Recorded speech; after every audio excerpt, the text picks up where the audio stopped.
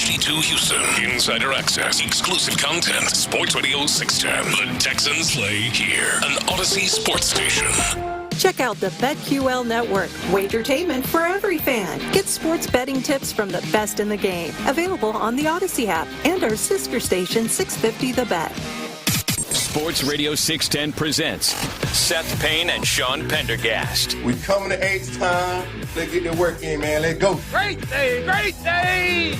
Oh, give me some juice, baby. Oh, yeah. A little poke shot into the left center field. That is going to be caught by Quan, and Caratini's well off the bag. That's going to end the game. Caratini put his head down and never looked back, and that is going to end the game on a great catch by Quan, who does it offensively, knocking in the go-ahead run, and defensively with a catch to end the game on a double play. Very disappointing end to this one.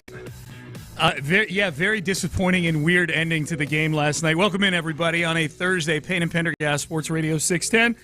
I'm Sean Pendergast. He is Seth Payne. That was the understatement of the year. What did Callis say there? He said Caratini caught off the bag. He had his head down and was running like he just robbed a liquor store or something like that. Like he had his head down and he was rounding third, and everybody's looking around like, bro, game's over, dude. I know. It was they just touched second base. You're out. I got a little confused there. Yeah, I was like, all right, am I? Because it was this weekend when the runner for the Rockies didn't touch third, and and Callis and Blum were a little bit confused that the inning was over. And, I was hoping for something like that. Like, why is he's still going? Okay, maybe there's something. Oh, no, nothing. I'm guessing, there was probably an explanation in the postgame. I didn't stay up for it if there was. As I'm watching this, I'm going, okay, I've never seen this before, where a guy just puts his head down and was, I guess, almost hoping that Quan would drop the ball. Because if he drops the ball, not drops it, but if he doesn't catch it, because it was a hell of a catch. Like, if he didn't catch it, it wouldn't have been an error or anything like that. It was a hell of a catch. But I guess Caratini's just taking a chance there that if the ball does hit the ground, then he for sure, he's not the most fleet-of-foot guy. He's your backup catcher, that he does indeed get home when it's hard to get hits in extra innings for this team. So it's really, if you want to, you could credit. It's weird optics.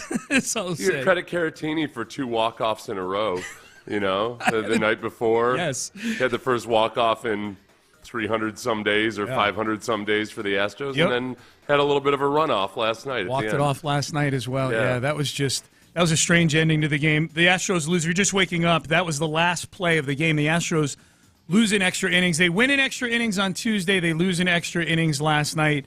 And we'll see. They'll try to win a series today against the Cleveland Guardians. But a little more of the same last night. After 3 straight games where they've pounded the baseball. Yeah. Just not good with runners in scoring position, not good with guys on base, If you try to reset this season, like, okay, let's reset it, not even including the Colorado game. Mm-hmm. Okay, you're playing a good team, the Guardians. Yeah. You win in extra innings one night, you lose in extra innings the next. Yep. And I thought, look, there's some great defensive plays by both sides in that game last night. Loperfido, especially early on, had a really good game. Justin Verlander, solid, steady performance. Solid, yeah. A lot of things to feel good about, but some of the things that are just systemically wrong with this team, like their relief staff, are still an issue. And that's the frustrating thing about it. And then also Loperfido he's struck out 5 times in 9 at-bats. As advertised. The concern, he's over 50% strikeout rate right now. Ideally, you get that somewhere below 30%, so we'll see. Small sample size, Sean. Small sample size. Small sample size. He did. You touched on it. He did have a hell of a play in the field. Yeah. To not to open the game. It was early in the game. Let's take a listen. This was Todd Callis. This is a hell of a play in left field. It played the wall perfectly. Vested interest. You already have your outfit for tomorrow, burnt orange. This ball hit well to left field. Back on it goes Loperfido. He's going to have to play it off the wall. What a nice play with the pair. Oh, wow. Get him. Got a shot at second. Oh, yeah. The rookie played it like a veteran off the out-of-town scoreboard and throws out there. Got an oh, yeah. Not a Shannon Sharp level oh, yeah, but he got an oh, yeah out of Todd Callis. Oh, yeah. Oh, yeah. That's right. Oh, I hadn't seen that. Who was this tweet that said Caratini walked it off the last 2 nights? I hadn't even seen that you had written that in the report, and now it looks like I stole somebody's That's okay. joke. I couldn't find it before the show. Oh, okay. The Wi-Fi was acting funny, but Just pretend I tweeted it, because that was my original thought. So at whoever, Seth whichever, C. Payne. whichever other genius out there had the same thought, and I'm sure like 787 others. That Great minds. Great minds. 2 Caratinis. I'm all for them leaving Loperfido in there, and they may need to. Chaz just went on the IL with a hamstring. If they want to throw Loperfido out there and left, and Mauricio Dubon in center for a while here, the Dubon part especially. Dubon's the only guy on this team that's hitting with runners in scoring position right now. It's hitting like 580 with runners in scoring position right now. I'm nervous about Loperfido though, and just this whole. I mean, if he strikes out this much, I think other major league pitchers might start to realize that, if I just throw inside on him, he'll whiff away all I like. It's likely to get worse before it gets better because he hadn't figured it out versus AAA pitchers. Yep. And I'm nervous about just what this might do for his development. For the short term, okay, it doesn't. Chaz wasn't hitting anyway, and now Chaz is injured. You got Cabbage at first base. John Singleton just could not catch an easy throw from Abreu in the first inning. There's the first base is a mess unless Trey Cabbage comes in and is a monster. Bregman is costing himself a lot of money so far this season. I know he hit a home run 2 days ago. This team, man, runner on third. They have a chance to push across the lead run in the 8th inning, and Alex Bregman pops up. I will say this. They did have some bad luck in the 8th and 9th inning, especially in the 8th inning. They had runner on third. Bregman pops out. Jordan hits an absolute rope. I mean, that thing, that exit velo had to be like $1.15 or something. Yeah. It hits it right at the right fielder. But Bregman is costing himself a lot of money, and he's the rare guy. Like most guys, he's batting cleanup to start the season. Most other guys, if they're batting 186 or whatever he was batting at the time, you move him down in the order. They move him up to 2, so he's still grenading the upper part of the lineup here when they stick him at 2, batting 218 or whatever he is. So Bregman is still a big problem here early in the season. And Jordan, just as of late, Jordan's fine on the season, but as of late, I mean, in the last 5 games, he's gone hitless in 4 of them. He had 3 hits versus the Rockies, on that Saturday game. But it's been 3 hits in the last 5 games, and all 3 of those came in 1 game. So there's something a little off with him. I don't worry about him. He just generally is pretty good and smart about figuring out whatever the issue is, and he'll get back on track. He's batting .254, which is really strange to see in a box score. To have Jordan, outside of like the first 3 games of the season where everybody's batting average is weird. Like, 30 games or whatever it is into the season, for him to be batting .254 just looks weird. He's one, though, and I guess I feel a little bit this way about Bregman, not to the extent I do with Jordan in terms of just wrecking games, but Bregman's going to eventually, he's batting .218. Like, I feel confident Bregman's eventually going to have his average in the 260s, and his on-base percentage will be 110 points higher than that because he walks all the time. He makes contact, all that other stuff. He's not getting hits. He's not driving in runs. When Jordan is in a stretch like this, I'm like, oh, man, hurricane season's about to come. You know what I mean? Yeah, like when the temperature's a certain temperature in June and you're like, I don't know, it feels a certain kind of way. Something big is coming. Like when Jordan is hitting like this, that there's like a 10 or 12 game stretch where he hits like 600 and he's got 7 bombs. That's coming. He had bad luck early in the season. He was still hitting the ball well. I would say this is the first stretch where he just hasn't quite looked himself, whereas early in the season it was just, he was flying out with 410-foot flyouts to center field. Yeah. That wasn't as much of a concern. The one thing about him is his chase rate isn't great, and that's where I wonder on the season so far. Yeah. So I wonder if he's not seeing the ball. Like as of late, it doesn't look like he's seeing the ball the way he typically does, and maybe that chasing is starting to catch up to him a little bit. Pressing a little bit maybe because the team's so bad right now. That could be. Trying to make too much happen, that could be. There was a theory floated on Twitter yesterday that Jose Abreu has been battling a knee injury this year, and that's why he's batting .099 on the season right now. Yeah, okay. So if it was a knee injury, sure seems like maybe for the guy who's approaching 40, you should have taken him out a little bit sooner. Or take yourself out. Take yourself out if you're hurting the team. If that's just like last year. Oh, hey, don't worry. Yeah, that guy would just nearly cost you the playoffs, but then rallied together at the end to help you get to the playoffs. Turns out he got himself into the hole. He had a back injury all year. Hey, guess what happens to older players? Yeah. They get injured more. Yeah. Every damn year, I have to deal with this, with people acting like it's a mystery that older players get injured a lot. Like the front office didn't realize it or something. Like, hey, what do you know? This guy who's been healthy for most of it. Maybe this is why guys don't play until they're 57. Right. Do you think so? Right. I don't know. That sounds like analytics mumbo jumbo to me. Yeah. Back in my day, we played until we were 79. Yeah. We did. Yeah. It's just, and it's not even like he has one. It's just speculation that he might have one. The same thing with the back last year was like a lot. It was still very nebulous, even once he started to turn the corner as a hitter. People are already texting in. The methodology of keeping players like Bregman and McCullers for sentimental reasons and not getting prospects is another thing that's closed our window faster. Here's the thing. Like, Alex Bregman has been a good player the last few years. Like, what are you going to do? You went to Game 7 of the ALCS last year with all sorts of issues on your team, by the way. Like, you made it to Game 7 of the – you expected them to trade Alex Bregman this offseason because he's in a contract year for a team that just made – what team that makes it to Game 7 of the ALCS, won the World Series – the year before that, trades one of their best players before the season in a contract year? It's one of the hardest things to do in professional sports. It's that how do you maintain success like this where, whichever various league you're in, the NFL, it's the draft picks that really matter. You end up drafting lower in the first round. In basketball, the most infamous example was the two Jerrys with the Bulls who decided to get super clever and realize, hey, it's about the future. Organizations win championships, not players, and they got rid of really good players, and they cost themselves probably a championship or two. Yep. So, I know that. I know that's how it feels right now. I'll never second guess them for not trading away good players earlier on. Now, if you get to the trade deadline this year, that's where the rubber meets the road. Yes. And having to acknowledge reality and that, all right, this organization needs a pipeline infusion. There will be, no matter, Bregman could play at this rate right up to the trade deadline.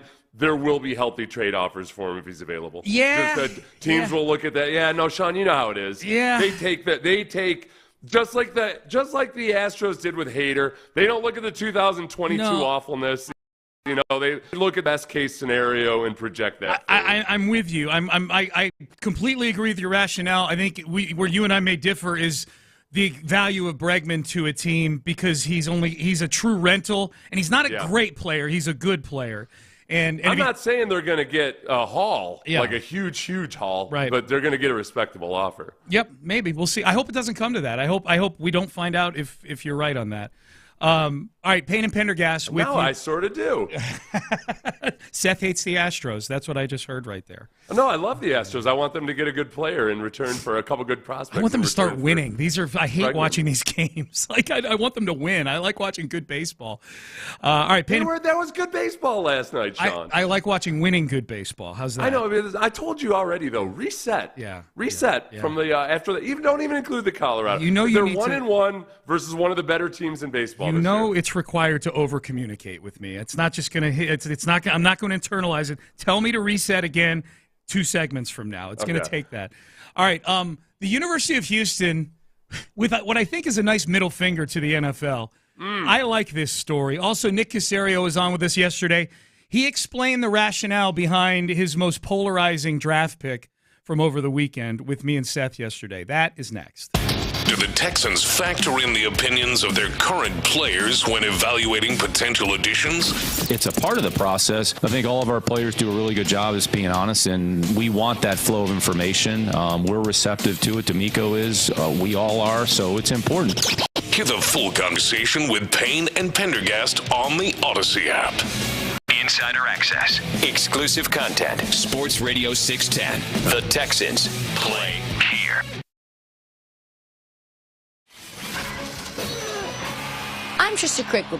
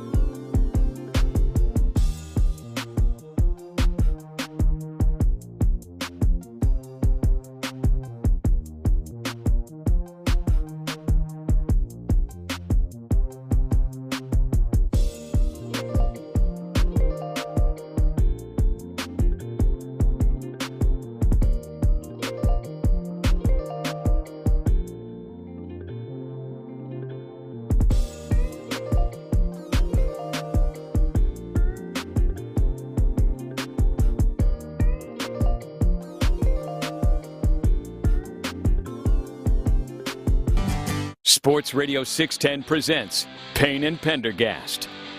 All right, good to be with you on a Thursday. This was the number one trending story all day yesterday on the Houston Chronicle.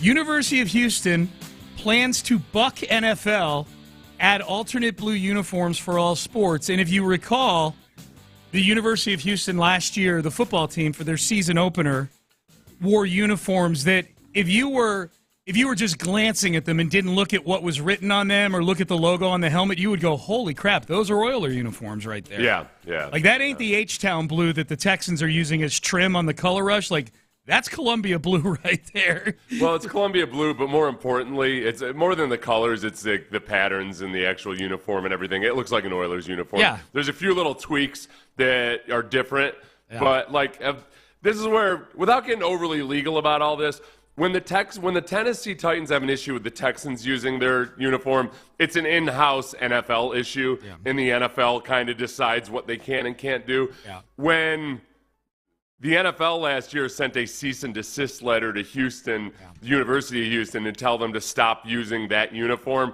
then it becomes a potential intellectual property court issue. Like, they would actually have to go to court over this if they had so basically, the University of Houston has said, look, we're going to use the H-Town blue, NFL.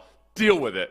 And they sent the NFL a notice, and they haven't heard back from them. That's right. Yeah, the University of Houston informed the NFL. This is 6 months after the cease and desist letter came. And we should point out, the cease and desist letter came from the NFL. It didn't come from the Titans. It didn't come – now, I'm sure the Titans were involved and got the NFL's lawyers involved and said, hey, man, look what they're doing. They're infringing on our IP here. Can you send this vagabond institution, the University of Houston, can you please send them a cease and desist letter? And they did. I'm not sure if the conversation went down exactly like that, but they sent them the cease and desist letter threatening legal action if they didn't halt what was described as a blatant copying of the Houston Oiler-themed uniforms. This is what Chris Pesman said yesterday, or was reported in the Chronicle, and it was Joseph Duarte who had this article in the Chronicle. Quote, we literally have a story we can show the city uses this color. This isn't a reach. This is a layup. We've got a very defensible position. Now, the school wore blue uniforms in the opener against UTSA. They wore them for women's soccer. The golf team wore them. They're going to have uniforms in this color right now, unless the NFL stops them. They're going to have they're going to have uniforms for every team in this. I guess we'll say they're. I don't know if they're saying it's H-Town blue or if it's Columbia blue or it's whatever. Well, I believe the story they're referring to is the fact that the Houston police, the original color was inspired by the Houston police cars and just the signs in the third ward and things like that. Right. There's a history behind it. So I think that whatever the NFL's issues with it are, I think it'll depend on whatever this year football version there is. If they just use the blue, from the way I understand it, there's nothing the Titans or the NFL would be able to do about it. It's if the uniform looks too much like the Oilers, And then everybody, I know, please save your texts. When it comes to like what is allowable and what isn't allowable, these intellectual property courts are. It gets really like nitty gritty, meticulous. I don't know. I don't want to focus on that. I want to focus on the University of Houston giving a big middle finger to the NFL. This is fun. Right. They're saying, we're just going to do it. So I just know, but I got to see this year's uniforms to see what they actually look like. Yeah. To see how much they're going to basically say bleep you. I think we're going to get Chris Pesman on the show tomorrow. Okay. He's traveling today, so we can ask him this stuff. Like, what do we expect it to look like?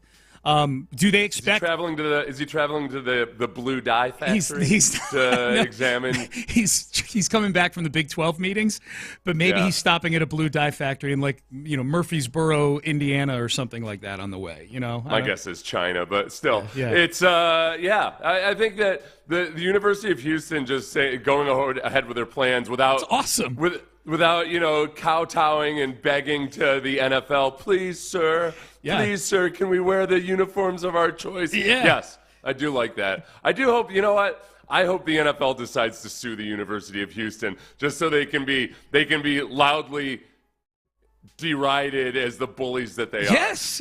I think people thought the cease and desist letter was bullying. It's a college. And by the way, they're celebrating one of the zombie teams from your league that you run here. Like they're not doing it derisively to the Houston Oilers. They're doing it as an homage to the Houston Oilers. The funny thing is they could actually get away with it if they were doing it derisively, because then they'd be protected by the satire laws. Yeah. Pesman. So maybe they should. Maybe they should put out 0 Super Bowls on the back or something like that. I don't know. Upside down oil derrick instead of side up I don't know. That might be a bad idea, actually, come to think of it. We're brainstorming here. Yeah. We're just workshopping. That's all we're doing. Yeah. Chris Pesman, the AD, said, quote, "We're doing it. We've reviewed everything and come to the conclusion that we are going to proceed. We're giving them 2 to 3 weeks to respond. We're waiting on a response to see if we get one." End quote. So you think they get a response from the NFL, Seth? I got to imagine that the NFL will reply to that. I mean, hell, they sent a cease and desist letter last year, and this is someone who is neither ceasing nor desisting. No. They're doing the exact opposite. They are ceaselessly persisting.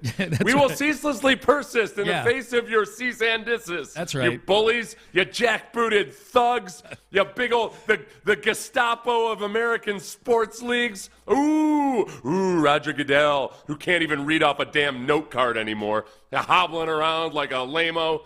A good show of strength, Roger. You see what happened? You hobble out there because you got to have your Roger FaceTime, and now everybody sees how weak you are. Everybody thinks you're weak. Weak and pathetic. That's a mob thing. You know, the Godfather, you don't want to see him in a weakened state. You know what I mean? You might as well have walked out there in shorts. That's right. But Don never wears shorts. In this case, Goodell did. Yeah. Jackbooted is a great word, by the way, Seth. Jackbooted and ham-handed are my 2 favorite 2-word adjectives. Mm-hmm. Jackbooted, ham-handed. So, if anything, okay.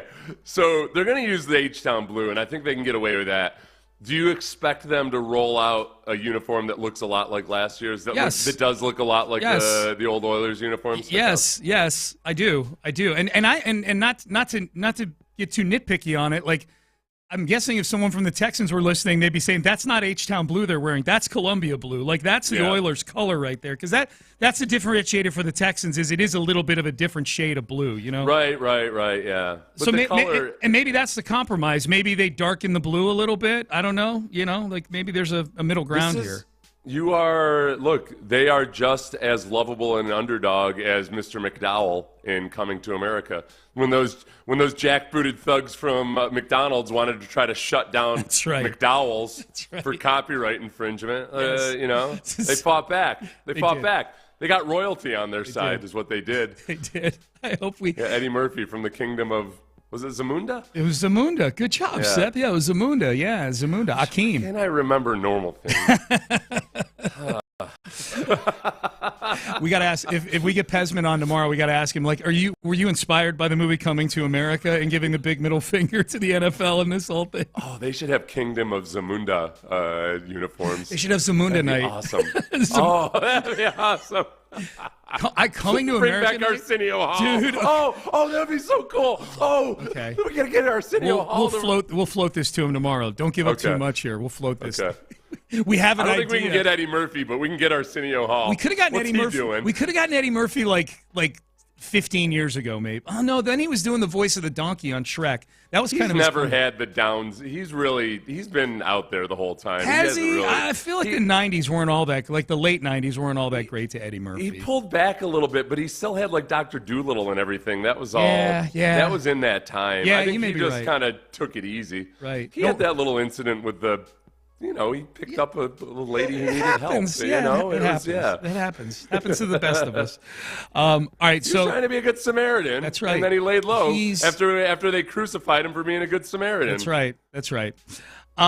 So Arsenio Hall, on the other hand, definitely has fallen off the map for sure. Is it because of? Did he? What? I think he got. I think there's all kinds of. There may have been a thing theories about why he fell off. No, because he crossed to the wrong person or something. Yeah. Let's get to the Texans. Nick Caserio was on with us yesterday. I would say the Blake Fisher pick in the second round is the one that has the most polarizing effect here. Some people understand the rationale behind it. Some people are like, why tackle? You've got 2 tackles signed up to long-term deals. So you outwardly say both of them are good players. What are we doing here? Here was Nick Caserio yesterday, the rationale behind the Blake Fisher selection. When you look at kind of the middle of the second round to the bottom, then there was a little bit of a run on tackles, and we had gone into the draft, and I think we were hopeful that we were going to add a tackle to the group, a young tackle that we could add to the system, get into the program, provide us some depth behind Titus and LT, understanding that at some point, whoever that third tackle is or next tackle is, he may have to to play a significant amount of snaps. So I would say that was a little bit of the rationale with the Fisher pick. So the rationale, the thing that jumps out to me there, Seth, it jumps out even more today after listening to it a few times, is that whoever they were to draft, and in this case it's Blake Fisher out of Notre Dame, may have to play because of what we saw last year. Well, a lot of injuries on the offensive line. Yeah, I think that, look, without George Fant last year, it would have been a much different scenario. Yes. George Fant ended up, after a really rough start in training camp, George Fant ended up playing much better than expectations and very adequately as a fill-in right tackle. And I think that the biggest thing you can tell from it is that I think the team doesn't certainly think that Charlie Heck is ready to be George Fant, just as he wasn't ready to be George Fant last year. Right. And I would say similarly, I mean, they picked up George Fant during training camp. Yeah. I think it's obviously a different level than what I'm about to say, but it's a little bit like when Tom Brady got picked in the 6th round, and you go, well, you just find a quarterback in the 6th round. Right. You need a backup tackle. Well, just find one off the street like you did with George Fant. Like George Fant played so much higher above the level of a street 1-year free agent veteran tackle did last year. Like he was more than adequate at right tackle last year. And I just don't think – I think that's part of it probably is, all right, or do we think we're going to get a guy who played – George Fant was a competent starting right tackle for you all year long. He wasn't great, but he was fine. Right, right. And you found fine in the middle of August, Yeah, if you would – there are plenty of alternate universes where you've got a different right tackle playing and the Texans don't make the playoffs. Right, right. Easily. Yep. Yeah, it comes down to a very close game versus the Indianapolis Colts. That could have been all the difference in the world. And 9 other close games before that. Oh, that's right. Yeah, every single game they won almost. Yeah. So it was a game of inches for them last year. We asked Nick Caserio, in a perfect world, does Blake Fisher see the field this year? We'll see. Once we start practicing, once we start playing, you really never know how the snaps are going to be distributed. So you have to go under the assumption, if you have all your players healthy, what is it going to look like? Mm-hmm. But I would say our experience over the past 2 to 3 years has been you're probably not going to have everybody healthy. Right. So we'll see how it goes. I think our philosophy, and D'Amico and I talk about this regularly, whoever we have on the team, regardless of how they arrived here, where they were drafted, whether we sign them in free agency or not, we feel comfortable and confident with that player, and if he has to go on the field and play in a significant role, then that's why they're here. So let's say if we were lining up today, I mean, there's a good chance that Blake probably would be not playing, if assuming we put the first offensive line group out there. But at some point, Blake's probably going to have to play, which I was saying when you look around the league and just look at a number of teams, there's a number of players that they might not play right away. They may play right away. They might not play this year. They may play next year. So we'll just kind of take it one day at a time and kind of let the competition sort itself out. I think honestly, also, it's not to say that I don't want to get into a best player available versus a drafting for need, but at that part in the draft, I think that they looked at and saw, all right, that might have been the best rated guy they had on the board at that moment, at that spot. Yeah. You saw the next few picks were all offensive linemen and cornerbacks with one running back thrown in. I mean, like over the next 10 picks or so, it was just all offensive linemen except for a cornerback and a running back. So that was if they felt like he was the highest rated guy right there compared to other positions, and they certainly if they'd felt better about Charlie Heck, then maybe they wouldn't have done it. But I think that's part of it. That goes into the whole best player available ratings. It's like, okay, what's the projected role for this guy? And if you don't feel great about your third offensive tackle, that bumps that guy up on your own personal draft. Becomes a need. It becomes a need. Yeah, absolutely. All right, Payne and Pendergast with you. Astros lose last night. We'll get into that in headlines. We've got a little bit more from Nick Caserio in headlines. He had a Tank Dell update yesterday. If you missed that, we've got that for you in headlines. A couple blowouts in the NBA last night. We'll get you up to speed on everything in headlines coming up next. In the Loop. Blake Fisher was the most polarized.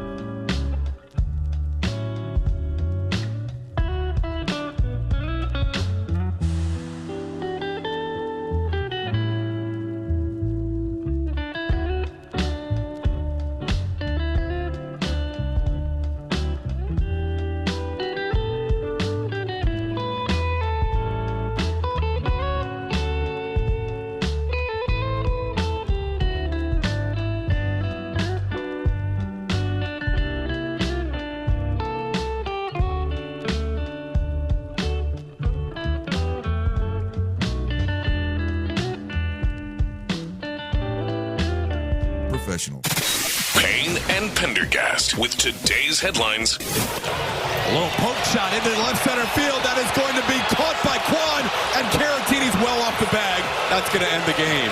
Caratini put his head down and never looked back, and that is going to end the game on a great catch by Quan, who does it offensively, knocking in the go-ahead run, and defensively with a catch to end the game on a double play. Very disappointing end to this one. Yeah, disappointing end of the game last night. That was Todd Callis on the call. 3-2 the final score. The Astros lose in extra innings. So this is 2 extra inning games between the Guardians and the Astros. I like the way you looked at this earlier, Seth. That's just, if we put our hands over the records of both these teams. Yeah. Because now the Guardians are 20-10 and the Astros are 10-20.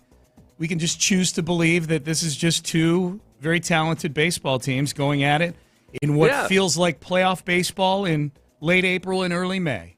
That's right. 2 extra inning games. And like last night, there's some great defensive plays throughout. Yeah. It is a little painful watching a first baseman routinely make awesome defensive plays for the Guardians. Well, John Singleton can't field a simple one hopper from Pena. That can't was Pena, be perfect. Right? In the first every team's got deficiencies. But regardless, you go to extra innings 2 nights in a row with a very good baseball team.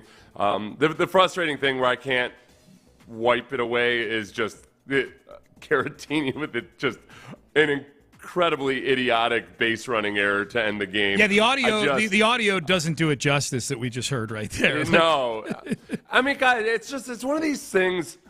It's like, sometimes the little league rules don't apply to the major leagues, and you gotta, realize, okay, no, it's a little bit different. Like, no, this one does. Like, okay, you're hoping that the ball drops, or you're assuming the ball's going to drop. Just take a look to confirm. Okay, right. Confirm and then proceed. That's right. Don't just go with your head down, hoping for the best. Yeah. That was a rough ending to the game last night, especially after Caratini was the hero the night before. Yeah, hit that bomb. Like first row, it would have been a home run in like 3 ballparks, but we'll take it. So that was a tough one last night. The Astros lose 3-2 in extra innings. Good. Really nice to see Verlander. I think for the most part in control. It's just the solo home run, and the young guy there, Dubin. Dubin got put into a tough situation and just didn't have great control, but was throwing good and hard. And the bullpen though is just not what it needs to be. It just flat out is not what it needs. They got him. He got out of his own trouble last night in the 10th inning. I mean, they were okay last night. The bullpen. I mean, Verlander gave up the 2 runs before you went into extra innings, but they're still an issue. But Dubin loaded the bases. Like he gave up a run. I mean, I don't begrudge a guy giving up a run in extra innings. You're starting off with a runner on second base, but he did a nice job of pitching. Got a big strikeout of Ramirez there with nobody out and bases loaded, and then got him to ground into a double play. Yeah, but I still feel like, okay, but he's still somewhat of a project in something that you no, you know what I mean? Like that's not that last night was not the performance of like, wow, they've got an astoundingly great bullpen that's going to win the World Series. No. I'm just saying Dubin did a nice job of getting out of trouble. It could have been way worse in the 10th inning. Like he did a nice job of pitching out of his own jam that he created for himself. That's all I'm saying. So they're back at it tonight. It's a night game tonight over at Minute Maid Park. We mentioned this in the previous segment. We'll mention it again because there's people getting in their cars. The University of Houston is telling the NFL, we take your cease and desist letter and we rip it up and throw it in your face. If you recall, for the season opener last year for the football team, the University of Houston, they wore uniforms that looked very much like the old Oiler uniforms.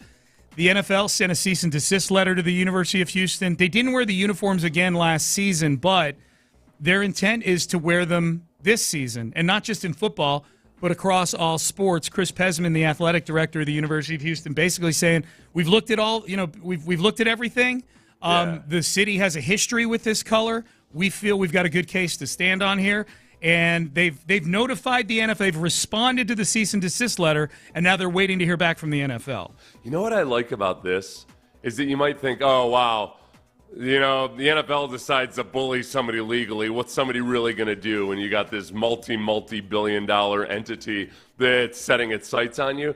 But I don't know. When you're a university with a law school, not only do you have all of your various law professors, some of whom are still practicing attorneys, but you have all your alumni that might go pro bono on something like this. I would love to see this go all the way to intellectual property court, which, as we know, is the most riveting of all the courts. That's why there's so many successful get home and TV series about intellectual property law. Court TV to watch intellectual property lawsuits. But it would be pretty cool. NFL suits up against basically 36 U of H lawyers. They've also got Tillman Fertitta on their side. Remember, Tillman tried to become an NFL owner about a year ago. Oh, and they he got outbid. Real quick side tangent. Did you see that Stephen Ross just turned down a $10 billion offer for the Dolphins? No, real $10 billion. The Dolphins and the F1 race, his Formula One. I don't know how much the F1 race is worth. Okay, but it would have been a package deal. But $10 billion, he's saying, nope, I'm keeping it in the family. Yeah, wow. I would love to see the splits on that and see what the Dolphin portion of it was, because I think where we're at $6 billion now is the going rate, right? That's what they got for the Commanders, $6 billion. So all I know about F1 is that it's way huger than we realize. Like, for the people that are into it, they know. The rest of it, it's a sport that is monstrous and huge. Except in America, it's like, okay, the people that care about it, and then it doesn't really register elsewhere. My sons both like it because that Netflix series about it. There was that Netflix series really did a good job of bringing that sport to light. Netflix has done great things for Formula One in America, and then also small relegated soccer clubs. Yes, and Robert Kraft in his battle against Bill Belichick. Yes. Yeah. In terms of painting him as the hero. Bob Kraft and his propaganda. That's right. All right, continuing with headlines here. The Texans, we had Nick Caserio on the show yesterday. Rookie minicamp starts up next week, a week from tomorrow is when rookie minicamp starts, and then about a week later is when the vets come into the building for OTAs. We'll have mandatory minicamp coming in June. Big question right now with the vets is Tank Dell and his status following the shooting incident in Florida over the weekend, where Tank Dell was shot, treated at a local medical facility, let go the same day, flew back to Houston the next day. Here was Nick Caserio's update yesterday on Tank Dell. Tank's doing great. We've had conversations with him. We have visited with him. D'Amico's had a chance to talk to me the other day. So he's doing okay. Certainly making progress. I think he's going to be okay from a health standpoint. So as far as some of the substance and the nature of those conversations, we'll kind of keep that to ourselves. Mm-hmm. But Tank's in good spirits. He's doing well. So it's kind of working through the process. So he's been in and out of the building, which is good. So right now he's in a pretty good state of mind. Yeah, so we'll wait and see. That didn't shed a ton of light on where he's at medically, obviously. No, I would imagine that when we get to mandatory minicamps, perhaps we'll either see Tank Dell out there or we won't. I don't think the fibula right now is something that would have kept him out of a lot of the spring activity, because just from the stuff we've seen pre-shooting incident, he was fast as hell, looked plenty healthy, yeah. And it's a broken bone with no reports of any complications. So I would have expected to see him out on the field during mandatory minicamp. Mm-hmm. If he's not, then there's probably more to the story. Yeah, we'll see. So it's still a lot to unfold there with Tank. These things also tend to come out on podcasts these days before any official statement. That's like true. Tank's going to be one of Tank's buddies is going to be doing a podcast, and they'll have a chat about it, and we'll probably find out from there. Yeah, that's a great point. The Full Send podcast will break this news. That's right. Playoff last night, double obliteration. The Boston Celtics beat the Miami Heat 118-94. The Celtics win that series. They move on to the next round. Meanwhile, one of the better series, at least in terms of it being close, Dallas and the Clippers. Dallas, that last night the game wasn't close. They win by 30 against James Harden and the Clippers, 123-93. So I was in here 2 days ago. James Harden got acknowledged me on Monday for his performance on Sunday. It was really weird that you did that. But it was a slow weekend, okay? Slow weekend of acknowledgement. Sorry there weren't 5.9 billion other people on the earth that you could have acknowledged other than James Harden. You're right. I probably should have gone and found one of them. But James Harden, 2 for 7 for 7 points last night. So he's being unacknowledged. Can we play the acknowledge me hotkey backwards, Ben? Can we be like Superman and rotate the Earth backwards and go back in time and unacknowledge him? It's going to be so much fun to watch, just like we did with Russell Westbrook, where fan base after fan base would get excited about the arrival of Russell Westbrook and then realize, like, hey, wait a minute. Yeah, What? Wait, I know this guy's name. How come he's not playing well for us? Playoffs Harden is going to be a reintroduction every year for a lot of people. So that's good luck, Clippers. Yeah.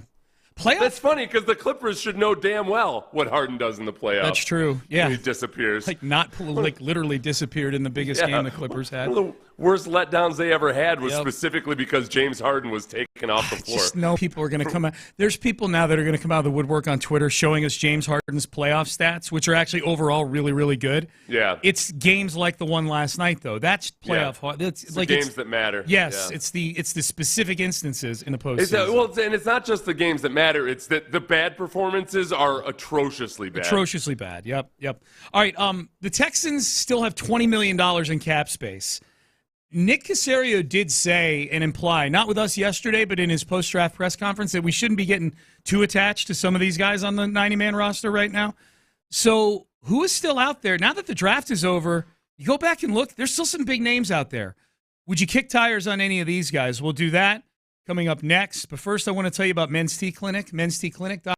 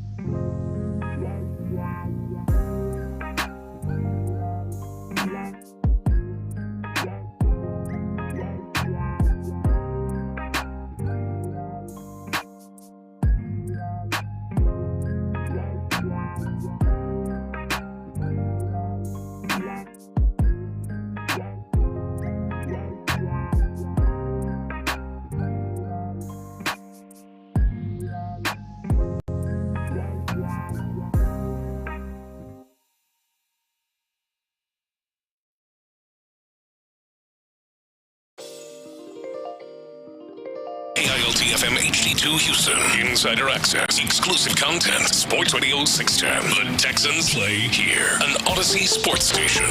Sports Radio 610 presents Payne and Pendergast. It was funny yesterday, Seth. The draft is over now, and it feels like when the draft is over, like the offseason is kind of over as far as like the big stuff.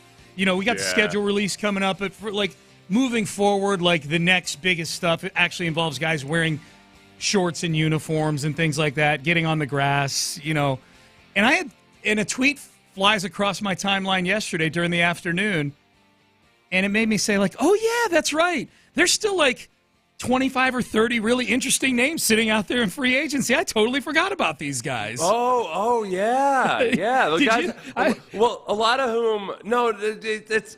I'm consciously aware of it. It's kind of like your taxes, or I don't know. Back in the day, I remember being a kid and like pushing off knowledge that I had to have a tetanus shot, like at the age of 13, whatever it is. It's kind of like a positive tetanus shot. Right. Like, I know that it's out there, and it's gonna have to. But yes, but now. I forgot there's a lot of veterans that might have wanted specifically to wait after they go through the first few weeks of free agency and they realize the big money isn't out there. Yep. They realize, okay, the best place for me might be a team that had a need for my position but didn't get it in the draft. That's right. And I'm going to go there where I know that I'm going to make the team, I'm going to be a starter, all that stuff. Yeah. Or I might get a better offer. Yeah. And some of the names that we were kicking around before the draft that would have made a lot of sense because, for example, at cornerback, the Texans' cornerback depth chart was Derek Stingley Jr., a couple lotto scratch-offs in Okudah and C.J. Henderson, and then I don't even know if they had any corners after that on the – I'm sure they did, like, futures contract guys and things like that. But you and I had kicked around names like Xavier Howard, Stephon Gilmore, right. Bringing back Steven Nelson, perhaps. Yeah. If you were, and of course we know they ended up using their first pick, the 42nd pick overall, on Kamari Lassiter now. So do you think that, we'll start there because that's where the Texans chose to go first in the draft, was at corner.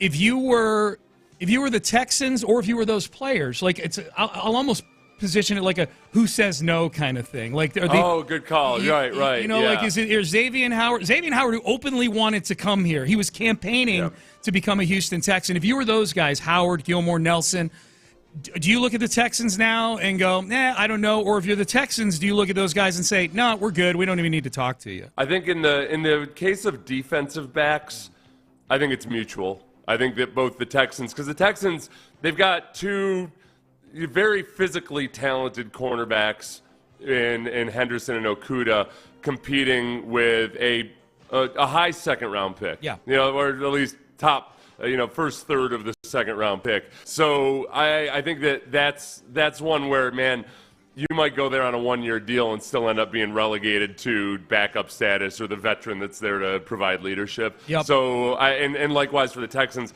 I think you want to see what you have with Lassiter. If Lassiter falls apart or something or gets injured, then maybe you take a look at some of those guys. Yeah. Are you applying that to the entire secondary or just corner? Because Justin Simmons is a name that a lot of Texan fans wanted to seem to at least take a look at. Safety, it really comes down to how they feel about Jalen Petrie. And then I think right now I would hold. I would wait and see. My gut tells me, especially if you look at the fact that Bullock is like a deep center field type of safety as of yet. And, he's very lanky. He's not built to be a box safety whatsoever. I think they probably like the idea that, man, when we're not playing too deep or quarters or whatever, like when we're playing cover three, when we have to have a box safety, we want a guy up there, you feel good about both Jalen Petrie and Jimmy Ward. Mm-hmm. And I think between hopefully Jalen Petrie, maybe with Bullock in the back end if he starts, Jalen Petrie can do more of what he's naturally comfortable doing, which is playing up closer to the line of the scrimmage. And then Jimmy Ward, who's very, very versatile, can do either of those. So they probably feel good about that right now, not to mention the other guys they have at safety. Yeah, there's a lot of safeties out there, man. Justin Simmons, Jamal Adams, Quandre Diggs, who's from here. I'm going down the list here. Micah Hyde is still out there. Micah Hyde's played a lot of good football. These are older guys, though. I mean, there's reasons they're not on their teams anymore. You know what I would say, Sean? Let's put it this way. For safety especially, I think it's probably the safety that says no. I think it's one of, like Justin Simmons especially, I think would probably say no. I think the Texans, again, because Jimmy Ward's been banged up and injured and he's getting older. He's got 1 year left on his deal. Because Jalen Petrie is a little bit of a question mark, more than you would have expected going into last season, that I wouldn't be surprised. I would be less surprised if they sign a safety than if they sign a cornerback. I think safety would be the spot that they might still want to add to. That makes sense. We're getting texts from people saying, are there any defensive tackles available? I think we're still light, could get some rotation beef with some older players. Yeah, right now, their defensive tackle depth chart is Foley Fatukasi and Tim Settle. If they were trotting out, I know starting in the NFL is like, especially in a team that runs a rotation on the defensive line, is kind of a misnomer. But I would say like Fatukasi and Tim Settle are probably viewed as their two frontline guys, with Kurt Heinisch and Khalil Davis behind that. That is they drafted Marcus Harris, but that's a 7th round pick.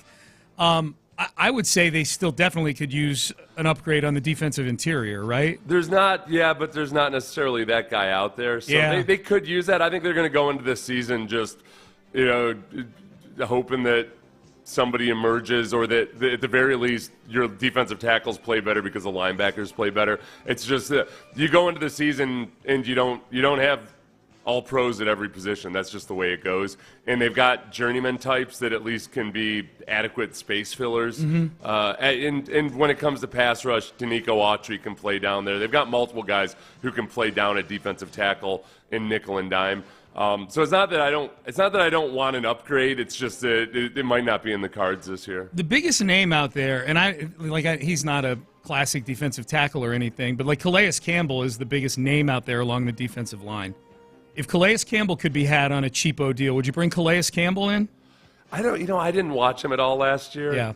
And is he 40 yet? He's close. He's close. Yeah.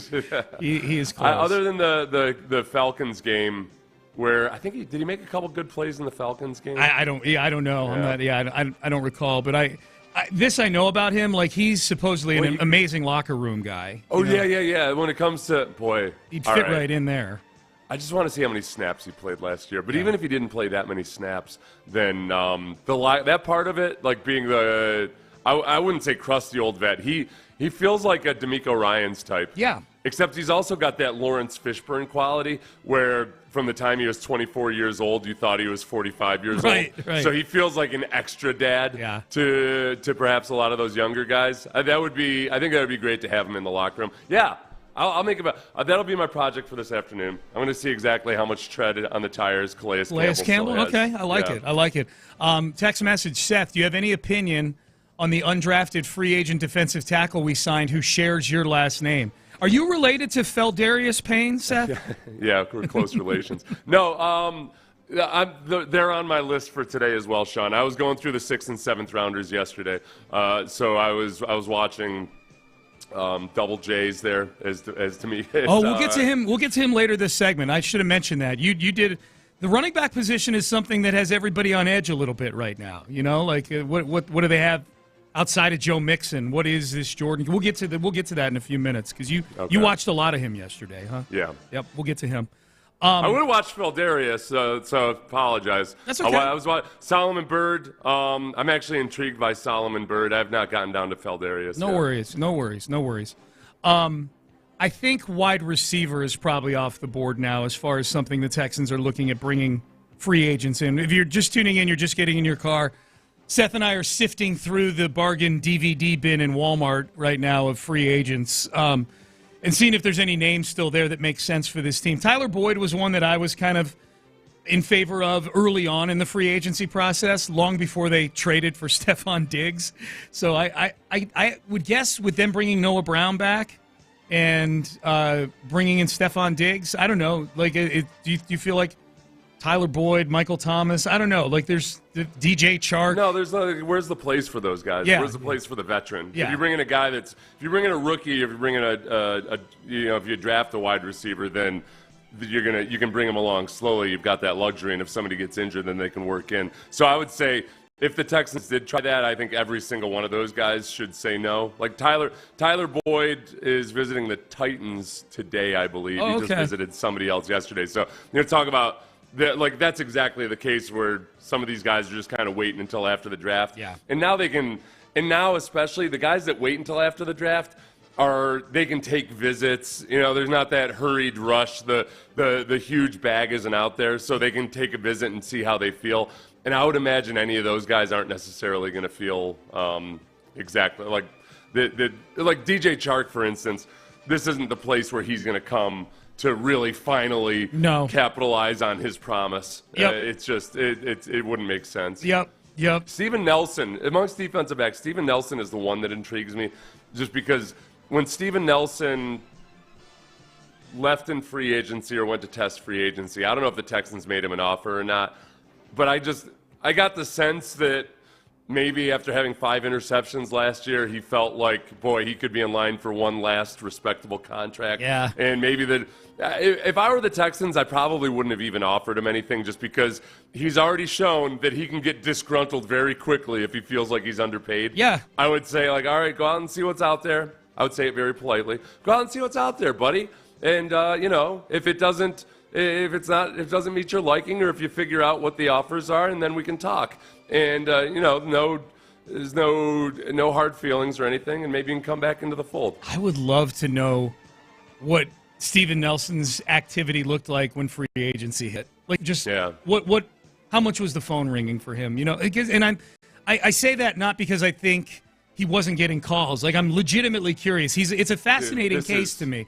He's in his early 30s. He agitated for money last year. Like, the behavior has been one where you're like, okay, is whatever we offer going to be good enough for this guy? And yet the play was good enough where you go, he can start at corner for a lot of teams in the NFL.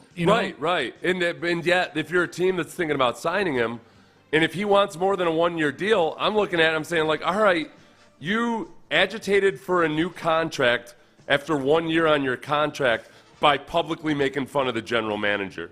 Like, what? You're the guy we want to bring in as a mid-veteran cornerback? Like that, he really, man, you got to lay off the social media sometimes, man. Who gets away with that stuff? Stephon Diggs. Yeah. News alert, Steven Nelson. You're not Stephon Diggs. He's all pro, yeah. Right? Exactly, You're just not. And people aren't going to bring you in and want to give you the money that you want to get when you're publicly mocking the general manager to agitate for more money on a contract that you mildly overperformed on a bad defense, mind you, in 2022. Now I'm retroactively angry. Steven Nelson. Yeah. People still want secondary help. Text message. Can they please give me Justin Simmons? Text message. Jimmy Ward is old and injury prone. Get Simmons. Right. Yeah. So we'll see. We'll see what happens. He is old and injury prone. That might, that could end up being, that's kind of a tough decision. Who brought Jimmy Ward in, as a guy that knows the system, thought he'd be a really good locker room guy, all of that, but might have to cut ties with him early if they could come to a deal with Justin Simmons, who's been relatively healthy and more productive than Jimmy Ward over the last couple of years, certainly. That would make sense. Maybe I need to be more cutthroat here. I'm kind of penciling Jimmy Ward in, but he's been injured a lot, and it is far on the wrong side of 30 at this point. They were old guy injuries too. He's limping out of the game with a hamstring. He misses the rest of the season with a quad. That's That's the tough part. That'd be something I'm curious about, too, with Jimmy Ward. That's something I would ask Jimmy Ward. If this were training camp and you and I were getting players fed to us, that doesn't happen because the midday show is usually getting the players because that's when practice is. But if we were to get Jimmy Ward, I would ask him if he changed his routine during the offseason at all this year. Yeah. Based on how last season went for him. Here was Nick Caserio yesterday. He was on with us yesterday. Good interview. We got a lot of good feedback on that interview, and I was listening the rest of the day, and people texting and tweeting me. Like, Nick was good. He was very, very conversational yesterday. It was good. Here was Nick Caserio on how the Texans value the running back position. Yeah, no, they're valuable. I mean, there was a number of good football players that we had identified in this draft. We feel good about that position. We feel like we have two good backs on a roster with Mixon and DP, and the opportunity to add Jordan to the roster as well was something that, we found intriguing. He has a little bit different dynamic relative to his skill set. When you watch Louisville play this past year, they had two backs. So Jordan was actually the starter, and then he played early in the year, and then he got hurt. I think he had a little bit of a knee issue that he sort of was dealing with, and then Garendo played a little bit more. Jordan ended up being their leading rusher. I think he ran for, 1,100 yards or whatever it was. We're happy that we were able to draft Jordan and get him on a team. There were some other players that we liked as well. So it's no different, Sean, than any other position. There's valuable players across positions and at different points of the draft. You just have to make a decision and whether or not you can get him on the team or not. So in our opinion, that position, there's no such thing as it's devalued. I mean, good football players are good football players. So try to get them on the team, however you can do it. Okay. So Jawar Jordan, 6th-round pick. He's going to have an opportunity here. Joe Mixon's going to be the guy, but not to the extent where he's going to get fed the ball 25 times a game. Joe Mixon is your frontline running back. But Jawar Jordan's coming into a situation where the stated backup running back was getting 0 snaps at the end of last year in a backfield where Devin Singletary was the starter. Yeah, I think the one thing that Nick had said in the post-draft press conference too was that I think he brings a different element, like a home run hitting deep speed or long speed that perhaps you don't have with Joe Mixon. I mean, it's one of the complaints the Bengals had about Joe Mixon was that he just can't quite sometimes break those tackles to break the long run. He'll fall forward afterwards, but he doesn't have that contact balance and then like the deep breakaway speed. Yeah, you go find any YouTube highlight video cut up of Joe Mixon. Go find it. They're out there, like 8 minutes long. Yeah. There's a lot of 35 and 40-yard runs where he gets tracked down, really super productive. But you're right, nothing where it's Joe Mixon is off to the races, to the house, Joe Mixon, Honestly, I was watching Jawar Jordan yesterday, and the comparison that kept coming to mind, honestly, is this like if you shrunk down to like 70% size, Derrick Henry. If you took Derrick Henry and you clicked on him and you said, no, give me 65% Derrick Henry, he's like a tiny Derrick Henry because he doesn't have like the short area explosiveness necessarily that you might expect out of a guy who's who's a tiny running back. Mm-hmm. I mean, he's 5'9", supposedly 195 pounds, but I think he probably drank a bunch of Gatorade at the combine to get up to 195. Yeah. He's small, but when he has a clear path, he makes his cut and he goes and he builds up to incredible speed, a lot like Derrick Henry does. And once he gets up to speed, or as he's getting up to speed, he trucks people. Like now they're college kids, and he's not going to truck NFL players the way he could truck a lot of college kids, but he's way, way stronger than you'd expect for his size. So there's definitely something there. I think obviously in special teams there's some value there, and they like that he likes playing special teams. But also as a receiver out of the backfield too. I think he brings a certain top-end speed that you don't have out of Joe Mixon or Dameon Pierce. Would he be a guy, Dameon Pierce at the end of last season was returning kicks and was doing a good job. He did a good job. But we talked to Dameon about it in the postgame when he was on with Clint and I, the game where he returned a kick for a touchdown, the very first game where he was back there returning kickoffs. And he said the reason he liked it was because it was just like a jumbo running play where he just go to find a hole and just run north-south.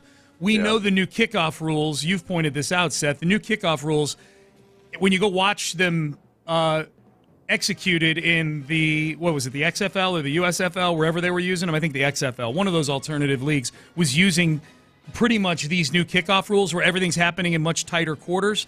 Yeah. And the returns look a little bit more like a zone scheme running play. Mm-hmm. How does Jordan fit? Do you think Jordan would be a better fit to return kicks maybe for this team with his running style than Dameon Pierce? I think he might be. It's hard to say. Like, I don't want to count Dameon Pierce out on it either, because I don't know. Like, in a lot of ways, the way that Dameon Pierce's kickoff return looked, I think it's kind of easy to envision that play wasn't too far off from a lot of the stuff they're going to have to do with these new kickoff returns. I watched that again yesterday. Yeah, I think that at the very least, you've got special teams ability with both your backup running backs right now. It was encouraging to me that Nick told the story yesterday about when they brought Randy Moss in, and they realized, like, oh yeah, we have to add some new routes to this offense because he can do stuff that we just didn't have before. And he made the point that you don't try to bring a player in and make him conform to your system. Now, obviously, Randy Moss is a different scenario, and you're going to make Jordan, right? Yeah, right. Well, but also with Dameon Pierce, the thing that was encouraging to me was that I think that last year, if you think about what happened with Dameon Pierce, I think they were trying to shoehorn him into running Bobby Slowick's offense, which would include a whole lot of outside zone, and it took them the better part of 5 or 6 games to realize, okay, he's just not good at this now. Yeah. But a lot of the old school power football stuff, if we can get him to follow some blocking and a fullback and just have more of a well-defined play, he's still good at that. Even I went back and watched the Falcons game because that was kind of like the line of demarcation where that was the last game where he got a boatload of carries and ended up running for like 60 yards. Singletary got no touches in that game. Right, 0 Literally touches. No, yeah. And some of that, but he had some good runs in that Falcons game, but he also had some plays where it was really obvious that, man, when it comes to doing some of the things you want out of an outside zone running back, he's real clunky when it comes to cutting back against the grain and everything else like that. So I think you have to look at the timing of everything last year where they misjudged what Dameon Pierce was going to be able to do for them. The offensive line was not executing well in the first part of the season either. That didn't make it easy to learn that system. But then also, I really think I think Dameon Pierce is at his best when there's a fullback in the game. Mm-hmm. And Andrew Beck was still learning how to be a fullback. You know, it's not like he had Lorenzo Neal back there with him. Yep. It was a very clunky and disjointed operation all around. I think with the benefit of a full off season, they're going to realize, okay, what should we be doing with Dameon Pierce? How much has Dameon Pierce figured out how to run outside zone, all of that? And I'd be surprised at this point. I'd give it a 65% chance that Dameon Pierce is still on the roster. I'd be surprised if they cut bait on him. Because this is what I did. Sean, I just went back and watched the 2022 highlights. And I'm sitting there and I'm watching this. I'm like, what on earth? How this happen? How is this? Yeah. How did you lose this? Yeah. How did that bad, atrocious, awful, decrepit offense of 2022 Pep Hamilton, get the most out of Dameon Pierce? Right, it's wild. And yet last year when so many other things were working. Now the other part of it too is that Dameon Pierce needs to get back to his 2022 playing weight. In a good way, right? He lost weight going into last season, which was intentional, and he wanted to be more of a threat in the receiving game. But even on his good plays last year, he did not break tackles with the same ferocity that he had the year before. So I think whatever his playing weight was his rookie year, that needs to be his ideal playing weight. Here was Nick Caserio yesterday.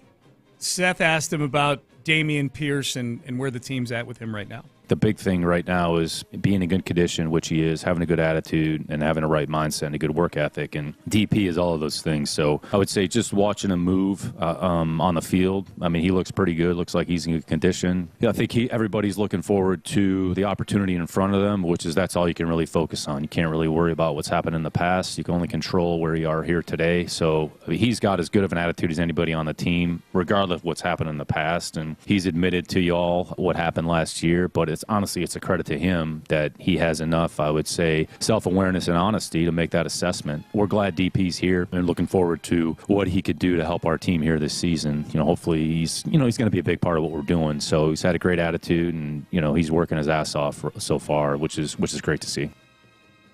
So I think that I think that they're going to give him every chance to get back to where he was in 2022. Sean, to return to the defensive tackles, real quickly. Yeah. The one thing I'd say about them, as far as just like the two guys that they added as rookies, Marcus Harris and Feldarius Payne. So Marcus Harris is a 6'2", 285. Mm-hmm. Feldarius Payne, 6'2", 285. Both those guys are undersized, but they're guys you look at is that they're capable of penetrating into the backfield.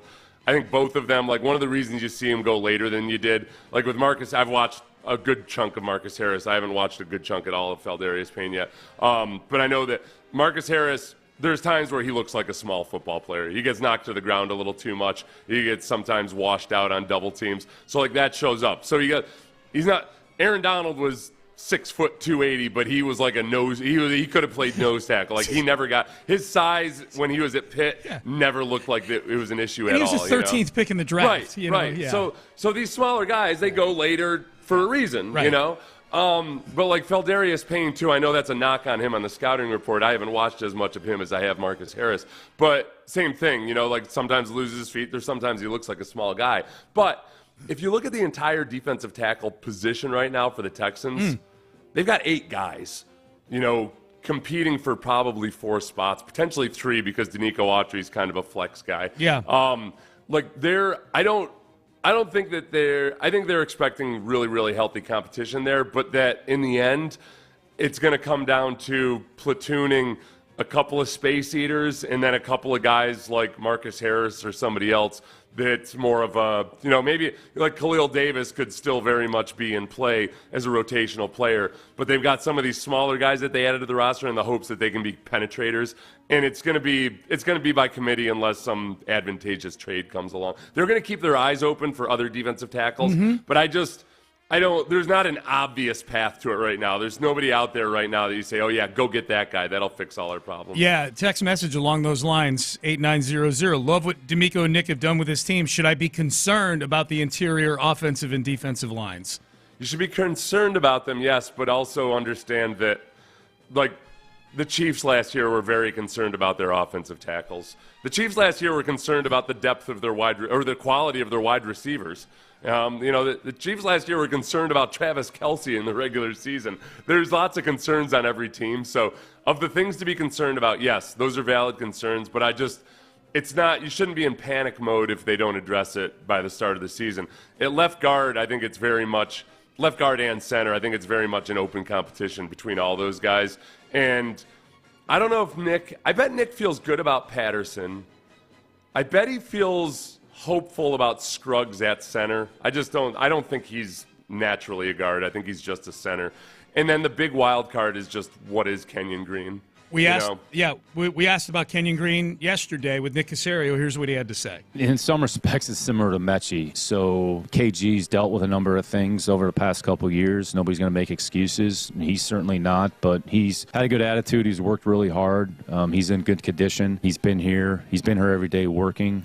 He's made progress. So it's all about opportunity. So whatever has happened in years past is sort of irrelevant. So that's all you can do is focus on the now, focus on the present, and then focus on one day at a time, working on your craft and working on your technique. So he'll have an opportunity in front of him like most players, and what the player does with that opportunity is ultimately going to come down to their performance relative to the competition around them. I'm super intrigued by Kenyon Green and what he looks like come camp or mini camp or whatever, just like what this redshirt year has done for him physically, and see how that plays out. The thing, going back to maybe the last time he was even relatively healthy, and this was even after he'd been injured a couple times already his rookie year, was that Chicago game in 2022. Mm-hmm. He was doing some really good things in that game. That was a game where I went out, after that game, I thought, okay, they might have something with Kenyon Green. They had week 3, I think, of that season. It was early in the season. That's how long ago it was. Yeah. That was also the same game where the Texans had they had 8 people in blocking on a play in which the Bears had a 4-man rush and 3 guys came clean. Yeah. That was it's a bad That year, was man. just such an abomination of an offensive game plan. Oh, God. There were so many times that year where the offensive line just looked so lost. It was awful. Yeah, Oh. it was bad. Payne and Pendergast with you on a Thursday. Getting a lot of Astro texts following up on the Stros. Stros lose last night, 3-2 extra innings with the Cleveland Guardians. 10-20 on the season now. Thank you, everybody who points out math. Multiple texts. You guys know the Astros are on track to be 54-108 this season. Yes. No, I know. It's when it's 10-20, when it's 1/3, 2/3.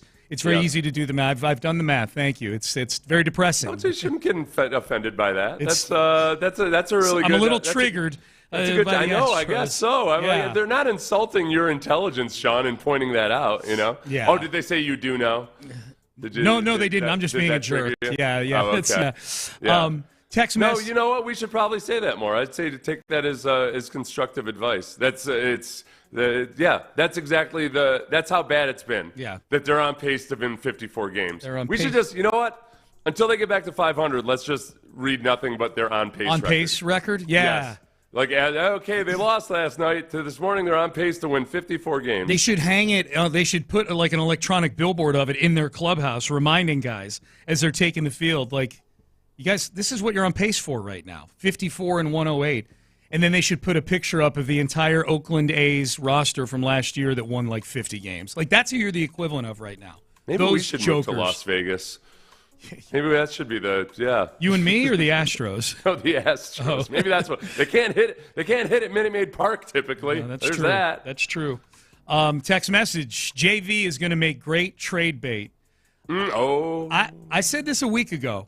Yeah. And I said, look, Justin Verlander walked into the, I don't know if this is exactly how it went down, but he told the Mets last year, I don't know if they approached him or he approached them, but both him and Scherzer, what are we going to do here? And Justin Verlander basically said, I want to be somewhere where I can win. And the Mets were, last year, at least record-wise, about where the Astros are right now, And so he's got this year, if he gets to 140 innings, then you notice Espada let him go to the 7th inning last night after he took him out in the 4th last time. He let him go this time.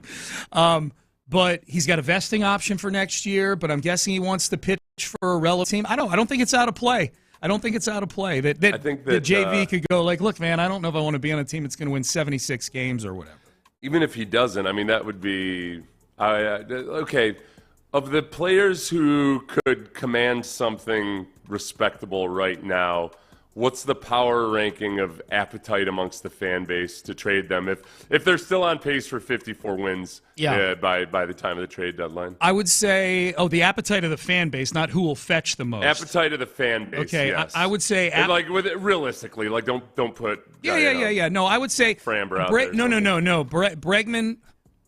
I don't think Framber's out of the realm of possibility without a long-term deal. If you want to know the truth, yeah. But to answer your question, Bregman won. People are very frustrated with Bregman right now, and I think his whole desire. Notoriously slow starter. He is. They say it on the broadcast all the time now. He is. Randy. They say it all the time. Faux Seth. He is. Yes. I think Bregman will be one. Appetite to move them at the trade deadline. Bregman won. I would say. Josh Verlander. Well, maybe I like would they? Yeah. Josh. Well, Josh Hader won. Like, there's no ties to him. The ones let's say the ones that have been here for a while, right? The ones where there's an emotional attachment to. Bregman 1, Verlander 2, Tucker 3. Ooh. But Tucker, because nothing against Tucker. He's the one that's going to get you the most. Right. He's an elite player with a year and a half still left on his deal. And if they're handicapping, okay, what are our chances of signing him and everything else that we want to do? Yeah. Because if you're looking at, okay, so does it come down to could it come down to a decision between, if you have to make that decision, like, all right, who do we want to sign long term, Kyle Tucker or Framber Valdez?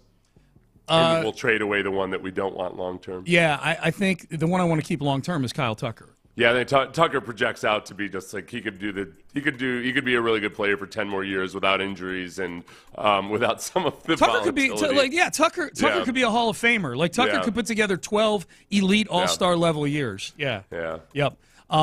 Ironically, that power ranking I just did, Bregman first in terms of appetite for the fan base to unload them. Bregman first, Verlander second, Tucker third, is the inverse of who would fetch the most. Tucker would easily get you the most. Verlander would get you the next most because he's a starting pitcher. Bregman would get you the least of those three because he's a position player who's not playing well and has 3 months left on his deal once you get him. Verlander's at the point where I don't even think fans are like unrealistic about their trade expectations. If anything, they're more pessimistic than they would be. Yeah, I think a lot of Astros fans who typically would be like, let's trade our worst player for 3 starting all-stars. right. I feel like a lot of them are like, would anybody even take Bregman right now? Yeah. I don't know. Yeah. Put him out on an iceberg and let him freeze. Yeah. Yep. The text message, at least Loper Fido has been seeing more than 3 pitches in his at-bats when he strikes out. He doesn't seem lost. I couldn't figure out if that was faint praise or somebody being sarcastic. I'll say this, just the sentiment in the text. Yeah. I feel kind of the same way. Like he's striking out a lot, but he is working some counts and things like that. Like, right. There are some things there. Like, look, eventually he needs to stop striking out. He doesn't look lost. Right. He looks like he'll swing at anything inside, but he doesn't look lost at all. He just needs to learn where he is. Yeah, he's 9 at-bats into his major league career. Like, I say throw him out there for another few games and start him in left field and see where this thing goes. You know what? I won't overly worry about the strikeouts, no matter, depending on how long his stint is.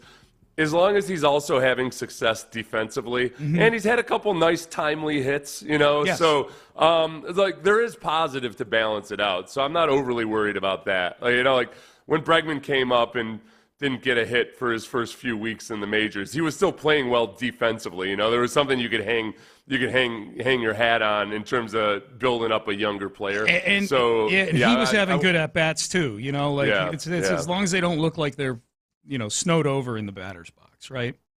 Payne and Pendergast with you on a Thursday. All right, what is Deion Sanders doing? Like, what is Coach Prime doing? Why are you punching down, man?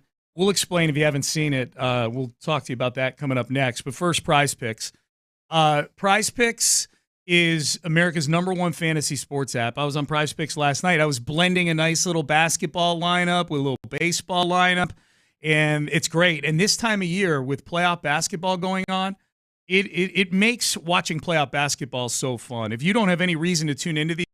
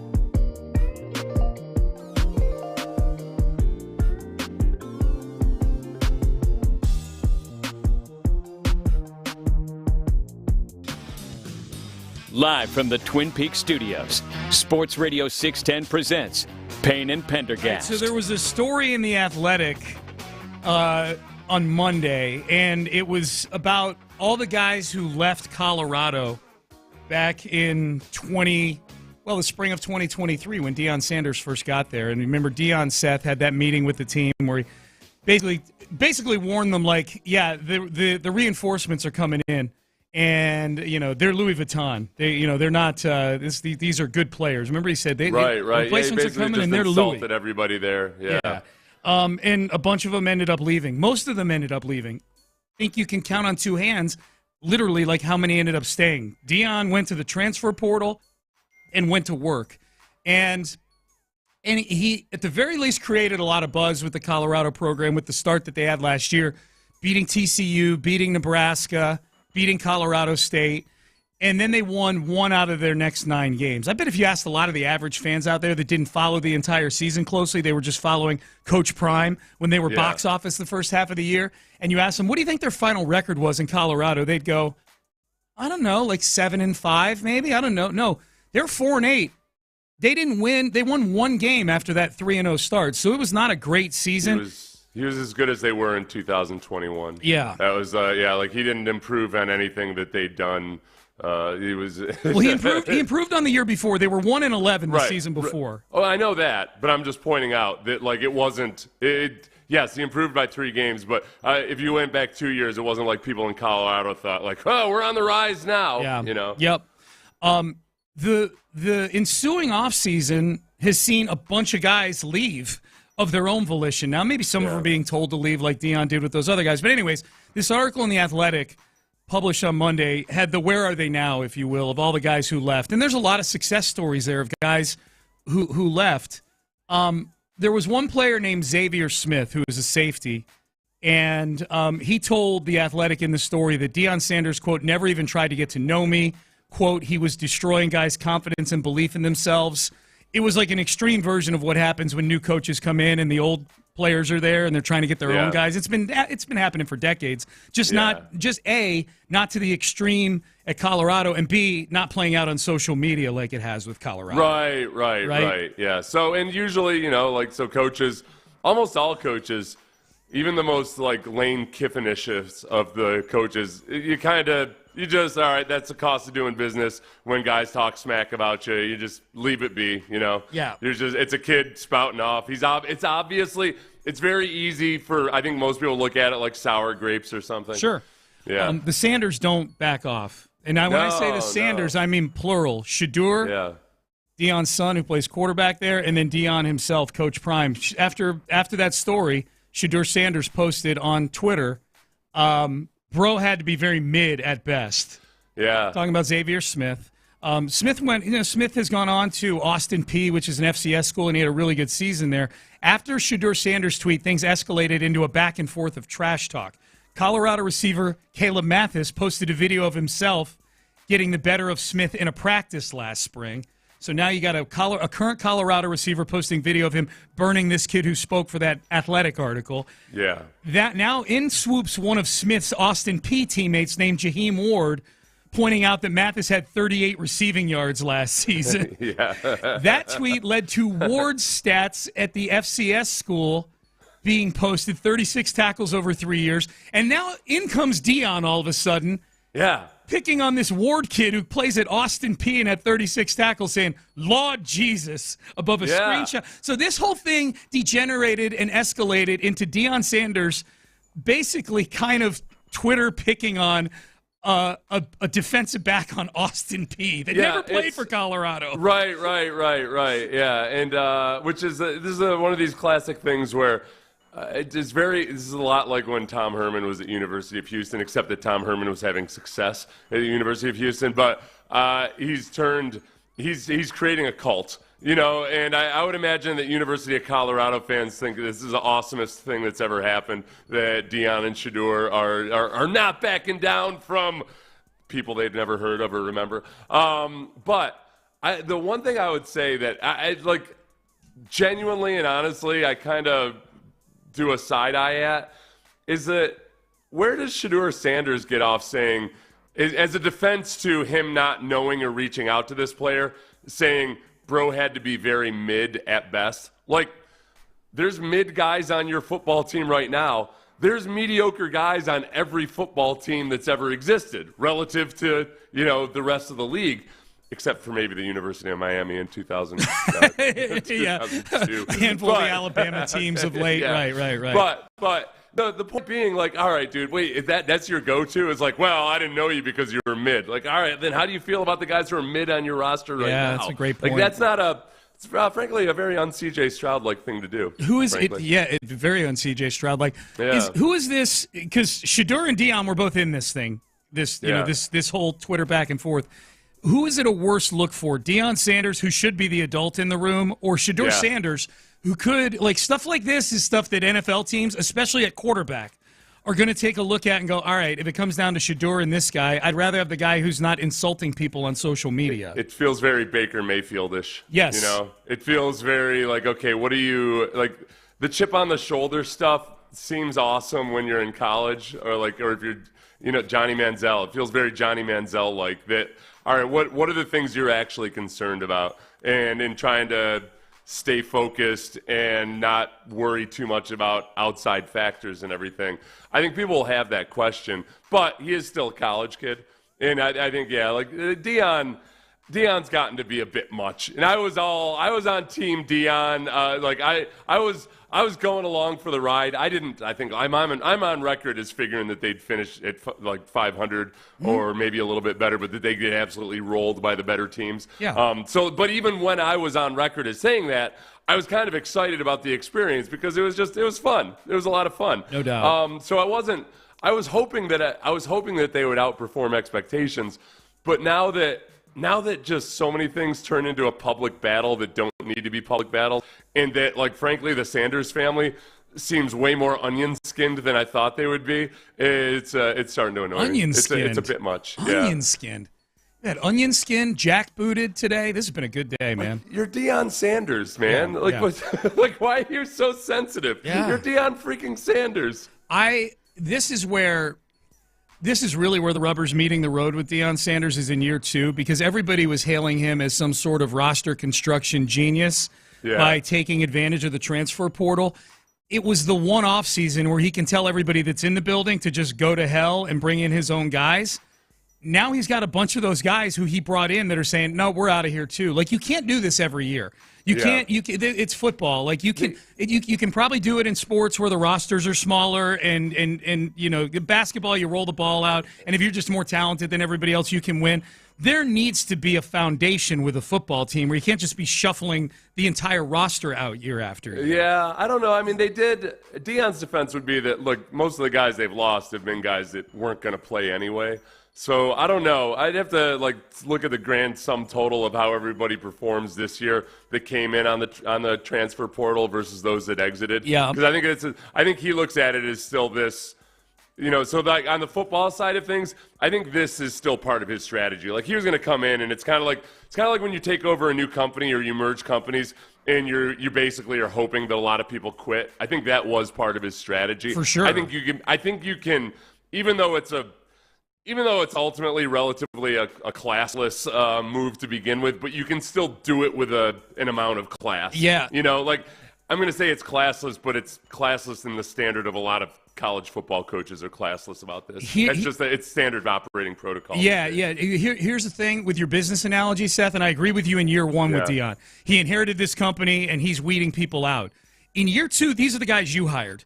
You know what I mean? These are the guys you hired in year 2, and now you're weeding guys out that you brought in. And this is where I would be curious is, you can probably field a competitive football team doing it this way if you got good coaches and you get enough talented guys in.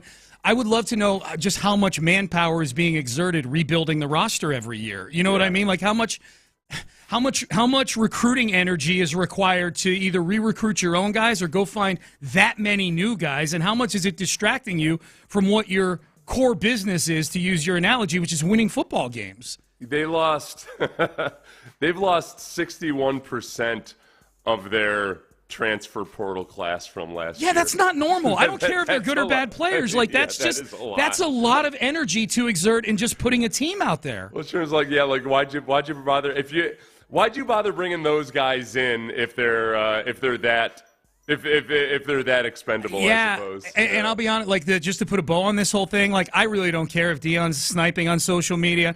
I don't care if Shedeur is. I don't think it's the right thing to do for either of them for different reasons. I just don't think it's going to work. Everybody hailing Deion as this new thinker last year, and this is the way. Boy, he's really taking advantage of this new turf in college football, the transfer portal. It's not going to work. Colorado's not going to be a good football team ever under Deion Sanders. Now I'm back in his corner. I wish he would just shut up a little bit, and then I could be on his corner because he's doing things in a new and innovative way. The best story, by the way, was that that tight end. I forget his Medayer. He came in January and he's gone already. He was like that was a very promising transfer, but he's gone already. He lasted 3 months. Yeah. Like I actually like Deion's approach as a coach, like how blunt he is with guys and whatnot. Like I like the style. Sounds like you weren't a fan of the Miracle on Ice either, Sean. You know what they did? You know what he did?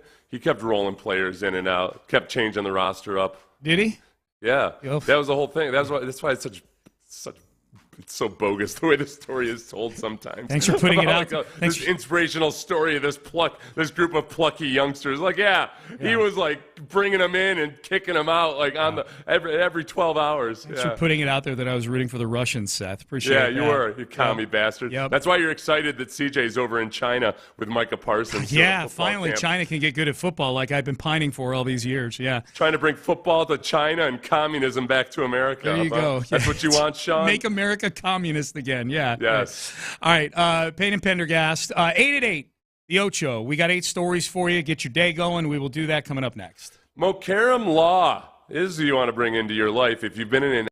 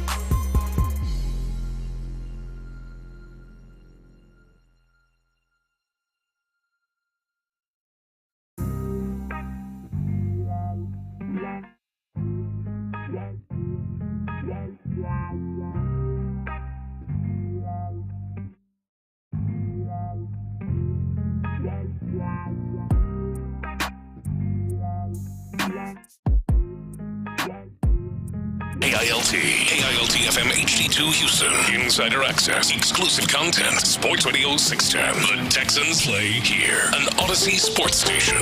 Sports Radio 610 presents Payne and Pendergast. One. Low poke shot into the left center field. That is going to be caught by Quan, and Caratini's well off the bag. That's going to end the game. Caratini put his head down and never looked back. And that is going to end the game on a great catch by Quan, who does it offensively, knocking in the go-ahead run, and defensively with a catch to end the game on a double play. Very disappointing end to this one. Yeah, it was disappointing. The Astros, one night after getting off the schneid in extra innings, they go to extra innings last night, and they lose 3-2 in 10 innings. Seth, they have allowed... Forget about the offense for the Astros in extra innings for a second, which has been abysmal other than the Caratini home run. They have allowed the ghost runner to score in all 5 extra inning games so far. They've not stranded the ghost runner a single time in the 5 extra inning games. Is it possible that they're just protesting the rule? By losing? Yeah. Yeah. Do you like the rule? Showing how. Do you like the ghost runner? I like it. You know what? I mean, it has worked, even though it hasn't worked out for... in the Astros' favor. I do like that the extra inning games are cut off more quickly. Yeah, benefits you and I would say. I don't need to be staying up until 1 a.m. trying to watch a baseball game. Right. So I mean, it's the most gimmicky of all the rule changes that they kept after COVID, and yet, well, no, I take that back. The most gimmicky thing ever was making the bases larger. That's something, honestly, I never thought I would see. Like, that's just stupid. But I mean, it's so silly. Do you even notice it though? Like, do you look? No, it's just the whole idea of it. I don't know. Oh. It's just I don't notice it. But in my mind, it's like an exhibition boxing match with the big heavy gloves, It's that. That's funny. Or to a me. wrestling match where people are wearing those blow-up balloons. That's funny. I never even think about it like that. And now the game. Okay, and now the game is on. The game last night is on replay in our studio right now, and it's the play. I forget who's running to first base, but literally as you're talking about this, their foot is. It was Altuve. They're showing slow motion, him almost beating out a ground ball. And now I can't take my eyes off the base. Now it looks like gigantic it is. Yeah, it looks like it got an inverse nose job or something like that. Like somebody went and got a bigger nose as a nose job. So the Astros lose last night. Faces are like Millhouse. That's right. Yeah. That's right. 3-2 to the Guardians. Back at it tonight. Spencer Arrighetti on the hill for the Stros. 2. Good for you, University of Houston. Don't let the NFL bully you around and not let you wear your Oiler replica uniforms that you wore in the opener last year. Oiler replica. Almost. Almost. Work with us, Sean. Yeah, sorry about that. Here. Yeah, that's my bad. Sorry, Chris Pesman. But for those who missed it, the University of Houston, you probably saw last season, wore uniforms that look very similar to old Houston Oiler uniforms in the season opener against UTSA. That led to them getting a cease and desist letter from the NFL, which I'm sure was triggered at some point behind closed doors by Titans owner Amy Adams Strunk. They own the Oiler intellectual property. So they didn't wear the uniforms again during the season. The golf team and the women's soccer team wore blue uniforms at certain junctures in their season, but that was the last we saw of it. Well, now Chris Pesman, the athletic director, says that we're moving forward, and it's not just football, but all of our sports are going to have a light blue look as part of the uniform ensemble. Said we literally have a story we can show that the city uses it, meaning uses that color in historically, police cars, street signs, things like that. Says this isn't a reach, this is a layup. We've got a very defensible position. To this point, the NFL has not responded to their correspondence. I think the NFL's response would be something along the lines of it's not just the color, it's the actual style of the uniforms you used last year. I'm guessing, as badass as this story is, because initially you see it as like, they're sticking it to the man, they don't care. I'm going to guess that the uniform they unveiled this year for in which they use the Columbia blue doesn't look as much like the old Oilers uniforms. Yeah, maybe so. I do like the moxie. I think we're going to get Chris Pesman. I've been texting with him. I think we're going to get him on the show tomorrow to chat about this and some other things. So look forward to that. As soon as I get a time, I'll let you know what it is. But let's get to 3. Nick Caserio was on our show yesterday. Speaking of the University of Houston legend, Tank Dell. Nick Caserio gave us an update on how Tank Dell is doing recovering from the gunshot wound he sustained over the weekend at a party in Florida. Tank's doing great. We've had conversations with him. We've have visited with him. D'Amico's had a chance to talk to me the other day, so he's doing okay. Certainly making progress. I think he's going to be okay from a health standpoint. So as far as some of the substance and the nature of those conversations, we'll kind of keep that to ourselves. But Tank's in good spirits. He's doing well, so it's kind of working through the process. So he's been in and out of the building, which is good. So right now he's in a pretty good state of mind. Okay, so mostly positive stuff there. I think what most people are waiting to see is, okay, does this impact Tank by the time voluntary OTAs roll around in late May? May 20th, I think, thereabouts is when those start. And then mandatory minicamp is in June. How does he look there? Let's hope Tank is fine. And it was, the big thing is we've talked about, there's a difference between a minor injury when you hear about a gun shooting, when usually it's like, okay, was there any loss of is it life-threatening? Usually anything that's not life-threatening is a minor injury when it comes to a gunshot. But when it comes to a gunshot in a football player, all right, is it season-threatening? Is it career-threatening? I feel like, for Nick to say he's fine, I feel like it's probably, hopefully, no big deal. If you were to get shot in a non-threatening or a non-life-threatening place in your body, where would you want it to be? But more cushion for the push in there. Fleshy, very butt, fleshy part of the thigh, somewhere in there. But it's embarrassing to say you got shot in the butt, like Bobby Bacala or Joey Porter. They never recovered from that. You're saying buttocks, not anus. Like buttocks. Yes, if you want to get that graphic with it. Well, I would there's love a big to difference. I would there's love a big nothing difference. more to get you. If you're choosing the anus. One is not that big a deal. The other is American me. Yeah. The buttocks fleshy is where it part needs to go. of the butt. Yes, the buttocks. What about you? I think of buttocks. Yeah, right. I think as long as it doesn't. Yeah, as long as it gets lodged in the muscle there. Plus, it's not a lot of nerves back there either. Nothing above the waist, right? Right. Nothing above the waist. Because like anywhere else on the upper body, real good chance it's going to hit bone or a ligament or something. Or but vein, the fleshy part of the buttocks. Yeah. And there's not a lot of nerves, so when they go in to dig it out, it's not going to be as painful. Thank you. Yes, exactly. All right. 4. Ideally, it's got an exit wound. Like, it'd be clear through one butt cheek and out the other. That'd be the way you want to go. That would be the way to go, for sure. I'll swap off 2 wounds if they don't have to go in and get the bullet actually out of my butt. Yes. Yeah, for sure. C.J. Stroud is over in China with his comedy partner, Micah Parsons, and they are teaching China how to play football. They are teaching kids football over in China. I love these two together. I do too. I do too. Do you agree with the analogy that they're the new if they wanted to be, they could be the new Shaq and Charles? Or could they be better than Shaq and Charles? Yeah, because and CJ is the Barkley in that because Micah, I think sometimes unintentionally says some incredibly silly things, but I think sometimes he's just trolling too. Kind of like Shaq. Shaq more times than not, he's playing the buffoon, but he knows what he's doing. I just hope, please, can we get them out of there without Micah Parsons saying something positive about communism and North Korea? If we can keep him from going Rodman on this thing.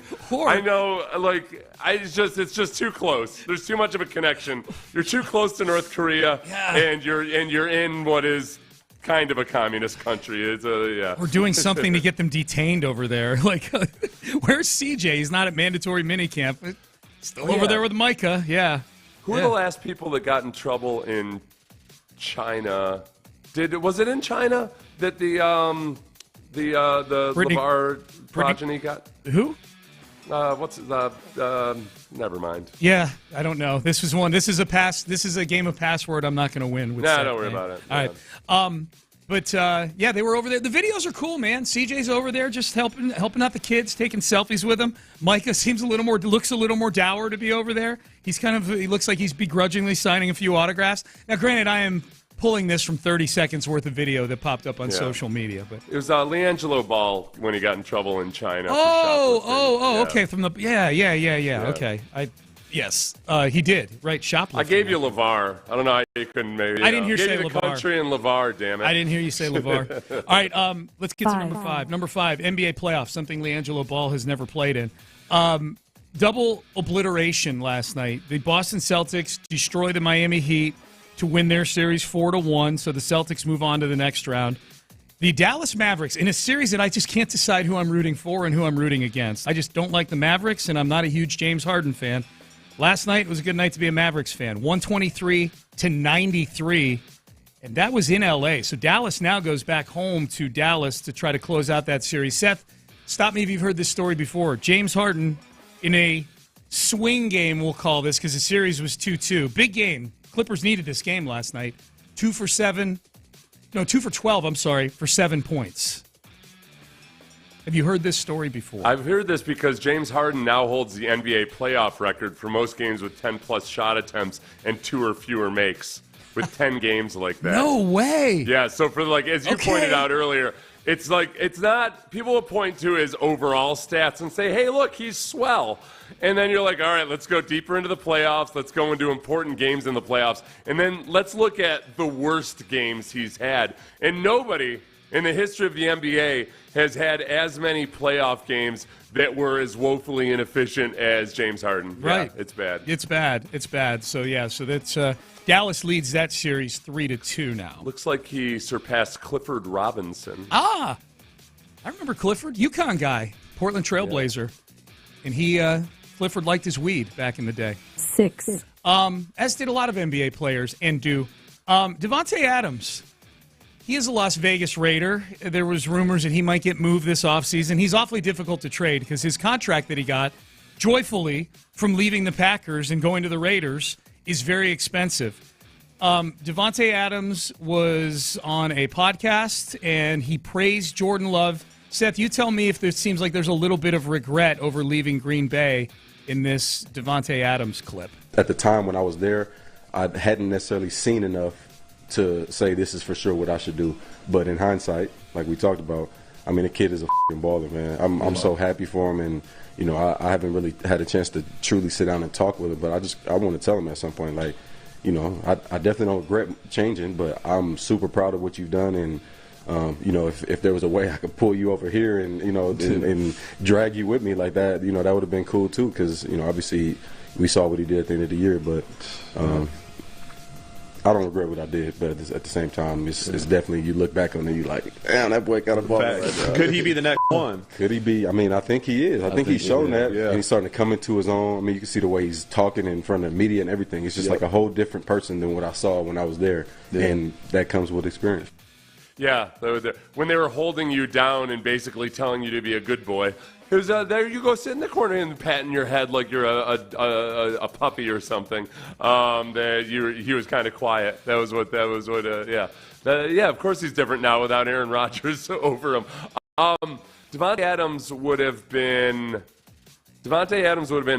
largely in the clear on that if he hadn't said, "If I could bring you here with me." Yeah, okay. You do have a Gardner Minshew. Dude, you went there and treated Derek Carr like he was the second coming. Remember that? Yeah. Oh, my college teammate, Derek Carr. Yeah. I'm so happy to be here with him. I want to play with my boyhood home, the Oakland, L.A.? Yeah. Oh, Las Vegas Raiders. Yep. Okay. Yep. That was Max Crosby's podcast, by the way. So, yeah, Devontae Adams, I think I'm hearing regret in his voice right there. 7. Did you see this? We missed this yesterday because we were so Caserio heavy on the show yesterday. Nick joined us on the show. We'll sprinkle some more Nick Caserio in a little later on here. But we missed this story yesterday. Did you see that Diamondbacks-Dodgers game a couple nights ago? Not the game itself, but that the game. No, I watched the entire game. I knew that was coming. Yes.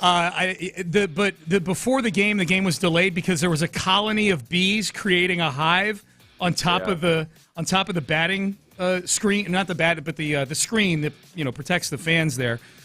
That was wild looking, man.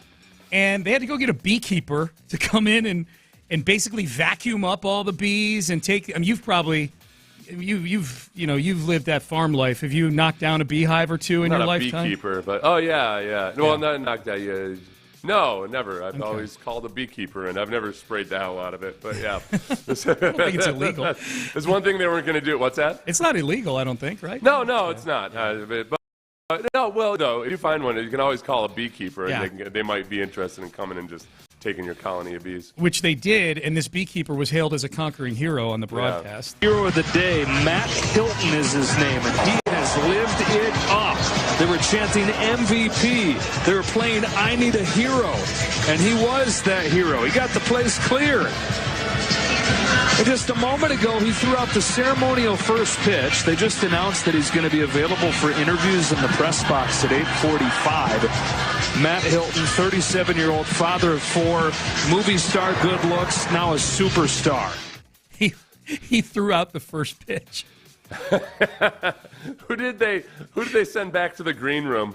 Who was supposed to throw out the first pitch? Yeah, I don't know. That's a great question. Question. He was still like in his beekeeper gear, and he's throwing a first pitch out. He's no leaf blower, I'll tell you that much. Nope. It's one thing to get rid of a beehive, but it's another to help unveil a championship banner. What the Astros did with their leaf blower. Oh, I forgot about that. Dude. The sight of those bees on that screen, man, that was a scene. 8. Dave & Buster's is going to allow wagering on arcade games in their app. This was a story that, understandably, the algorithm found this story for me yesterday. But basically, they're going to take people's friendly wagers that they make, Seth, on things like skee-ball and Pop-A-Shot and things like that. And you can bet now with your buddy inside the app. And, the money will actually, as opposed to just the friendly. So you can actually collect instead of that bum always stiffing you. Exactly. Okay. And you're going to accumulate Dave & Buster's points for betting with your buddies in the app. So because a lot of people will go, well, why don't I just handshake bet him and hand him $5 afterwards? Well, because if you do it inside their app, you're going to accumulate loyalty points and things like that. Yeah. And now, when you're making bet, you can make bet with, this isn't like, what's the legality of that? I guess that's legal in every state because it's just you making a bet with your friend. That's right. It's not the same as an organized gambling event. And these aren't sanctioned sports either. You know what I mean? Right. Like that's a big part of it too. And they don't use the word gambling. I know that's a big thing from doing ads for Daily Fantasy. Is like there's certain words you can. I know you know this. You've probably done Daily Fantasy ads at some point. Like there's words you can and can't use, and they don't use those can't use words. Just the same way they do it for insurance and the stock market. Exactly. Like, it's not gambling. Exactly. It's not gambling. Exactly. Like, well, I mean, yeah. Exactly. Yeah, man. Dave & Buster's making a comeback, man. Their stock is, they're making a comeback. Oh, really? Yeah. What did they do? What changed? This for one. I think there might be new ownership. I'm not sure. I just, in reading this article, I saw like how their stock is up 50% over the last X amount of months or whatever. It's done a nice big improvement here. All right, that's your Ocho right there. That's your 8 stories at 8 o'clock. Let's circle back to Nick Caserio. How does the Texans' draft behavior line up with Caserio's updates on these 3 crucial third-year players? We have that for you coming up next. First, soda weight loss. And you guys have heard my story. If you listen to this show, you know my story, I promise you. And you've probably heard it 100 times because I talk about it with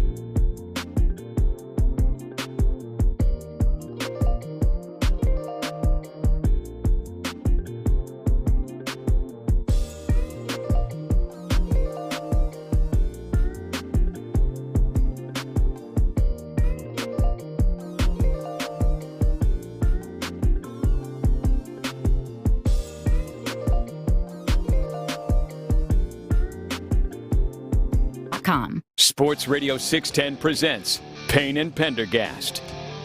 Good to be with you on a Thursday. Sean Pendergast, Seth Payne with you.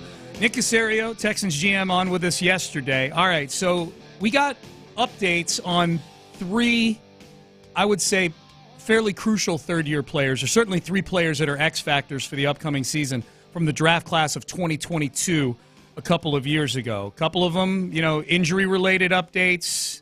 One of them, performance-related update or feeling from Nick Caserio. Let's start with Kenyon Green. Here was Nick Caserio's update yesterday on where Kenyon Green is right now. In some respects, it's similar to Mechie. So KG's dealt with a number of things over the past couple of years. Nobody's going to make excuses. He's certainly not, but he's had a good attitude. He's worked really hard. He's in good condition. He's been here. He's been here every day working. He's made progress. So it's all about opportunity. So whatever has happened in years past is sort of irrelevant. So that's all you can do is focus on the now, focus on the present, and then focus on one day at a time, working on your craft and working on your technique. So he'll have an opportunity in front of them like most players, and what the player does with that opportunity is ultimately going to come down to their performance relative to the competition around them.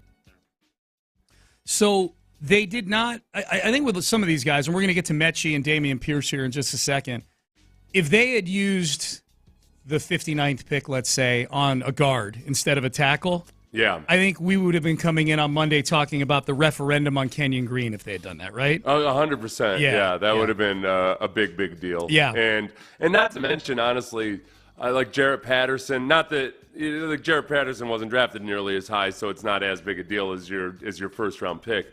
But I think that speaks to just where they feel about Kenyon Green, Jarrett Patterson, Juice Scruggs, Kendrick Green. Not to mention his name escapes me. Nick Broker. Nick Broker. Thank you. So I think that Nick really feels like, aside from having seen Kenyon Green when he was kind of healthy in his rookie year, there were some moments and flashes where he played pretty well for entire games. There were several games where he played pretty well by rookie standards. And it really just comes down, okay, can he stay healthy? I guess my big concern is, if he looks great and he looks awesome, I still need to be convinced that he can stay healthy, because it was injury after injury after injury, and it was all different parts of his body. He was recovering from a knee injury when the Texans drafted him, got concussed in training camp and had to miss a bunch of time, then hurt a multitude of different body parts over the next couple of years. Was it just really bad luck? Was it just that one injury affected other body parts and then those body parts got injured? I don't know. But I don't think that you can just think, oh, yeah, Kenyon Green's healthy now, and as long as he plays well, he's going to be there for 17 games. Right. And there'll be some people, I think, that probably say, like, look, the only reason they're holding on to him is because he was a first-round pick, and, it'd be a bad look if you're cutting a first-round pick after 2 years. I think you hold on to him. One, you don't have a great solution there right now anyways, right? There's no plan B where you're like, aha, we have our left guard.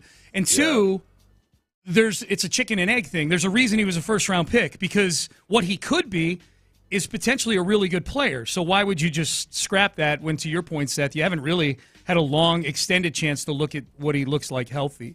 Right, yeah. There were parts, after, like I told you, after that Chicago game his rookie year, I thought, okay, this kid's got something maybe. Yep. And then he just kept getting injured after that. Here was Nick Caserio's update on John Mechie. John's worked very hard, so I think he kind of overcame that first obstacle last year when he was actually able to, I would say, play meaningful snaps and go out there and make some contributions, made some key catches in some football games. So he's carried that, I would say, approach and attitude over into the offseason. So, we've been on the field here with the players for the past couple of days with the coaches, and then prior to that, we've had, we had phase one. So John's worked hard. He's in good condition. I think he's built up his strength. So I think he's at a point where, knock on wood, he's probably as healthy as he's been. So now it's working on your individual fundamentals and techniques as it pertains to the position and trying to continually improve those. So John's here working. He's got a great attitude. I mean, everybody knows John's a great kid, and hopefully he's in a position where he can build on some of the things that he did last year. But John's certainly making progress in that respect. You asked Nick a question yesterday, Seth, about the GPS tracking data and things like that, as opposed to just the stopwatch data and whatnot. Mechie is one where I'm curious. And by the way, that data is not published anywhere. Like when I'm listening to Nick talk, I'm like, man, I wish there was some statistical system that could just tell us like how Mechie feels physically compared to what peak Mechie looks like. Right. And that data is probably that GPS tracking data. I would love to know what his looks like during this past season compared to what it was, at Alabama. Right. Did it increase? Did it improve throughout the season? I would love to know that. Yeah, that's kind of the Wild West when it comes to that kind of stuff too, because there's still, it's not 100% clear to me that there's rules about what should and shouldn't be private information about some of that stuff. Yeah. When it comes to the individual colleges. So players have to sign off that. But anyway, yeah, they have all that. They have a lot more data about all that stuff, and yeah, they can track how fast guys are moving in practice and everything. So you have a lot of data if they have the guys' college information about what it might have looked like before all those injuries. And yeah, that would be really interesting to see if even within the Texans practice data, how does John Mechie look now athletically compared to how he was in his rookie year when he didn't even realize it yet, but he was suffering from leukemia very early on. Yeah, is the graph an incline? That's all I want to know. Is the graph an incline for that whatever data it is that they're getting out of that? And similarly to what I said about Kenyon Green, if the Texans had drafted a receiver with the 42nd or 59th pick, I think we would have been coming in on Monday saying referendum on John Mechie, and they didn't take one. They didn't take a receiver at all in this draft. You know what I just realized, Sean, as you said that? I've been talking about how I swear there's not as many lazy defensive tackles that are draft prospects as there used to be. You don't see guys loafing as much. I know one positive benefit of a lot of the tracking data is that guys can really be held accountable in practice if they're not working hard because it's up there. But guys start competing amongst themselves too to see who was moving the fastest that day and everything, or who did. Yeah, so there's a little bit of just like a healthy, natural competition that emerges amongst teammates. And I wonder if it's got a spillover effect into the guys look like they're hustling. Lots of guys have always looked like they're hustling their butts off. I just see way fewer turds anymore when I'm watching a bunch of college kids. You ever work out at Orange Theory? Yeah, it's the same concept, man. You got the heart sensor on there, and everybody can look up at the monitor and see how many splat points you have for getting your heart rate elevated. It's the same exact thing, man. Same exact thing. Yeah. Competition. Yeah, you, John Mechie. Yep. Herschel Walker. That's the bucket I always put you three into. Gertrude the housewife. Yes. Yeah.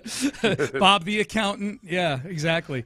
It was. I haven't gone to Orange Theory in a long time. Cool workout. I boycotted it for a while after one of our listeners said that his wife said that she was in class with me a lot, and she wanted him to ask me how come I'm so soft because I'm always using the elliptical or the bike instead of running on a treadmill. And I was like, well, because I've had 13 knee surgeries for one, but I can't explain that to everybody, so I'm done. If I'm going to be judged by Gertrude like this, I'm done. I can't be getting judged when I just want to stay low impact on my cardio. Yeah, and you stick out in a room like that. It's all like a bunch of normal-sized people, and then you're this giant that's in there, People that's got to be somebody over there who's opting to go on the rowing machine and not the treadmill. And that's the problem. This is the problem. Sean, I never in my life would have been somebody that would made fun of somebody at the gym for being weak or anything. I try to encourage people in the gym and be positive because people are nervous. And yet, man, when you're a big guy that starts doing getting into distance running or something, these little SOBs cannot wait to brag about how they somehow outran a 290-pound guy in a 5K. Yeah, good for you. Good for you. Let's wrestle. How about that? You should see his form. Yeah. It is. It's not everybody, but it's there's these few little guys that almost they all of a sudden they water boy you. Yeah. They look at you like the guy that bullied them in high school or something. I'm like, listen, dude, I'm not that guy, man. Right.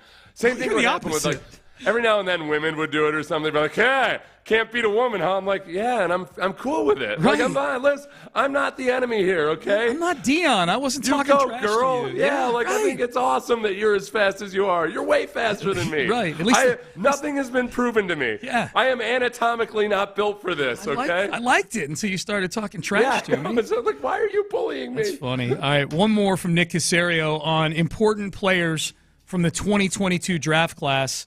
First two were injury and medically related. This is Dameon Pierce, it's all performance related with Dameon Pierce. How's Nick feeling about Dameon Pierce? The big thing right now is being in good condition, which he is, having a good attitude and having a right mindset and a good work ethic. And DP is all of those things. So I would say just watching him move on the field. I mean, he looks pretty good. Looks like he's in good condition. Yeah, I think everybody's looking forward to the opportunity in front of them, that's all you can really focus on. You can't really worry about what's happened in the past. You can only control where you are here today. So I mean, he's got as good of an attitude as anybody on the team, regardless of what's happened in the past. And he's admitted to y'all what happened last year, but it's a credit to him that he has enough, I would say, self-awareness and us to make that assessment. We're glad DP's here and looking forward to what he could do to help our team here this season. Hopefully he's going to be a big part of what we're doing. So he's had a great attitude and, he's working his ass off so far, which is great to see.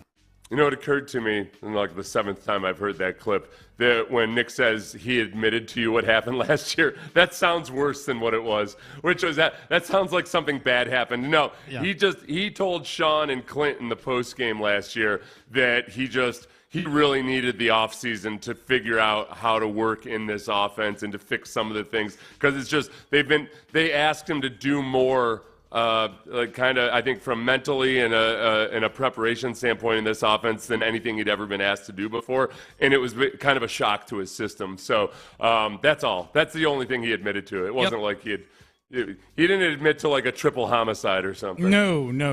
I would have gotten him out of it if he had. But, right. Yeah. Well, we have the manpower to do that. He's admitted to it. That'd be that would get ratings. If we were like, hey Nick, did you? So that player told us about what happened last year, and he's like, the triple homicide? Like, no, he's just having trouble in the zone scheme. What are you talking about? All right, Payne and Pendergast with you.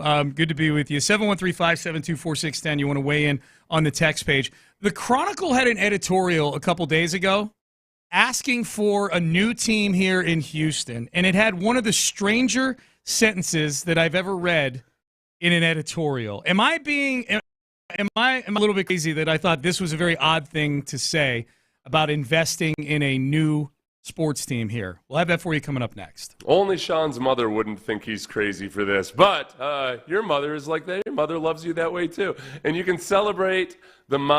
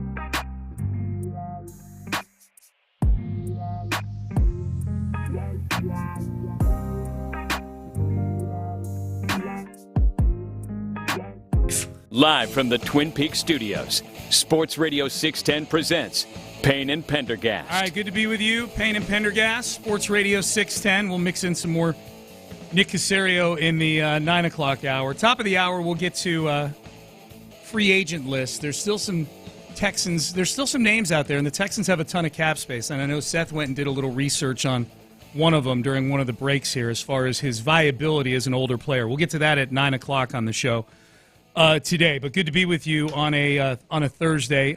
So the Chronicle, Seth, had an editorial by noted award-winning writer, editorial staff. Oh, they hid behind the anonymity of staff. Well, they were begging for a let me back up. The WNBA is looking to expand, and I guess maybe capitalizing on this surge of popularity. Part of it, yeah. But even pre-Caitlin Clark, the WNBA has seen an increase in viewership and some of the metrics and things like that. So they've been looking and talking about expansion for a while, and the lists of cities that I've seen come out in multiple articles never include Houston for whatever reason. And you could argue, actually, it's not even an argument. Like, Houston has had the most successful WNBA franchise in the history of the league, the Houston Comets from 1997 to 2000, when they won the first 4 titles in the history of the league. So it would seem, you have Tillman Fertitta here, who owns the Rockets and who has mentioned publicly that he would look at bringing a WNBA team here, and yet every article that you see has Philadelphia and South Florida and some other places that certainly are probably viable as well for a women's basketball team. So this editorial was essentially begging for consideration for a WNBA expansion franchise for Houston and listed all the reasons why it made sense. It got to the part where it talked about how Tillman Fertitta could back a team like this, and it started talking about how Fertitta could even attract some high-profile minority investors. This was the strange sentence that I'm reading this, I'm going, okay, please tell me editorial staff is actually AI here. Yeah. Because it says this: Houston ought to burnish its reputation as a town, not just of wealth, but one where the fortunate are willing to bet on the future. Rapper Travis Scott recently mused on X about bringing back the Comets, which would certainly be a small way to repent for the Astroworld disaster several years ago. End quote. Yeah. I'm like, okay, we're equating a horrific disaster where 10 people died because a concert was poorly, a crowd was very, very poorly managed. Fine, that happened. We need you to buy 10% of this WNBA expansion team, and we won't bring it up anymore, okay? But then not to mention, it's like, okay, well, Travis Scott, he does a whole lot in the community already. Yes. He does actual charity work in the community. Right. That's buying part of this is wrong on multiple levels. One, it's that, the notion that somehow buying a business interest in a team, because remember, this is not charity, this is business. Right. When you're bringing it, presumably, if you're going to invest in a WNBA team, that's business. You want to make money on that. So no, that's not repenting, but also the actual charity work where you do stuff to help the needy and to help others. He already does a boatload of that. And we can all do more. I'm not saying that he can't do more, but I feel that's a little bit tasteless. Yeah, okay. A little bit tasteless, Sean. Yeah, I just wanted to float that to you and make sure, because I didn't see, I saw the link to this editorial, and then I saw the link to the editorial, I clicked on the tweet, and then when you click on the individual tweet, you see all the replies. Now, this probably backs up something that I think you mentioned earlier this week, maybe on the air or off the air, which is, most of the time people comment on stuff, they don't click on the link and even read it. They're like, let's get a WNBA team. Or they start arguing with something that's addressed in the first paragraph of the article. This is very, they haven't even read that first paragraph, right? Yeah. Admittedly, this sentence here is buried fairly far down, but I remember clicking the tweet that included the link to the article, and I'm like, how are more people not a little upset or like kind of like side eye at this quote? Rapper Travis Scott recently mused on X about bringing back the Comets, which would certainly be a small way to repent for the Astroworld disaster several years ago. What? Yeah. I've heard that's becoming a common way for people to try to get out of murder sentences. Yeah. They'll be like, well, is there a business I could invest in? Is there? I apologize. Look, frankly, I didn't know the bank robbery was going to go that way it did, but I would gladly do some micro investing somewhere. I could maybe help build could I build a toll road for you? You guys seem to like this in Houston. Travis Scott is going to. Can you imagine? If Aaron Hernandez had only helped build that tunnel in New England, in Boston, then maybe they would have let him off of the multiple life sentences. That's what I was going to say. Can you imagine the DA coming in and sitting down with like a mob kingpin and going, okay, this is your deal. You're going to do 2 months in a low-security prison, 200 hours of community service, and you were required to buy 8.5% of the expansion WNBA team. Yeah. And you have to admit that you were part of La Cosa Nostra, okay? Also. Travis Scott has agreed as a way of a small way to repent for the disaster. He's agreed to pay the landlord missed rent from the lefties' cheesesteak locations. Sean's dead. Yes. Worlds are colliding. The other thing, okay, that was weird, by the way. Remember that year? To get back to the root of it, yes, very, very awful thing that happened there. That was weird that year when, for the Texans, there weren't a lot of people going to the games, so it didn't matter. But that parking lot stayed unused for a long time. We would see it from the press box up there. Like it was, obviously it was a long investigation there. Yep. It was. The stage was still up. It was pretty chilling, actually. Yeah, no doubt. Okay, so I'm not crazy for that sentence in that editorial by editorial staff. I don't know if I would have noticed it. I think it just caught your. I just would have been like, oh. It was a decent editorial. Like I made it far enough in the article to read to it. I'm willing to listen to the case. I'm not somebody who has to have a WNBA team here or even a hockey team here. I'm happy with the teams that we have. When was the final championship for the Comets? 2000. It was weird because even in 2007, the Comets were in the top half of attendance. 2000, I like to peruse. I've got this bookmarked WNBA attendance on my computer. Yeah. They're usually around like middle of the pack in attendance. Yeah, it's weird that they aren't one of the commonly referenced teams. Yep. Okay, so that was something. All right, that was something I read where I'm going, okay, I'm not crazy for reading it that way.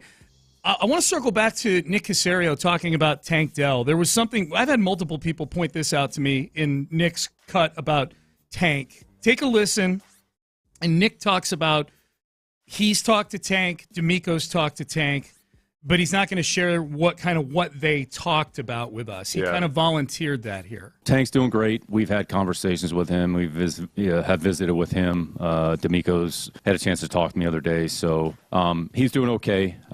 Certainly making progress. I think he's going to be okay from a health standpoint. So as far as some of the substance and the nature of those conversations, we'll kind of keep that to ourselves. But Tank's in good spirits. Right there. He's doing That's well. Good. That was a part. The substance of those conversations we're going to keep to ourselves. I've seen a few people kind of read different things into that, like that Nick was kind of heading off, keeping the conversations private. I think that at least part of it, especially, is that in a situation like this, it's an ongoing legal matter and investigation. As of yesterday, I haven't checked up on it. They're still trying to figure out who the other shooter was. Remember, the initial reports that it was one 16-year-old who shot into a crowd, basically. It was two people shooting at each other. Mm-hmm. One with a 9mm, one with a .45. Mm-hmm. So, it's still, I'm still astounded that nobody was more seriously injured than were. Me too. With all those shots fired. But, 10 people shot with no life-threatening injuries. So, I think that it might be partly that I think Nick is going to be extra careful when he comments about anything that's still going to involve an open police investigation. Yeah, that's a good point. What was the speculation when he said the substance? I'll use the most recent one on the text page here. This is from 8476 on Tank Dell. Right now, we don't know how scary it was. Was the gun pointed at him at one point? his family getting shot at too. I don't know if his family members were there or not. That's the first I'm hearing of that. Yeah, we don't know a bunch. Yeah. But anyways, loud pop, pop, pop 10 times in a room. Has to be loud, has to be scary AF. You fear for your life. Could be some PTSD. Just going off Caserio saying, quote, I'm going to keep the conversations he and I had private. So maybe it was, something where Tank's dealing with some stuff. Who knows? Oh, yeah. I mean, it's a traumatic. I would be dealing with some stuff. Yeah. I would say, honestly, for a lot of reasons, it's going to stay private. Right. Yeah. Just the trauma of being there. And, when you hear gunshots out in, in a non-shooting range. Yeah. It's in any... Now, it wasn't indoors, but it wasn't an enclosed area. Right. It is incredible how loud a gunshot is, in an enclosed area. It's crazy, compared to out in an open field somewhere. Yep. So, yeah, and, obviously a very, very scary situation. I would imagine, Nick's gonna come out and dish and be like, he's not going to tell us the story the same way he told us the story of trading for Randy Moss. Yeah. It's not going to be like, guys, you're not going to believe it. This is how it all went down. Right. Or moving up to get Cade Stover. Yeah. Any of those, right? And we'll have some of those for you as we roll on with the show today. But yeah, I just wanted to play that again because that texter's not the only one. I had people I was talking to yesterday when I was out and about who enjoyed the Nick interview, and Tank is obviously a big topic with that. My guess is it was probably... It could have just been Nick didn't really want to answer more Tank Dell questions, and it was a way to kind of head off follow-up questions about. I didn't expect anything out of him. Yeah, honestly, that was more than I expected. I would have just expected it's a very personal matter that is an ongoing police investigation. If I'm the GM, I'm not saying squat until I'm dead clear on what I can and can't talk about, and that also until Tank Dell has a chance to talk to the media too. Yes, same. I feel the same. All right, Payne and Pendergast with you. The biggest position of need for the Texans still, are there any veteran names out there that make sense? We go back into the bargain bin in free agency and put together a little shopping list coming up next. Do the Texans factor in the opinions of their current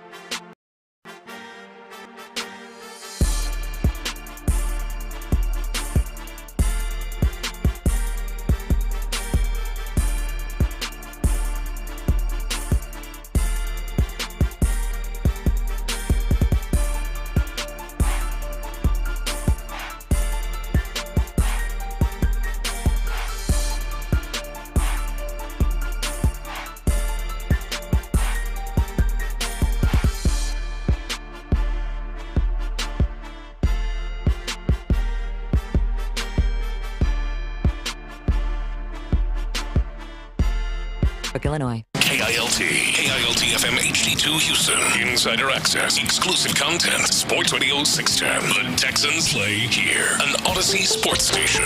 Sports Radio 610 presents Payne and Pendergast. All right, good to be with you. Sean Pendergast, Seth Payne. The Texans still have over $20 million in cap space. They're like, Seth, still in like the top 10 of teams with some dry powder on the under the salary cap still. So I still got to think that there's maybe an extension coming, or more free agent, maybe another free agent on the way who's pricier than dude number 53 on the roster right now, right? I don't know who first mentioned this. Was one of our listeners earlier this morning that mentioned Calais Campbell as a potential defensive lineman that they might want to sign? No, we had someone bring up defensive tackle as a position of need, and Campbell, the list I have in the rundown, Campbell's the only defensive lineman on that list. Oh, so okay. that's why I put him in bold there. Here's the thing about Calais Campbell. I was blown away when I went back and watched him by the stuff he can still do. Because he made some plays against the Texans or the Falcons, I remember. Except I figured that he was going to be mostly a rotational player on the year.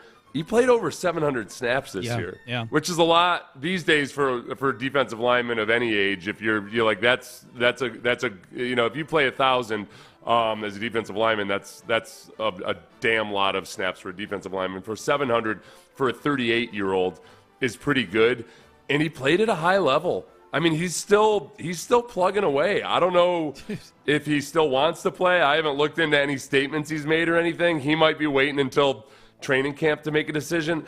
He doesn't play on the inside as much as he used to, but there's still plenty of examples of him wrecking shop at defensive tackle. He played mostly on the end for Atlanta last year.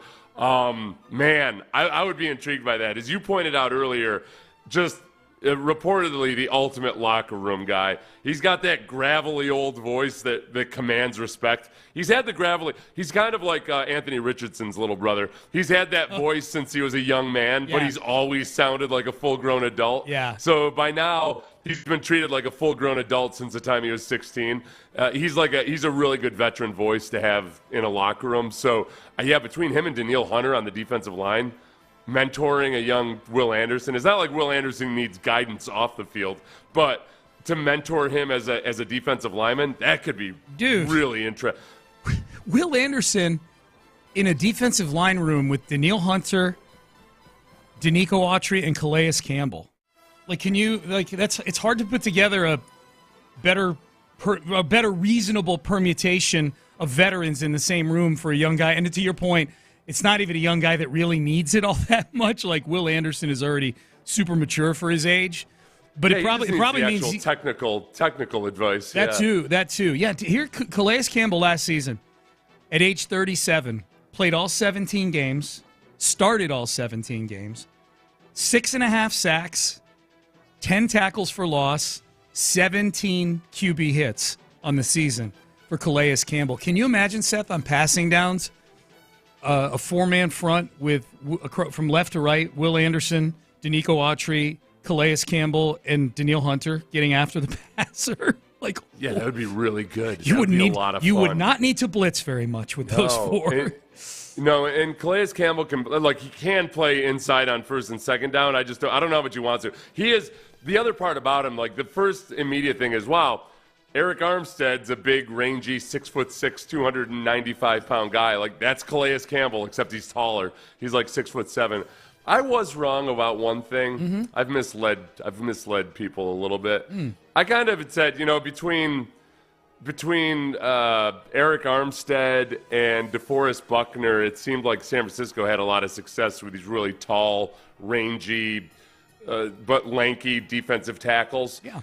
It's worth pointing out that, while that is true, they also did draft a couple guys who are more normal-sized defensive tackles that just didn't work out. Mm-hmm. Well, D'Amico was there. And D'Amico wasn't there when they drafted DeForest Buckner, and when they drafted Eric Armstead, he was just a quality control guy. Yeah. But I think but D'Amico has had and seen what those really long guys that can get their arms up in the air, but that are lighter and can play on all three downs, can do for a defense. So, and obviously they wanted Eric Armstead. Like they tried to bring that body type in. Calais Campbell is what people hoped Eric Armstead would become. And you can probably get Eric Armstead for a boatload less than the Jaguars are playing. Or excuse me, you can get Calais Campbell for a boatload less than what the Jaguars are playing. Oh, yeah. Yeah. I mean, they gave Eric Armstead 3 years, $51 million. I mean, that's really good defensive tackle money. I would expect that Calais Campbell is at that 1 year, several $1 million stage. You know, like 1 year. I don't know what he made last year in Atlanta, but like, 1 year, $6 million, 1 year, $7 million. 1 year, $5 million with some incentives and, roster bonuses and things like that. So are we on this Calais Campbell train, Seth? Have you talked the collective of Payne and Pendergast into? Are we endorsing Calais Campbell as a show here, as a free agent signing? Give me 1 day on it. Okay. I got to go back and watch and see what his bad plays looked like. Okay. You guys got to look at the bad play. You get too wild. I don't know if you've noticed, Sean, but every fan base in America believes that their team has drafted 7 starters. Yeah. Because when you watch these highlights, there's nothing to there's no way in your mind you could believe that this guy shouldn't have gone in the first round. Dude. Probably in the top 10. Like every single one of them. How did this guy not go in the top 10 of the entire draft? That was me. As you know, I'm easily sold to. That was me watching the hype video that the Texans put out of the draft class. I don't know if you saw it. But like they put out a hype video after the draft of like all 9 draft picks, and they're on there making plays, and I'm like, dude, this Jamal Hill is a steal. Look at these plays he's making. I mean, there's like hip hop music underneath it, and there's like actual like simulated explosions as he's hitting people and things like that. It's like the least filmy film that you're ever gonna see. Like it's complete highlight video set to music. Finding the best stuff, and I'm watching it. I'm like, this Jamal Hill is a sleeper, man. I'm telling you. And why do you think that, Sean? These 6 tackles that he's made, he's nearly murdered 6 people on the field in these tackles right here. Yeah, so I'm all in like Jamal. And it was funny too, because like it's certain positions are so much easier to find highlights of. There might have been a total of 6 seconds of Blake Fisher in this entire video that they did, 3.5-minute video, and there's Blake Fisher like walking out in the snow, like arm in arm with Joe Alt and a few other linemen. He's not even making plays; he's walking in the snow. It is, especially with like the pass rushers. It's like that with Latu. Yeah. Latu did some really good things against really good competition as well. But like Coastal Carolina, he ate versus Coastal Carolina. I saw so many. I like the first 5 minutes of his highlight reel are him just destroying these poor bastards from Coastal Carolina with their entertaining coach. Yeah. Calais Campbell signed last year with the Falcons in late March. Okay. It was a 1 year, I believe, a $7 million deal. So I would do that. Yeah. Oh, yeah, in a heartbeat. 1 year, $7 million? I would do that. I would do that, too. Any other positions you'd go shopping for with some of these veteran guys at this point? There's a lot of big names still out there, but they're, Xavier Howard, who wants to be here, Stephon Gilmore at corner, Justin Simmons, Jamal Adams at safety. There's a handful of receivers out there. Anywhere else you'd be shopping at this point?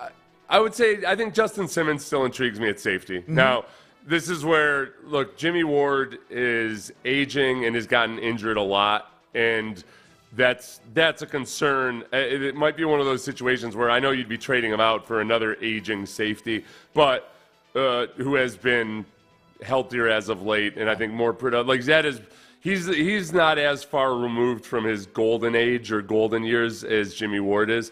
And like there's still uncertainty about Jalen Petrie. Plus, I just don't know for sure exactly like how. I mean, Nick yesterday almost talked about Kalen Bullock like a developmental guy in some ways. So I don't know if they're putting him in chalk or on in pen on the depth chart right now. Yeah, Justin Simmons would intrigue me. Yeah, the guy that there's some guys on your list that you got here that I'm not all that interested in. Yeah, I'd say one of them is Michael Thomas from the Saints. Yeah, admittedly, this was a cut and paste from that tweet that floated across my timeline. Oh no, I'm not. I know this wasn't your power ranking. Yeah. Just I'm not a Michael Thomas guy either at all. Micah Hyde from the Bills.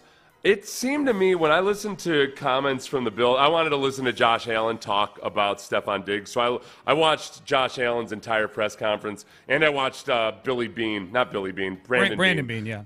Their general manager, his press conference, and then Sean McDermott as well. I spent a whole couple hours on the Bills a couple of weeks ago. Boy, they talk about Micah Hyde like he's the mayor, and like a beloved mayor. And it's just a matter of like waiting for him to find out what he wants to do, because he's had injuries. He hasn't been quite the same guy as he had been before. So I don't know. Micah Hyde might be in one of those situations where it's Buffalo or nothing, like Buffalo or retirement. I'm not sure. Okay. But it also made me feel like, wow, Micah Hyde sounds like a hell of a guy, but also I don't need him on my football team. Yeah. So I don't. Good for him.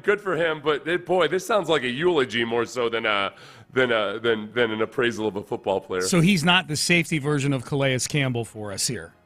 I don't think so. Good locker room guy. Bring him in. Yeah, because he's beat up. Micah Hyde for sure. There's an article in The Athletic that just dropped a couple minutes ago. The number one undrafted free agent for each of the 32 NFL teams. Know that, Seth, your one of your to-dos for this afternoon is well grounded in. It's going to be time well spent, according to this article, because the number one undrafted free agent, according to this article, is Feldarius Payne, defensive lineman at Virginia Tech. Good. Yeah. That's you were going to go do a little film work on him. Here's what they say, just to lay the groundwork for what you're about to go watch today. A tweener in size, 6'2.5", 286, and relatively inexperienced, only 2 starts last year, despite spending 6 seasons in college. Payne has the makings of a good story if he can stay healthy. Last year, he had 10 TFLs, 4 sacks. After missing the entire 2022 season while at Nebraska, he had 2 other years at Nebraska and 2 years in JUCO. So he's moved around a little bit. Yeah. Bounced around a little bit, so there you go. That's what you're set to go watch today with old Feldarius Payne. 713-572-4610 if you want to hit us on the text page. The Athletic also has some power rankings out here, and they have the Texans 5th. Seems like everybody's got the Texans somewhere between 4 and 6. Are they overshooting on the Texans right now? Are expectations a little too high for the Houston Texans right now? No, I think it's it's all on paper, and I mean if you look at the teams that they're above them, right, or the Texans are above, like they're almost always mentioned somewhere in the same vicinity as Green Bay, because I think Green Bay is in that same boat. Although, they both have promising young quarterbacks. Both have a more talented roster than maybe you would have thought before the beginning of last season. So that makes sense. Dallas, so Houston being a couple spots above Dallas, I guess the thing I always wonder with Dallas is that they let some guys walk, and yet they were a hell of a regular season football team last year. Yeah. They just did not do anything to replace the guys who left or improve them. I mean, the replacement for your running back is the guy that you got rid of 2 years ago. Ezekiel Elliott, for those of you who didn't know, signed a short-term contract with the Dallas Cowboys. He did. So that guy, that doesn't seem like you're moving in the right direction. So I guess I think that's fair. I wonder if right now, where C.J. Stroud would be in relation to Dak Prescott on most people's QB power rankings. Above. Yeah. Yeah, above. Yeah. Above. Probably like the same tier, but with CJ higher up that tier. So then you go like in this power poll, it's Houston 5, Green Bay 6, Dallas 7.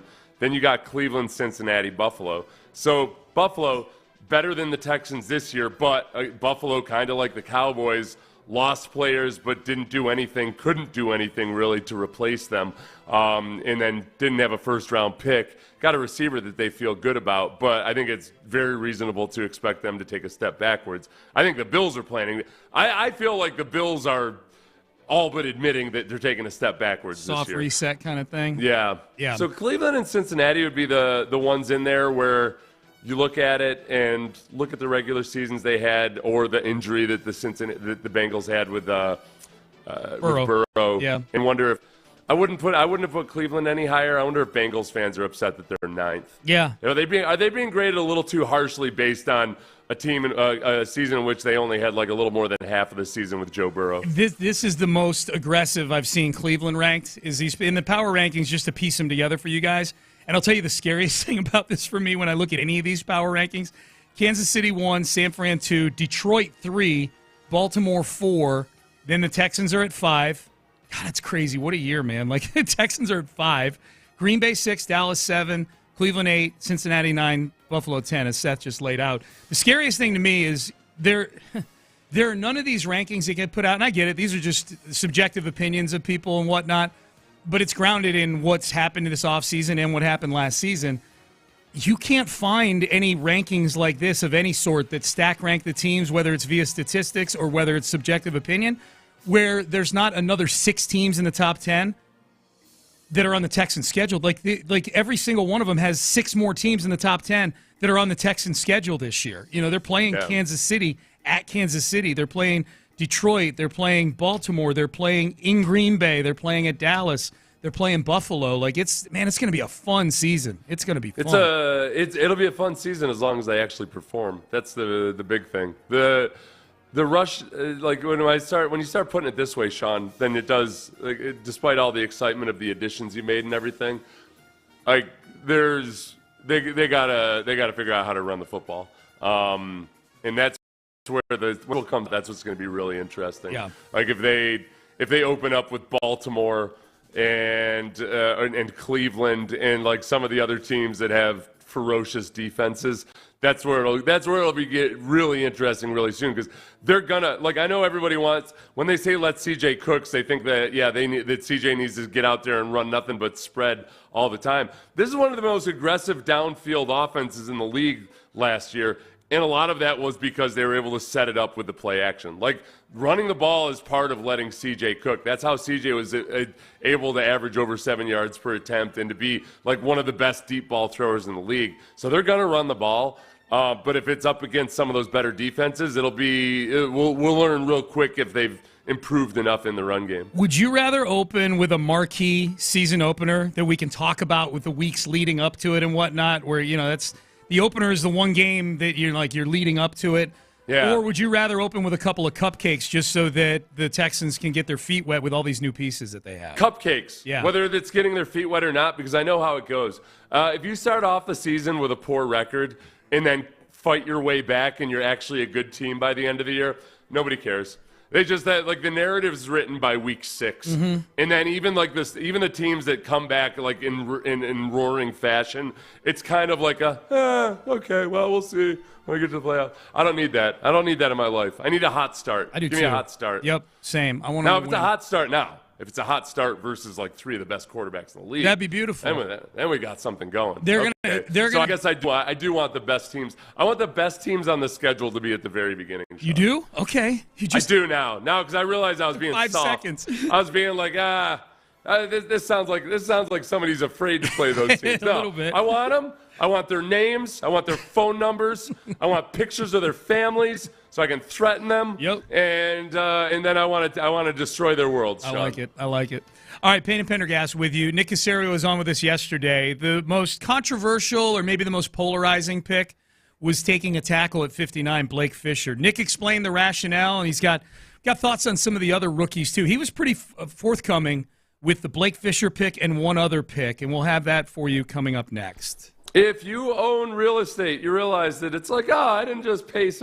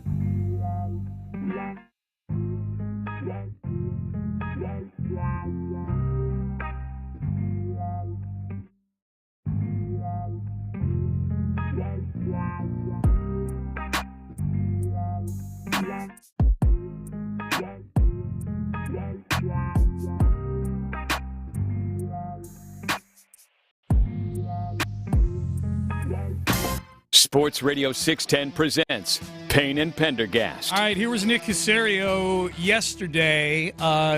We were discussing the selection of Blake Fisher, tackle out of Notre Dame, with the 59th overall pick. A lot of folks wanted something other than a tackle there. I think there's some folks who are okay with the pick. Here was the rationale behind the Fisher pick. When you look at kind of the middle of the second round to the bottom, then there was a little bit of a run on tackles, and we had gone into the draft, and I think we were hopeful that we were going to add a tackle to the group, a young tackle that we could add to the system, get into the program, provide us some depth behind Titus and LT, understanding that at some point, whoever that third tackle is or next tackle is, he may have to play a significant amount of snaps. So I would say that was a little bit of the rationale with the Fisher pick. So, yeah, I mean, they had injuries along the line last year. Best player on the board at the time. That really did feel like one of those things, Seth. When that pick went down, of course, you were on the air at the time. I remember kind of looking down at my phone. I'm like, man, the positions I really wanted them to come out of the second round with have been kind of wiped out here at pick 59, Right. you know? That was there was a run on defensive tackles early on the round. There was a run on defensive backs right where the Texans were. And then they ended up getting, the Bullock, the guy that they said that they wanted, but assumed would be in the third round, was back there. So, yeah, I think it was best player available. And like that, there was a run on offensive linemen over the next 10 picks. There were 5 or 6 offensive linemen taken over the next 10 or 12 picks or so. So I think that's probably they looked at it and they thought, in combination with, like, I'm guessing, I have no choice but to believe that they're not all that high on Charlie Heck right now. They would go out and get George Fant last year, and now they're drafting an offensive tackle in the second round. And when you say best player available, when a team makes its power rankings or its big board, they're incorporating that player's role into where he fits on the board. Yep. So it's not like they drafted Blake Fisher thinking like, yeah, he'll be behind Charlie Heck for a couple years and then play. It's best player available and more of a position of need for the Texans. Well, and I guess my follow-up to that would be, okay, should you be using the 59th pick on somebody who your role you see is as a swing tackle? And I know that'll be his role most likely this year. But there's got to be, when you're taking him in 59, some sort of view beyond 2024, right, of him? Wouldn't you think? Of Fisher? Yeah, Fisher. Like that eventually. Yeah. Well, yeah. I mean, they want to be an offensive tackle. Yeah. Right. I guess that's. I don't think it necessarily means that you're gonna. I think that's. I think without thinking too far down the road, I don't think they're thinking, okay, yeah, we're gonna let Titus Howard go in 2 years or Laramie Tunsil. Gotcha. But it puts you in a position where for the next 3 years, at least 4 years, you don't have to think about it. Yeah. If that guy develops, and then maybe if he does develop really well, then yeah, you let one of those two guys go. So yeah, I guess. But I think to take it at face value, they want to have 3 good offensive tackles on the roster. Yep. And like George Fant last year, they were able to get much cheaper than George Fant is getting this year. Yep. So they got a cost-controlled third offense. If it works out, they got a very cost-controlled third offensive tackle for the next 4 years. Yeah, no, and that's kind of what you just said there is kind of what Nick was saying too. I was just, I'm just kind of like thinking like, okay, do they have a long-term vision for him as well? I guess you got to get him in the building first. Yeah, no, I think that's where like the whole the three tackle dynamic is where they would say, look, we need to have 3 good offensive tackles. Right now, we don't feel like we do necessarily, so we're going to try to do that. If they felt awesome about Charlie Heck, they wouldn't have taken Blake Fisher. Like they would have just they maybe, unless they couldn't maneuver out or something. Yeah, yep. Let's skip to Cade Stover. Here was Nick Caserio on how they arrived at a pick that he liked a lot. Nick Caserio tight end, Ohio State, Cade Stover. I think as we got to that certain stage of the fourth round, there were some other teams, I would say, that were evaluating that position. We thought there was a good shot that there were some tight ends, some teams that were looking at tight ends. So as we kind of kept moving there a little bit, so we moved up from 127 to 123. We did the trade with Philadelphia. So there was a little bit of jockeying that took place relative to that pick, but, it was a player that I think we had a consensus on, both from a scouting standpoint and from a coaching staff standpoint, and understanding that there's some developmental aspects with this player. He's only played the position for 2 years, but his toughness, his mindset, his mentality, I would say fits our program very well, which is one of the reasons why, we were happy to be able to add him to the team. There's an article on a website called statsbomb.com that was really interesting that I've got pulled up here, Seth, and it takes players that were drafted at the top of their position in the draft and finds a day 3 or late day 2 or day 3 player that's super similar to them in terms of the spider chart and all the different advanced stats and whatnot. And how badly I wanted Brock Bowers from Georgia. When the Texans were still in the first round at 23, I said, boy, my dream scenario, this is even after they signed Dalton Schultz back, I said my dream scenario would be for Brock Bowers, tight end out of Georgia, who's the clear number 1 tight end in this draft, clear number 1. Ended up going to the Raiders. I want him to slip to about 18 or 19, and then Nick can, boom, make a move, and now you've got weapons. The most similar tight end to Brock Bowers in this draft, according to the stat nerds and the spider chart people, is Cade Stover. Cade Stover, the most similar. Yeah. He's based just on performance. And production. Not on like the physical measurements. And Here's what it says. Cade Stover is one of the first it illustrates like how Brock Bowers is just like such a freak. And it was utilized in such a unique way in the Georgia offense that it's really hard to find someone to replicate that. But it says this about Stover. Stover is one of the tight ends who production-wise was the closest in comparison to Bowers in this draft. Stover has one of the best receiving maps of any tight end in the draft. And that's where's he catching the ball on the field? How many is he just a short pass guy? Is he a deep guy? So he's got a good chart for that. He had the highest catch rate over expected of all tight ends. How's that float your boat, nerd? 17.2%.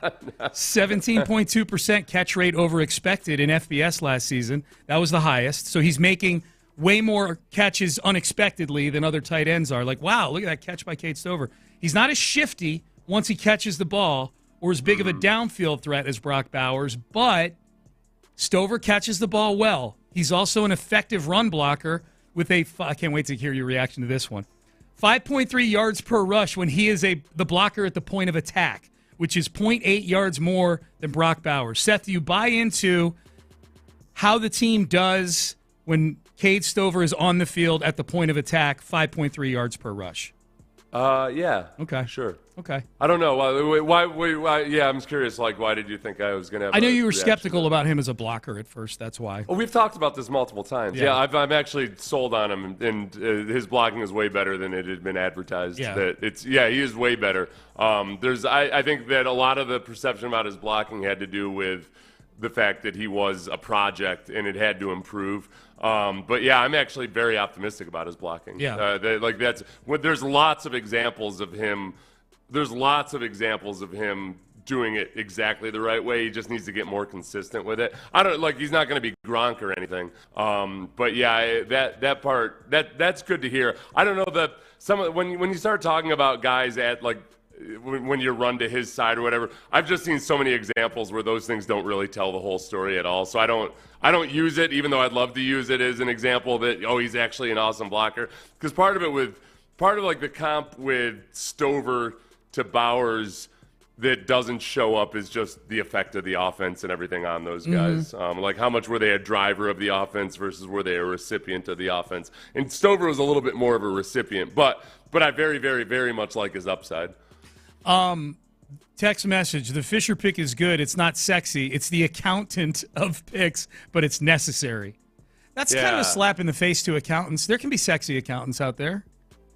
But they know that their job isn't sexy. They know they're just necessary. That's true. You know? Well, it depends. It depends. I don't know, if you're man. like Tackle's a pretty important position. I mean, Laramie Tunsil does make $25 million a year. It's not sexy in that it's not sexy in that it's a position that doesn't get its hands on the football in a perfect world.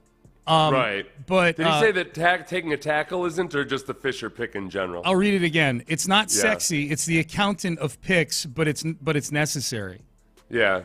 But he's talking about offensive tackles or the Blake Fisher pick specifically? The Fisher. Well, again, that's a good All question. He says I don't know. It's yeah, not sexy. Yeah, he just says, I'm reading you the verb. The Fisher pick is good. It's not sexy. It's the accountant of picks, but it's necessary. Okay. Yeah. You didn't read the Fisher pick at the first. So the Fisher pick, it's not about the position as much. It's that you're picking a guy who's going to be a backup. Yeah. So it's like it's not a sexy pick. Yeah. Yeah. An offensive tackle being picked can be sexy if it's taken in the first round or what have you. But yeah, it's is it the Texans' equivalent of the Penix pick? Okay. I mean, obviously, then you get into the whole thing about quarterback and how they brought that quarterback in versus but this is a less important. Yeah, this is a less important quarterback, a less important position, but still an important one. But it's back in the second round, and it's you've already got two guys that are really high paid. It's in the same shopping mall as the Cousins Penix thing. In that you paid both those guys last year. Right. Laramie, you paid Laramie $25 million a year last year, and you paid Titus Howard $18 million a year, and you've got 3 years left on both of those deals. Yeah, I think that's actually a decent comparison. I mean, it's not a perfect comparison, but I think that's a good comparison. It's very similar. I'm being brainwashed into liking the Penix pick now that Who's done the majority of the brainwashing on you? C.J. Stroud this morning. Oh, really? He was one of the things he talked about on the Bleacher Report about how much he liked Michael Penix. Now, he didn't speak specifically about whether the Falcons should have drafted him with Kirk Cousins there and everything. Okay. But there is – what was that? I sent you that thing that Mina Kimes had tweeted, which it was a good argument. Yeah. It was not even an argument because I think she was against the Falcons drafting Penix, but she was like, okay, well, let's see.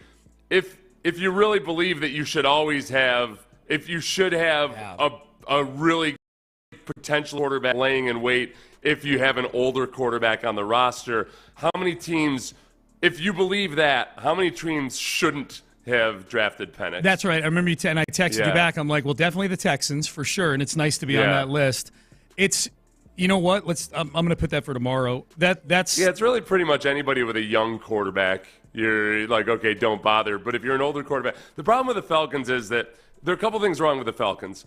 It's that, one, like you told Kirk Cousins that Kirk Cousins came to you thinking we're going to load up to win a Super Bowl, like that. And then according to Diana Rossini, Kirk Cousins was told that they might use a later round pick on a quarterback. So there's a little bit of a violation of trust there, which is just bad culturally. Like once you lose trust, it's hard to get everything else right. So there's that. The other is that the Falcons were not a team that's like ready-made to go win a Super Bowl. No. And so you have the luxury of like, well, yeah, but we got to have a backup quarterback just in case. Right. Yeah, they're picking 8th for a reason. Right. Every year they're picking 8th. They pick Bijani at 8th. They pick Drake London at 8th. They pick Michael Penix. They pick 8th every year. And yet, Kirk Cousins is coming off an Achilles, so I don't know. I'm starting to come around on it not being the most idiotic thing in the world. I can't believe that you're being talked into this Michael Penix thing. No, this is the whole thing, Sean. Yeah. It all comes down to it's the explanation was wrong. Mm-hmm. Like when the explanation is off, that's what does. So the explanation that was filtered out to Rossini, everything was that like, well, we're going to be so good these next 2 years that we got to be sure we take a QB while we even have an opportunity to do it, because that ignores all the various other ways you can go out and get a quarterback, like how you just went and got Kirk Cousins. Like signing Kirk Cousins. So the explanation was bunk. Yeah. If they had come out and said, look, Kirk Cousins is old and he's got an Achilles tendon, we got to be sure that we're covered. Then I'm cool with it. Do you like Penix as a player? Does that factor into it for you? I do. I like him as, especially given that he's by reports and by chronology, he's an older and more mature guy. Yeah. And because he's multi-talented in terms of how he can get it done, and because he is very athletic, so like he can do it from the pocket, but he can also do it on the run. If he has to step in place of Kirk Cousins, that's like there's nothing that helps a young rookie quarterback better than having legs, you know? So, like, if he's pressed into duty because Kirk Cousins isn't ready, I feel like they can run a lot of that same offense but really accentuate the athleticism of Michael Penix while he learns to play quarterback. So as a backup to a guy that's coming off an Achilles, I think it makes sense. All right, Payne and Pendergast with you. Charles Barkley has a message for dumbass reporters. Anytime Charles Barkley has a message for anybody, it's good stuff. We've got that for you coming up next. Hey, your trees are often a second.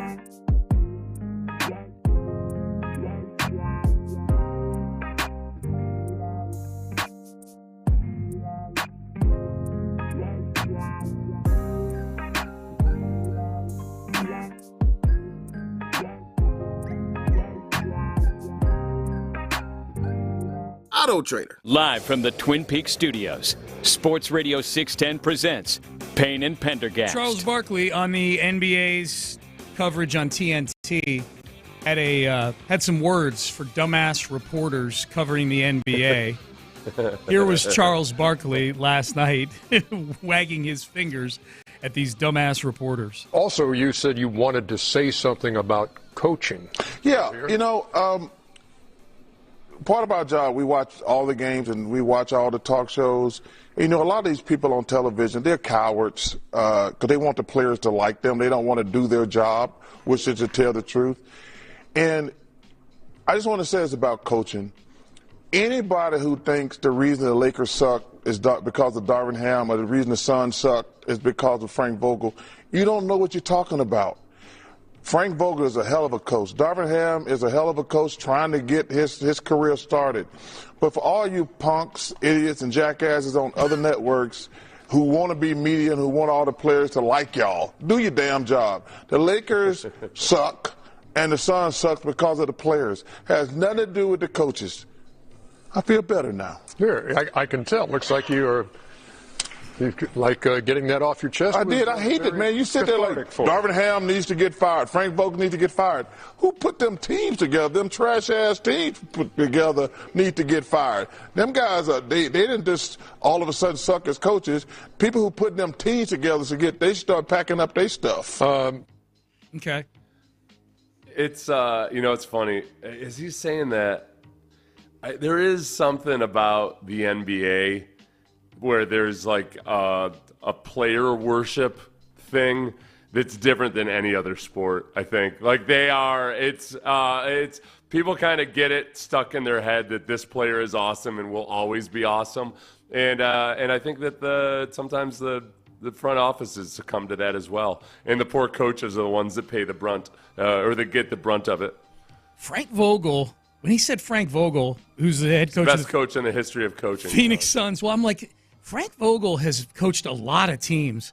Yeah. And I'm looking at his wiki page right now. He was a Pacers coach for 6 years during that time where the Pacers were like, they were like the number 2 to the Miami Heat all those years with Hibbert and Paul George and them. Yeah. Coached the Orlando Magic for a few years after. He's never been without a job because he went straight from the Pacers to the Orlando Magic, gets fired there after 3 years, goes straight to the Lakers, wins a title in the COVID bubble, and then eventually gets fired because LeBron doesn't want him as the coach anymore. Now he's the head coach of the Phoenix Suns.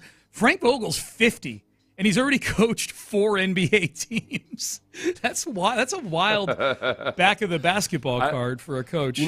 The one I always think about is Scott Brooks. I remember somebody talking about Scott Brooks when he was with the Wizards, and it was in regards to Paul Wall.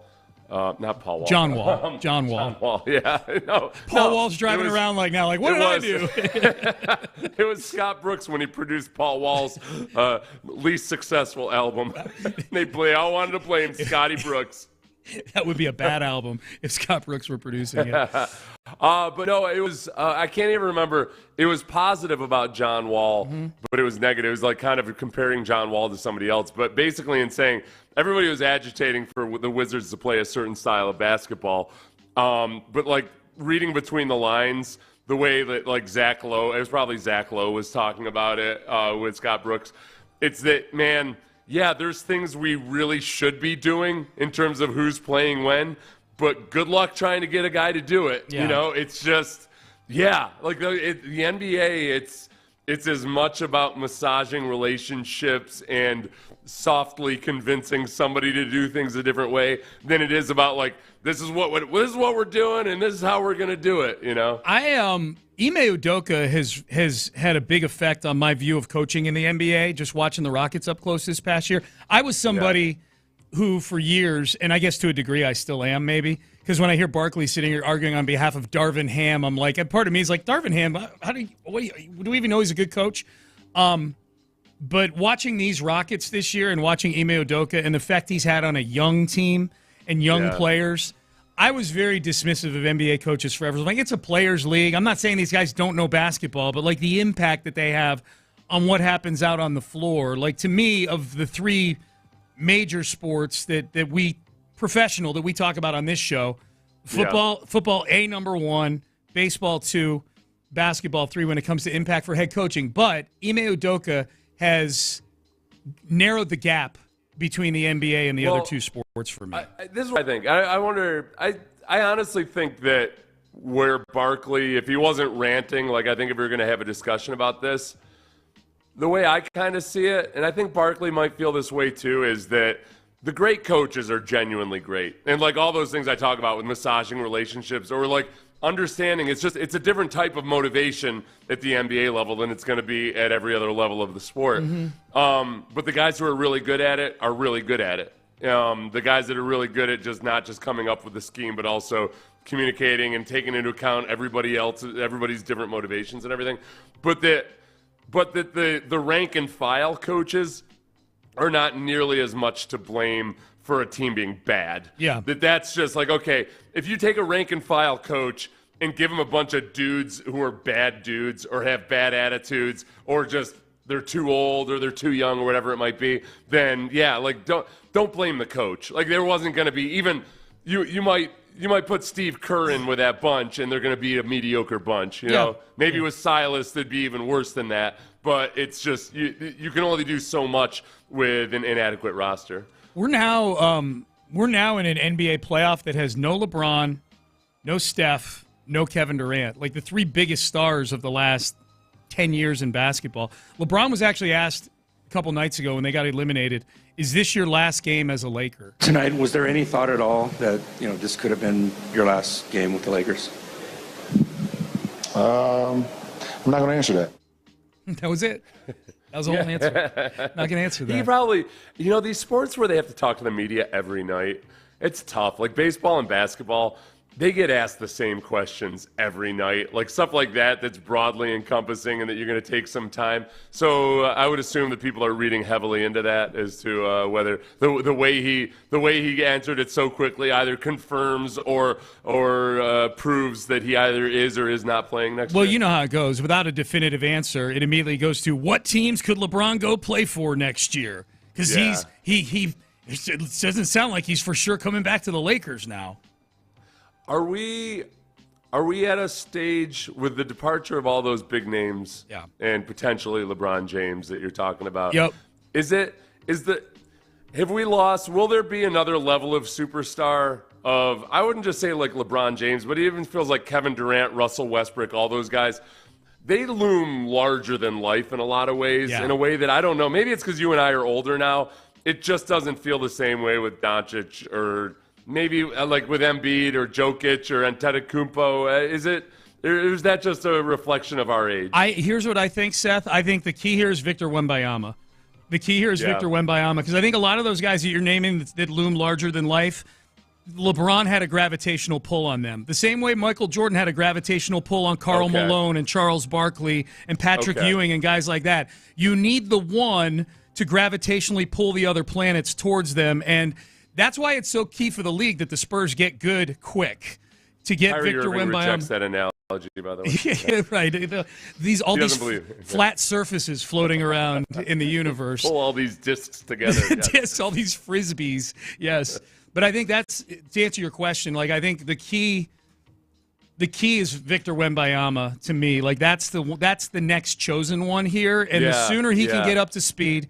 And he's got younger players and even older players. Like, by the time he's good, Doncic might be considered an older player, like late 20s. He got drafted in 2018. they need that one guy to kind of pull the whole thing. Is my opinion on that. John Lopez is a basketball aficionado. I love it. Curious, you're and a San Antonio native as well. Yeah, right? throw Chet in there. I think. As much as I hate his commercial, no, come on now. As much as I hate his commercial, you think Chet's Wembayama level? No, Okay. but I think he needs to be his. Oh, he could be one of the rotating planets around Wembayama. One of the lieutenants. Yes. Right? Yeah. Because tall, skinny dudes that are really good. I just hate that I'm so wrong on him. I know. I was so wrong on Chet Holmgren. I was so wrong on Chet Holmgren. He's really, really good. Yeah, he's very good. Yeah. He's very good. Yeah, so no, I totally agree with you. And I think, frankly, as monstrous as LeBron has been, especially in the last 6 or 8 years, he's kind of not lived up to what he was supposed to be for the league. Well, it's funny, or for the Lakers for that matter. For the Lakers, but for the league, too. And for the people turn up their nose at him or roll their eyes and late in his career here. Yeah, that's true. Yeah, the level of worship. Well, I wonder if that's a part of media saturation, though, too. Like, we didn't know how cringy Michael Jordan could be after he retired. Yeah. Because there wasn't that same level of 24/7 coverage all the time. It was easy to build up a myth, but without kind of seeing some of the flaws. Where now we see everybody's flaws. Yeah. I mean, LeBron tweeting, LeBron doing press conferences. Yeah. He's less likable late in his career than he was at his apex. Yeah.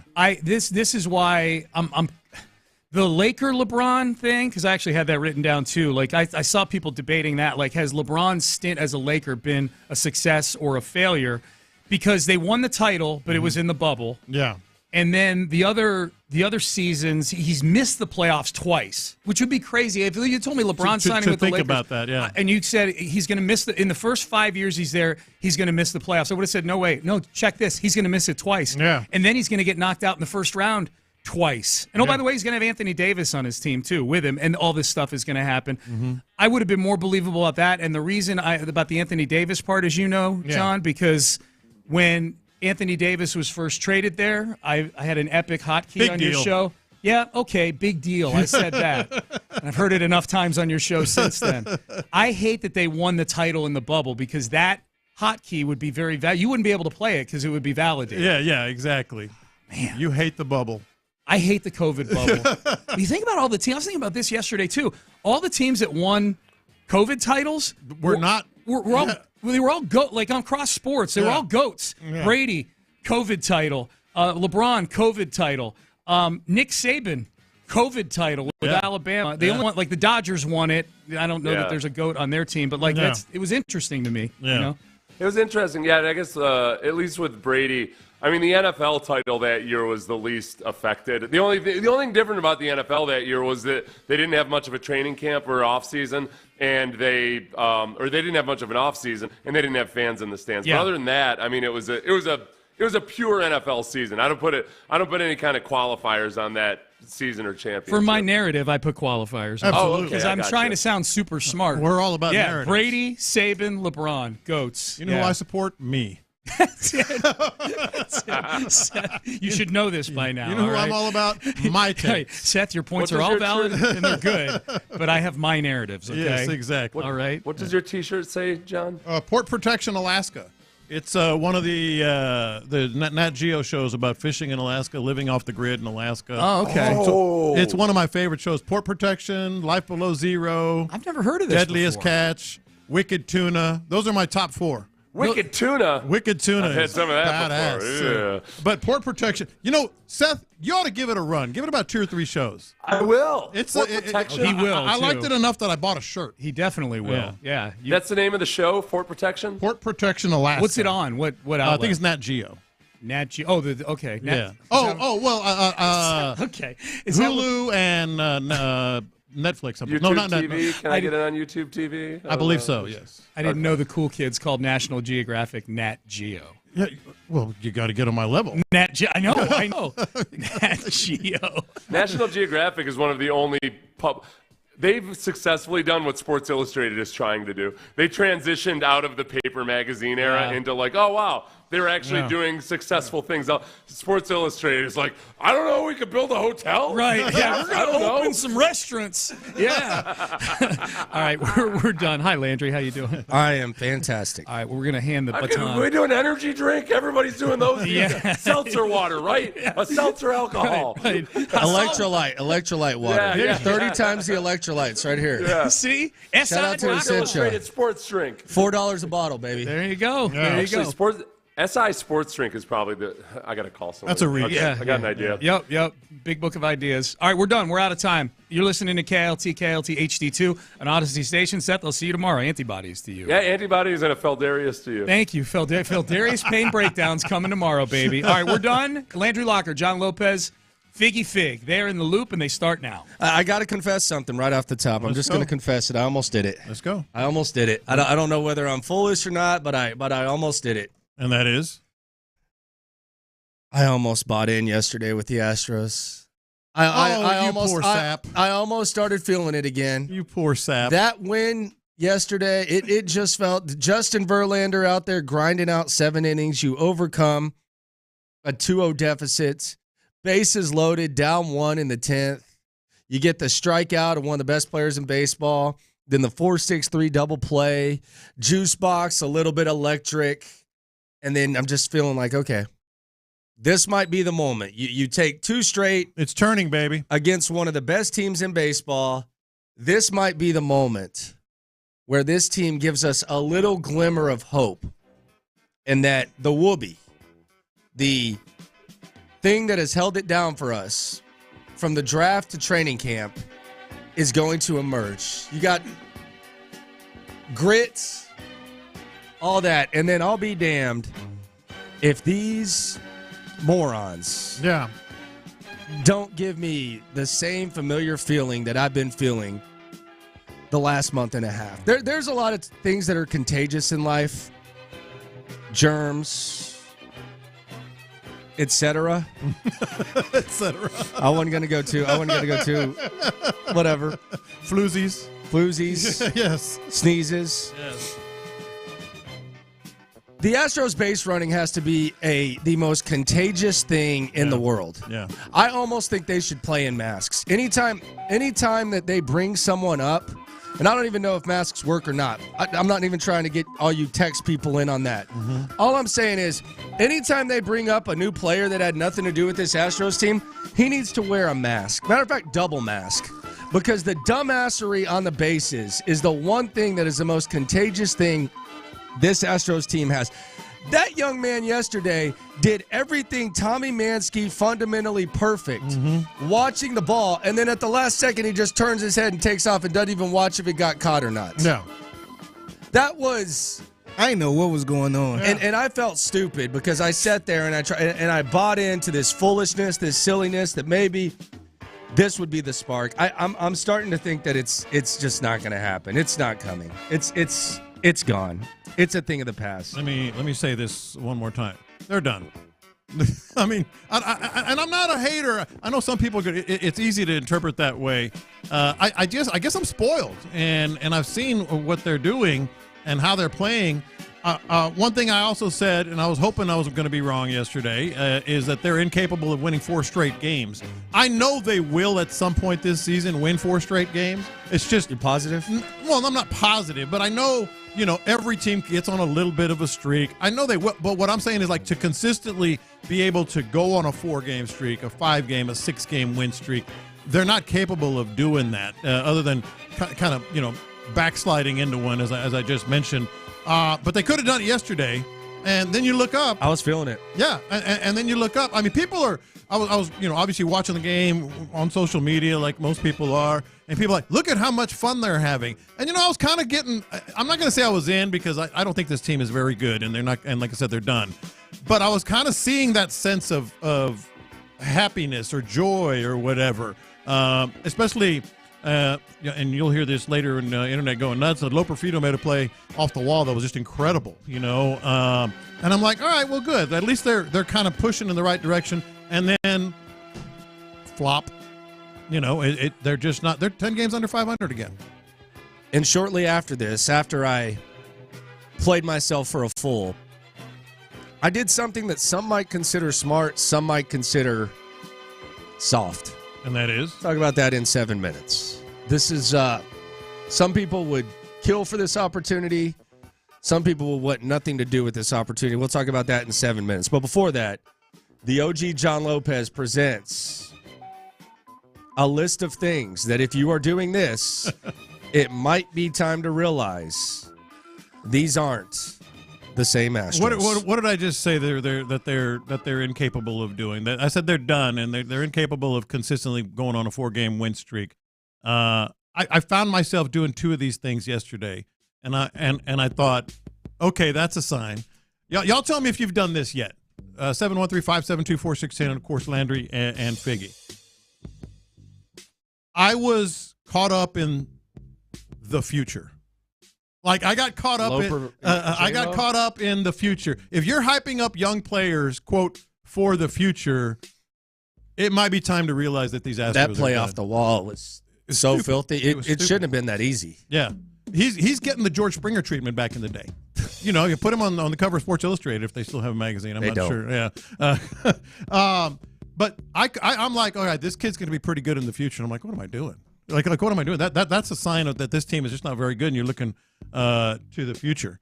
How about this? And this, I caught myself looking at the schedule and doing this. Signs you might be. It might be time to realize postponing the inevitable. Yes, exactly. I did this for the upcoming series and one that's going to be in about a week and a half. You're more into looking at which opposing players are coming to town than your own squad. I mean, Mariners are in first place.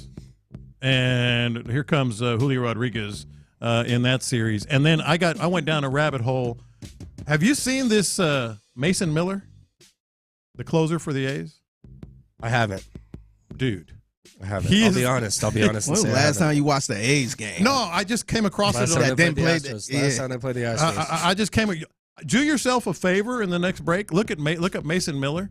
Dude throws 101, 102, 103. The A's are coming into town. The only problem is he's the closer, so the only way you get to see him. I'd rather watch an NBA playoff game. Is if the Astros are losing. But I think he has 8 saves in 8 tries, and they've only won like 12 games or something. He is the next big thing, and he hits over 100 consistently. So I was looking at him and Julio Rodriguez. So I'm looking at opposing players. That's a sign. Here's another one. And frankly, we fell into this a couple of weeks ago before we went to Costa Rica. In fact, you're thinking about going to the Astros game on Tuesdays and Fridays because of Dollar Dog Night and Friday fireworks. More than hey, let's just go to the game. We did that once already this year, and then this is in your wheelhouse, Landry. You get excited when a pitcher whose career high in wins is 11, like Christian Javier, when he throws on flat ground. Dude, how many catch videos do I have to see? Exactly. This was they showed this yesterday on Space City Network. This was some behind the scenes. This was Christian Javier. Hey, he's throwing on flat ground. And Jose Urquidy. This was their conversation. Props to the people at Space City for picking this up. I think Lance McCullers was in there. By the way, get him off the damn HEB commercials, too. I'm sorry. Yeah. I'm sorry. Enough is enough. Even the HEB commercials are annoying when they stink. Yeah, because McCullers is there. Yeah, what are you doing, man? Yeah, who is this guy? It's like a reminder. Get him off there. Yeah. You can't miss 2 straight seasons and be in the HEB commercial. Get him off there. Yeah. But this was the audio. I don't know who tracked this down. Might have been Vanessa Richardson while she's not covering the Rockets. This was Javier Urquidy and Lance McCullers yesterday getting ready to play some catch. Hey, Dad, you want to have a catch? I'd like that. There you go. And then they went through 30 baseballs to each other. Yeah. Have a catch, by the way, is the worst thing ever. And anyone who repeated that is a weasel. I didn't even know it existed until the movie. Anyone who repeated that is always what? Weasel. Do you want to play catch? Play catch. Have a catch. Or how about this one? You hear about a pitcher who's won more than 8 games exactly once in his 6-year career. Hey, man, he threw a live batting practice yesterday. That would be Urquidy. The signs are all there that this Astros team, it's time to realize that they're just not the same Astros, man. They're just not the same Astros. I was buying it yesterday. I want to badly. I started to lean that way, and then it came back down to earth. I wanted to really, really badly. Just didn't get it, man. I mean, and Guardians are good, though. I mean, there is that, but they were right there. They were right there in the middle of it. Damn shame. Damn shame. What they did. Damn shame what they did to that dog. Damn shame what they did to that dog. Then this happened. And I don't know whether I'm soft or smart, but I want people to be honest with me on the text line. 713-572-4610, YouTube, Twitch. Hitting Hawaii next week. Mm-hmm. Planning the trip. Laying out the restaurants, laying out the activities. 10 o'clock, 5 o'clock Hawaii time. Called this sushi spot. It's only open 4 hours a day. Dude barely speaks English. Reservation only. So I lined that up. Barely speaks English in Hawaii? Barely speaks English. Really? Man. Yeah. He was a Japanese guy. Yeah. And he has one of the best sushi spots. Like it's elite. You can tell. And you're going to the Big Island? Yeah, I'm going to the Big Island. So called him, set that up, set up steakhouse, all that. Wife's going through activities. Mm-hmm. And she's like, all right, so do you want to go to the coffee farm? I'm like, sure. Do you want to hike to the top of a volcano? I'm like, sure. Do you want to go snorkeling? I'm like, sure. And then she sets it up, and I can tell that this is going to be something where I said no to going to a macadamia nut or whatever. Who cares about that? That's whack. Yeah, they're delicious. Not a damn nut farm. Come on. You want to go? Let's just go get a bag or something. I don't need that. But then she goes, do you want to do the shark cage? Damn and right I said, you do. Hell no. Hell yes. Hell. They weren't regulated. No. They regulated. Hell no. Hell to the no. How many times way. are you going to get a chance to get I shark don't cage? care.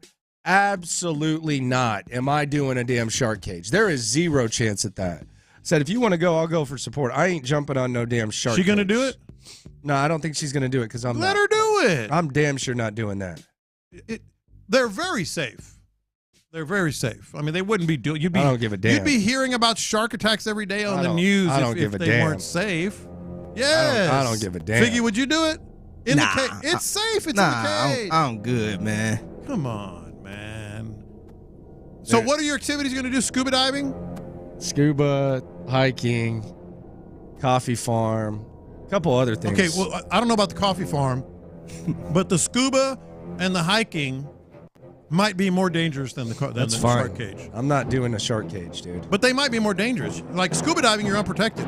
It's fine. Some barracuda could come up, take a I'm little cool nibble. With that, dude. Yeah, you're cool with that? Now, do the sharks still have teeth? Of course. What do you mean do they have I'm teeth? not doing it. What do you think I wouldn't do it then. Do they still have teeth? Yeah. Well, then I'm out. If they ain't had no teeth, then I'll probably be down for it. Nah, they still. Still. Like my pops always say, if they got teeth, they bite. That's right. It's like when someone tries to tell you that a snake ain't poisonous. Well, some aren't. Yeah, but they still got big ass fangs. No, they got fangs that'll hurt. You think that's yes. a massage? Yes. Yeah. The big ass poisonous. Fangs. Well, I would. Is that not the craziest, most ass backwards line of thinking? Yeah. You kill a big ass 20-foot snake, and you have some jamoke like Captain Scott Knoll or something like that saying, "Well, it's not poisonous." Do you say that when you get bit by a dog? He got bit by a snake. Yeah, a poisonous one. Yeah. But do you say that? Do you say that when you get bit by a dog or something? Well, at least it wasn't poisonous. Yeah. In what world do we talk about stuff and well, it's not poisonous, so yeah. Well, the fangs are still sitting there. Go ahead and chomp up, creeping at me. Go ahead, take a good bite. No, seriously, like scuba diving and hiking, especially if you're going up a volcano, it's still not dangerous, but probably more dangerous than the shark cage. That's how you need to look at it. No, I ain't looking at it like anything. Mm-hmm. I ain't sitting in a cage. I ain't sitting underwater with. Would you swim with the dolphins? Yeah, that's fine, man. And I can at least put my head up on my own. I'm not sitting there in a cage with this claustrophobic, the bubbles going up and stuff like that. Sharks, no thank you, man. A couple of listeners have weighed in and say they've done it in Oahu. That's where you're going to be. Yeah, y'all are hardos, man. And they said you have to do it. No, I ain't got to do nothing. I ain't doing that. Be there for support. I'm not doing that. And usually the boat ride's like a long time, too. Well, what's wrong with that? You're on vacation. No hopping in with sharks. Yeah. Damn sure. No, thank you. Yeah, that should be a must. You're going to regret it. No, I will not. I can assure you. You're going to regret not Shark getting in Week the for shark that. cage. They don't make that look like just a little thing on Shark Week. By the way, every week on Shark Week, going down there. That's in May, right? That's this month? I don't know when Shark Week is. Isn't it in May usually? I feel like you can watch sharks every week. Let's see. It's almost like the 420 of TV shows. Yeah. I don't know why I know. All these it's potheads July. smoke 365 days a week, and they talk about 420. That's what Shark Week is. It's in July. So a little bit ways to go for Shark Week. Yeah, you ain't going to get me in there. Astros take the L yesterday. I really, really wanted to buy in. Did not happen. They're now 10-20. So on the daily scale that I'm on, where they need to win 90 games, after 30 games in the season, they need to go 80-52 for the final 132. So that's where we're at. It would be nice though if they could win a series against the Guardians. Almost called them the Indians. I find myself doing that quite often. Yeah, I mean that's still obviously in play then, because then you got the Mariners coming in, as I mentioned, with Julio Rodriguez and all that. Then is it to the Yankees? Right? I think it's to the Yankees after that. Yeah, it's not a good vibe. Yeah. It's not a good vibe here. And hell no to the Sharks. Coming up next, put a pin in it. Nick Caserio has made a lot of statements. Let's put a pin in it, and let's revisit things that we were putting a pin in last year and how exactly those things played out. In the Loop continues next. All right, let's talk about D&M Auto Leasing.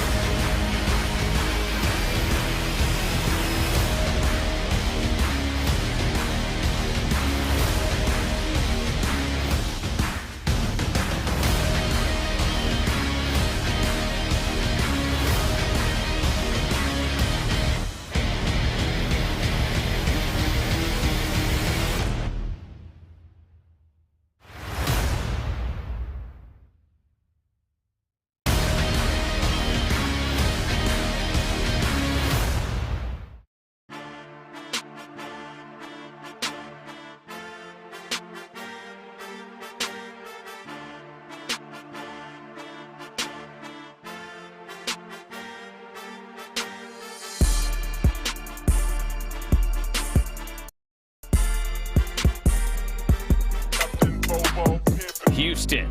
Let's get in the loop. Oh, the jokes are coming fast and furious every time y'all talk about this guy. With Landry Locker. Landry, I mean, you're going to be in midday forever now. And John Lopez. On occasion, Lopez makes a statement that's so ludicrous, it makes me pick my phone up and call you guys. You're in the loop on Houston's sports leader. Your champ, 610. Sports Radio 610.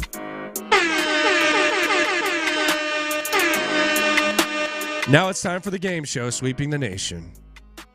Put a pin in it. Nick Caserio spoke yesterday with Sean Pendergast, Seth Payne. It is time for the latest installment of Put a Pin in It. That's one of those things I probably say a little too often. We all have those little things. But I often say, okay, let's put a pin in that. And so there's been a lot of things that maybe we should put a pin in. I'm curious what your thoughts are on this. Also, obviously, the loophole, 713-572-4610. Right there? I had a little block there. So when I say put a pin in it, one of the things that jumped out at me was Caserio talking about Blake Fisher. Because that to me remains the one thing about the draft that I just can't. We've talked about it. I mean, I just can't quite put it all together why they went with the tackle there. Could that be something where we go back and we look at and go, yeah, that might not have been the best decision? Kind of sold myself on this pick. I like this pick, I think, more than anticipated. I look, if it's a 2-year plan and this guy's a starting tackle in 2 years, I think it's worth it. I think it's a proactive avoiding of going into a draft with tackle being a need, going into an offseason with tackle being a need, proactively preparing for when you have to pay C.J. Stroud. I actually am starting to sell myself on this pick. Now, he's going to have to be good. The encouraging thing, perhaps, is that it's not like the Lassiter pick where you just took the corner that fell to you. And there was a corner run before. Oh, there's going to be a Lassiter, put a pin in it here in a second. You took the tackle before the tackle run. So there were like 8 tackles taken after him. So this is the guy they liked, they evaluated, they thought enough of. If they proactively hit this the right way, sign me up for it. Yeah, look, putting a pin in it is not necessarily a bad thing. It can be good or bad. That's what I'm saying. Let's put a pin in this and see how we feel about it, whether it's 2 or 3 years down the road. There's one more with Caserio that I think we should put a pin in. And I have a hunch that you're not going to be quite as positive on this one. The running back position and the love for Dameon Pierce. Is he serious? He seems to be serious. I'm rooting for him. I'm rooting for Dameon Pierce. Yeah. It's just, it would be interesting to say the least that a guy goes from 900 yards to unplayable to a guy that you felt comfortable enough about being your number 2 back. I think running back, I think teams that are further along and have more complete rosters, they're more aggressive with the running back position, specifically guys that come from where D'Amico came from. See Green Bay, see Miami, see San Francisco. I just find it hard to believe that they feel this way about Dameon Pierce. But if that happens, no one will be happier than me. But if you believe that, I don't know what you're basing it on. That would be my. It's nothing other than trust. There's no evidence. There's no visual evidence. I don't even know if there's examples of players. Although Max Crosby, there's a quote from him that we'll play at 11 o'clock that I thought was interesting, that perhaps Dameon Pierce and Jalen Petrie could use heading into their 3rd year. But there's no evidence that suggests you should feel confident that Dameon Pierce will be able to spell Joe Mixon the appropriate amount and that the Texans have multiple backs that can make plays in games. That's one definitely we're going to have to look back on, and we will look back on. How about this one? No one here doesn't like the Lassiter pick. I have my question. Well, there's someone who doesn't. 11 o'clock. I have my 11 o'clock. I have my doubts about the 4.6 speed, but I think that's. By the way, that was pro day. That was pro. That's when you really. Stutz brought this up yesterday. Yeah. He didn't run at the combine. That was pro day. Yeah, that's when you really. That's later in the process. That's more favorable. That's where you show off. Later in the process, more favorable. That was pro day, bro. Home turf.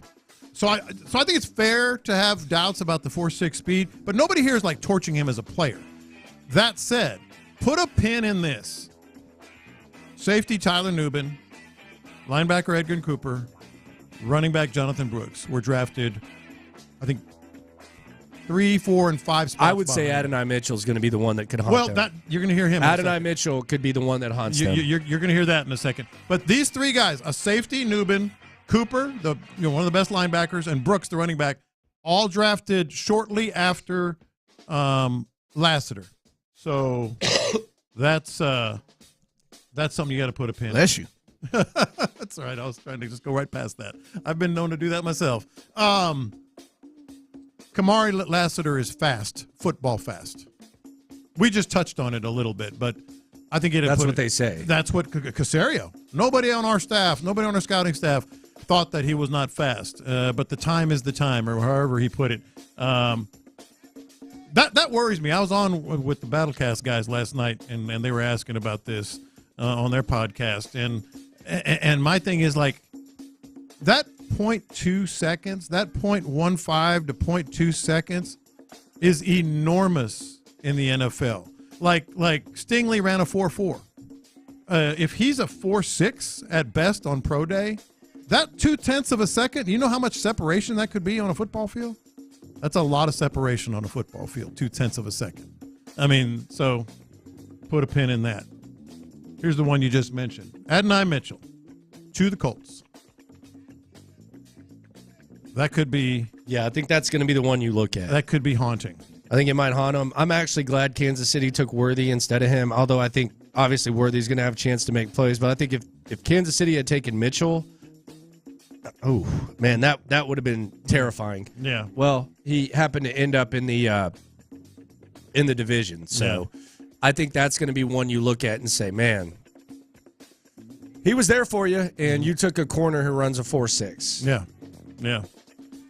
All right, here's one. Speaking of the division, I don't know if I'm reading too much into this or not.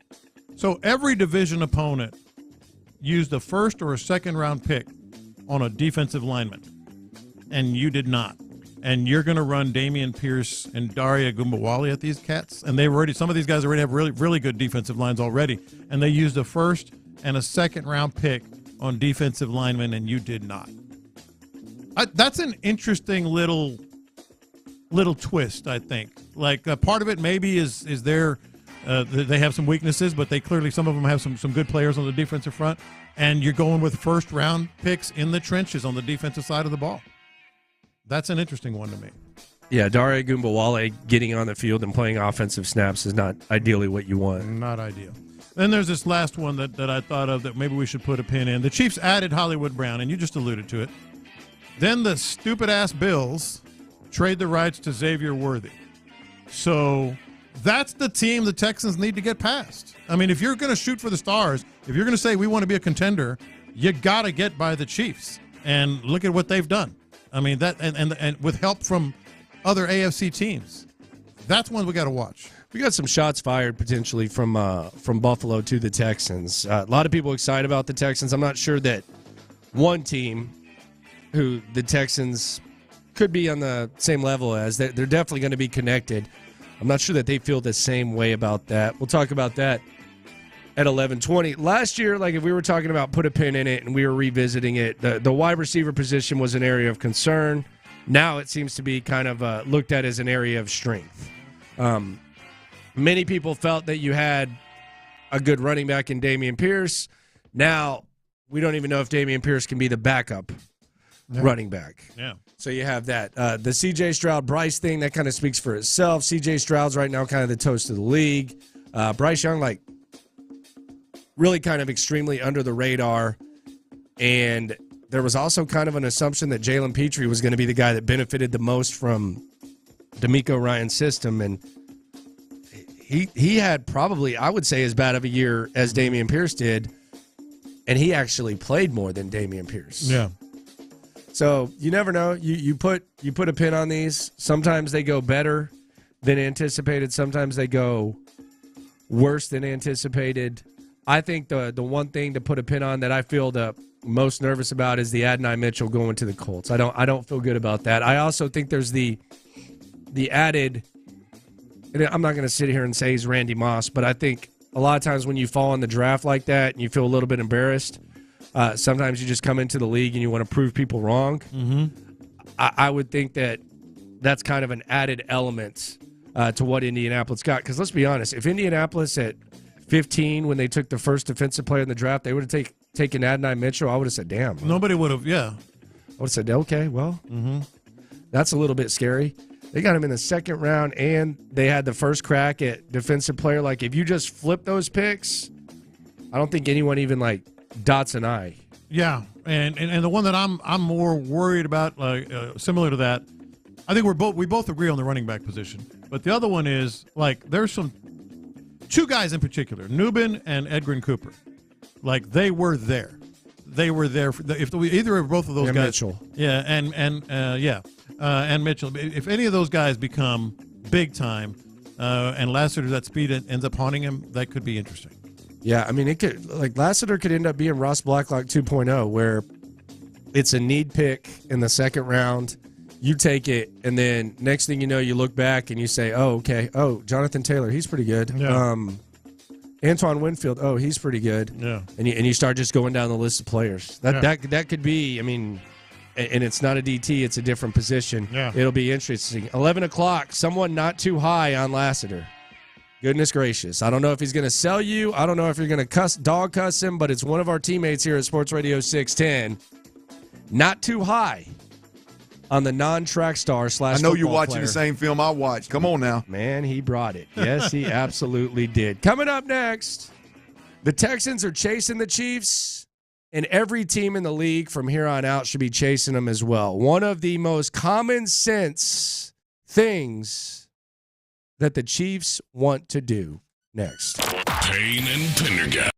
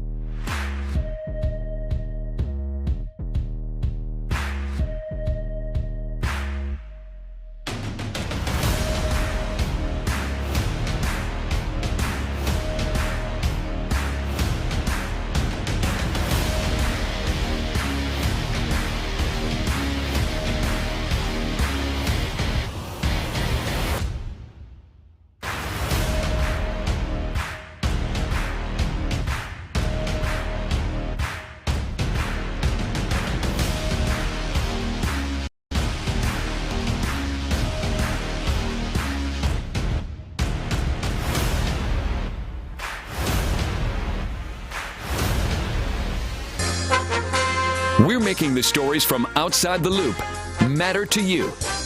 This is Localize It. Don't you know I'm local? You're in the loop on Houston's sports leader. Sports Radio 610. Chiefs have a new proposal. There's been some drama with their new stadium, fans voting against having to pay the tax dollars, billionaires, blah, blah, blah. But they do have a proposal that I think should be, first of all, I think Buffalo should have been forced to do this. But they do have a proposal that is, for me, it's common sense. Yeah. They want a roof on their new stadium. Have a roof. What a concept. What a concept. That's what I wrote down, too. As we talk about, increasing games and TV and weather and competition, these snow games, it's cute to a certain point. But once you get to where you're having to move playoff games to Tuesdays or Mondays, you're taking away star players. Like it's unbelievable to me that the NFL, and some people think that it favors the offense too much, and the rules have leaned offense, and maybe that's the case. I don't know that it's the worst thing, but maybe that is the case. But if the NFL really wants to just keep their star players making plays and favor the offense, you don't have to insert new rules every year. How about just making it to where any team that builds a stadium from here on out, especially in Buffalo, any team anywhere has to put a roof over their stadium, and it has to be an option. Yeah, look, I think this is kind of important because most cold weather cities, they put on this false front. And trust me, it is a false front. It is fake. You're not enjoying yourself. You're not having fun. It's not football weather. Football weather to me is 50 degrees. Like nice and crisp, nice sunny 50-degree day. You're feeling like football. It's not football weather when it's 5 degrees and ice is on your ass every time you sit down. So I think it's a false front. I think it's all fake. But they still subscribe to it. But most of the cold weather city fans stick to that. I was actually surprised. That's why I put it up there. I was like, wait, Kansas City's going to have a roof? They embrace that stuff. But then again, I feel like something that has to do with this is ticket prices. I think the fact that tickets are so expensive, people are. You could have gone to the Chiefs game for $15 exactly in the playoffs. Exactly. So people are like, I ain't gonna pay blah blah blah to go freeze my ass. Well, they will if it's a dome stadium, if it has a roof. So I think that's pretty good. I would be interested to see, like you said, Buffalo, some of these cold weather. I mean, places. those idiots throwing themselves through tables and fires, like they're not crazy. They're trying to mask their miserable mindset with the weather that they have to endure just to go watch their football team play. It's a joke. When someone tells you about the coldest game that they ever went to, and we've all been to some of those, do they ever say, man, I had a lot of fun? No, they say, I froze my ass off. It was brutal. It was miserable. And then when they're away from that, they're like, oh, yeah, we can't have a roof in Buffalo. Can't have a roof in Kansas City. That's football weather. No, it's not. That's not football weather. Hundreds of people, not dozens, hundreds of people this year got frostbite in these playoff games that were too cold. Like frostbite. I mean, what are we doing here? And then, of course, me being obsessed with the idiocy that is terrible, horrible, cowardly alleged leadership in this county, immediately went to the Astrodome. Anytime you have stadium talk, I immediately default to, why can't these terrible, horrible, cowardly leaders in our county? What would the process be like? Because the problem is, they're still going to have events there. What would the process be to be able to take it down? Would you still be able to do stuff? I think so. I mean, it's happened everywhere. Yankee Stadium's in the middle of New York City. They didn't stop having stuff. Yeah. When they were demolishing it. That's a big area. Yeah. I think you could still have a Texans game with 70,000 people while they're demolishing the Astrodome, because it's the footprint is all you're getting rid of. Yeah. There would be a path. I mean, and there's a way to do it. There's got to be. There's a way to do everything. The other thing about the Astrodome is you get people saying, well, they could refurbish it. Dude, it would be cheaper to build a brand new state-of-the-art stadium and put it there than that. At this point, that thing, you know why the Rangers had to basically just leave a nice ballpark, like 2 parking lots away from their new one? Because to put a dome over it and do all the extra stuff, it would have been more expensive the same thing than just building a new It's the same thing with the Brown Stadium. Yeah. It will cost way more money to put a roof on it than to build another stadium. And by the way, they're pushing very hard to get an indoor stadium. Everybody on board with it, man. I mean, it's just crazy. It makes sense. You could host a Super Bowl there. You could do Final Four there. Exactly. And it'd be good for the city. We'll give a damn about having it downtown. With the evolution of everything that's gone on, it's just insane that the most forward-thinking, the most stable, the best run, the most competitive, the one that has the biggest positive economic impact, the one that brings people together is so behind because some of these stupid North football teams insist on still having outdoor stadiums. Look, if you want to freeze your ass off, go ahead and do it. And I hear people say, well, you wouldn't be able to get to the stadium anyway. Okay, like with the Buffalo exception, okay, there's exceptions, but it's also covered in ice. So if you can at least like cover the stadium to where it's a little like that is a factor. Yes. Like I'm looking at the stadium and they're basically playing hockey in the bleachers. Yeah. It's insane to me. And let me tell you why. Well, the biggest reason that seeing that in Kansas City and what's going on in Cleveland had me thinking about the Astrodome. You know what Kansas City is all of a sudden, despite fans allegedly seemingly liking an outdoor stadium? They are forward-thinking. You know, they are forward-thinking as a city. You know what Cleveland is? Forward-thinking. They're looking for other events that they can have there, more comfort for the fans, better environment for the team, etc. So let me say this one more time. And if you work at the Harris County Commissioner's Court, this is not political because there's people on the county commissioner's court from various parties. So I'm going to go ahead and name names here. All right. Oh wow. Yeah. I'm going here. I'm going to go ahead. If you work at the commissioner's court, or you know someone who works at the commissioner's court, or you have their text or their phone number or their email, please send them this clip right here. The city of Houston, the county, Harris County, cannot consider itself forward-thinking and have the best interest of its constituents in mind with the Astrodome still there. Lena Hidalgo, Rodney Ellis, Adrian Garcia, Tom Ramsley, Leslie Briones. All of y'all are cowards and weak and horrible at your jobs. Just like I said about the previous regime, which was mostly from another party. So this is not political. Until you get off the pot and do something that is actually thinking and get rid of the dome and work with other people like the Houston Texans to get something there that is actually forward thinking. It's tacky, man. Period. Paragraph. Nothing better than a nice rebuild. Makes the city look great, man. You're horrible. You're terrible. Don't tell us about the future and having the best interest in mind until you do that. Lena's on vacation, isn't she? Thank you very much. Please forward that to your nearest county judge. With her boyfriend. Is that her boyfriend or husband? Who, Lena? Yeah. I don't know what she's doing, man. Yeah. I don't know. Did I make myself clear? You did. Okay. You did. Right. Landry Locker, John Lopez, Figgy Fig. Oh, freaking frustrating. Mattress Mac was right. Switching the music. On the text line, I don't know. The 713, why do y'all keep bringing up Dare Agumbawale like the Texans didn't draft a running back? I mean, they drafted a running back in the 6th round. We don't know what a 6th-round running back's going to be. So right now, Agumbawale's a snap away. Yeah, and we're bringing up... I feel like he might get more snaps than that running back, though. Yeah. That's what I'm saying. I mean, right now, today, based off experience, before they do a depth chart, Dare Agumbawale is one snap away from being a running back. That dude got to be better than Dare. Yeah, he was a late running back. You don't know that he even makes the squad. So we'll see how it goes.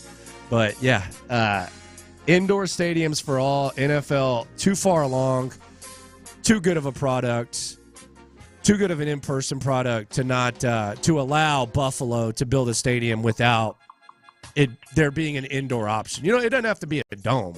But an indoor option, not having that, it's incompetence. And they affected games, too. They threw off the whole season. Yes. Like, do y'all ever want to host a Super Bowl? Like, do y'all ever even want to have a chance to host a Super Bowl? Mm-hmm. Not that Buffalo would ever Well, they might. do that. Well, I mean, now Yeah, they they won't. I might. mean, they damn sure won't if They're they don't putting have them in Minnesota and everywhere else. Yeah.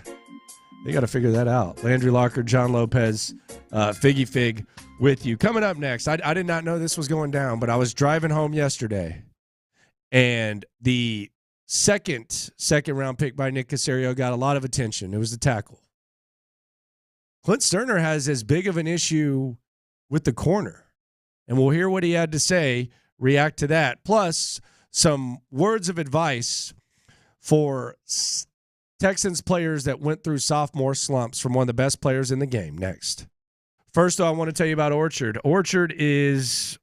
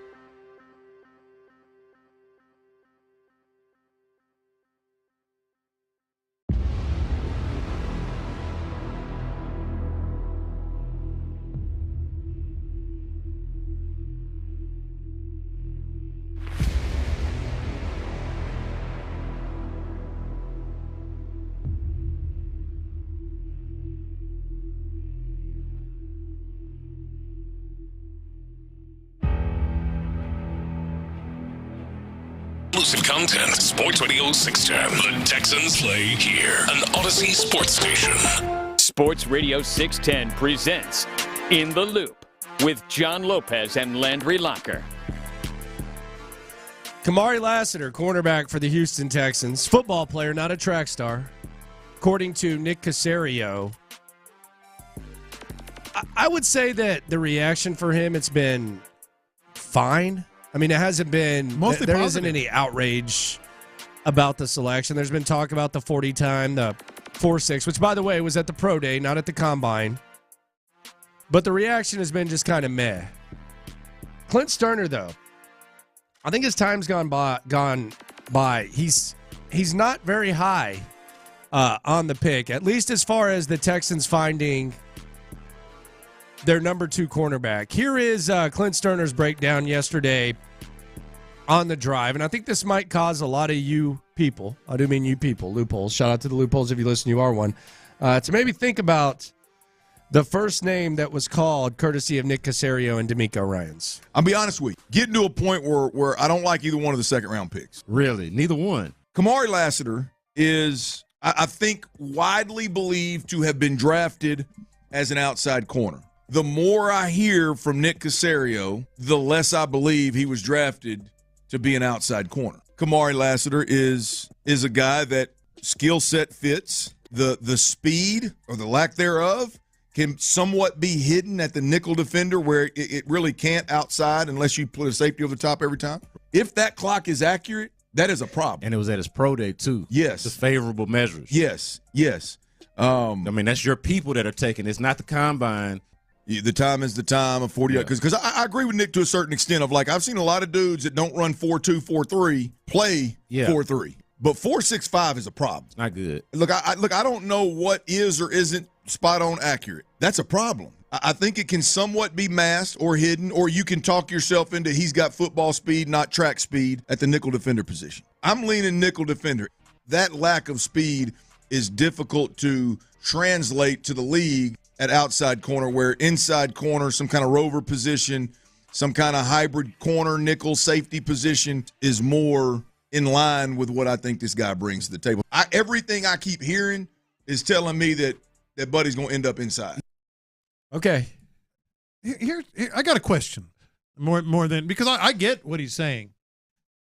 But with the number of snaps that nickels get these days, I don't understand why that would necessarily be a bad thing if he's a really good nickel. Yeah, if he's a really good nickel, I don't think it's the end-all, be-all. Yeah. I get Clint's point. Just like if the guy's your starting tackle in 2 years, I don't think it's the end-all, be-all either. Yeah, but I mean, hell, I mean, what if he just steps right in and he's the starting nickel? An elite nickel can go a long way. Thank you. Like I said, I get Clint's point because we're all about the biggest. This guy's going to be a 3-down guy. Right, the biggest impact, flashy players that can change games. That would be an outside corner, right? Opposite Derek Sling. You got 2 shutdown corners, baby. You know, all that stuff. But there is a lot of value in a really good frontline nickel, you know? Yeah, I mean, just look at if you're playing the Texans. Like, if you're playing the Texans and you have to guard Tank Dell, you have to guard Nico Collins, you have to guard Stephon Diggs, you're going to probably need 3 corners. You're going to need someone to do some work on the inside. So I don't know that it's the end-all, be-all. My thing is 4.6. Like, I don't know that you can minimize 4.6. That is my one big reservation. And as far as, well, he didn't look slow at Georgia. That's cool. I mean, that's fine. But I mean, you also have a bunch of really good players around you. So how long are you really having to cover? Now, the other part is the Texans have kind of addressed the D-line, and they've addressed rushing the quarterback. So maybe speed doesn't matter as much. But I do think that there does need to be, like, I don't think dismissing 4.6 is too crazy. And I also didn't hear the young man's name being mentioned too much leading up to the draft. Mm-hmm. We read thousands of messages a month. I didn't hear anyone pounding the table saying, man, we got to get this Lassiter kid. No, didn't hear it too much. I think that's a big factor in why it was sort of lukewarm or maybe wait and see, because and I said this yesterday, if it were Kool-Aid McKinstry, everybody would look at this draft completely differently. But he was taken earlier. and it was a guy that we didn't know. And I think that's a factor, just sort of the hype that he got, you know? Yeah, and Nick's very, very defensive about it. I find it interesting. It'll be something to keep an eye on. You know, how does he look in camp? What does he look like? He does have the right makeup. He's very easy to like. Second year sophomore slumps. We saw a couple of them last year. Dameon Pierce and Jalen Petrie. They struggled heavily in their second year. I was watching Max Crosby's podcast where he had Devontae Adams on, and he kind of talked about how he struggled in his sophomore year, in his second year in the NFL. Just got me thinking, okay, maybe this could be something that Dameon Pierce and Jalen Petrie could use as motivation. Let's hear from Crosby, and then let's take a closer look at perhaps why Pierce struggled, why Petrie struggled, and if that can be figured out. After my second year, I had a down year after my rookie year, and I was like, PFF, I was legitimately 120 out of 128 or something. Mm-hmm. And I went back to the drawing board. I watched all my film. I'm like, I know I can do this shit. It just really comes down to you at the end of the day and making up your mind. Like, nobody's going to stop me. Yeah, and man. Putting the work behind it. Put the work in behind it, because if you have it in your mind, you already have the confidence in yourself. Yeah. Now you just need to do some shit to kind of back that up. Now, I will say this. Max Crosby did go to alcohol rehab between his rookie year and second year. So there's probably adjustment there too. Yeah. That I think a lot of people can perhaps understand. My question is the why. Like, why, if I asked you, someone who watches the Texans, I think the why is important. Why do you think Dameon Pierce and why do you think Jalen Petrie struggled in year two? Like, what was the reason? Okay, so there are different reasons. Dameon Pierce, I don't feel is a fit. And we speculated on it earlier in the season, fit with this offense, with the zone blocking scheme, you know, the whole one cut and find the space stuff that we've all heard about. I think his is more of a, give me the ball and tell me which hole to go into, and I'm going to put my head down and I'm going to make fools miss me, or bounce off of me. That I think in his case, he is not a good scheme fit. And frankly, that's what worries me. They're making it sound like it's the most difficult thing in the world. And I'm not trying to completely minimize what Dameon Pierce is about. And I don't think it's about the work. I don't think there's too many guys on that team that work harder than him, but the way that, and we're to the point now where not only like, is it can Dameon Pierce bounce back from last year? It's he damn sure better, because you're going to need multiple backs to make plays. Yeah. I don't want to minimize the difficulty of being a running back in this system, but I kind of have seen situations where guys just come in off the street, and in this system they have some sort of success. And these are guys who weren't even in the system. Like, they're making it seem like this is the most difficult thing in the world, like he's in like an advanced calculus class or something like that. Yeah. Maybe it's just a little more difficult for him, but it doesn't. I didn't know that for a running back that it was this difficult. Yeah, no, this system, especially with what you would ask for from Dameon Pierce. I think it's stylistic. I think he is not, like, it's not difficult. He's like, okay, I need to do this, but just intrinsically, he gets the ball and he barrels through, you know, or he tries to just get to the edge or whatever. So in Dameon Pierce's case, I think it's systemic. In Jalen Petrie's case, I don't know if he really had that good a rookie year. No, I think the rookie year was misleading. Yeah, I think it was absolutely misleading. I think it was statistically misleading. I think he can be a good football player. I do think he has flaws that were masked in games in which I think the other team was in more control, to where they weren't having to throw as much. And I don't think the missed tackles were flukish. I don't think it was the D-line's fault. I just think it's kind of coming – it's like meeting in the middle from a misleading statistical rookie season and a sophomore year in which he struggled. But I do think that, unlike with Dameon Pierce, I do think like all the things that a safety is asked to do and all the difficulty that comes with being a leader of a defense, it would surprise me a lot less if Jalen Petrie creeped closer to what we thought he was, or some thought he was his rookie year, than if Dameon Pierce just all of a sudden like figures out this trigonometry that we're being sold, and is a really, really productive number 2 back. I think Dameon Pierce can be good in the right system, or if somehow he gets this system. Yes. Jalen Petrie, let me interest you. Can I interest you in a stat? Because the big stat, everybody goes, well, his rookie year, he had 5 interceptions. His rookie year, he had 5 interceptions. Yeah, he did. And that was awesome. And those were big plays. But when you talk about missed tackles, he missed, percentage-wise, just as many tackles his rookie year as he did this past year. He's given up just as many yards per catch his rookie year as this past year. It was very deceptive. Yes, he made 5 big plays, but he was giving up 66 and 68% completions. He hasn't been that good other than those. And I know I don't mean to downplay him. I mean, 5 interceptions is big, but like across the board in every other category, he wasn't really that good as a rookie. He really wasn't. And so I'm wondering if he's just not quite what we think he is. On the YouTube, Joseph Lewis says, y'all blaming DP. Maybe Slowick needs to learn how to use multiple running backs. I guess. I mean, I don't. He did. He tried. Yeah. I mean, he doing it in San Francisco. Yeah, he did. Yeah. I mean, I think he knows how to use multiple running backs. I would. Like, I don't think this is a Bobby Slowick thing. I actually think Bobby Slowick wanted nothing more than Dameon Pierce to. Yeah. I actually commend the coaching staff for being able to make that decision. Mm-hmm. There have been situations where I think some coaches would just keep running Dameon Pierce. I think against they the stuck wall. with him too long. We talked about that during the season. I think they were sticking with him too long. And I think Marcus brings up a good point. Zone scheme is very unique. Some have it, some don't. I agree. Mm-hmm. I agree wholeheartedly. But I also think it's not as simple as I find it funny when there's like an automatic thought that, well, this guy did this, so he fits into his own scheme. Well, this guy ran like this, so he fits perfect. Like, some guys can figure it out, and there's a number of examples of running backs who've maybe not run in a zone scheme early on, and then they figure it out and they thrive. So sometimes I think it's fake fake YouTube scout that just looks at, okay, well, let me look this up. Yeah. Oh, RB5 ran a zone scheme at Northeastern Needle Dong University. So let me see. This team runs a zone scheme, so I think that he will fit perfectly into this. Yeah. Running back 7'5".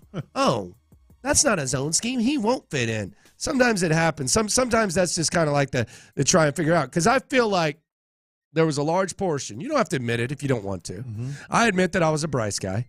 But there are a lot of people saying, oh, Dameon Pierce is perfect for this. And I think they might have thought that too.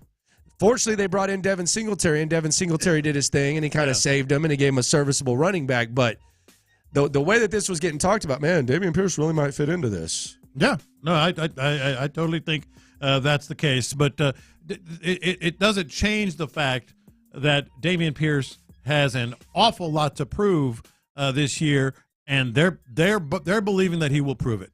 And I frankly think that's a big ask.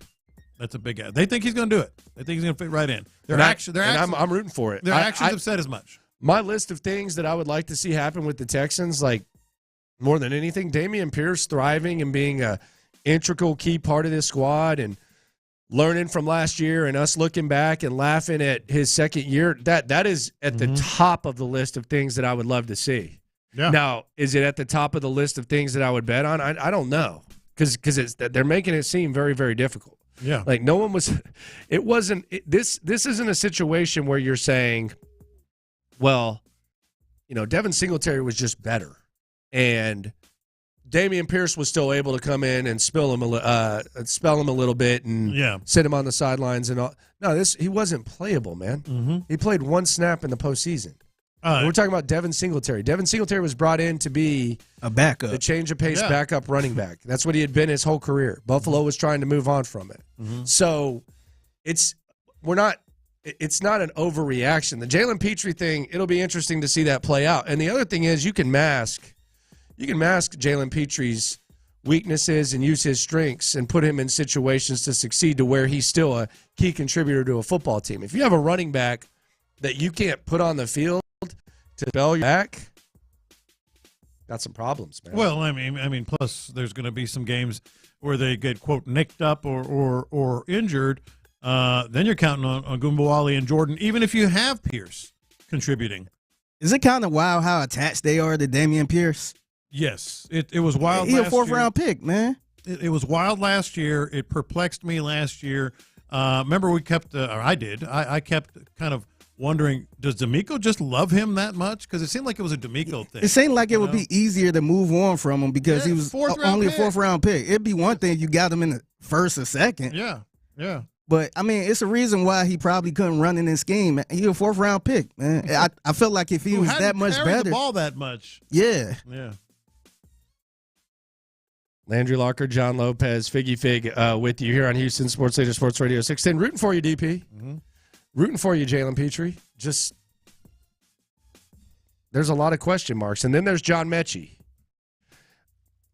The mention of John Mechie this morning on the morning show with Payne and Pendergast, they talked about, how the Texans didn't draft a running back.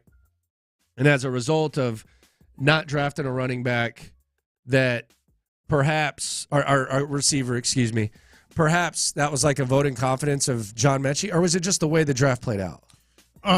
It might have just been a combination of that, and they like what their front guys are doing. They think they can re-sign some of these guys next year, and they like the guys that are there. They go 4 deep. They're not dependent on John Mechie. They're 4 deep at wide receiver.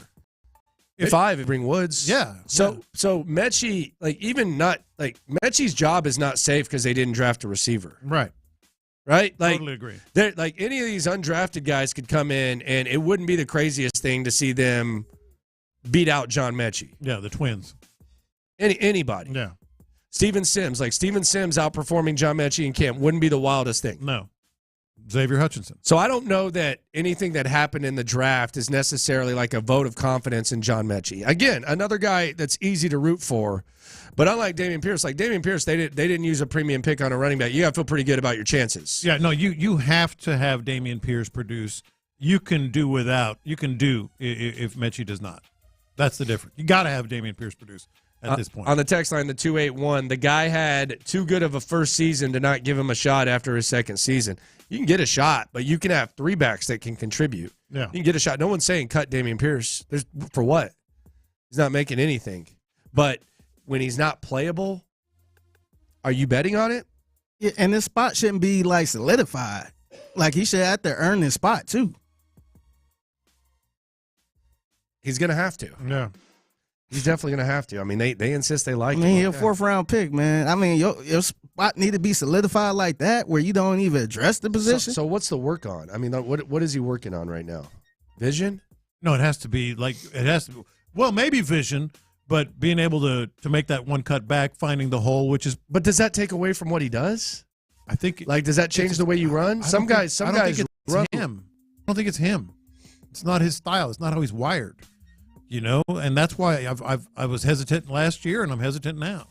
If I were a team that needed a running back, and if this isn't a fit, I would call the Texans. There's a place in the NFL. There is absolutely a place in the NFL for Damian Pierce. Yeah. And again, to go back to what we said a minute ago, we're hoping it's here. There's a lot of clues. There's a lot of context clues that would lead one to believe that perhaps it isn't. And the Texans, you can't continue to be literally the only team in the NFL that doesn't have multiple running backs that you trust to make plays in big games. Just can't happen. Yeah.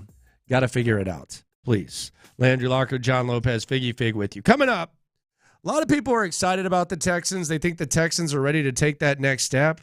This might be perhaps the biggest form of disrespect that I've seen when it comes to the Houston Texans and another executive in the NFL believing that they are ready to take that next step. You'll hear it next. Area 45.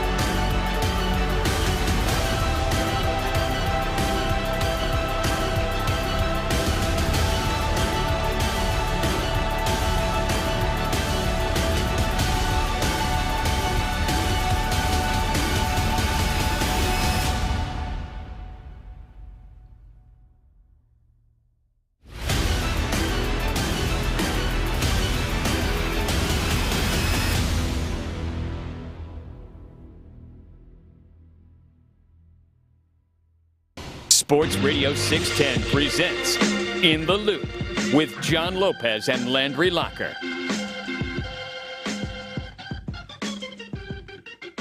This is kind of disrespectful, I think. This was Brandon Beane, GM of the Buffalo Bills, the man who made the Stephon Diggs trade. He traded Stephon Diggs to the Houston Texans. Also made a draft day trade with the Kansas City Chiefs, in which he allowed the Chiefs to acquire Xavier Worthy, much to the dismay of many NFL fans. Listen to him try to explain himself as to why he shouldn't be blamed for making the Chiefs better. And this has me kind of feeling like he's treating the Texans like chopped liver. Here was Brandon Beane on ESPN yesterday. Yeah, listen, anytime we trade with someone, if people think, you should take a player there, offense, defense, in this case, receiver, you're always going to get criticized. And it'll have to play out on the field, ultimately with the players that we acquired, the player they acquired. But you can only, it's not like we traded the player to Kansas City. I get that narrative. Like if we had traded, Stephon Diggs to Kansas City, well, why would you trade him there? You don't truly know who someone's going to select. So you're saying because he was fine with trading him to the Texans? Yeah, I mean, if he's I didn't even think of that when I heard this. I mean, they ain't no threat. I mean, that's basically what he's saying. He's saying we didn't trade him to Kansas City. We wouldn't have traded him directly. We traded Diggs. So I don't know. Maybe they don't think of the Texans as someone who's in that tier. Maybe that's a different situation. Maybe it's apples to bananas. I don't know. Maybe that's what it is, because obviously the Chiefs are still at the highest level. They're still the ones to beat. They're the champs. I mean, come on. The Texans are better than the Bills right now. Everybody knows that. He knows that. Does everybody know that? Everybody knows that right now. Texans are better than the Bills, at least on paper. Better than the Bills. And I also think that the whole will trade with anybody, which I think you and I both endorse. I know I do. You shouldn't play scared, is what I always say. You make the best deal. But I also think that people are very selective about that. Like sometimes they will and sometimes they won't if they feel like they're getting a really good deal. Because frankly, Nick said the same thing with Payne and Pendergast, that it doesn't matter who he's dealing with. He'll make a trade. And yet he didn't do it with Deshaun. Well, Deshaun had a no-trade clause. No, but I'm saying he didn't engage. He didn't want any part of being able to trade him like in division or anything. He said that. We traded him to Cleveland, right? Yeah, in division. He didn't want. I think Cal said it. Was it Cal? Yeah, Cal said it, but again, he didn't take them talks to the Colts. Deshaun had a no-trade clause, right? Yeah, but I think the point is that I think you're pretty selective when it comes to when you do and don't trade with teams in your conference or your division. The Xavier Worthy thing, for me, look, you could, anyone that goes to Kansas City is going to make a big play in a big game at some point. Mm-hmm. Just because they're going to have the opportunity. Kadarius Toney could have been Super Bowl MVP. Yeah. Like 2 Super Bowls ago, we could be talking about Kadarius Toney as a Super Bowl MVP. The Xavier Worthy thing is interesting because he's a fast guy. He ran a fast 40 and speed kills and record holder and all that. But I would have been more terrified if they would have taken Adonai Mitchell, to be honest with you. I think Adonai Mitchell would have been Pro Bowl caliber receiver with the Kansas City Chiefs. I think there's going to be some home run opportunity for Xavier Worthy. I also think he's going to get roughed the F up in the NFL. Mm-hmm. But Adonai Mitchell falling to the Colts, and the more you hear these Colts people talk, and Chris Ballard has his scripted behind-the-scene videos where he always has that one-liner, and I'm sure there's probably cuts and stuff where they rerun it. The Adonai Mitchell thing, though, is the one thing, and I think that's the one move. Like we talk about CJ and Bryce, we talk about Will Levis and CJ and those connections, and Will Levis was selected with the Texans pick. Passing on Adonai Mitchell and taking Lassiter, and the Colts being able to take Mitchell and make him their second receiver, I think that's going to be the one move that is directly connected to the Texans.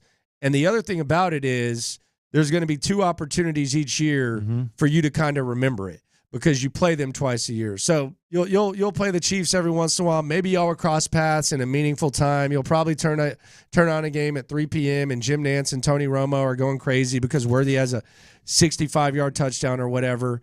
But the Adonai Mitchell thing and the fact that you had a shot at drafting him, local guy. Let's be honest, like as good as the receiver position is in the 1 year window, after that, there's going to be some questions. That's going to be the one where it could be hindsight. People might not be talking about it right now, but that's going to be the one that I think we're going to look to and say, man, did they make the right decision? And the other thing about it is this. I agree with you that if Lassiter ends up being a really good nickel corner, I don't care if he's taken in the second round. If you give me a really, really good nickel corner for 4+ years, that's worth that's money. A number 42 overall selection. I'm with you. I'm not going to pigeonhole him and say he has to be an outside corner and he has to be lining up on the outside. So I agree with you on that. But if you're comparing a nickel corner to a really, really good receiver, that's a little bit different of a comparison. Impact of the game. Impact on the game. And the other part of this that it's scary. I'm with you. I think a lot of receivers, several players drafted behind Lassiter and behind Fisher could come back and haunt the Texans. That's just the nature of the draft. But Adonai Mitchell, on top of if Anthony Richardson is what we think or what they think, I'm still not sure, Anthony Richardson is going to be, boy, that's dynamic. I mean, that is super dynamic in the division. It's something that you're going to have to deal with twice a year. You're looking at the Anthony Richardson, like I almost feel like I don't even acknowledge him. It's kind of crazy because he was a top 4 pick last year. He did have success in the first half against the Texans. He was the Colts starter. He goes away more times than not when a team loses their starting quarterback and they get a drop pass away from getting in the postseason. When they're getting their starter back, you're like, damn, well, this team could really make some noise. Look out for this squad. Doesn't feel like that's the case with the Colts, and really, it doesn't even feel like Anthony Richardson is really even coming out. I don't want to say he's getting, like, slept on because I don't think either you or I are big fans of Anthony Richardson, but I almost feel like when it comes to looking at a team and evaluating a team, even if you're giving the Colts their flowers, Will Levis is getting more of absolutely a boomer bust type of look than Anthony Richardson. Yeah. And I don't really know what to make of that. To me, I've said I don't know what he is, but I was very down on Anthony Richardson coming into the draft and watching him in college. I did adjust that because he showed some things that were promising. It just wasn't enough. So I don't know anything about him. But here's the thing, and this might be a confession down the road. It's not a confession today. I'm still pondering it. But, like, the Colts might be the best value on the board if you're going to bet on the division win. If you're giving me 3.5 to 1, I would take it. Yes, that's what I'm saying. I feel dirty if I do it. I feel dirty betting on the Colts. But they still have Jonathan Taylor. They still have Michael Pittman Jr. They just drafted Adonai Mitchell. The Jonathan Taylor thing, like, it's just ignored. He went for 200, man. He was disgruntled last year. Yeah. He wasn't on the field. Anthony Richardson, like in a zone read with Jonathan Taylor, he's one of the more impactful offensive players in the division. And when he's at his best, let's just be serious. He was number 1 in fantasy drafts not too long ago for a reason. Yeah. Like that kind of gets glossed over. Like if I'm making a bet in Vegas right now, and it was the opposite last year, I won $100 from McClain because I took the field and he took the Jags. Yeah. But if I'm making a bet in Vegas right now, I'm sorry. I'm betting $100 at 3.5 to 1 on the Indianapolis Colts. Yeah, well, that makes Texans are even money. That makes me feel a little better. Worse. They're the best value on the board. And they drafted 2 offensive linemen. Well, I mean, and they were close without Jonathan Taylor last year. Without Jonathan Taylor last year for a large portion. With Gardner Minshew as quarterback. With a depleted secondary. I know we talk about the Texans' offensive line, and I don't expect us to be this much in the sticks. That Colts secondary was just as depleted as the Texans' offensive line. The Colts, they're a problem, man. Yeah. Like they're not something to just roll your eyes at, especially like if Jonathan Taylor, let's say Jonathan Taylor, we're talking about Dameon Pierce, and we're talking about Dameon Pierce returning, and oh my God, he had 900 years 2 years ago. What if Dameon Pierce comes back and bounces back, and all of a sudden you have Joe Mixon and Dameon Pierce? What if Jonathan Taylor goes back to what he was? Oh, and by the way, the last time we saw him on the football field, he damn sure looked like it. Almost ended your season. Yeah. Before he was on the sidelines that final play. So we've actually seen that. Yeah. Like the Dameon Pierce thing is blind hope. This is a larger body of work. This is a motivated guy. This is a guy. Remember last year he was showing up to camp and going on Irsay's bus? Yeah. Like there was that whole drama. I'm with you with the Colts. Would I bet on them straight up? No, I would. If all odds were equal, I would bet on the Texans. But if you're giving me 3.5 to 1, as a gambler, I'm taking it. Yeah, as a gambler, I'm same reason that I took the Texans last year. I'm tempted, but I probably wouldn't. I probably shouldn't confess that one publicly. If I do, I'll let you know. I mean, I don't think it's crazy at all because I think, and I also think that they have a coach that doesn't get the credit he deserves. I don't think Shane Steichen gets near the credit he deserves. It's not just about what he did in Indianapolis; it's about what happened in Philadelphia when he left. They weren't the same. Yeah. They weren't the same. So I am definitely not sleeping on the Colts. Landry Locker, John Lopez, Figgy Fig with you here on Houston Sports Leader, Sports Radio 610. What are the things in life that you waste the most? Like, what do you waste? Not like, we don't have to get like too deep, but yesterday I think the Houston Astros wasted one of the great sports gifts that we've gotten in this city in a while. And it's not necessarily a vintage in his prime Justin Verlander start, but I think what separates the all-time greats like Justin Verlander from pitchers is the battle. You don't have your best stuff, and you battle out 7 innings. Yeah. You hold the other team to 2 runs. You give your team a chance to win, and you just gut it out. And as you creep into the 40s and you start to see that, like I just have a soft spot. I have admiration for a guy like Justin Verlander going out there, man versus man, the ultimate example of man versus man, pitcher versus hitter, second start of the season, team's backs against the wall, walking out there, just everything looks professional, and you gut out 7 innings. Yeah. You allow 2 runs.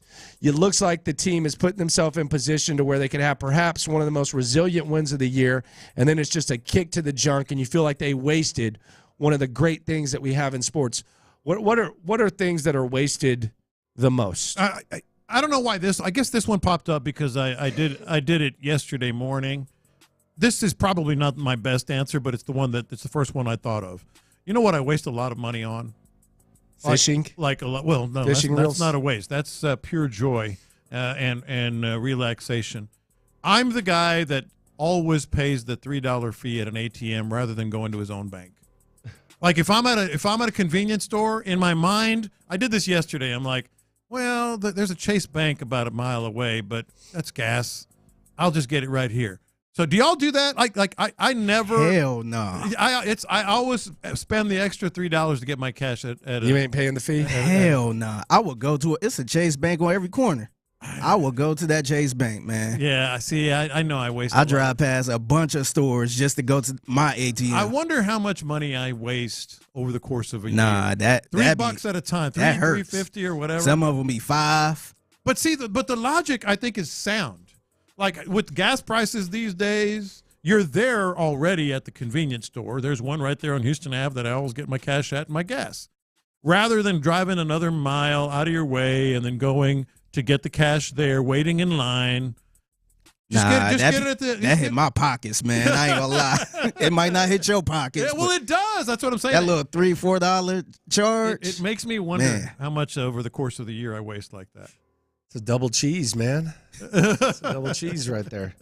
Coming up, the hits are lit. The wise one. CJ Stroud has advice for the youngsters and the Astros. Man, I almost was back in. Next.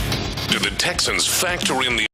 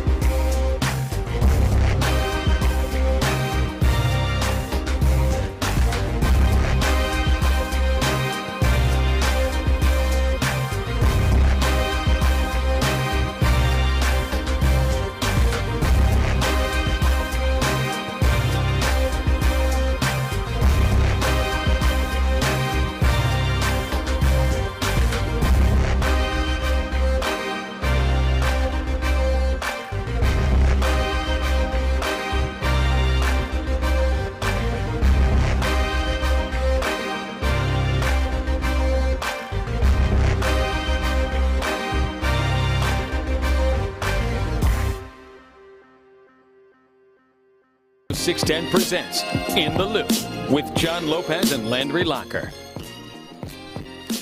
22 years old, never sounded so good. The hits are lit here on In the Loop on Sports Radio 610. Playing all the hits. These are the hot stories of the day. You're listening to In the Loop with Houston's sports leader, Sports Radio 610. CJ Stroud, what would your advice be for the young men coming into the league, specifically Caleb Williams, when it comes to playing the quarterback position? Man, there's a ton of things that you can tell somebody. You know, accept the coaching, accept the criticism, accept, you know, the system, because a lot of teams, when you come in a situation, the coaches have a mindset of like how they want things to be ran, and yeah, that's amazing. You should want to follow that, you know, because coaches don't get to their positions by accident. You know, everybody works hard to get, just like we worked hard as kids to get to be a great NFL quarterback one day. They did the same thing. So you have to trust coaching, but on top of that, you have to be yourself. You have to mold things the way that you want them, in a sense. Conversation with receivers, how the locker room bonds, that's all up to you.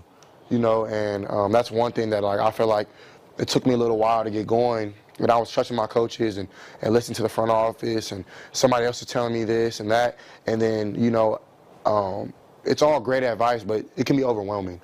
And at the same time, you want to listen to great feedback, and, you know, you want to be accepting of it. At the same time, you want to be yourself. So, I mean, the main thing I'm saying, man, be you, man. That's what got you here, and that's what will take care of it, you know. Exceptional stuff right there from him, because it's really hard for great players, and he's been a great player, to understand that, especially so soon, and take coach. The best of the best like to get coached hard and like to get coached and pushed like that, and that's great advice. I think it's what separates him. One of the many things. The question I have though about this is, what's the balance between asking CJ to be too much of a veteran presence and while allowing him to continue his own development?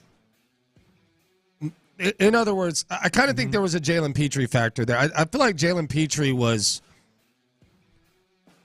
prematurely crowned as like one of the go-to guys, one of the faces of the franchise, and I don't think he was ready. And I know CJ is a completely different level, different caliber player, but where do you balance that? Is that something that D'Amico and Caserio have to monitor?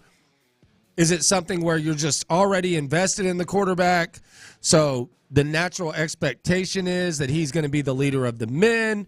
Because I'm not forecasting a sophomore slump with C.J. Stroud. All I'm saying is that there's still going to be some things that are thrown at him early on in his career that he might not expect. There's an array of experiences that he hasn't gone through that he's going to have to go through. I feel like he's built to handle pressure. I do feel like that. I do feel like he's a killer. But can you ask a guy, just because of one really, really good historic rookie season, can you go from, okay, this guy's a rookie, we're going to bring him along slowly, he's going to earn the trust of Bobby Slowick, he's going to earn the trust of D'Amico, and then all of a sudden you almost trust him too much? What is that balance? I don't think you have to balance it for them. I think, and this might be a cop-out, but I think certain players are just equipped to be that guy, or they're not.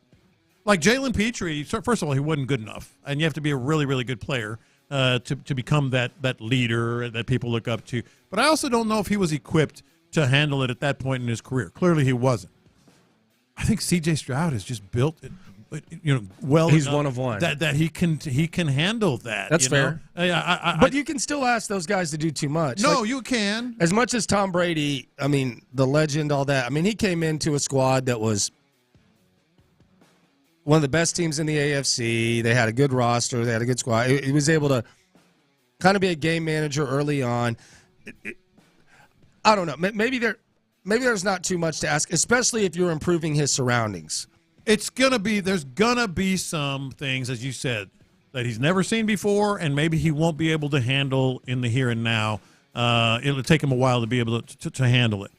But he's equipped to be that guy. And I think he said something, I don't know if it was earlier this week, but definitely recently, where he was talking about he was talking about how he was taking too many risks early, and then he learned from it, and then that's when he became a better quarterback. Like to be able to handle that and learn it, and that's as a rookie, much less as a second guy that everything is kind of slowing down and the world around him is kind of slowing down on the football field. I think he's built to be able to handle that. The night after winning in extras, the Astros lose in extras, both in 10 innings. Yesterday's, I'm not going to lie, I'm going to confess, I bought in.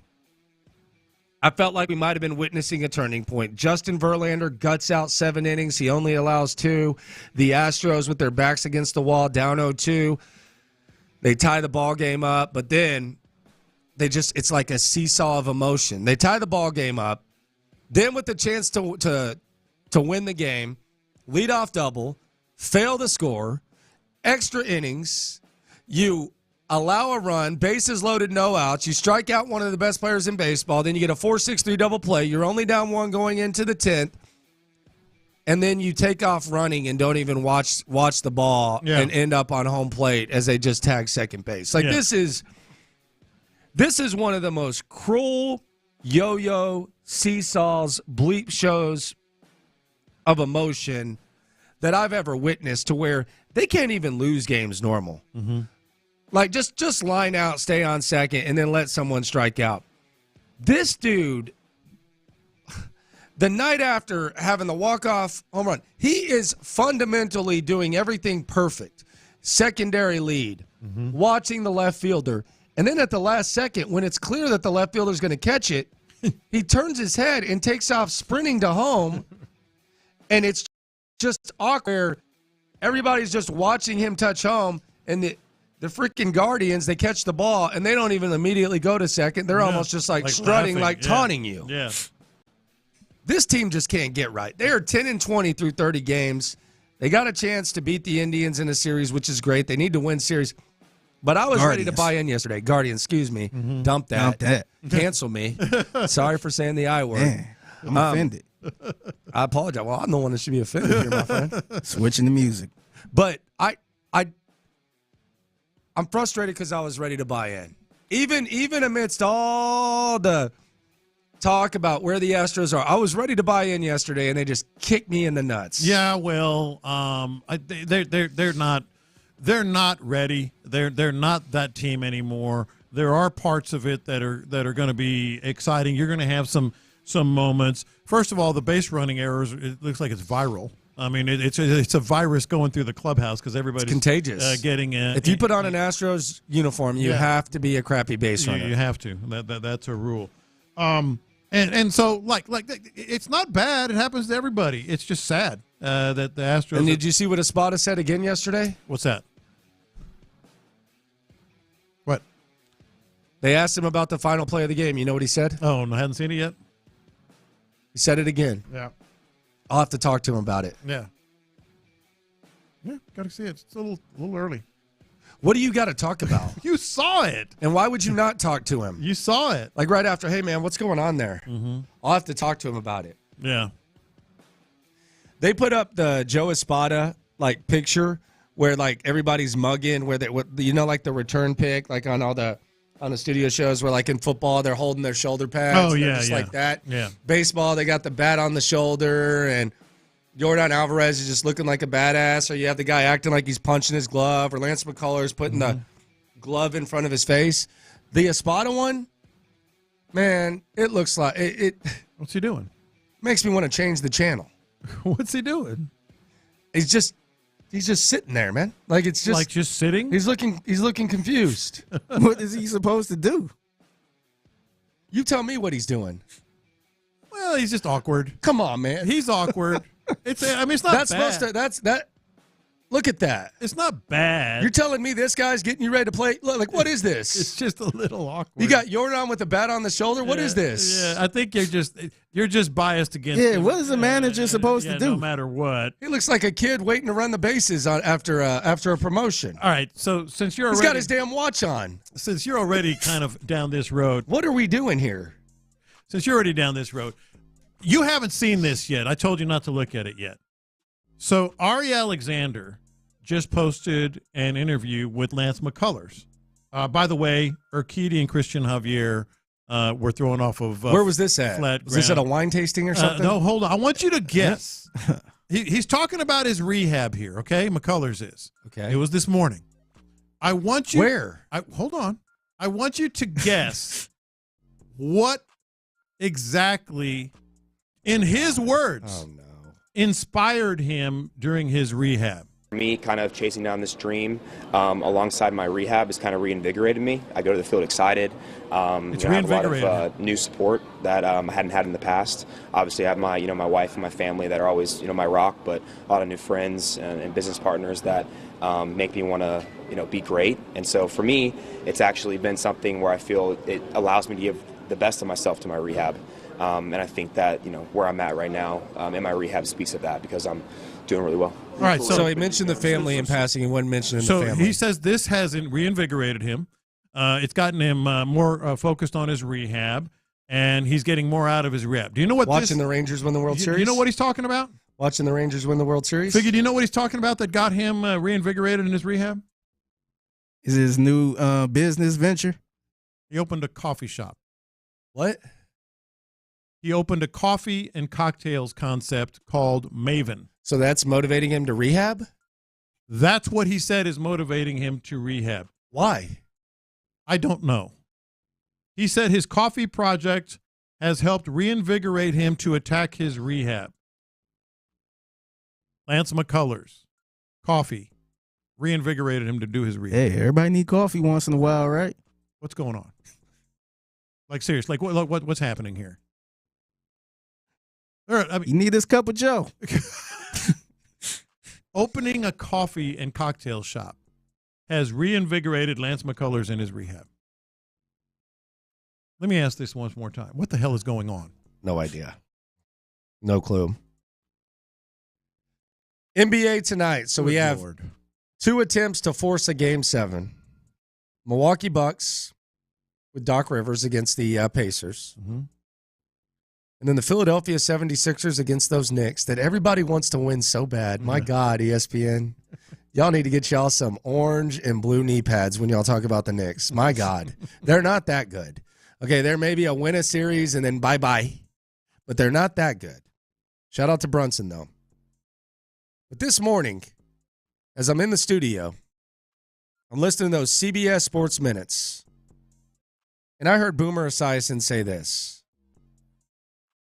Are you kidding me? This is Boomer Esiason with an Odyssey Sports Minute. Game 6 of the Wild Knicks 76ers playoff series takes place in Philly tonight. Now, Sixers management and Fanatic CEO Michael Rubin have bought 2,000 tickets to keep Knicks fans from taking over the arena again. Now, be that as it may, I'm just hoping the refs don't ruin it with the egregious officiating mistakes as they did down the stretch in both games 2 and 4. And I could also say game 5, by the way. I'm Boomer Esiason. What is he whining about refs for during a national CBS Sports Minute? Like, what? You should have said "Go Knicks" at the end, rooting man. for the Sixers, man. Go Knicks. I'm rooting for the Sixers. Playoff expansion, the Big 12. Cougs going to be in the Big 12 for the second year. They're looking to build some momentum with Willie Fritz. Shout out to Willie Fritz, by the way. Mm-hmm. Anytime you want to hop on, you're welcome, my friend. I know that you're not face down in a pillow right now after a rough night at the Post Oak, so I know you're actually coaching ball. Like you ain't get that invitation to the last coach. Man, that's cool. Well, he's probably face down in a pillow. With a bunch of Jack in the Box taco wrappers on his bed. Shout out to Brett Yormark, Big 12. He said they favor a 14-team playoff. We're already doing this. I told you a little while ago when this started floating around. I don't mind it. I think it's going to be pretty cool. Now, of course, the Big 12 commissioner is going to want that because the Big 12 is going to need it to get into the playoffs. But I actually don't mind that idea. I think it's going to be big time. Coming up next, we're waiting for an announcement when it comes to the Texans. It hasn't arrived yet. When it does, it might be some of the best news that you could possibly get from all areas of the front office. We'll start lunch off with that. In the Loop.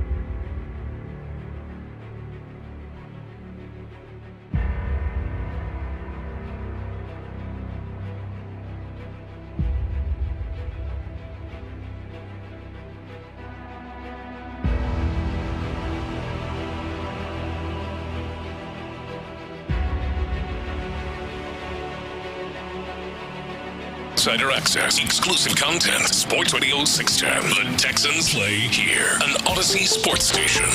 Sports Radio 610 presents In the Loop with John Lopez and Landry Locker. All right, schedule. Don't know when it's going to come out. The belief seems to be that it will come out next week. Could be later. There's no set date for when the schedule will come out. But we anticipate, spoiler alert, the Texans will have a primetime game. There will be at least. At least. I think there'll be at least 3. I want as many. I know there's always like a desire to start things off with a bang. I actually want the Texans to face either Chicago or Minnesota or the Jets early on. I want Aaron Rodgers' old ass coming off the Achilles, or I want J.J. McCarthy or Caleb Williams early in their tenure, because I want the Texans to start off with a dub. I think C.J. versus J.J. McCarthy, the grudge match, or C.J. versus Caleb Williams, the man last year versus the man this year, or Aaron Rodgers and the Jets, which I think would actually be good. Get that out of the way where it's not a cold weather game. I think that would be the ideal start for me, as opposed to some of these splashes that we're hearing about. Yeah, everybody's pretty much just acknowledging kind of, I guess, just thinking for sure the Texans are going to play on Thanksgiving. So there's one against the Cowboys. I think the Micah and C.J. Stroud, by the way, they went to China, did a little football camp in China together. So I think that's part of it. The Cowboys thing, I think that's going to be one. So there's one. It could be up to 4, I believe. And I think week 1 is probably the next most likely primetime game. I think week 1 is definitely there. Could be Chiefs, but definitely one of those. I want to play the Jets, and I want to watch Jets fans have to relive the opener of last year where Aaron Rodgers runs through that tunnel with the flag. And there's like it's almost like a WrestleMania entrance or something like that, and then 3 plays later he's gone. I want them to have to go through the demons of the past. Then what is he going to get to a 4th play? I anticipate Aaron Rodgers not being that good this year. Is that fair or foul? I think it's fair. I don't know. I mean, he's still, obviously throwing the ball, but the time's going to catch up to him, and he's coming off that injury, and that whole thing last year was just so bizarre about he's 6 weeks later. No, he never did. He's working out, man. He never did him play. Scout team. He had a scout team interception too. Never did. Never ever. I don't care who you are. That's going to be trouble. So I would think week 1 is going to be a national game, and Thanksgiving. You think it's going to be Buffalo week 1? I think it could be the Chiefs. I think it's going to be the Jets. Mm-hmm. I would like the Jets. I would like the Jets. I think it's going to be Texans Jets. That's my prediction. Sunday Night Football, Texans Jets. Mm-hmm. In New York. Yeah. And then you actually have 2 demons, because you have C.J. Stroud returning to the place where he got concussed. Aaron Rodgers returning to the field where he tore his Achilles in 3 or 4 plays. Mm-hmm. And the Texans with the full squad against the Jets with the full squad. Sauce versus Stingley. Saleh versus D'Amico. Primetime. New York Buzz. Texans, Jets. Sign me up for that, actually. No, I wouldn't mind it. Definitely wouldn't mind it. But that's just 2. I think it could be many more. Generally speaking, I think 4 of the last 5 schedule releases have been the 2nd Thursday in May. But the first Thursday in May was the 1st this year. So they might actually push it back to another week. You know what I mean? So otherwise it'd be a week from yesterday. Why are the Ravens not more of a team that we point to? Like when it comes to, it seems like the dialogue with the Texans, when we talk about them trying to get where they want to get, you look at the Chiefs, obviously you're chasing the Chiefs, but like when Peyton Manning used to lose to the Patriots early on in his tenure, you always pointed to, okay, the New England Patriots, you got to get over that hurdle because they ended your season. Steve Young with the Cowboys. Brett Favre with the Cowboys. Like there's always like that hurdle that you have to get over. Why is it that the Texans, with how dominated they were by the Ravens, I don't want to say people aren't threatened by them. And by the way, Las Vegas has the Texans and Ravens as the same odds to win the AFC Championship. So it's not just a thing where we're talking about our localized interaction. Why is it that we're not looking to the Ravens? Is it just you don't think it's sustainable? Do you personally look at them? Because I'm guilty of it. I just throw them in the lump. Like even though Baltimore just physically dominated the Texans multiple times last year, and the Texans didn't look like they belonged on the field against them last year, I just throw them in the lump of, okay, Buffalo, Miami, all these other squads that you're chasing. I throw them up there. I don't look at them as like some massive hurdle. I mean, they beat your ass twice. Yeah, I think it's because they didn't get to a Super Bowl in a long time. I think you usually look at the team that made it to the Super Bowl or won the Super Bowl, but they beat your ass, but they usually get their ass beat. And then they wet the bed, and then they wet the bed right after. So they went back to their old ways. That's why people like Texans fans always look at the Chiefs. Let's be honest about the reason why. It's Lamar Jackson. I mean, if we're being honest, Figgy, Lamar Jackson has never been acclaimed or put in that super elite level of a guy that can just carry a team. I think everybody in this room disagrees with that. But why aren't people, quote unquote, respecting the Ravens? It's Lamar Jackson. It's Lamar Jackson, if we're being honest. Just is. It's not anything with anything else. It's Lamar Jackson. That's it. That's it. And maybe subconsciously we're the same because we're not sitting here thinking the Ravens are the team that the Texans have to go through much more than the Chiefs or in the same level as the Chiefs. No, I think maybe subconsciously we're in the same. We don't respect Lamar Jackson, even though we think we do. It's Lamar Jackson is the reason that they're not getting the love that they should probably deserve. Well, I'm not giving it to him, and I'm the biggest Lamar Jackson lover there is. I know. I don't look at the Ravens, and I think it has as much to do with they didn't really prove anything against the Texans. Like against the Texans, I was talking about Lamar Jackson's playoff shortcomings. I mean, they didn't do anything in the first half. It was a tie game. They kind of just wore the Texans down. Lamar did what Lamar does, but it's not like they exercised any demons. Like I almost feel like the Ravens, coming off a year in which your quarterback had an MVP year, the Ravens have almost kind of they're just kind of at the same place. They didn't take no step. I know it was the first year of a system. Like I don't even look at Baltimore. Yeah. Now I look at Buffalo as a team that's coming down. I look at Kansas City and say, okay, let's see what they can do because they looked vulnerable last year. But I don't find myself looking at Baltimore and saying, man, you got to figure that one out. I think some of it too. I think people ain't gonna say it, but I think you got to start looking at the coach at this point, man. You got an MVP quarterback. Yeah, he is, and that's why nobody's really talking about the coach. They're gonna blame Lamar Jackson, but what's at his some last point, name again? Harbaugh. He's a good coach, though. Nah, he is, He's but respected. they on the treadmill, man. Let's be real. Yeah.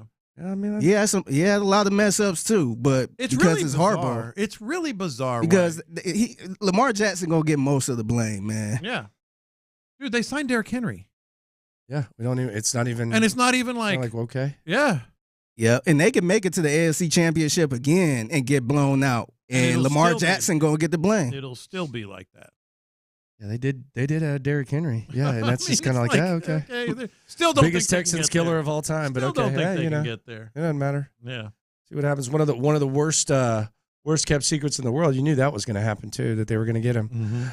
Speaking of the young rookie quarterbacks, this was C.J. Stroud. This was him on the Bleacher Report cast talking about the advice that he would give quarterbacks like Caleb Williams. Man, there's a ton of things that you can tell somebody. Accept the coach and accept the criticism, accept, the system, because a lot of teams, when you come in a situation, the coaches have a mindset of like how they want things to be ran, and yeah, that's amazing. You should want to follow that, because coaches don't get to their positions by accident. Everybody works hard to get, just like we worked hard as kids to get to be a great NFL quarterback one day. They did the same thing. So you have to trust coaching, but on top of that, you have to be yourself. You have to mold things the way that you want them, in a sense. Conversation with receivers, how the locker room bonds, that's all up to you. And that's one thing that I feel like it took me a little while to get going. But I was trusting my coaches and listening to the front office, and somebody else is telling me this and that. And then, it's all great advice, but it can be overwhelming. And at the same time, you want to listen to great feedback, and, you want to be accepting of it. At the same time, you want to be yourself. So, the main thing I'm saying, man, be you, man. That's what got you here, and that's what take care of it, It's like he's a 12-year veteran. It's unbelievable. The maturity. You think it's too much or what? No. I think it's good advice. I really do. They're asking a lot of CJ. He can handle it. I think that's the most important thing. Are the players that you're asking the most of? I mean, but they're giving giving him surroundings. Yeah, which is good. They're not just asking like the Colts did and then leaving him on an island. Yeah. So that's fine. I kind of feel like Will Anderson's the one that's kind of coming into his own. Personality, got that second year now. So all that stuff that happened in his rookie year is going to be, I mean, he's basically saying the dude went to the Pro Bowl and then said, yeah, there's a lot of guys that want to come to Houston, but Houston ain't for everyone. Mm-hmm. So he's basically saying Houston ain't for everyone. Yeah, a lot of Pro Bowl players want to play here, but you know what? Not all you can hang. No. He's basically saying like not a lot of you can make the club. Not a lot of you can hack it. Yeah. With the Houston Texans. That's one of your leaders talking about that. Yeah. And plus he's got Danielle Hunter on the other end too, so he's feeling pretty good. So you're feeling pretty good about the leadership when it comes to the Texans. Astros yesterday, I bought in. I got lost in the sauce. I was sitting there watching the game.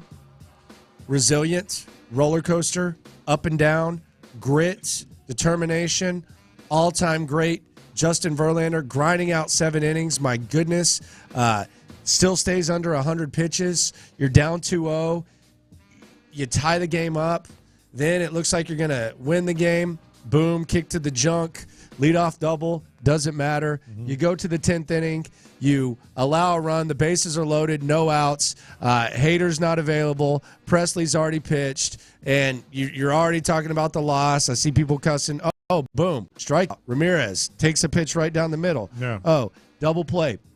4-6-3. Let's go. All of a sudden, you can see the Astros fans. They're getting excited. That weird train guy is pumping his hands in the air with the pit stains underneath. And then they end the game in the most 2024 Astros way that I've ever witnessed. And I was just abruptly brought down to earth. Like, it's been the best display of sustained greatness that we've ever experienced in Houston. And for some reason, this year, you can't just experience normal heartbreak. It has to be a complete Goldust-style kick to the junk.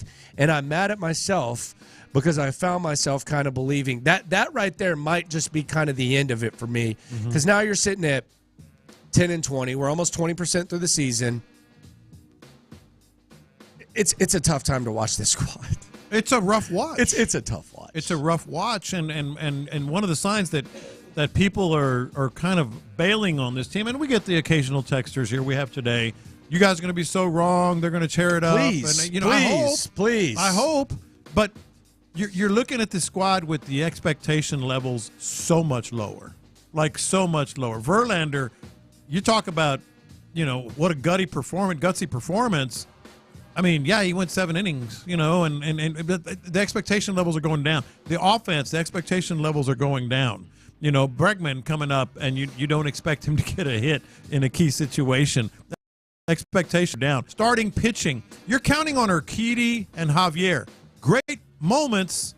Neither one has won more than 11 games more than once in their career. Like that. The expectation levels are just. Urquidy did twice. Urquidy did once. I think Javier might have twice. But like 10 or 11 games is the apex of their performance. Everything is going. You're looking at Loperfido like, hey, that's a good prospect for the future. I like him. I do too. That was a hell of a play yesterday. Good God, man. You're going to hear it when the internet goes nuts. Tommy Mansky, good Lord. But your expectation level is, hey, maybe the future with this guy. No, it's all lower than it's been. And that's a sign. Just can't even experience normal heartbreak. Yeah.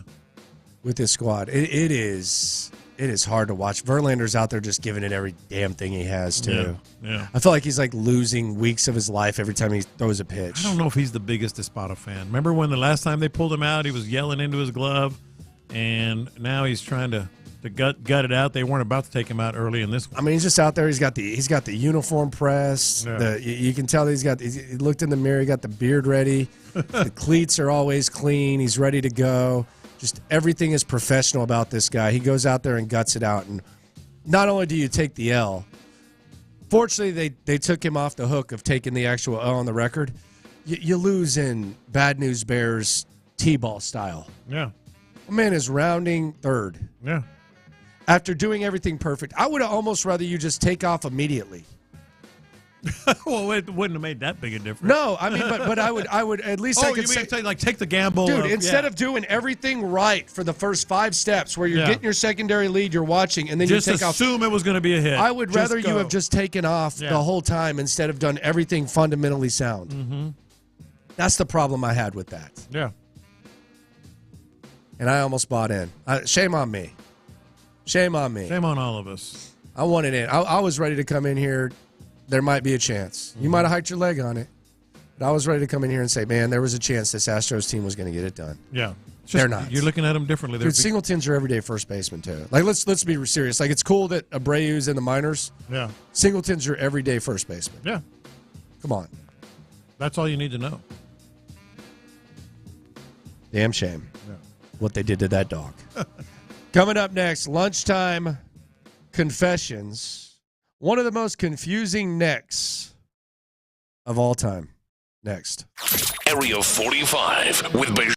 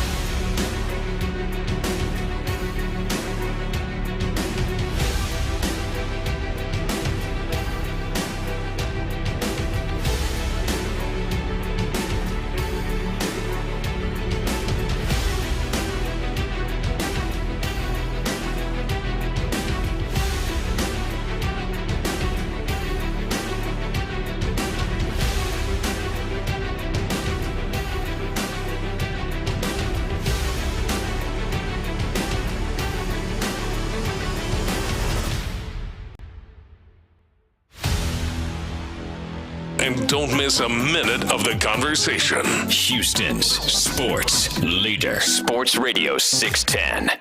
Watch this. These are my confessions. Lunchtime confessions. We confess our sins to you, the loophole. Shout out to the loopholes. If you listen, you are one. Some of these confessions have to do with sports. Some have nothing to do with sports. We're transparent with you 24/7. Let it hang a little bit lower during lunchtime confessions. It is time to confess. Watch this. These are my confessions. All right, we're used to some weather, some stormy weather here in Houston. Man, this is I want my mommy weather. It's wild out there. I mean, be careful, Kingwood, Woodlands, us. I mean, if you're looking out the window, why isn't this front moving, man? It's just hovering right over us. Did the lights go out in the studio? Yeah, the lights went out in the studio. Yeah, we had Sarah Pepper come in and ask about that.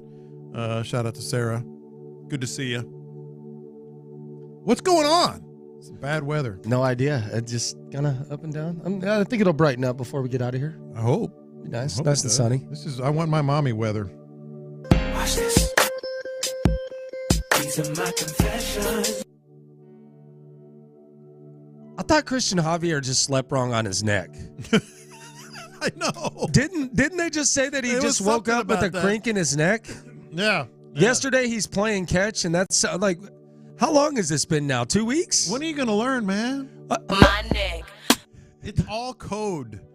It's always in code when they say They said he slept wrong on his neck. They lied. It's the way it happens. It's the way it works in baseball. My neck.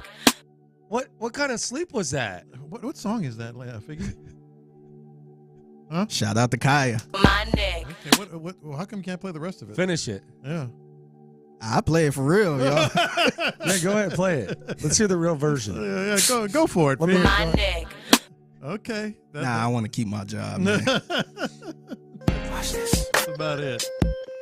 These are my confessions.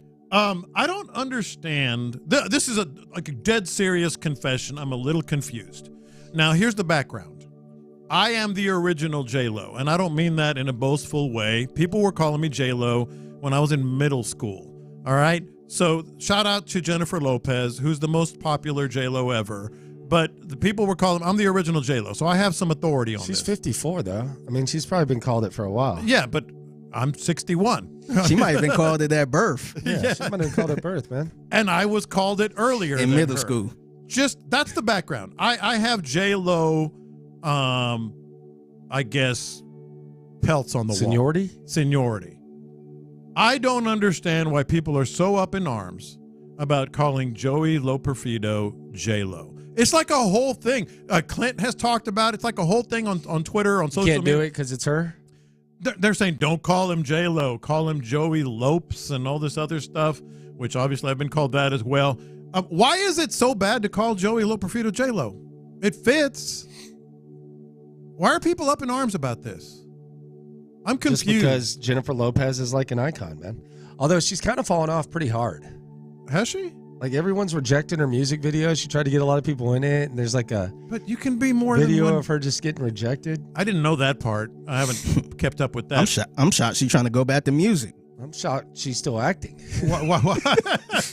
I don't think there's ever been a less talented person that's so successful. Yeah. Is there? A less talented person so successful? Kim Kardashian? Okay, well, depends how you define success. Let me put it this way.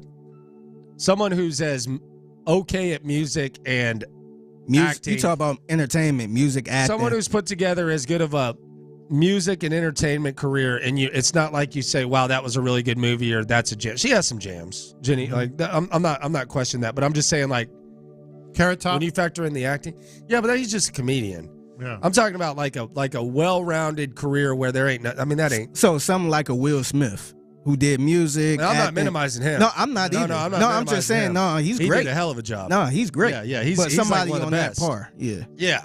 I can't think of like, what's a good J-Lo movie? Selena, her first one. That's it. But do you really go back and watch that and tell me she really killed it with the acting? No, it was just a good movie. When she's a lifetime quality actor. Yeah. Yeah, I ain't really got no good J-Lo movie. The only one I really like is the one she was I think it's a movie called Enough. What about that was the only one I enjoyed. What's the one, the In-Laws one? Oh yeah, she has some corny ass movies. Stuff. No, Yeah. I can watch her movies are so corny that I'll watch them. Like I can get into a corny ass movie, but I mean, as far as someone says The Rock, I don't know about that. I mean, he's a wrestler. He's not like he's singing. The Rock Rock's is an entertainer, super though. talented. He's an entertainer. He is super talented. He's a great entertainer. Yeah, man, I'm looking at J-Lo's movies. I don't know how we got here. Monster-in-Law is the one I was thinking. I didn't hate that. Yeah, who's the legend that she was with? The old lady. Someone says Nicolas Cage. Nicolas Cage has had some good ass movies. Yeah. I don't watch National Treasure or anything, but he's had some good ass movies. Mm-hmm. Jane Fonda. Yeah, Jane Fonda's in there. Yeah, but really, most of her movies are not good. Tyler says The Wedding Planner isn't bad. Is her acting good in it? That's the thing. Like, she came from a background where she started off as a dancer on Living Color and stuff like that. She was in there, but I don't know if I was looking at her like, oh yeah, she's so talented. Name me someone that has been that successful that is. I'm telling you, man. She's on. And the now list. she directs, man, and the directing's crazy. It is like over the top. She does have a feel though. She does have kind of a feel. She in the perfect position. She's man. one of those people that people just kind of gravitate to. She does have that Kardashian-like, people gravitate energy. People gravitate to her. I was glad that I don't know if people are gravitating towards them anymore. But they did. Man, yeah, they definitely did. Those are frauds right there. I'm glad she got rid of the A-Rod thing though. That just didn't. That didn't seem right, man. Yeah, that seemed weird.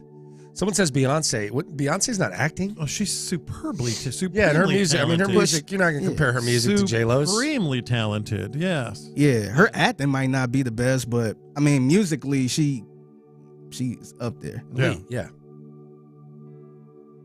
Watch this. These are my confessions. I really miss the old days. I tweeted this out yesterday. I miss the old days where music videos were something that you had to see, and you had to be in front of the TV to see them. I find myself going back in like the millennial days. I miss those days, man. The low level, low budget music videos, even the high budget ones, like the TRL days, or back in the day, the No Limit videos. Remember the one where Silk the Shocker and Mystical are about to they make a fake call to the president and they answer the question and they're about to get executed and they're like, how do you want to kill him? He's like, fry him. And then all of a sudden Mystical's rapping. He's like getting electrocuted and Silk the Shocker. Miss those days. I miss them too, to be honest. I was there during the heyday, man, in the 80s. Oh yeah, y'all had we had them all. I mean, from Michael Jackson. Your boy Bruce Springsteen? Actually, his videos were good. It's what made, what's her name? God. No. Her acting debut was in the one from Friends. It was in the Springsteen video. She was dancing. Monica. Yeah, she was Courtney dancing. Cox. Yeah, Courtney Cox. That was her acting debut. But like in the 80s, like this is not like to brag or what. Like it was the heyday of those videos. Yeah, and that Thriller video changed the game, man. Yeah, all of them. Watch this. These are my confessions. It's kind of silly that one thing kind of triggers you like this. I've always kind of been very honest that I don't have any expectations for Lance McCullers, but I did have some empathy and some sympathy for him. That may have disappeared this morning. The empathy and sympathy for Lance McCullers may have disappeared this morning. For those who weren't listening earlier, we're going to play some audio here that Ari Alexander got, and I want you to guess what he's talking about that is this big inspiration for his rehab. For me, kind of chasing down this dream alongside my rehab has kind of reinvigorated me. I go to the field excited. I have a lot of new support that I hadn't had in the past. Obviously, I have my wife and my family that are always my rock, but a lot of new friends and business partners that make me want to be great. And so for me, it's actually been something where I feel it allows me to give the best of myself to my rehab. And I think that where I'm at right now in my rehab speaks of that because I'm doing really well. What is it that is giving him, helping him give the best of himself? What is it that is inspiring him? What is it that is making him be reinvigorated with his rehab?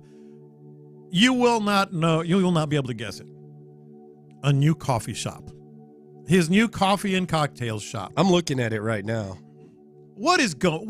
Come on. I know you're trying to promote. I guess your he's got it at Astros and Rockets games too. So I know you're trying to promote your coffee shop, but don't sit there and say that's what is reinvigorating your rehab. I have so much empathy. I like Lance. He's been in the studio, man.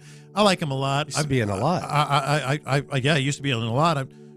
Hanging out with him after the World Series championship the day after was awesome. A few years ago, love the guy. Clearly part of Houston. Bury me in the H. All that stuff. But don't sit there and say that a coffee shop is reinvigorating your. All right. Well, then let me read you the description of this product. Maybe the coffee shop does. No, it actually sound kind of fire. let me read you the description of this cold brew concentrate that he's selling. All right. The ideal host is present. Party favor or treat. Maven Coffee Concentrate will make every moment special and unique. The pioneer of coffee concentrates, Maven Cold Brew, is unmatched in quality and flavor. The concentrate revolutionizes the coffee experience, setting new standards for excellence. It allows you to replicate upscale drinks such as the espresso martini or coffee tonic in the comfort of your own home without compromising quality or flavor. You can even use it in your favorite desserts or splash a couple of ounces into your favorite milk for a latte experience. The robust flavor profile includes delicious blah, blah, blah, blah, blah flavors created through a patented process. Oh, patented process. It is patented. At Maven, every encounter with us is an experience because we turn the ordinary into extraordinary. Cool. Tell me that won't motivate you to go get some catch. It does not motivate my rehab. To go get a catch, man. I don't need any rehab right now. Well, I probably need a lot. I'm just not doing it. But yeah, no, you love you, Lance. You lost me at motivating your rehab with the coffee shop. Sorry. Got some cocktails going too, man. Looking at these cocktails. Mm-hmm. Espresso martini. Got the Toyota Center. What are they selling at the juice box? Do they sell espresso martinis at the juice box now? Now you're gonna get one? I'm just saying. I didn't know that espresso martini was even a factor at a baseball game. That could actually be a game changer. Might have to take back everything that was just presented. Coming up, put a pin in it. Let's put a pin in it and revisit it next year. Next. On with Payne.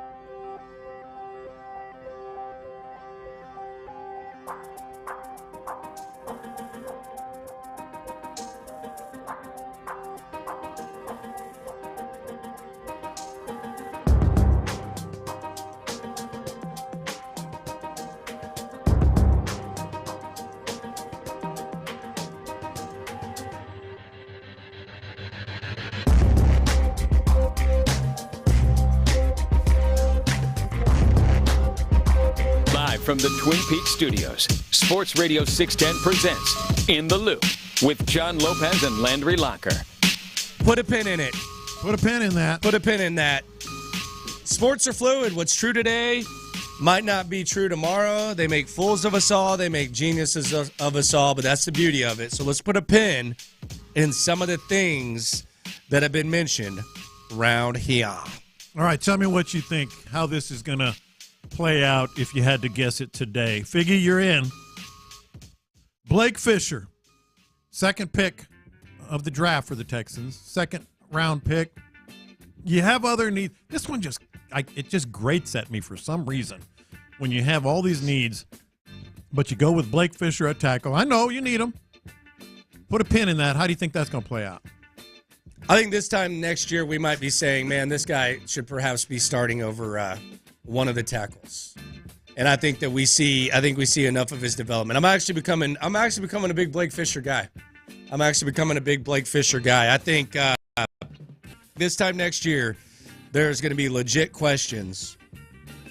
Should the Texans be proactively speeding up his process to where he's one of the starting tackles as C.J. Stroud's next perhaps record-setting contract kicks in? Hell, that might be a little conservative. I mean, it might be end of training camp when we're like, maybe after these first few preseason games, we should replace Titus with Blake Fisher. So I get it, but boy, put a pin in that because of this next one that you might need to put a pin in, and this one could be haunting. Caserio and D'Amico, if we're being honest, both of them, not prioritizing the running back position and loving Damian Pierce. Whew. Yeah. I think they bring in another running back eventually. I think with the way that things line up, I think eventually they bring in one. Could be before camp, could be late in camp. And I still think Damian Pierce will have a chance to perhaps prove himself, but some teams have 3-4 running backs that can make plays. I think another running back's added. I don't think that they're 100% comfortable with this running back room. I don't believe it. I know Jawar Jordan said he's the steal of the draft. No. All right, man. We'll see about that. And I know Arian Foster gets mentioned all the time, too, as like undrafted. All right, well, why don't you go pay your monthly bills with a scratch-off while you're bringing up Arian Foster as an example. That's a good way to put it. Yeah, I think that's one that we're going to put a pin in. We're going to have to really look back, and it could be haunting for the Texans. So this one. So if you go back and you look at the draft, they got Kamari Lassiter at 42. I'm going to mention 4 names here, and I think I'm high on all 4 of these names. I know you are on some of them as well. So at 42, they got Lassiter.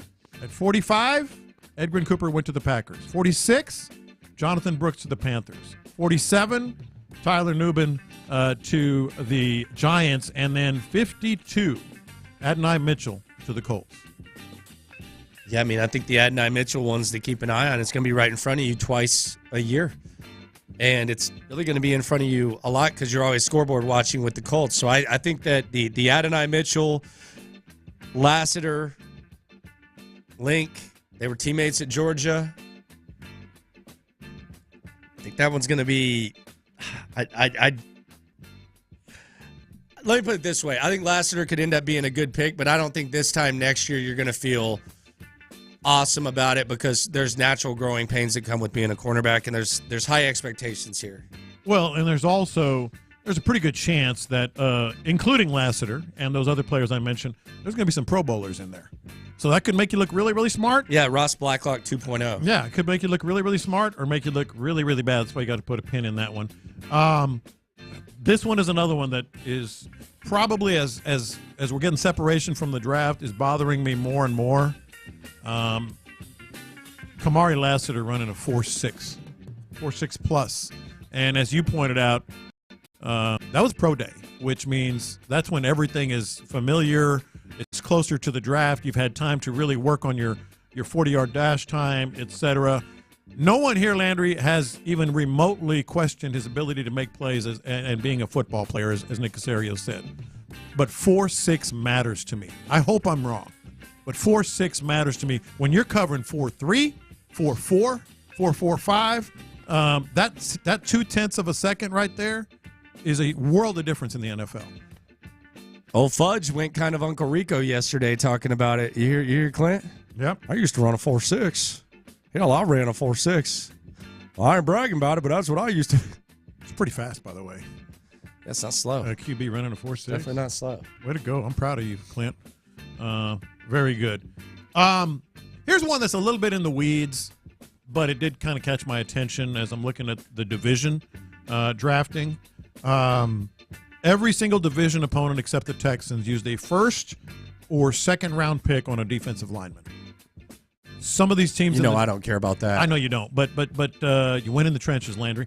But some of these defenses in the division already have good defensive linemen, and I think it ties in with not just that they're prioritizing the defensive front, but you got a running game that's going to be running against them, and really outside of Mixon, you got questions with Pierce and Ogunbowale and all that other stuff. And then there's this one. Why the hell those stupid-ass Bill Chiefs another weapon? That's the one the Texans could well be slapping them. Xavier Worthy? Yeah, they could be slapping themselves in the forehead saying, damn, man, that's the team we got to get through, and you're giving them Xavier Worthy, and they went out and got Hollywood Brown. I mean, if you think you're a squad that can compete, that's a squad that you're going to have to compete with. There's no question about that. Yeah, it's going to be a lot of put a pin in it. Last year, this time, we were talking about the wide receivers, Texans. That ended up looking good. Dameon Pierce as a starting running back.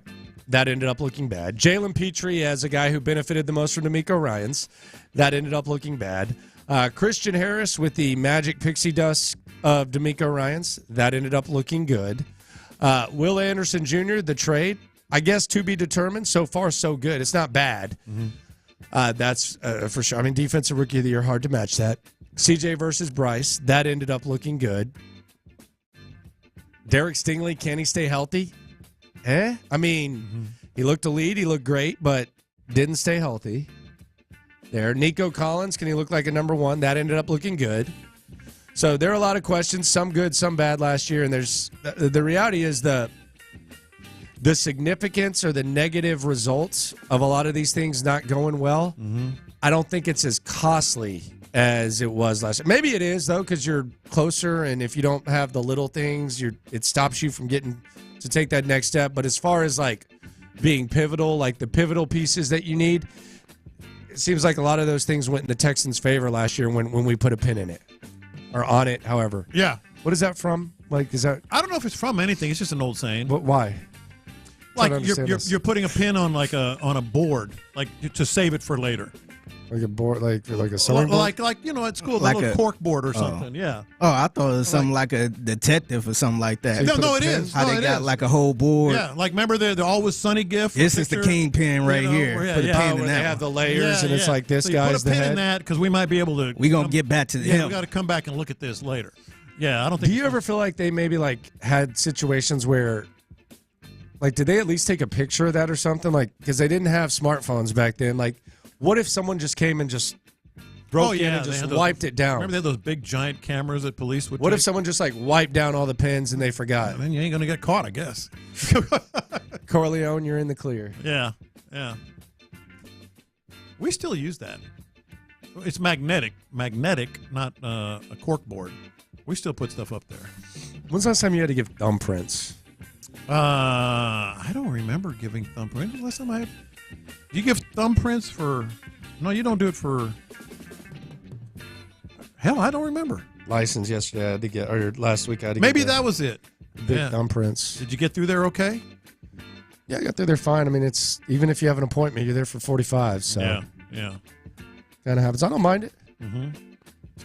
It's all good. Waiting in line is a lot easier since the implementation of cell phones. Yeah, it's fine. You got the DMV. It's not the great experience, but it's necessary. Mm-hmm. I'll go through whatever y'all want me to go through to get my license. It's good.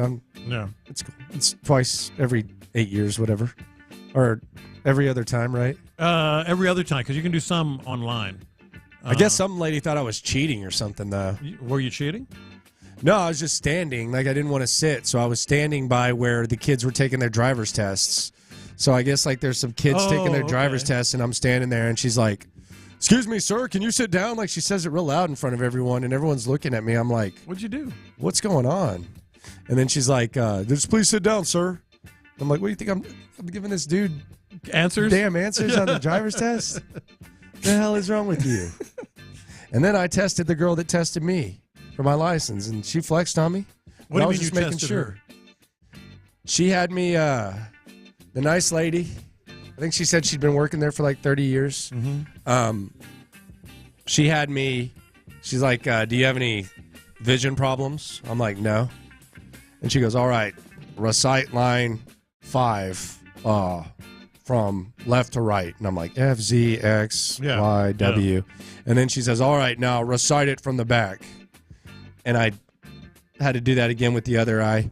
And I was like, "Why don't you recite it to me now?" Because you didn't even look back. And she recited it. I was like, "Okay." She did? Yeah. I was like, she goes, "I've been working here 30 years. I know She the knew it answers." already. Yeah, she knew it And already. I was like, "Okay." I was just trying to make sure that you were really worried about the vision here, man. I was really glad that I had this time on my renewal, which I just did a few months ago. I didn't have to go in because I don't want to have to take another eye test. I mean, I'm sure I would pass it, but I get nervous because I had LASIK, so you never know on the sides, if you're going to miss one or two. But oh well, so I didn't have to do it this time. Yeah, I'm sure there's some people who don't even look at it. Yeah. Probably just could have said anything. I thought about saying it wrong just to see if she would say anything, but I don't know what the cost would have been. Yeah, you wouldn't have gotten your license. Well, I mean, maybe she would have given me another chance. Maybe. But I didn't do that. So, yeah. Coming up next, let's go around the NFL. C.J. Stroud has gotten so old in such a short time. Plus, when keeping it real goes wrong, wide receiver edition next. Payne and Pendergast.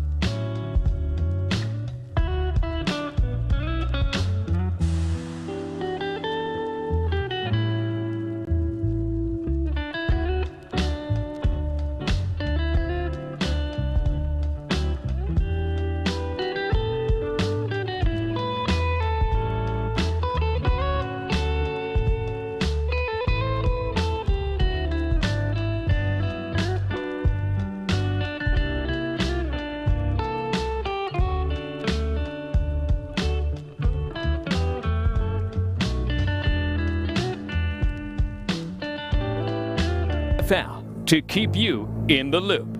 This is Houston's sports leader, Sports Radio 610. All right, C.J. Stroud, advice for the young ones. Here's what C.J. Stroud had to say about how he would advise number 1 pick Caleb Williams. Man, there's a ton of things that you can tell somebody. Accept the coach and accept the criticism, accept, the system, because a lot of teams, when you come in a situation, the coaches have a mindset of like how they want things to be ran, and yeah, that's amazing. You should want to follow that, because coaches don't get to their positions by accident. Everybody works hard to get, just like we worked hard as kids to get to be a great NFL quarterback one day. They did the same thing. So you have to trust coaching, but on top of that, you have to be yourself. You have to mold things the way that you want them, in a sense. Conversation with receivers, how the locker room bonds, that's all up to you. And that's one thing that I feel like it took me a little while to get going. But I was trusting my coaches and listening to the front office, and somebody else is telling me this and that. And then, it's all great advice, but it can be overwhelming. And at the same time, you want to listen to great feedback, and, you want to be accepting of it. At the same time, you want to be yourself. So, the main thing I'm saying, man, be you, man. That's what got you here, and that's what take care of it, Well, the BU stuff is not necessarily unique. I think what is unique, this guy is still, how old is he now, 23? 22? He's still 22, and talking like that, and having that kind of maturity. I said it earlier, and I think it's the most important thing about these leaders that sometimes people unfairly put tags on as a leader. The person has to be able to handle it, and I think that's where he is. He can handle it, and he can certainly help others at that point too. Yeah, he sounds like a veteran. I wonder the dynamic between him and Bobby Slowick now. I'm interested to see how that kind of gels, how that whole thing, second year in the system. Bobby Slowick, second year calling an offense. The second-year guys are the guys, like we talk about rookies, we've talked about draft. It's really going to be the second-year guys that are going to decide the fate of this Texan squad. Tank Dell, C.J. Stroud, Will Anderson, Bobby Slowick, D'Amico Ryans. Those are going to be the guys that really kind of decide how far this squad goes. Yeah. That's it. Tyler Boyd will visit with the Tennessee Titans. His former coach is the head coach there. I know Seth and Sham are really high on him. Like, really, really high on him. How much money were they going to give him? A lot. I mean, for how... I forgot he was on the market. For how frugal they were with money, they were really high on Tyler Boyd, but he's still out there, man. Well, how much was it? It was a lot, wasn't it? It was a lot. I don't think it was this, according to some sources. He's close to reaching an agreement, so I don't know what the number is going to be. But what's the projection now? It's got to have gone down, right? I think it's definitely gone down, and I'm trying to verify if this is actually legit or not. So I'm not going to say the number, but it has to have gone down, and it wasn't what those guys were talking about. Wasn't it? Like, I'm trying to remember. It was pre-Diggs, I will say that. So there was perhaps a little more desire for a number 3 receiver. Pretty high. Was it like in the Gabe Davis area, or a little lower than that? This was pre-free agency, right? Yeah, it was before free agency. Yeah, the projection I'm now finding as I look at it is $8.5 million a year. For how many years? For 2 years. So 2 years, 17. Yeah. So Robert Woods-ish. Yes, Robert Woods-ish. All right. Yeah. Okay. We found what they were willing to. Tyler Boyd breakdown from Sean and Seth. This was pre Diggs. Can line up in the slot, but is a big body, so like or a bigger body by slot standards, and he's willing to run block. So that checks off that box. Okay, willing to be physical, even though he's a slot receiver. But you can have the other guys. You can have Nico and Tank Dell stretch the field and do all that fun stuff. But he reads coverages. He sits down in soft spots. He creates separation. He doesn't have the physical measurables. I think when D'Amico said that they look for separation, people immediately think, okay, who's the fastest? Like, no, There's other ways to create separation. And by reading zone, but then when you're in man, running your routes really well and everything, Tyler Boyd does all of that. You're also bringing him in and not asking him to do anything he wasn't doing in Cincinnati. He was the third wheel to Jamar Chase and T. Higgins. Here, he would be the third wheel to Nico Collins and a healthy Tank Dell. Spot Rack's market value for Tyler Boyd, 3 years, $26 million. I would do that in a second. That's under $9 million a year. Okay. So he's still projecting just 2 years. I think it's going to be lower. I would do it. Mm-hmm. It could be down lower. with it. You have Boyd to this mix? Sorry, Mitch. Mm-hmm. Yeah. Appreciate your effort, man. Yeah. It's been great. I would do it. Looks like Tennessee's probably going to do it, though, and there's some familiarity there. Yeah. Going around the NFL here on In the Loop, Sports Radio 610. Davante Adams, this is kind of sad. I appreciate the honesty. Now, amidst the honesty, he's sprinkling in, well, I have no regrets, but you're basically saying that you have regrets. Yeah. So after Aaron Rodgers left Green Bay, Davante Adams basically won it out. Not basically, he won it out. Little did he know that Jordan Love would take significant strides and be right on the edge of becoming a really, really, really, really, really good quarterback in the NFL. Here's Davante Adams with Max Crosby on his podcast talking about the decision to leave Jordan Love and how he feels now compared to when he made the decision. At the time when I was there, I hadn't necessarily seen enough to say this is for sure what I should do. But in hindsight, I mean, the kid is a f***ing baller, man. I'm so happy for him, and you know, I haven't really had a chance to truly sit down and talk with him. But I want to tell him at some point, like, you know, I definitely don't regret changing, but I'm super proud of what you've done, and you know, if there was a way I could pull you over here and you know and drag you with me like that, you know, that would have been cool too, because you know, obviously we saw what he did at the end of the year, but. I don't regret what I did, but at the same time, it's definitely, you look back on it, you like, damn, that boy got a ball. Could he be the next one? Could he be? I mean, I think he is. I think he's shown that. Yeah. And he's starting to come into his own. I mean, you can see the way he's talking in front of the media and everything. It's just like a whole different person than what I saw when I was there. That reminds me of those. A lot of people post this sarcastically. I'm fine. It's fine. We're fine. You know, it's like everything's fine. I'm good. Yeah, we're fine. No, you're not. You're really not. I mean, you left Jordan Love. Yeah. And now you got Gardner Minshew's your quarterback right now, sir. Yeah, you got Gardner Minshew. Put some respect on his name. It's keeping it real going wrong, man. Yeah. Shout out to Chappelle Show. Shout out to Chappelle Show. When keeping it real goes wrong. Sorry, Davante. Sorry about your luck. Yeah. At least he's honest about it, though. They got KD, but we got Jaden McDaniels. Who said that? I see that on the net. I don't know, but it was hilarious, man. That's like when sometimes people will like list the names of people that are on the roster, and it's like, is that supposed to make me feel better about this situation? Yeah. He said it with confidence. He's trying to be a good teammate, man. Mm-hmm. They got KD, but we got Jaden McDaniels. Trying to be a good teammate, man. Hey. Not a good time for KD right now. Nick Caserio was on the Pat McAfee show today. Lot of love for Nick Caserio. Are you worried about Nick Caserio maybe getting a little too much rat poison, as D'Amico Ryans calls it? There's a lot going around. Nah, I'm not worried about that. One thing I know though, but there's a lot. One thing that's for sure, that's absolute for certain, if we didn't know already, if he doesn't have his nose in watching film and scouting reports and all that, he's listening to sports radio. He's a big Rome guy, Jim Rome guy. He's all about McAfee's on there all the time.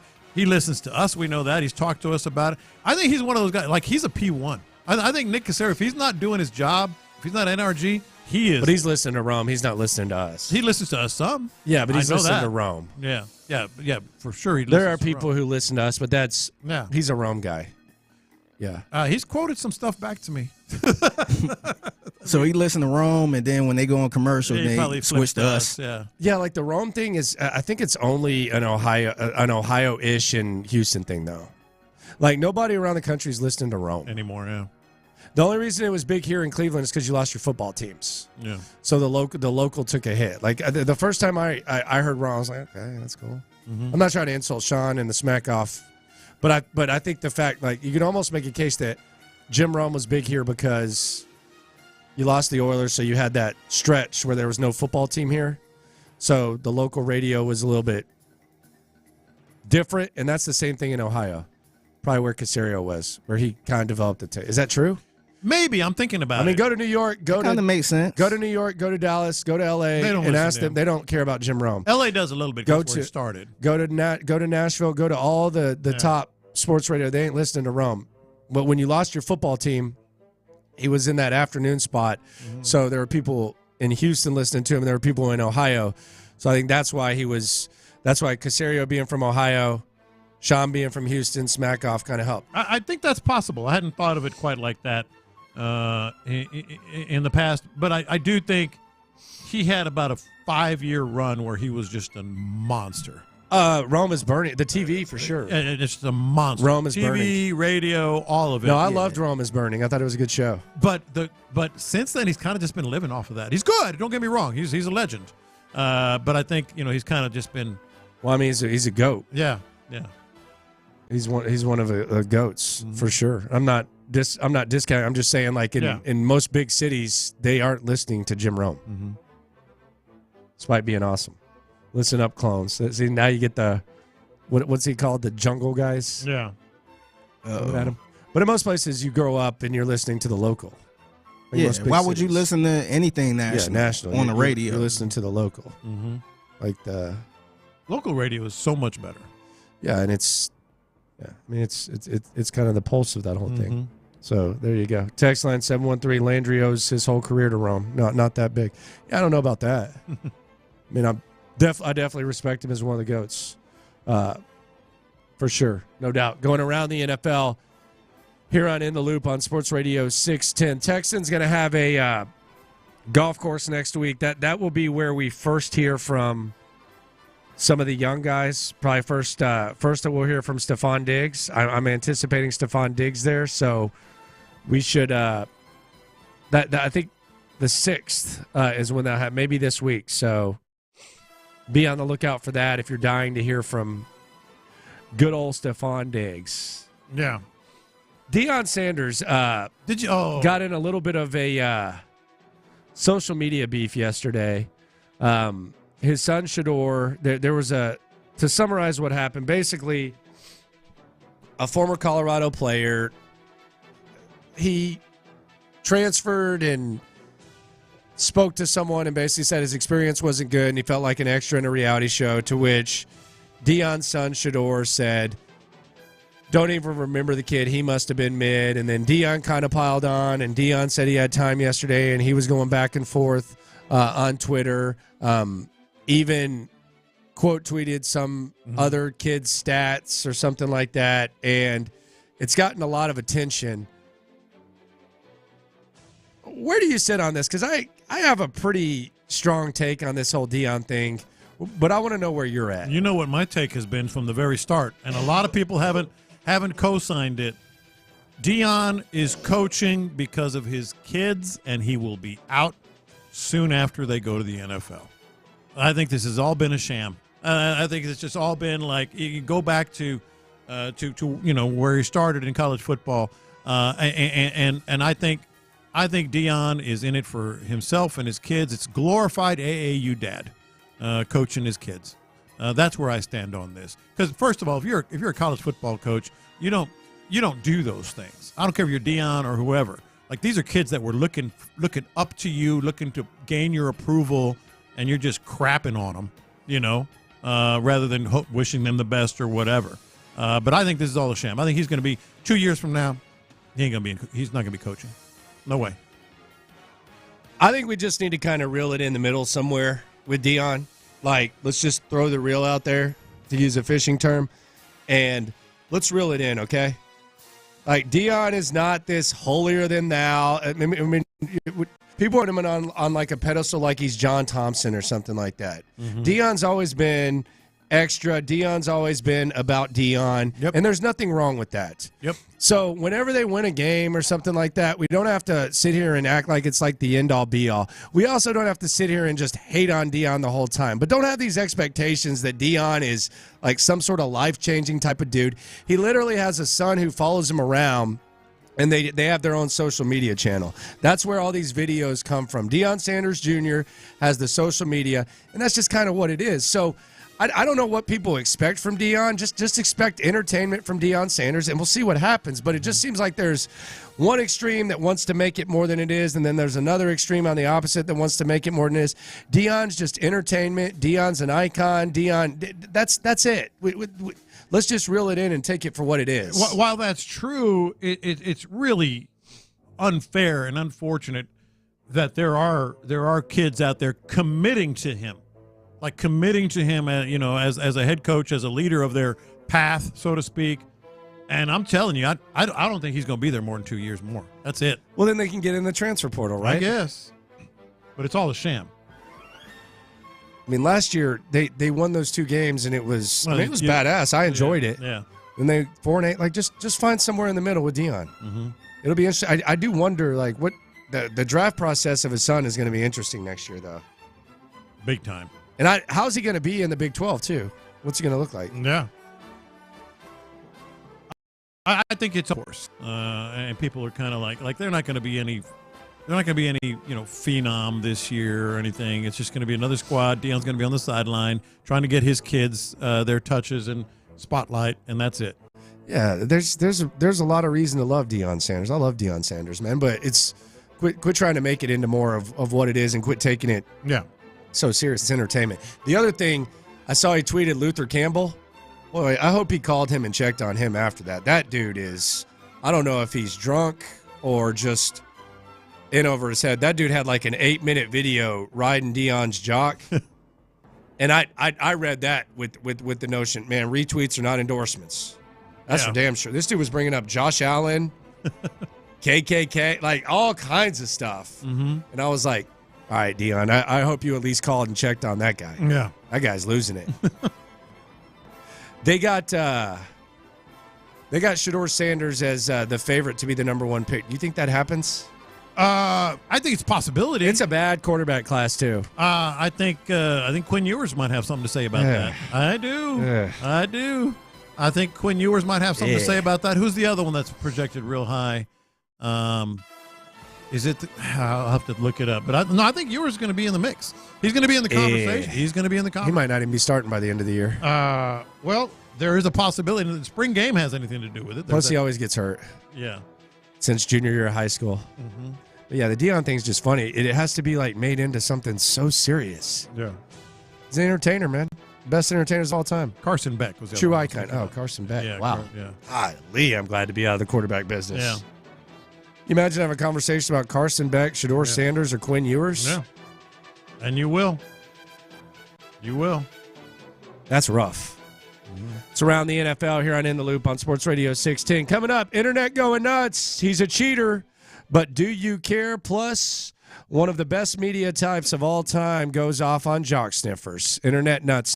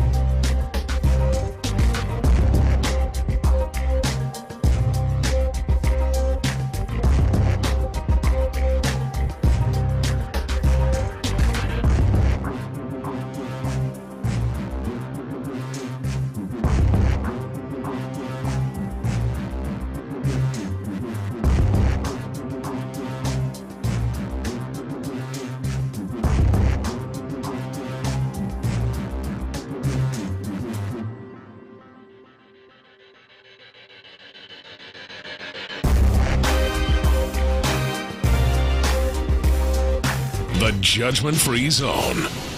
I got the internet going nuts. All right, internet going nuts here on In the Loop on Sports Radio 610. Landry Locker, John Lopez. Figgy Fig with you. Stuff that broke the internet every day at 1:20. Ryan Garcia, the boxing icon. CJ Stroud, big fan. Apparently he tested positive for PEDs. Your boy's a big Don't care. Don't care. I do not care. I would inject these guys with steroids myself and let them go fight. I'm watching the guy beat each other in the head. I don't care. He also was surprised taking some tequila shots on the patio, and he responded to the reports that he tested positive for PEDs. Steroids, gang. I'm looking big. I heard that Devin Haney, he's connected to Victor Conte.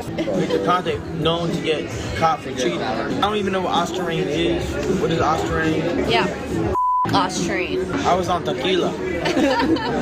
Tequila. That's it. If tequila got steroids, that's crazy. I'm guilty. Wait till the real story come out, though.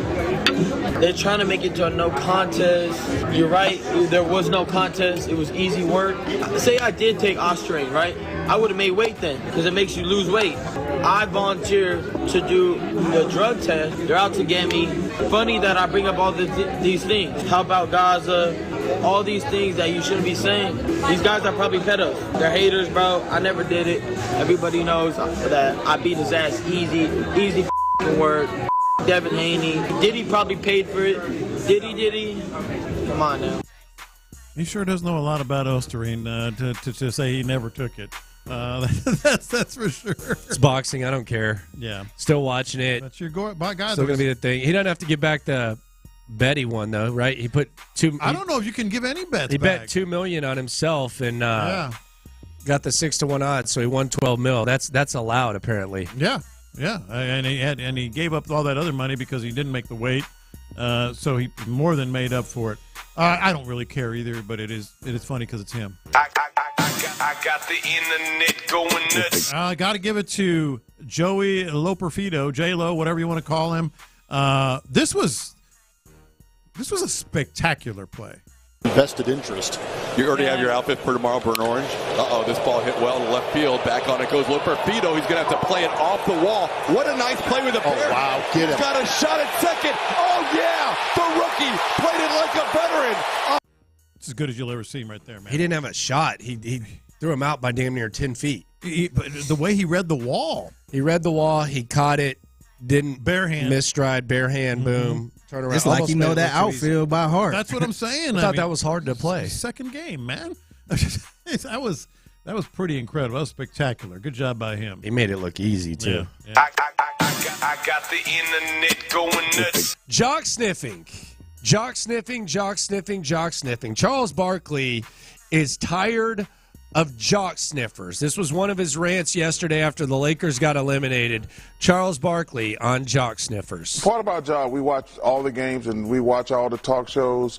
And, a lot of these people on television, they're cowards because they want the players to like them. They don't want to do their job, which is to tell the truth. Anybody who thinks the reason the Lakers suck is because of Darvin Ham or the reason the Suns suck is because of Frank Vogel, you don't know what you're talking about. Frank Vogel is a hell of a coach. Darvin Ham is a hell of a coach trying to get his career started. But for all you punks, idiots, and jackasses on other networks who want to be media and who want all the players to like y'all, do your damn job. The Lakers suck, and the Suns suck because of the players. Has nothing to do with the coaches. I feel better now. He should. And we experienced that here. We've talked about it. There are a lot of people in every city that it's just not the same anymore, and they want the players to like them, and they want to be buddy and come on my podcast and all this other stuff. Not even a podcast, even just an acknowledgement is like a once-in-a-lifetime experience. Yes, for a lot of people. Yes, and it's sad to me. I'm old school. You're relatively old school when it comes to this. Certainly trained that way. There's an obligation, dude. There's an obligation, and thank you, Charles Barkley. The weirdest is the online, like one like or something like that, and then you want to speak for players because it's a weird thing. Like the individualism of sports is great, but yeah, there is The jock sniffing it's weird. The other weird thing to me. It's not that deep. Like yes. Like you criticize the guy's play. You have some fun with it, and just be honest. The end. Don't just start kissing ass. But I mean, that's what the NBA is.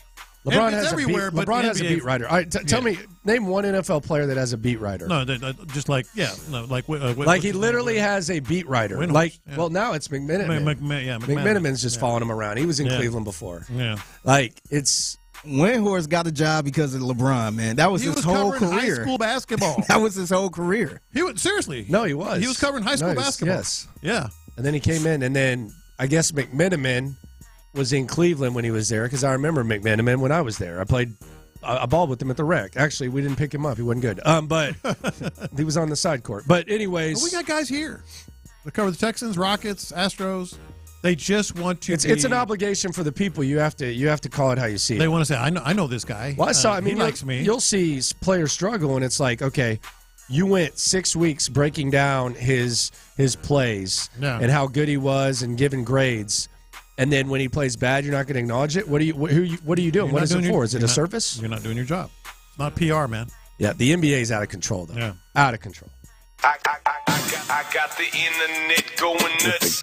Death, taxes, and James Harden in the postseason? Is that the way? Is that the way it's supposed to go? Y'all saw this, right? I mean, how could you not? Game 4, James Harden. We have seen this so many times, and I'm gonna show you in a second. Game 4, 33 points, 12 of 17 shooting. Hey now, James Harden, they got it going without Kawhi. Yeah. Game 5, 7 points, 2 of 12 shooting. It is uncanny. It's uncanny, James Harden in the postseason. In fact, our guy Nick Wright posted or looked up these stats and posted it. He is no player in NBA playoff history. He's number one.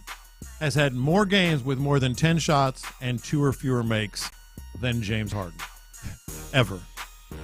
It's unbelievable. But it's always someone else's fault, right?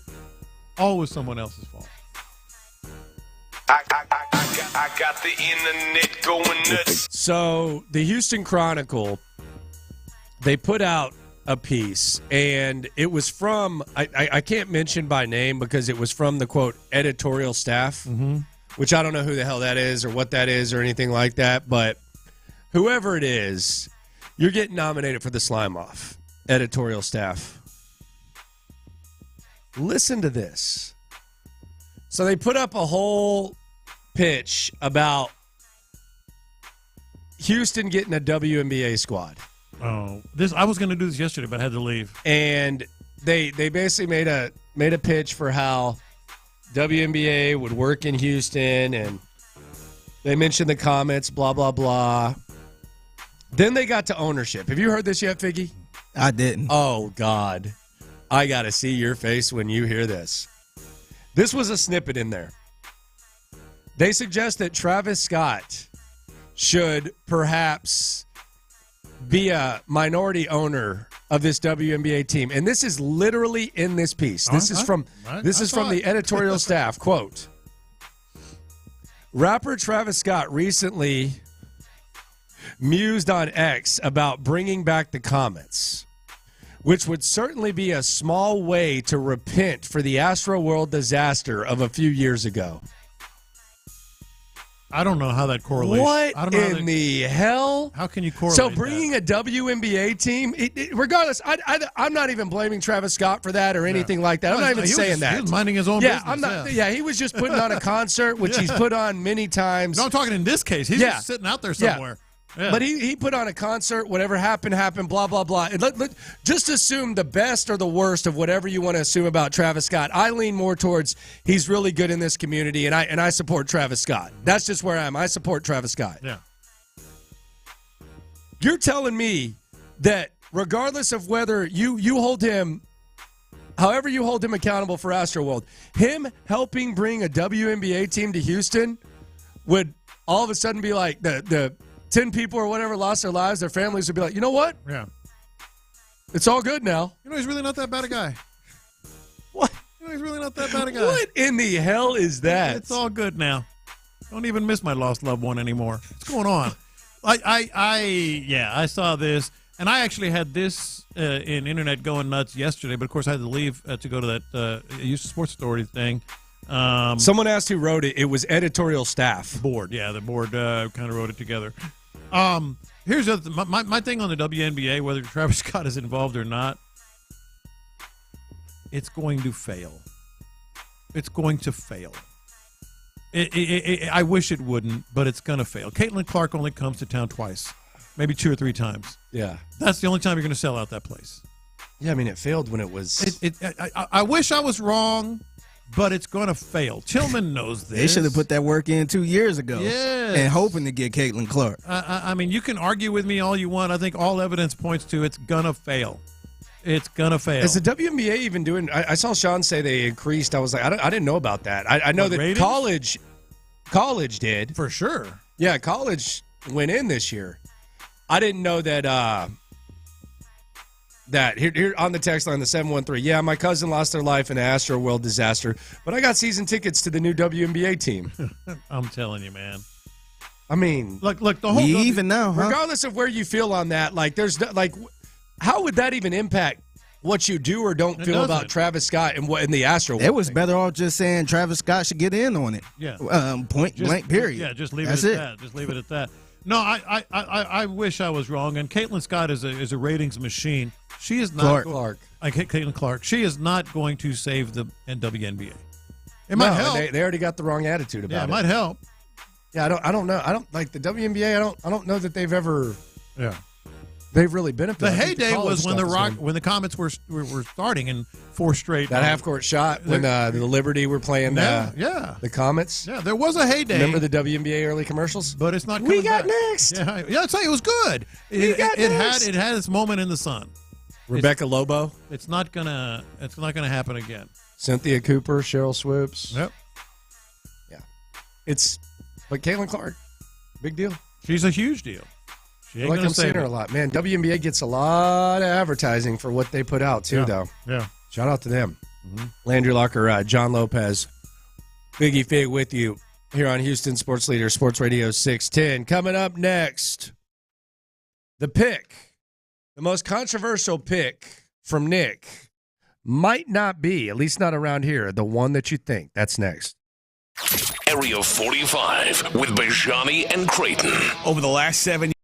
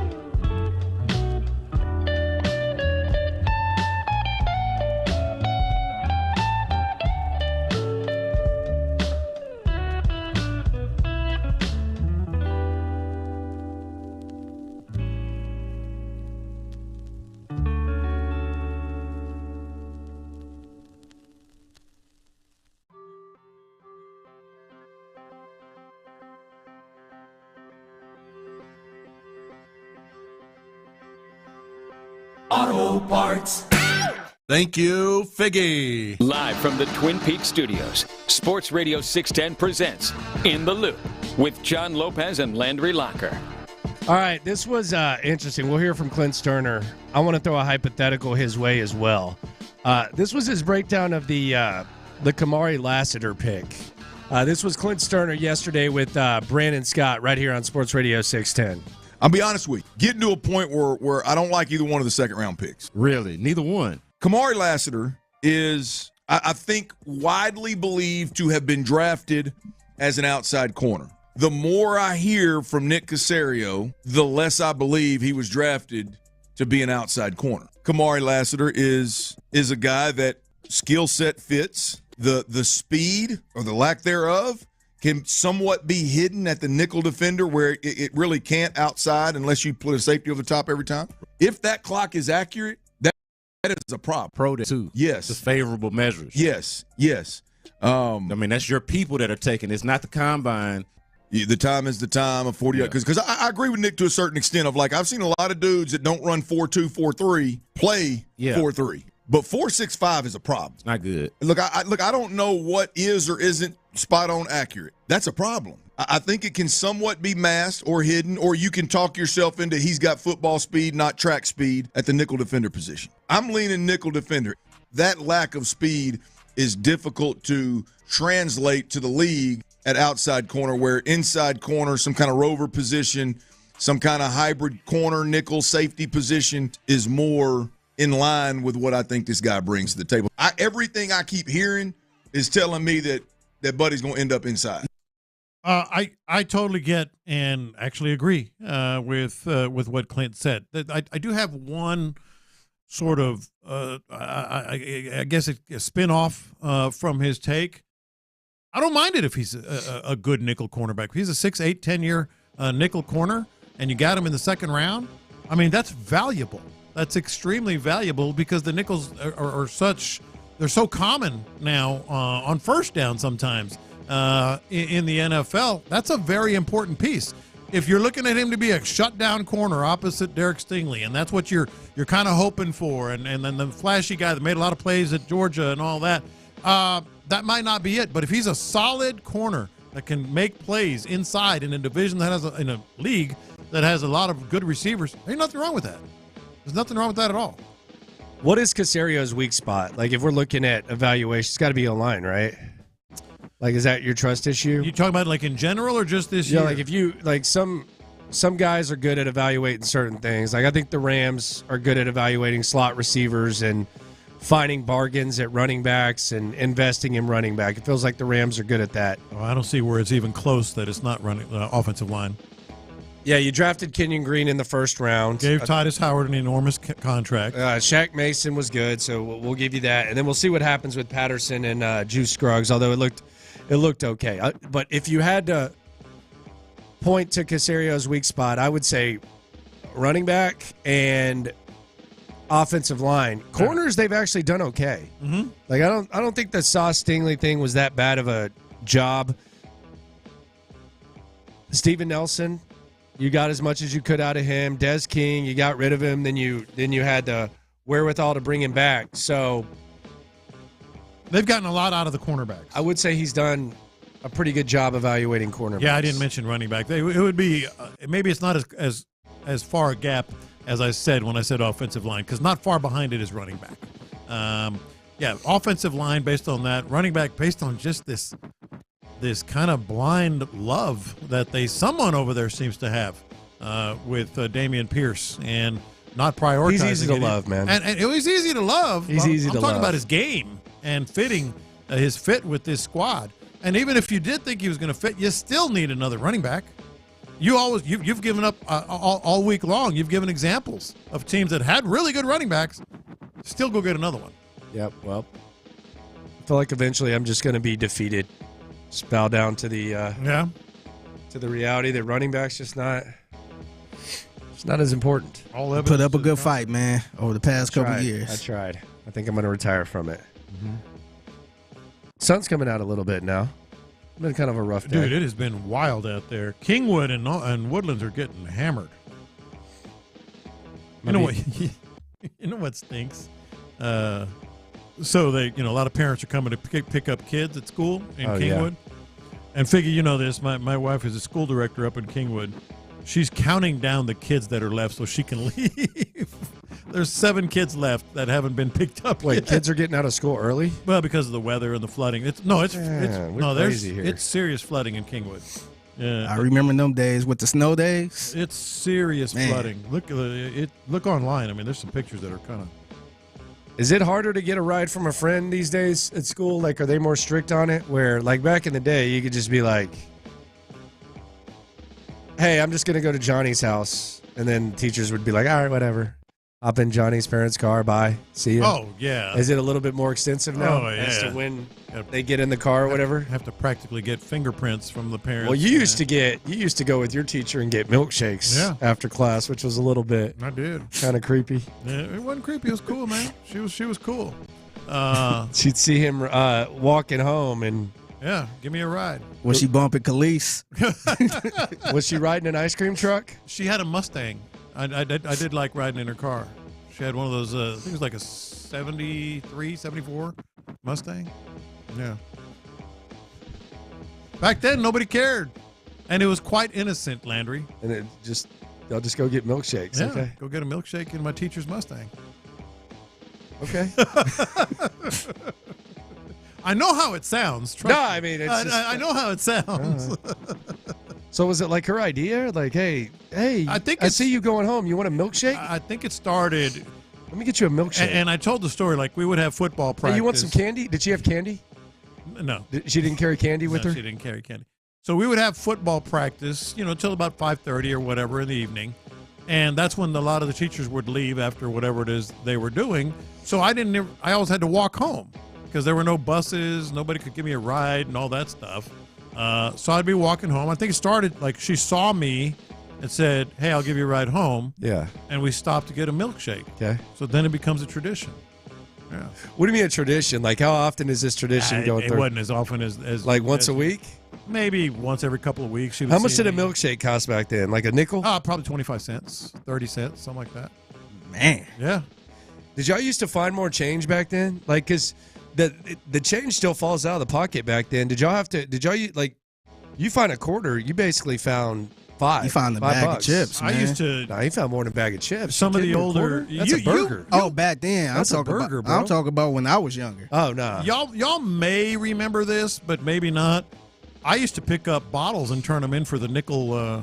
You get the exchange. You get a nickel. I still see some people trying to hustle that out there on off the guessing. I would get 10 or 12 bottles. Dude, I could eat lunch. That's a nickel a bottle on those things. And I would get it was like a fortune back then. So how much did like a burger and fries cost? It wasn't. I mean, I didn't grow up in the 20s. Like 50 cents? It wasn't that cheap. I remember they would have specials at Jack in the Box. Jack in the Box. I would go to Jack in the Box before football games and eat some cheeseburgers. A couple, I think they had the special was 25 cents a burger, so that means they were probably usually about 50 cents a burger.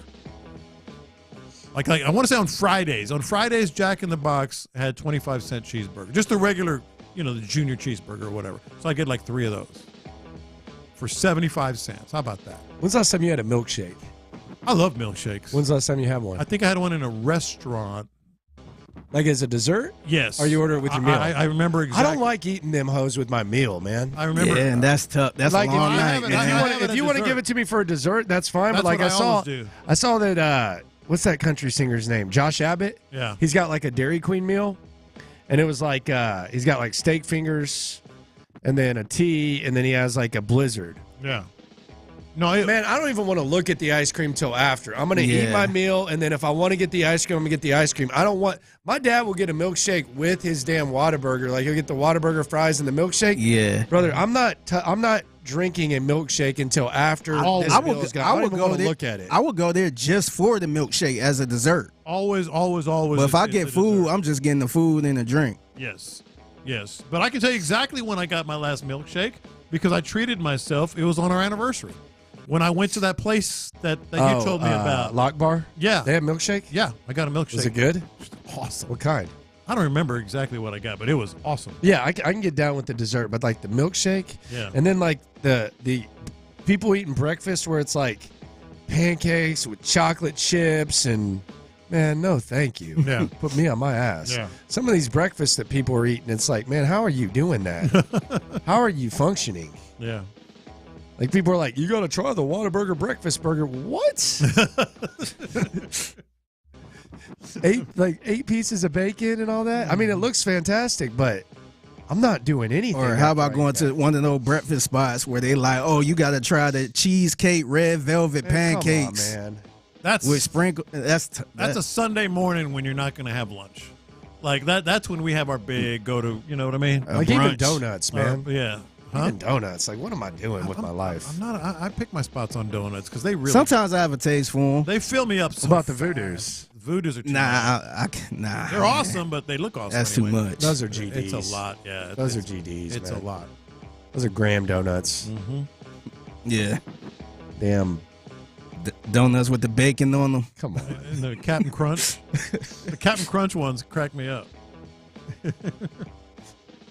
Why would you want Captain Crunch on a donut? I don't know. Yeah, I don't know. I don't know how some of these folks are functioning with these breakfasts. Try the new Wendy's cinnamon roll / bacon blah blah blah. Even cinnamon rolls, man. I used to love cinnamon roll. Has to be like that's a dessert. Man, I just like the ones that come in the can that you put in the No, those are fine. Those are the best. They But can like make these big ass intense cinnamon rolls, man, I'm out. No, that's a dessert. You're not giving me that. Everybody's a smart ass on the text board and on YouTube about my milkshake. They should be. With the teacher. Yeah. Did she? You know what's an underrated breakfast that I don't think it gets enough credit for? Pizza. Like if you're really just trying to go all in and get Cold a little bit of pizza, everything, man. Anything. Yeah. Pizza, like any type of pizza. Yeah. Pizza for Leftover breakfast. pizza? Yeah, pizza places should open earlier. Mm-hmm. Put that in the air fryer, man. I drove by Cane's today, and Kane said we open early, and I was like, how early is early? Mm-hmm. 9 a.m. Or it was like 9 or 9:30 because I looked on the phone after I passed. I was like, no. How early does Cane's open? Who's eating chicken strips at 9:30? There have been days. There have been days when you're up early and you want maybe that a lunch. Saturday or something like that. There have been some days like that. Yeah, because it's times I woke up kind of early. I was out and about around 9, and I don't want no breakfast. Yes. It's usually those days. Like sometimes, I get up early all the time. So, yeah, sometimes 9:30, I'm like, man, I could really go for some lunch. Yeah. No, it's the best time to eat Whataburger. Yeah. Is the in the morning. If you don't have to do anything, it'll knock you on your ass though. But you just take a nap. They got to make it all. Yeah. You can request the no salt fries if you really want to take it to the next level. Mm-hmm. Clint Stoerner, I'm gonna throw a hypothetical at him when he walks in here about the Lassiter pick because there was something that he didn't want the Texans to do, but I'm gonna see how bad did he not want them to do that because I'm actually intrigued to hear what Clint says. He's in with B. Scott today. Shout out to all the heavy breakfast eaters out there. I don't know how y'all do it, but shout out to you. Shout out to them indeed. I as I said, Clint's take on Lassiter, I'm totally down with, totally agree. But my only twist on it would be, I'll take it if he's a nickel. I'll take 6 or 8 years. If you want him to be a shutdown corner, you might be asking a bit much. Because my point consistently has been 0.2 of a second, 0.15 of a second is an enormous separation in the NFL. Like you got receivers that are running 4.3s, 4.4s. If he's a legit 4.6, that's from me to you in separation. So that's a problem. What does it say though about us already curbing the expectations, already setting them like? I don't know if I'm doing that. I think that part of it is. I agree with all of this. I don't know if I'm doing that part is interesting. It's like, oh well, you know what? If he's just this, then I'm fine with it. But who's to say that wasn't their strategy all along? It might be. Like that's what they wanted was a really reliable nickel that could tackle and cover. Well, that wasn't necessarily that fast. Based on the team that we've covered for you forever. They might. I mean, you look at what they're doing right now. I mean, yeah, they brought Des King in. Des King did some nice things. But they also shipped his ass up out of here for really. I mean, again, a lesser player. I don't mean to say it. Yeah. So I mean, it clearly. Pronounce that name for me. Clearly, Tavarius Thomas, Tavier Thomas.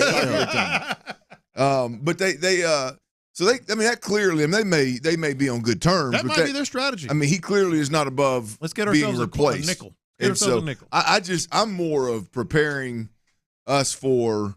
Like I'm prepared for him to be inside. Like I mean, hell, I was a 4.6 guy.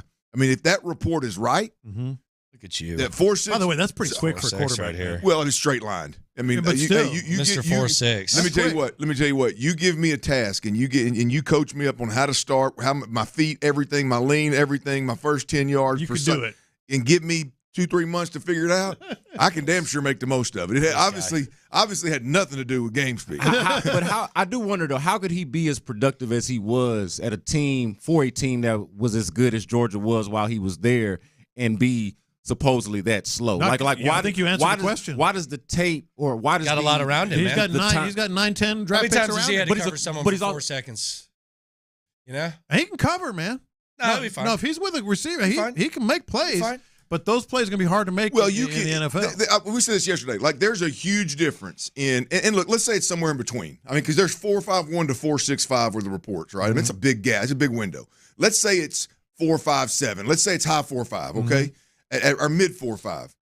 Playing corner, outside corner at Georgia, as good as everybody thinks the SEC is, it's a whole different story playing at Georgia in college in a mid 4.5. Than over here at NRG Stadium. Totally different animal.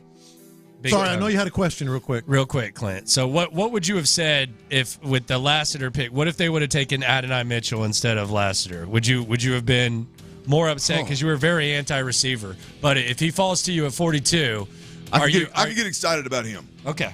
I mean, because we don't have one of those guys. Yeah. We got a lot of good receivers, but we don't have one of those big-bodied receivers that seems to enjoy contact, catch 50-50 balls, be a red zone. It runs a 4.32. Correct. So, yeah. Like, we don't have that. So I could get excited. I'd still been pissed. I'd have still been like, what in the hell are we doing? I mean, but that's an objectively better player than the one that they got. No doubt. Former teammate of his, by the way, too. Yeah. But, yeah, I mean, I think that would have been a preferred thing. Yeah. Now, Adonai Mitchell fails quite a few spots after that. But yeah, no, I think that's a better player. KILTAM, KILTHD2, The Drive is live. Yes, indeed. It is. B. Scott, B. Skeezy is back in the house. Back again. For Ron Hughley. Is he in the air today, boys? He ought to be. Is he in the air? How many drink tickets he got? I wasn't sure if he left yesterday or today. He's stuck at the airport right now? I'm guessing, because look at the weather. How many drink tickets y'all think Hughley got? Oh, probably at least 12 is his magic number, ain't it? I bet it. Yeah, that's right. Hey, Hughley got 8 friends going with him.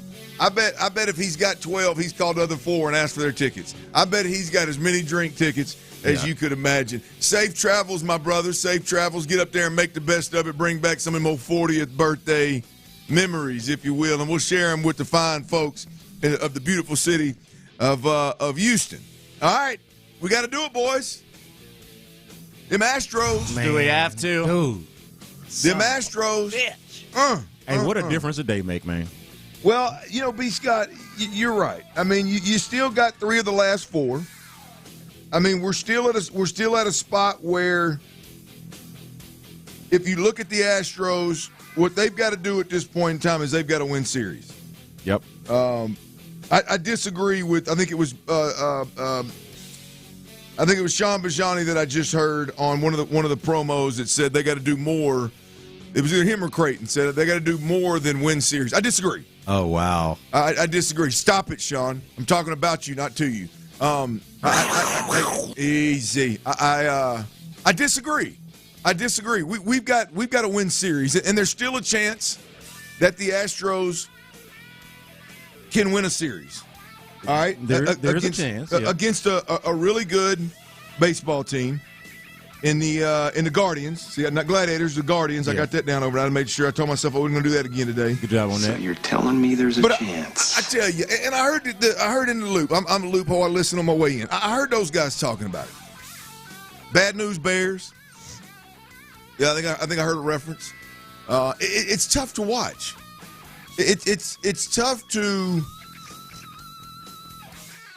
to stomach how you like yesterday. if they would have, if my man Vic, if Caratini would have just stayed his ass at second base in extra innings, and would have never got moved across the plate. Hey, he wasn't nowhere near it. If he would have just been, if he'd have got stranded on second base, the Astros lose 3-2. Hey, cool, got it. Don't like it. Don't get me wrong, but you know what, man, it's at least something you say. Now you can say it's a long season, a lot of games. Hey, man, everybody's all right. But when you lose it in such embarrassing fashion, I mean, that is embarrassing because here's the thing. He didn't just take off at contact because he thought it was gonna drop. He was gone, brother. No, B-Scott. He shuffled. He slowed down. He looked. 5-6 steps. He looked, watched it, and then decided his ass was just going to take off. I just, B-Scott, that the part of it that bothers me with the Astros is you just are finding ways to lose games in what I would consider unacceptable ways and embarrassing ways. And that's the part that lends itself to, are they going to be able to right this ship? Yeah. When you're doing when you're killing yourself and doing stupid stuff like that, and it's continuing to happen game after game, and then you look up at Joe Espada and he goes in and he goes, well, yeah, you know, we got to make sure that ball gets down, and instead of like, hey man, that's embarrassing. It's not ideal. I mean, that's a veteran. That's embarrassing. I mean, that is awful to not be able to be so bad in extra innings. And to play such bad baseball, such Bush League baseball in critical moments makes it extremely difficult for me being a fan. The old Astro buddy, it makes it extremely difficult for me to your point yesterday, to even want to watch. Yeah, Clint, Tyler, this is not an I told you so on my part. All right, I want y'all to know this. But it is speaking to the heart of why I was on the other side of that question that you asked yesterday about, would you bet on this? Would you today, if you got to do it, not, hey, you know, a week from now or a month from now when everybody gets healthy, right now, based off of what you know, would you bet on the Astros to make it happen, to make the postseason?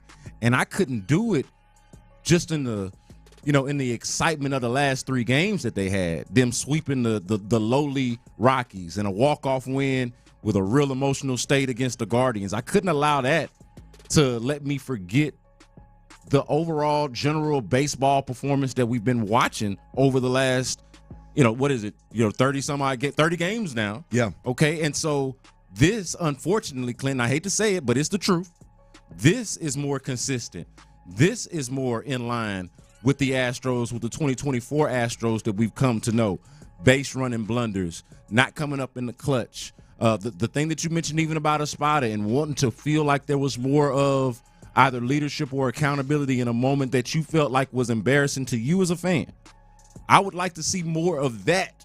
And the fact that this is more consistent, like the outlier was the 3 games, or the outlier was that moment that we felt in the walk-off. What we were celebrating yesterday felt more like the outlier than this. And that's the unfortunate part. That's why I leaned the other way when we asked that question, because it's hard to have faith in at this point. It really is. It really is. Now, I will say this, though. This is where I disagree with you a little bit. You're right about the overall Caratini point, but that was a hell of a play by Quan. Like, that was a good catch. I could see, and I'm obviously not a Major League Baseball player, but I could see getting fooled by him making that play. Now, you're right. He did shuffle a little bit, and he wasn't nowhere in the frame. The dude was able to taunt him at the end when he got that last out because he wasn't nowhere near the bag. I understand that. But that was a damn good play. I did have to tip my cap on the play that guy made in left field. No, look, it's a great play, but the truth of the matter is you don't make the last out. A game doesn't end in that fashion. Yeah. Like you've got that game's got to end with him standing on second base and then making another play. That game cannot. Not on that play. It was a lazy fly ball. It was not a hard hit ball. It was a hell of a play. Don't get me wrong. Guy had to go a long way, and he made a great play. And if it does get by him, like if he waits and it does get by him, he's good. Yeah, he got plenty of time to score. Yeah. I mean, it can't end in that fashion. And it's it can. It wouldn't be, if it were, to use still one of your terms, if it were an outlier and there wasn't just bad baseball all the way around, then you could probably sweep this one under the rug. But boy, it's hard for me to sweep this one right here under the rug, man. To your point again yesterday, Justin Verlander goes out there and pitches an absolute gem and extends himself into the 7th inning. And what did I say they couldn't do? Cannot afford to lose those games. And you find a way to go out there and lose another game. And again, you've got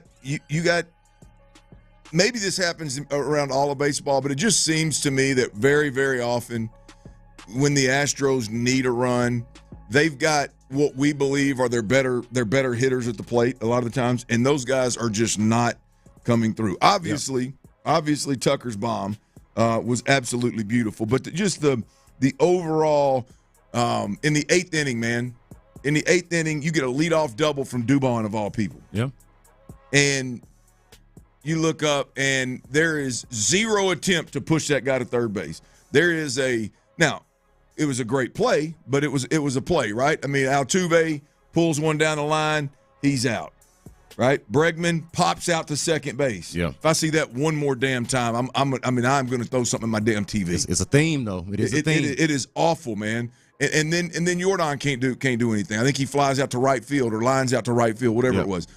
I mean, though it's 8 inning, man, you're right there. It's a dream scenario. It's the exact scenario, B. Scott, where up until this year, this is probably arrogant, probably unhealthy, but up until this year, man, as an Astros fan, I'm watching a game, and unless it's the opponent's up 6 or 8 runs and it's late in the game, like if it's a 2-run game or a tie game or a 1-run game, the Astros are down, I literally look at the lineup and I go, can we get back to Altuve? Yep. Because if we can get to Tuve, we can probably get to whoever's 2, whoever's 3. You can get Yordan Alvarez, Kyle Tucker back to the plate more than likely. Top of the lineup, one of the best in the game. That's it.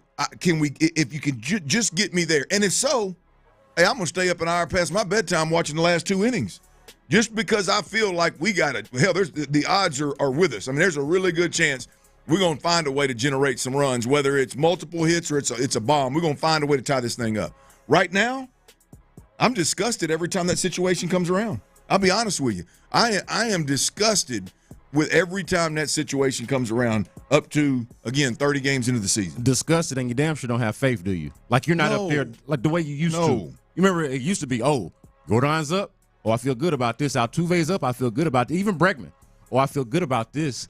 And I think that's another part of it. Another thing that's hard to buy. If you're trying to sell the Astros, trying to sell their pedigree, their history, what it was that Patrick Creighton was telling T. Mill the other day, like nobody gets off the mat like the Astros. He's right about that. Just to be clear, he's right about that. But if you're trying to sell that, it's hard to do it when the guys that you're talking about, Clint, don't come up. One of the selling points of the team is, hey, I know that the roster's a little bit flawed. They spent too much money on an aging first baseman. Their middle relief wasn't addressed properly. They could have gotten extra arm to the back end of the rotation. There are some issues. They got some depth issues. Roster got some issues, but they got some stars though. They got guys at the top of the lineup that you can rely on, and because of those guys, you can't count them out of the conversation of being with the best in baseball. Like they got to still at least be there in that conversation. And when those guys are not delivering and you're losing on top of it, it's hard to believe in, man. Hey, let me ask you guys this, because again, Joey Loperfido last night. I mean, this guy's got to be. We got to make sure we include this guy in damn near every conversation that we have until it gets old, at least, right? When you look at Joey Loperfido, I believe he had the first hit last night. He did. So he gets another hit. I mean, look, the strikeouts are going to be a problem. I think there's a chance he can overcome that to a certain degree. Maybe not to eliminate it, but damn sure overcome it and get better. All right, but the hits are there. The kid's not clueless at the plate. There's a Jeremy Pena type. I call it Jeremy Pena because it's the most recent one. There's a Jeremy Pena-like level of confidence, swagger, if you will, with this young fella. Like he just absolutely belongs, right? But the play in left field last night, I don't want to make more of it than what it was. Hey.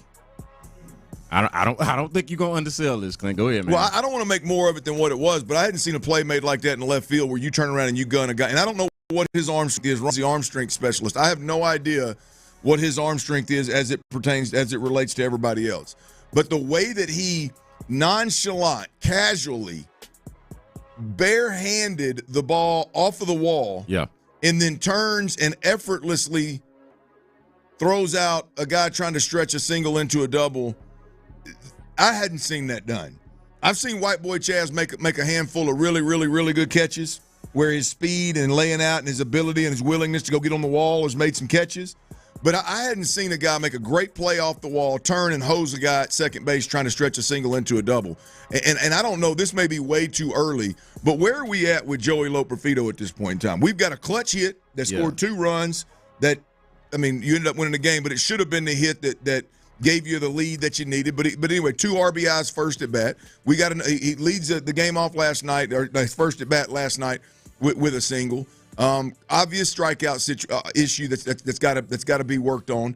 But he's playing a really, really good left field, and he's already doing things that show you maybe the tip of the iceberg. This dude's got a chance defensively to be better than any of our options out there. Where are we at with Joey Loperfido? Exactly the last part that you said, and I'm glad that you're mentioning it, because when he makes that play, I immediately go, oh, we've been talking so much about first base because of the hole that exists there. Like we're rightfully discussing that, but this guy's an outfielder. He is a left fielder, and maybe we have not thought enough, talked about enough the possibility that he is a better option for you in left field, and maybe you figure something else out at first base. I don't know what Chaz's background is. I know he's an outfielder, right? And so you don't want to, like, Chaz made an incredible historic catch in the World Series. I don't want to, make him all of a sudden be a first baseman. But you start thinking about the different possibilities of how you could navigate and move around the left field, first base, sort of like this hybrid situation that you got going on there with it being a hole in that position. But all of a sudden, I'll be honest, I kind of dismissed first base a little bit. I'm like, I don't know, maybe John can hold it down for a little bit. Maybe this guy makes sense for you out in left field. I don't know if you saw it, but late last night in the game, Dubon was playing first. Well, and Dubon can play anything. That's the thing about it. Right. Well, the thing is, if you put Dubon, then now you're taking another one of the outfielders out of the equation. So you'd have to move White Boy Chaz over into center. I think would be the only reason why you would do it is if White Boy Chaz can't play first, because otherwise Dubon's the better center fielder. You put him in center, and then if White Boy Chaz can do it, you just figure out who's the better outfielder. You got options between Loperfido and White Boy Chaz. You got options, but just that play last night is one. To your point, I think is when it was made, I looked at it and I was like, damn, should we? I mean, if we're going to be able to do that in the outfield, we ain't had anybody, maybe Tucker, but we ain't had anybody in that left field spot or the center field spot, if we're being honest, that's making that damn play, especially as nonchalant as he did, and then turning around and just throwing a P-Rod to second base. Like, I don't know that we shouldn't just be talking about leaving his ass in the outfield. Hey, look, I'm going to make a point on Ron's behalf. I know I don't speak for Ron, but I have a feeling of something that he would say if he was sitting here today. What would that be? Hey, after seeing that, we never need to see Yordan Alvarez in left field again. Oh, yeah, there ain't no doubt. Like, think about that. You got multiple options in left field, one that you didn't know about until now in Loperfido, okay? Chaz McCormick already exists. So between the two of them, why would Yordan ever touch the outfield? Now, I don't personally agree with that opinion. I think because Yordan likes to play in the outfield and for whatever reason it affects him positively, then I'm actually okay with it. I know that Ron is categorically against it. Well, Tyler ain't far from it now. Them boys are worried about them damn knees. But look, though, that moment right there from Loperfido kind of supports the notion. It's like, hey, well, what do you need to be out there for? Yeah, what's the point, right? Hey, answer me this, too. And this is, I was just, there may be an obvious answer, but I was just thinking this last night. How are we coming off of 2 skull draggings of the Colorado Rockies? Didn't we win both of those games like convincing? It was a blowout by at least like eight runs or so. Correct. It was as close to a major league run rule as you'll get. An off day, and then one game versus the Gladiators, the Guardians, and somehow we ain't got no damn bullpen. We ain't got nobody to run out there late in games. Well, I mean, and I understand that Josh Hader went back out there and he pitched 2 innings when he hadn't done it since pre-COVID, I think it was. I get that, but I mean, I look up and we all of a sudden we ain't got Hader, we ain't got Abreu. I'm thinking, what are we?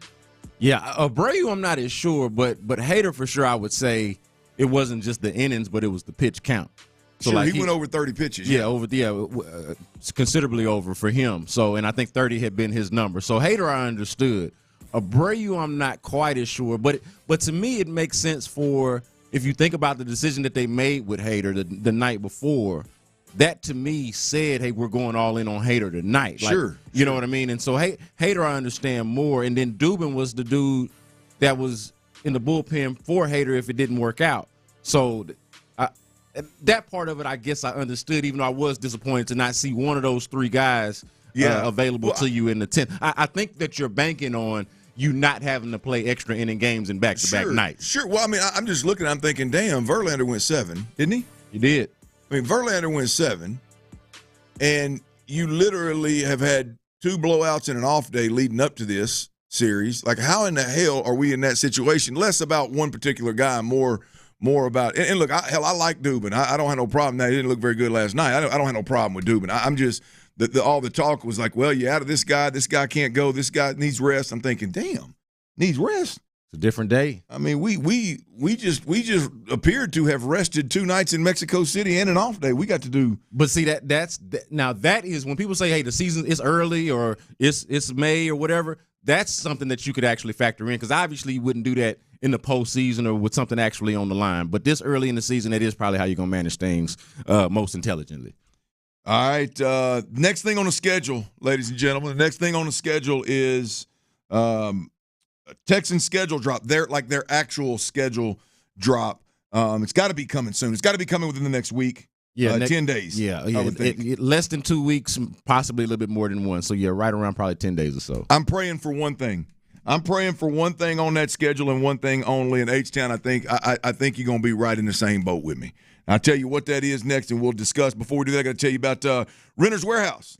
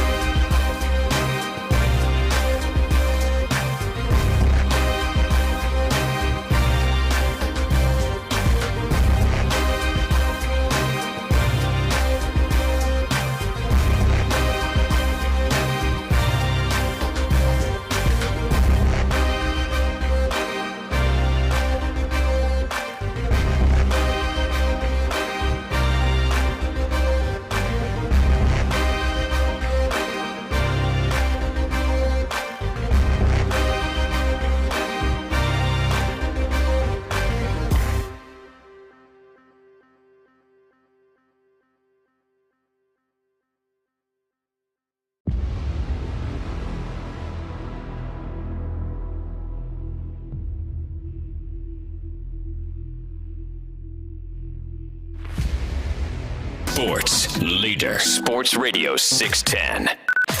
Sports Radio 610 presents The Drive with Stoerner and Hughley. Ron's out. Brandon Scott is in. We're rocking and rolling. And, hey, we got Tony Gwynn. Tony Gwynn, he'll be joining us next at 2:40. Always a great interview. Brings a little outsider's point of view to the Astros situation. And it got a little bit, I'll be honest with you, got a little bumpy. Got a little hairy last week, if you will. Well, that sounded disgusting, didn't it? Bumpy and hairy. Bumpy and hairy. You might want to get that checked out. Yeah, but it's one thing to have a few bumps after the hair's gone and it's kind of a razor burn or something. But if it's bumpy and hairy, boy, you better get that thing checked out. It sounds like it needs some maintenance. Yeah, just a little bit. But nonetheless, Tony Gwynn will be joining us next. He's always on it, so that'll be entertaining. Make sure you stay plugged in right here to Sports Radio 610 and The Drive. All right, the next thing that I'm excited about, I don't want to tell you how to fan or what you should or shouldn't be excited about, but I love the schedule drop. I love when the Texans drop the schedule so the traveling Texans can decide what game they want to go to away, like the actual date. We know exactly when we're catching the better teams on the schedule, which this year it's absolutely loaded.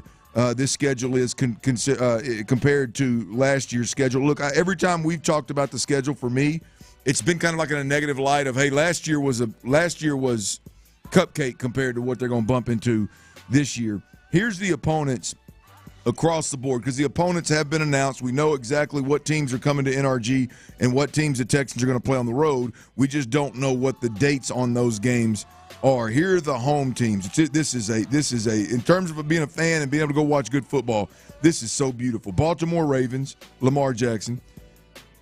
Buffalo Bills, Josh Allen. Miami Dolphins, Tua and Tyreek. And Waddle, local fella. I don't want to leave him off. Chicago Bears, who, boy, that game looks a whole lot different right now than it did 3-4 months ago, doesn't it? Yes, it With does. all the talent they've added, and they just drafted Caleb Williams. The Detroit Lions, the Indianapolis Colts, the Jacksonville Jaguars, and the Tennessee Titans. Those are the home games. Lions got local ties, too. Don't forget Aaron Glenn, a local product, obviously. Yeah. Dan Campbell went to A&M, as did Glenn. So, yeah, a lot of local ties there, too. Yep, absolutely. Here's the road opponents, and this is where it gets exciting for me, or more exciting, if you will. the Dallas Cowboys, the Green Bay Packers, Minnesota Vikings, Kansas City Chiefs, New York Jets, New England Patriots, and then again, Indianapolis, Jacksonville, and Tennessee. I'm going to be honest with you. As I look down this entire list of opponents here, New England doesn't scare me a bit. Minnesota doesn't scare me a bit. And that's about it. Be honest with you, man. I mean, Tennessee make you feel away? No, I was just talking about the outside the division. Inside the division, you're right. I mean, Tennessee, I'm not real worried, even though I think they get better with the change at coach. I think they get better with all the talent that they're bringing in. They brought in free agency. Laying down for nobody. Yeah, look, the non-division opponents are tough. Yeah, I mean the every year opponents, everybody's like, yeah, okay, we know we got them, we know who they are. It's the other ones. Outside of the division, I mean, New England and Minnesota are the two teams, and Minnesota's a pretty good football team, but they're not for whatever reason, don't scare me. The point is, everybody else is the real deal. Yeah. And here's what I'm hearing, and this is where my hopes got up big time, right? The Texans, let me rephrase that. The Kansas City Chiefs, being the defending Super Bowl champ, they always open the season at home, first football game of the year for all the world to see. And the Texans are on the Kansas City Chiefs home schedule, if you will. I like that one right there. Now, we've known that for a while, and we've this schedule thing's taking a back seat. Well, then I hear Nick Wright on social, I don't know when he said it, but it's on social media this morning. Bear with me a little bit, folks, but tell me this right here doesn't excite you a bit by the time he gets to the end of it. This is Nick Wright talking about a potential Mahomes-Stroud matchup to open the season, and it's pretty convincing how he gets there. They've been doing the Super Bowl champion gets to host the first game of the year for 20 years. There has only been one divisional matchup in that entire time. I also, as much as I like Bake Show, I don't think the Bucks, and certainly not the Saints, are a draw. Okay, they're out. So that leaves us with the Ravens, the Bengals, and the Texans. I don't think they're going to pick the Bengals because Joe Burrow is rehabbing still, and because Joe Burrow has, unfortunately, a tough history of either missing the very beginning of a season or coming in hurt. It's fair. So I don't think it's smart. So that then leaves you the Ravens or the Texans. I don't think it's fair to Baltimore. I don't think you can ask Baltimore, hey, you guys are supposed to win the Super Bowl. You choked it away in the last game you played in, and now go to their building and watch them hang the banner. They're trying to, I think, promote one of the next teams. That's what they did with the Lions, who were the next team. Wow. The answer to this is the Houston Texans. Wow. Yeah, I would like it to be Cincinnati for once and for that'd be now 3 straight wins over Cincinnati. You can set Burrowhead Invitational and shove it, but I think it's going to be Houston, bro. Hey, boy, Nick knows how to make an argument. That gets me good in football, horny boys. What I take from that is basically it comes down between the Texans, the Baltimore Ravens, and the Cincinnati Bengals, right? And I'll be honest with you, even if Burrow is healthy, I think Burrow-Mahomes matchup is too big right now. It's a life of its own. It's already established. It's already got the Burrow head thing. That is a game you can literally put it anywhere on the schedule, and it's going to be the biggest game of the week. Yeah. Assuming that the teams are both winning ball games, yeah, right, which we think they are. So to me, it comes down between Baltimore and Houston. I don't know about the it's not fair type thing because I think the Lamar Jackson, Pat Mahomes matchup to open the season would be absolutely phenomenal. But I buy into the next team up, the kind of the new kid on the block, the team that just arrived, the team that needs that spotlight.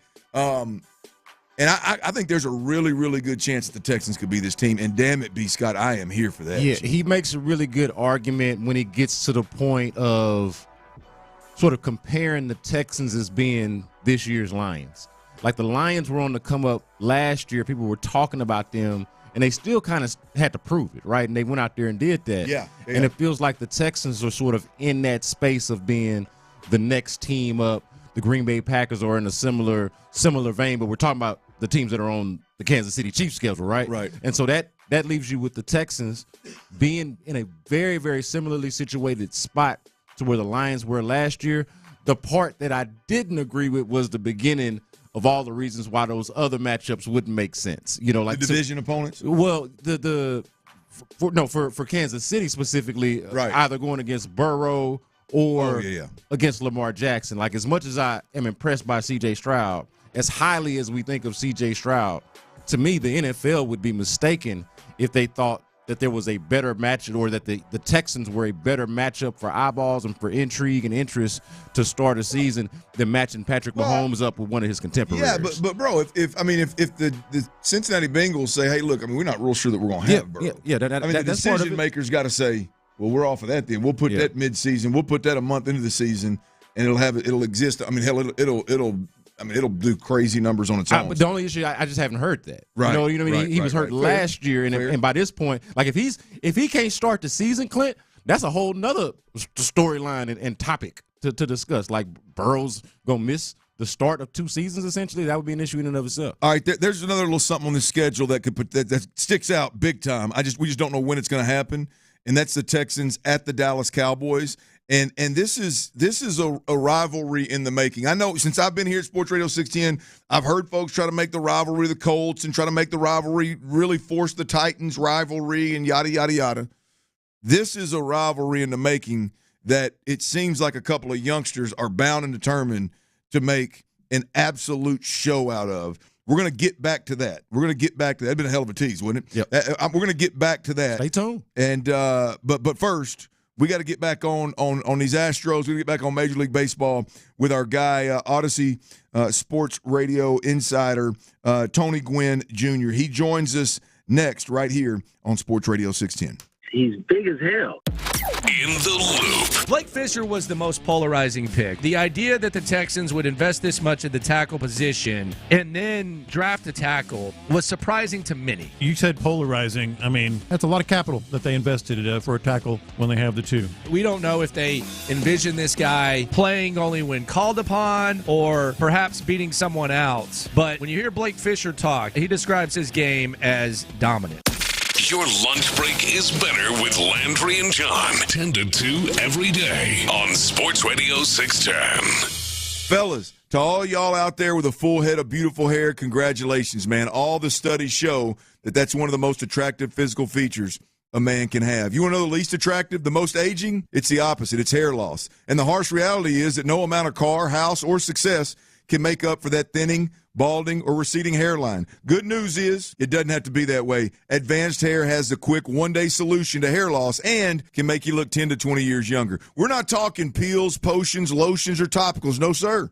With Advanced Hair, it's just your very own natural hair guaranteed to grow. They've improved thousands of lives, and you can be next. In fact, you can see all the before and afters at advancedhair.com. By the way, with Advanced Hair, your own natural hair begins to regrow the very next day. The ball's in your court. Call now for a free consultation, 832-688-HAIR. If you qualify, you can get $250 off and 250 free hair grafts. 832-688-HAIR or advancedhair.com. That's advancedhair.com. Don't sweat a swing and miss thanks to insurance tokens from BetMGM. Add an MLB wager to your bet slip and activate your bet insurance token. If your bet with the token applied doesn't hit, you'll get your stake back in bonus bets up to a specified maximum amount. That's another chance to step up to the plate and bet on the action out there on the diamond. Go to your BetMGM account today to claim your bet insurance token and get your stake back in bonus bets if your MLB wager using the token doesn't win. Only at BetMGM, the king of sportsbooks and official sports betting partner of MLB. BetMGM and GameSense remind you to gamble responsibly. See BetMGM.com for terms. 21 years of age or older. This U.S. promotional offer is not available in D.C., Mississippi, New York, Nevada, Ontario, or Puerto Rico. Gambling problem? Call 1-800-GAMBLER.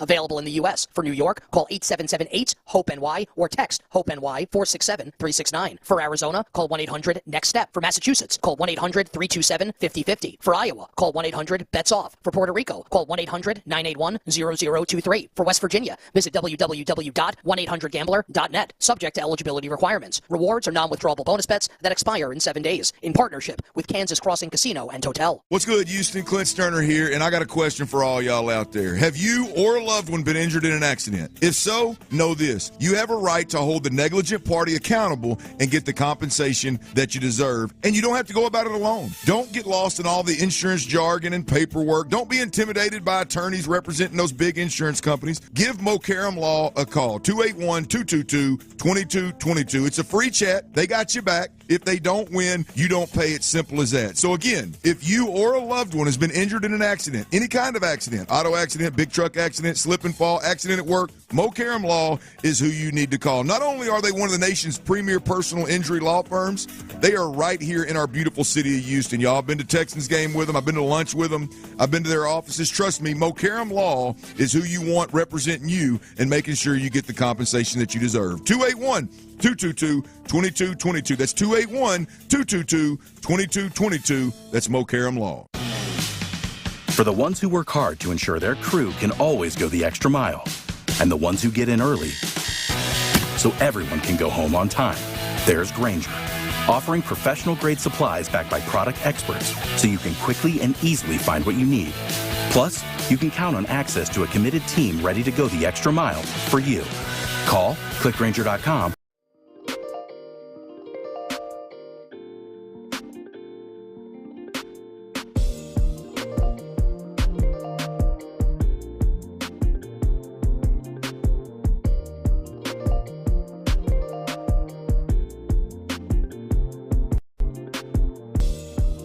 It's like your own personal paradise. Ooh, hey, grab me a coconut water. Bundling, just another way to save with a personal price plan. Like a good neighbor, State Farm is there. Prices are based on rating plans that vary by state. Coverage options are selected by the customer. Availability, amount of discounts and savings, and eligibility vary by state. Live from the Twin Peaks studios, Sports Radio 610 presents The Drive with Stoerner and Hughley. All right, Ron is out.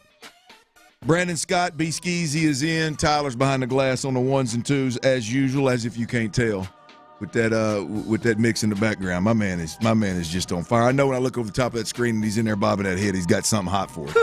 And he's in his zone for sure. Always. And it's Thursday at 2:40, and that means we've got Odyssey Sports Radio 610 MLB insider Tony Gwynn Jr. joining us. We're joined by Tony Gwynn Jr. Insider calls are presented by Grainger with supplies and solutions for every industry. Grainger has the right product for you. Call, click, Grainger.com, or just stop by. Tony, how we doing, my brother? Oh, I know Tony's there. Tony, you with me? I'm sorry, I had the mute button on. I said the real question is how are you guys doing right now? Hey, man, we are doing not quite as good as my boy Ron, who's usually on with us. He's his 40th birthday. I know it's hard to believe, but his old crabby ass is really only turning 40. And he's going to New York. So my boy B. Scott is in with us today, man. So we're doing good, man. Yeah, maintain it. Hey, go ahead, T. No, go ahead. I was going to say, well, I'm glad to hear that because I thought after a loss like yesterday, you might not feel that way. Well, we're going to get into that, Tony, but I don't let that bleed over into our relationship. You see, I keep this. Fair enough. I mean, there's a personal side of this thing that we've always got to start with, and then we got to get into these Astros because, right, to be honest with you, at this point in time, they are not good for my emotions. Tony, you got to understand, the Astros are losing. The weather is bad. Run and ditch Clint for the whole week, man. We struggling, man. We trying to maintain. We got to smile, laugh to keep from crying, man.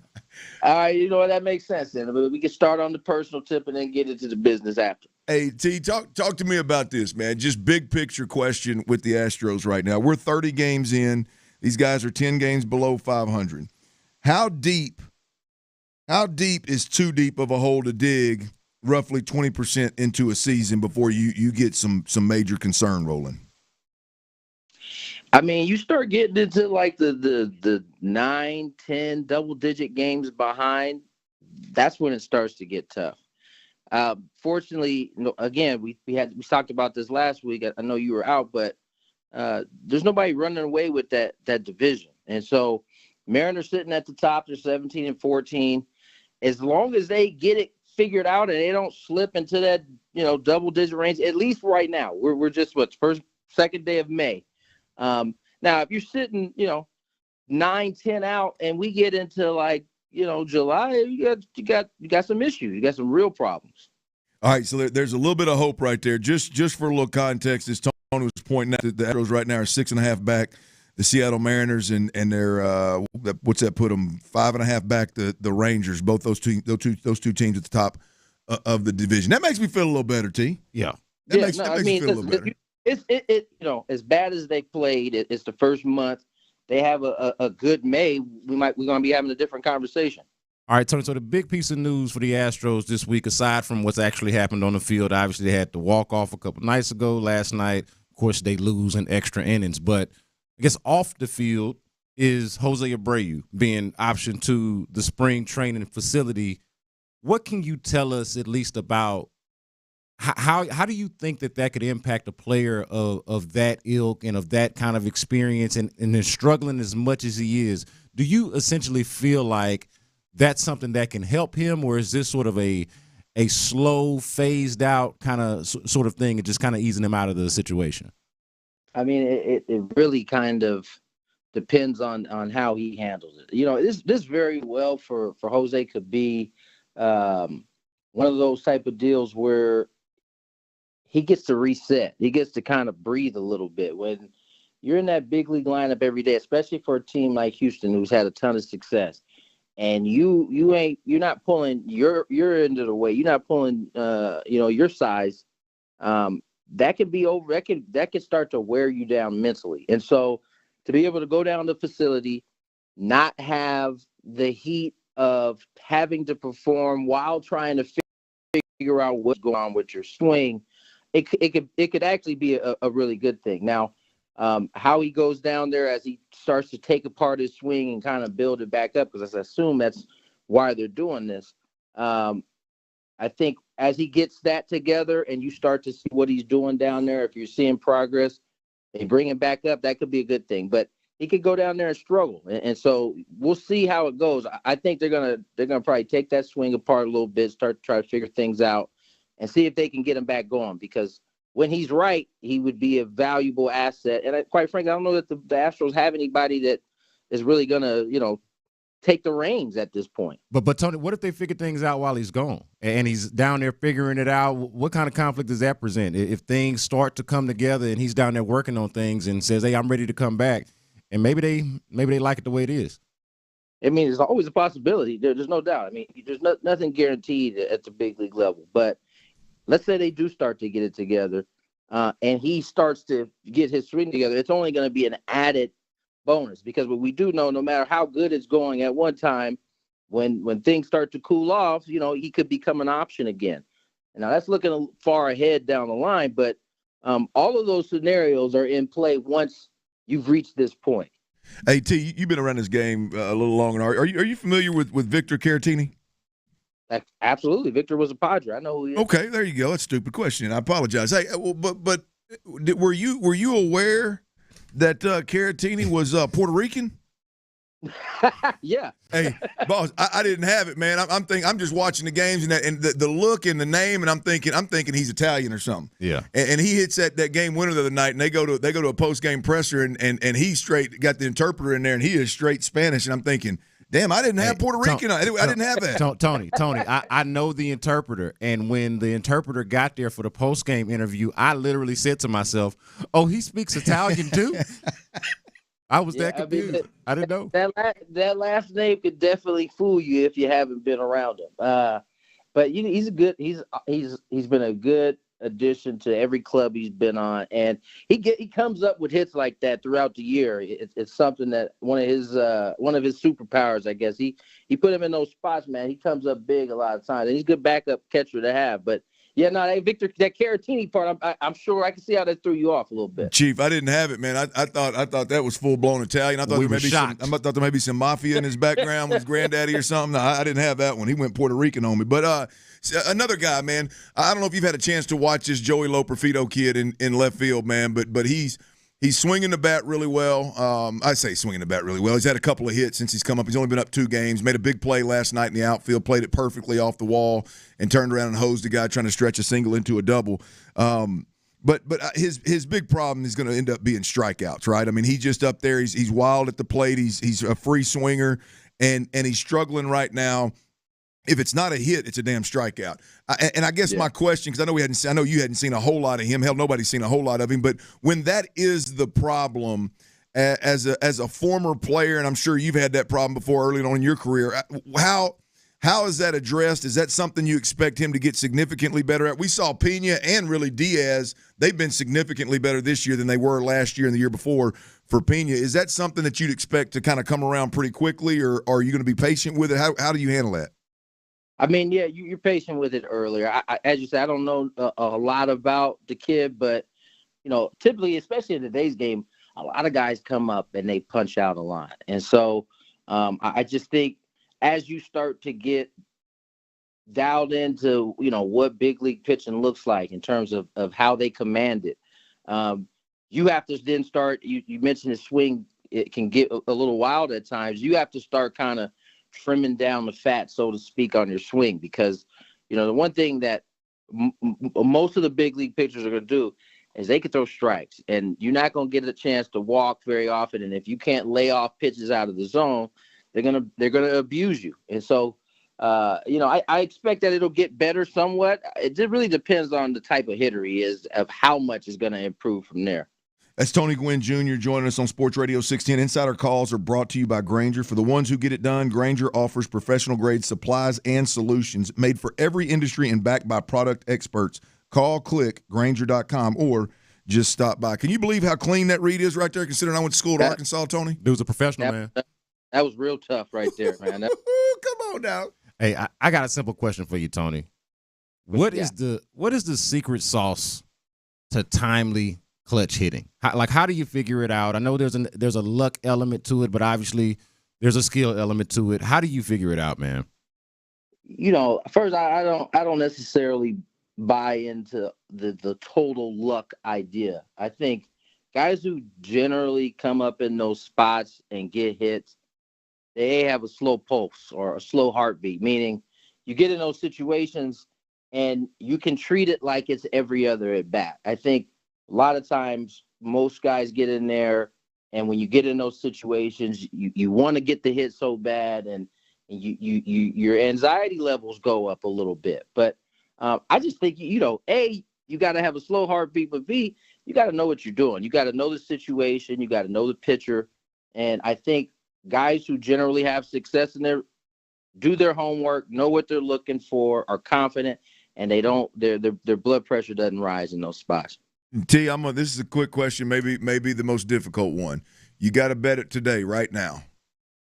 The Astros recover, win this division, and get in the playoffs, or are they sitting at home watching the playoffs this year? Man, those are the two options. They can't recover and get in as a wild card. Well, I mean, yeah. I mean, do you think there's going to be a wild card come out of this division the way everybody's sitting at 500 right now? The thing is, the league in itself, at least right now, doesn't have as many terrible teams like usually there is. There's usually about 8 to 9 by now. Okay, they're not trying to win, but as of right now, and maybe because of the way the new rules are in terms of the extra wild cards, teams are actually there's a bunch of teams kind of in the same boat. So I would say if I had to bet on it now, the Astros figure it out and they get in as a wild card. There it is, ladies and gentlemen. There it is. Tony, we appreciate you joining us, brother. It's always fun, man. That might change in a month, but but we'll have you on every week so you can gradually get there. It's a fluid answer. It's a fluid answer. Y'all take care. All right, brother. Be good, man. That was Odyssey Sports Radio 610. MLB insider Tony Gwynn Jr. with supplies and solutions for every industry. Grainger has the right product for you. Call, click, Grainger.com, or just stop by. I do want to point out, we know that the Astros are not winning the AL West. Obviously, they're at the bottom of it. There are no AL West teams in the wild card right now as we sit. Now, there's a lot of time, but right now, if it was the end, there are no AL West teams in that baseball. Well, hell, I like his answer. However he wants to paint it. Put it out there, though. I'm at a spot right now with these Stros that however he wants to paint it. If the answer is yes, they recover. I think he played to the crowd a little bit. I mean, I appreciate it, man. I appreciate that. All right, speaking of them Astros, last night was disgusting. Last night was Bush League. Last night was Little League. Last night was, according to In the Loop, was bad news Bears once again. We'll break that down, cuss and discuss, along with a little NBA action and maybe a little something what's going on up 45 up in Dallas as we speak. We'll have that next right here on Sports Radio 610. Area 45 with Bijani and Creighton. Kamari Lassiter could start from day one. The competition that is now infused in that cornerback room with Henderson there, with Jeff Okudah, you got those two guys. Now with the Kamari Lassiter, Lassiter very well could win that job. At the very least, he's going to push those guys all season long if he doesn't get it from day one to keep that job day one. Radio hits different at night on Houston Sports Leader, Sports Radio 610. From the Bell Furniture and Beta Bell Prices Traffic Center, this one brought to you by Coushatta Casino Resort. I-10 the Katy westbound at 99 Lanier Parkway. It is the two right lanes that are blocked, and then all main lanes still affected. It is in the clearing stages, though, but big backups. I-10 east westbound after Holland Avenue, John Ralston. May the 4th and luck be with you this Saturday at Coushatta's big $50,000 May the 4th Galactic Cash giveaway with 15 chances to win $10,000 in cash at Coushatta Casino Resort, Louisiana's best bet. The rain does continue, so please take it slow. I'm Val, Sports Radio 610. Your Odyssey Sports Minute is brought to you by Zadig Jewelers.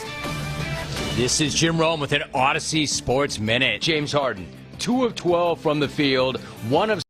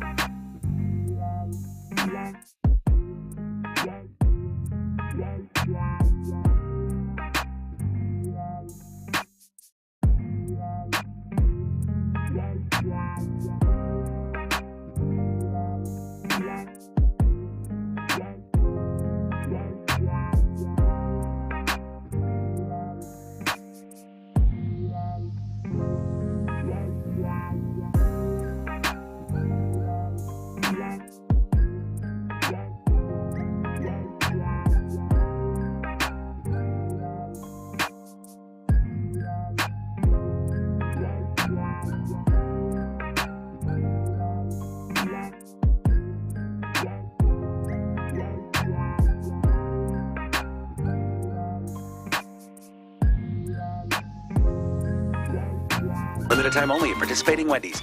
KILT FM HD2 Houston. Insider access, exclusive content. Sports Radio 610. The Texans play here. An Odyssey sports station. Sports Radio 610 presents The Drive with Stoerner and Hughley. With the biggest stories of the day, it's the Big 3 at 3. Number 1. A little poke shot into the left center field. That is going to be caught by Quan, and Caratini's well off the bag. That's going to end the game. Caratini put his head down and never looked back, and that is going to end the game on a great catch by Quan, who does it offensively, knocking in the go-ahead run, and defensively with a catch to end the game on a double play. Very disappointing end to this one. Absolute Bush League. Absolute Bush League, and the only thing that could have made that worse, I know for Tyler, if it had been Altuve, the base running has been an absolute nightmare this year, whether it's the aggressiveness that Joe Espada was talking about or it's just bonehead stuff like that. It's been inexcusable. Last night was absolutely ridiculous. It was Bush League, what you just heard. To lose a game like that, after Justin Verlander goes out there, gives you 7, he stretches himself out a little bit, pitches an absolute gem. You get the bullpen to hold down the fort, and then Dubin comes in, gives up a run, fights out of a jam, but gives up a run. And again, when a runner starts on second base in extra innings, hey man, I mean that's tough to hold that against. Those runs aren't even earned runs against a pitcher, to be honest with you. They're not even statistically calculated that way. So it's obviously your back's up against it. So Dubin gives up a run, and the Astros are in a position where they need one to at least tie that thing up and keep the game rolling.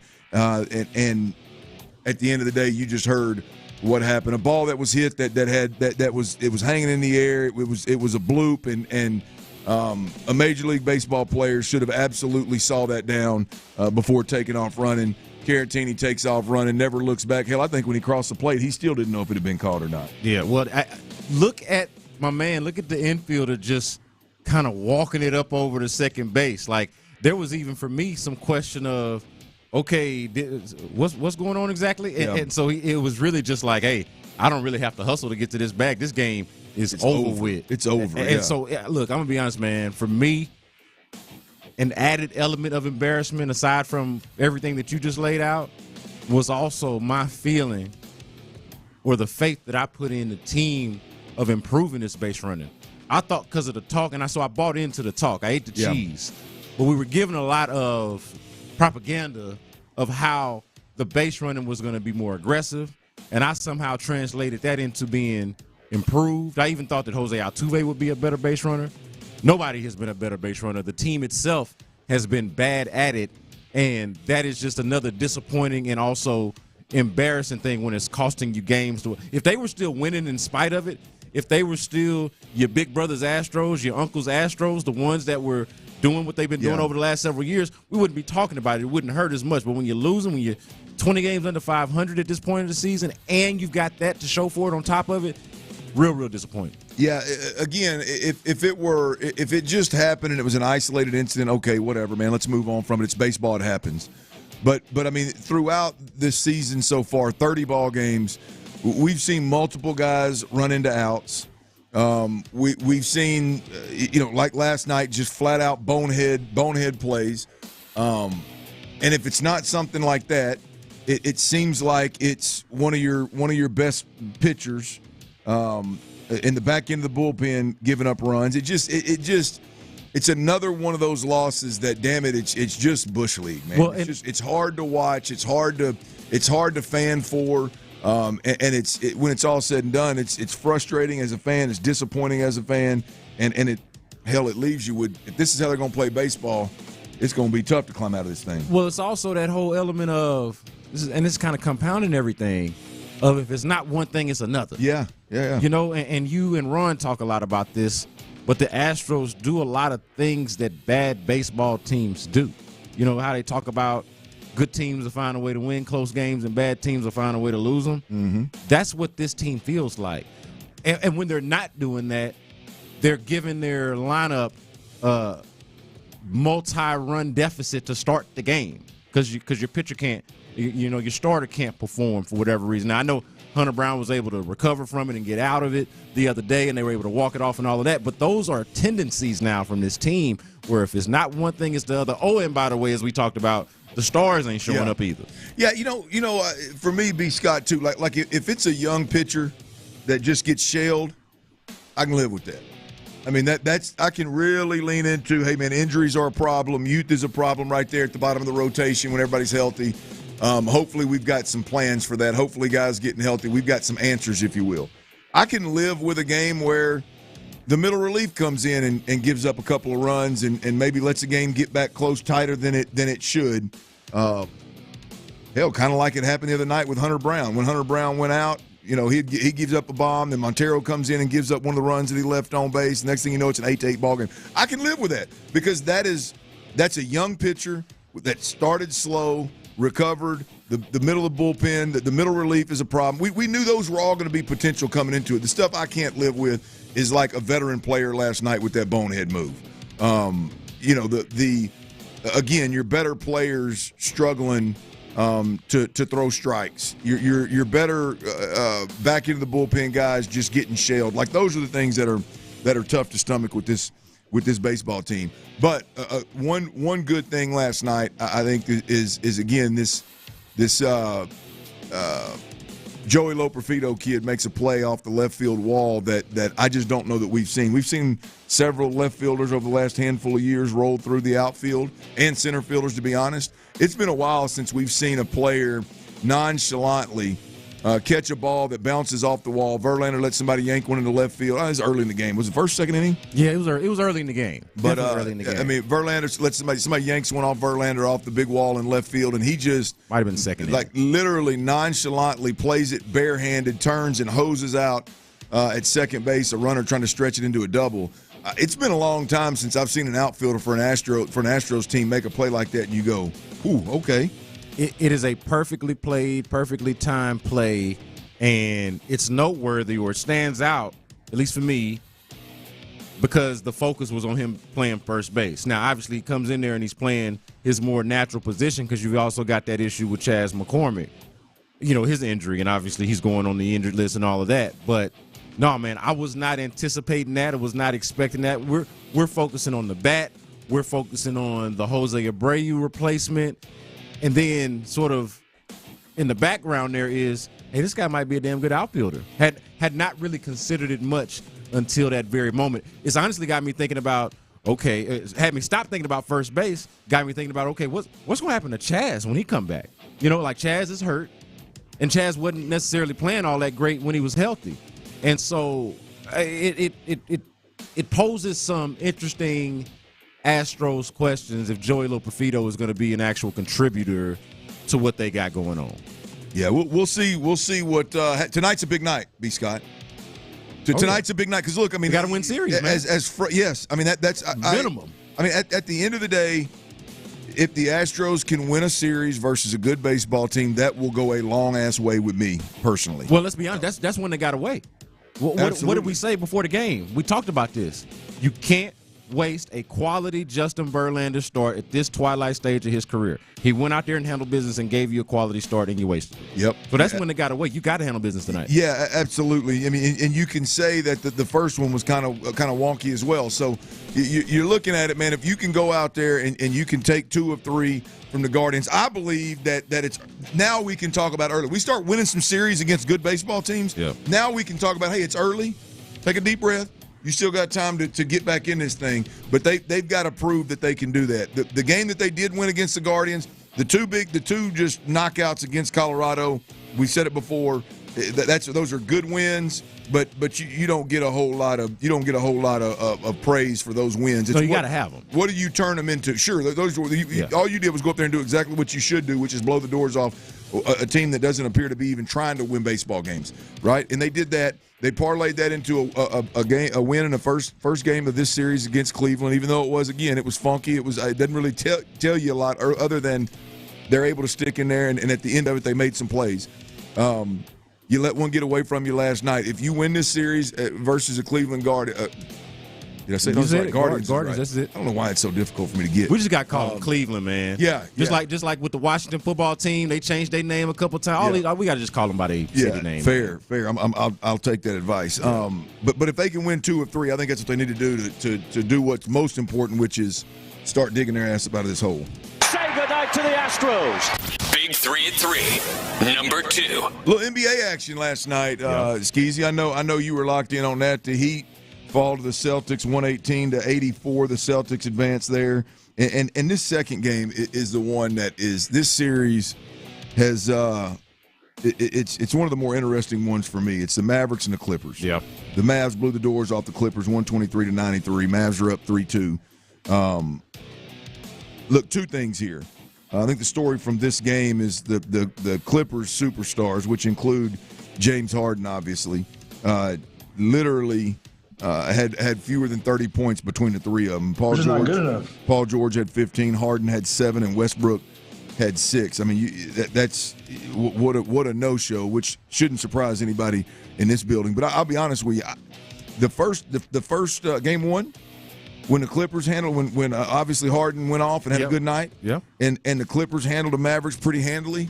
Didn't seem like the Mavericks had the answer. Didn't seem like the Mavericks even had a team that could match up with the Clippers. And I was sitting right there going, hell, these Clippers are going to run through. They're going to sweep the damn Mavs. And Ron said, of course, being the NBA guy that he is, hey, pump your brakes a little bit. It's going to be a series. In fact, he thinks the Mavericks are going to win it.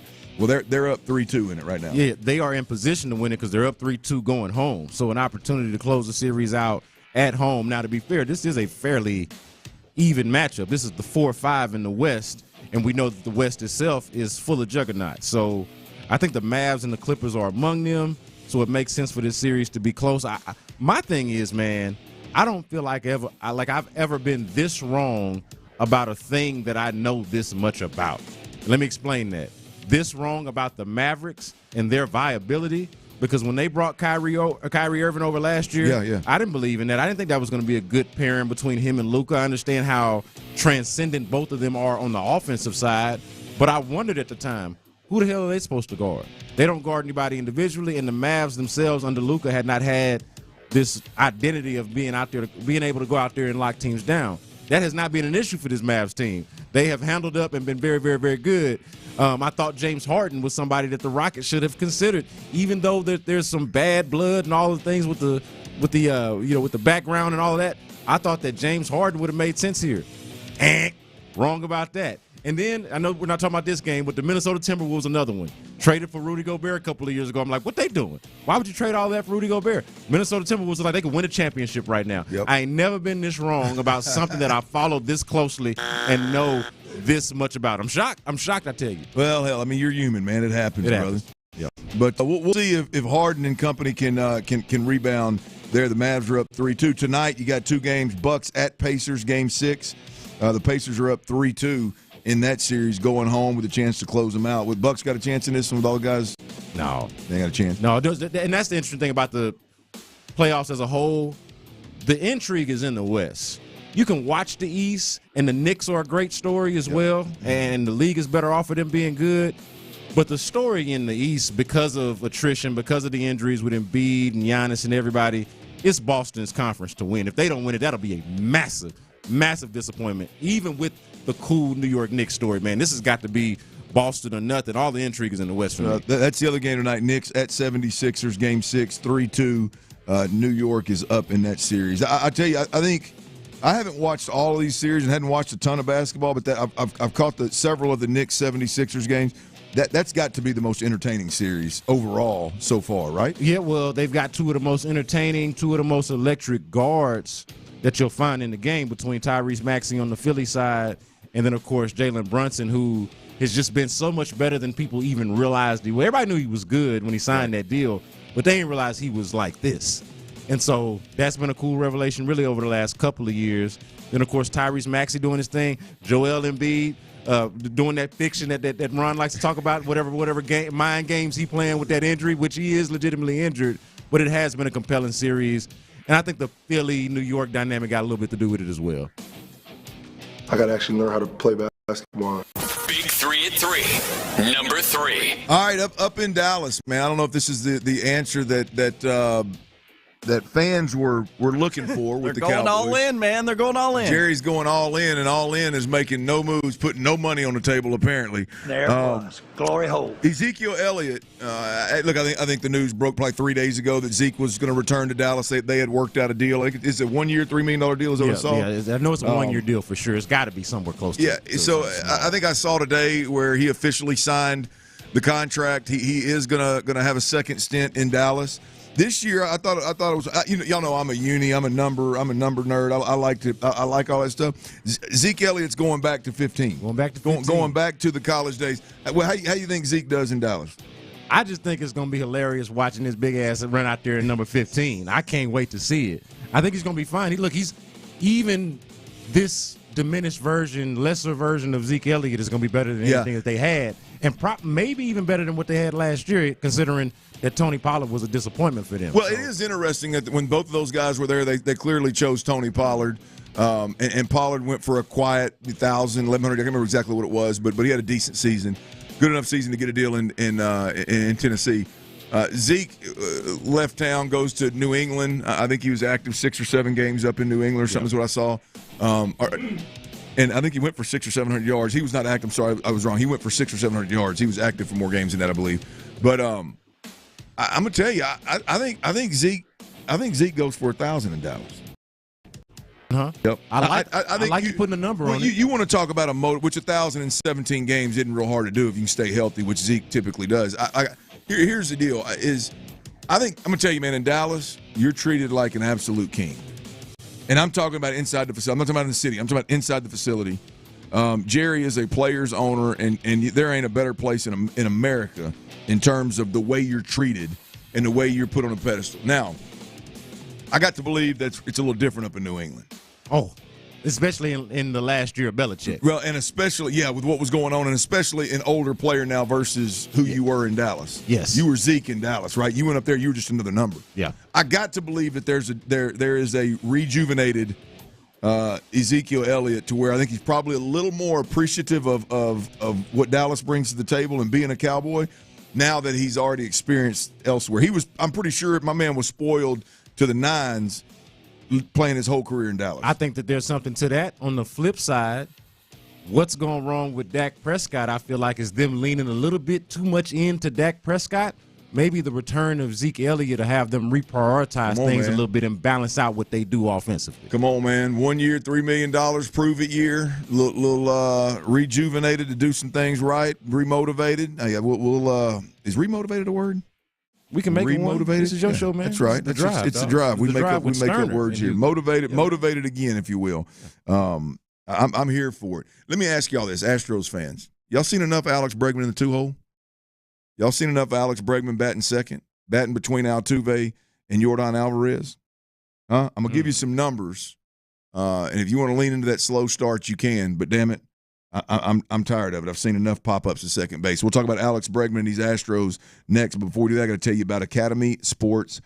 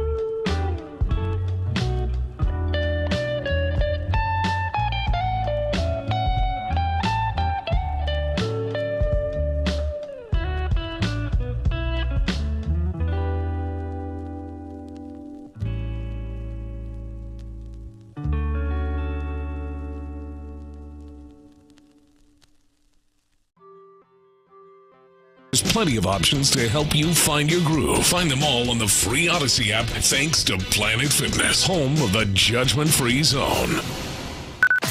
Sports Radio 610 presents The Drive with Stoerner and Hughley. All right, the Astros got a big game tonight. Game 3 of the Cleveland series. And we made the point. They need to win series. I don't care how you get it done. Last night was frustrating. Last night makes it hard to fan. Last night makes it hard to want to watch, if we're being completely honest.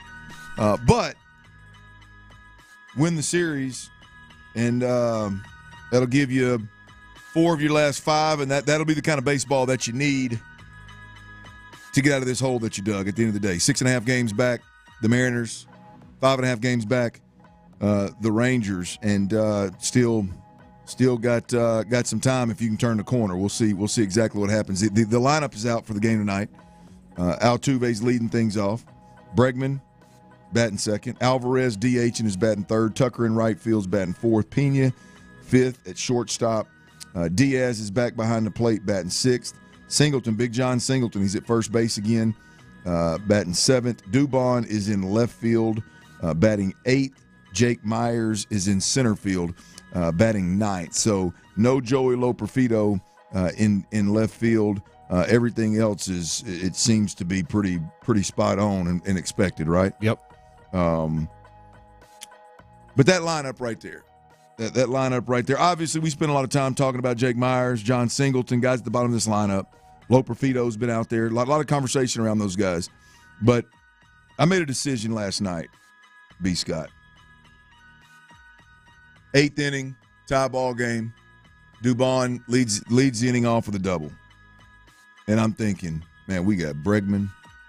I'm sorry, we got Altuve, Bregman, and Yordan Alvarez coming up with the winning run at second base. Yep. And we go ground out to third, although I want to be fair, it was ripped down the line. It was a hell of a play by the third baseman by Altuve.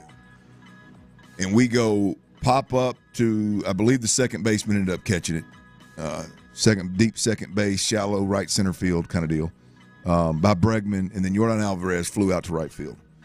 And while it was all one of those, I tweeted, I said, man, it's hard to watch. I mean, that was the opportunity, right? But the more I thought about it, man,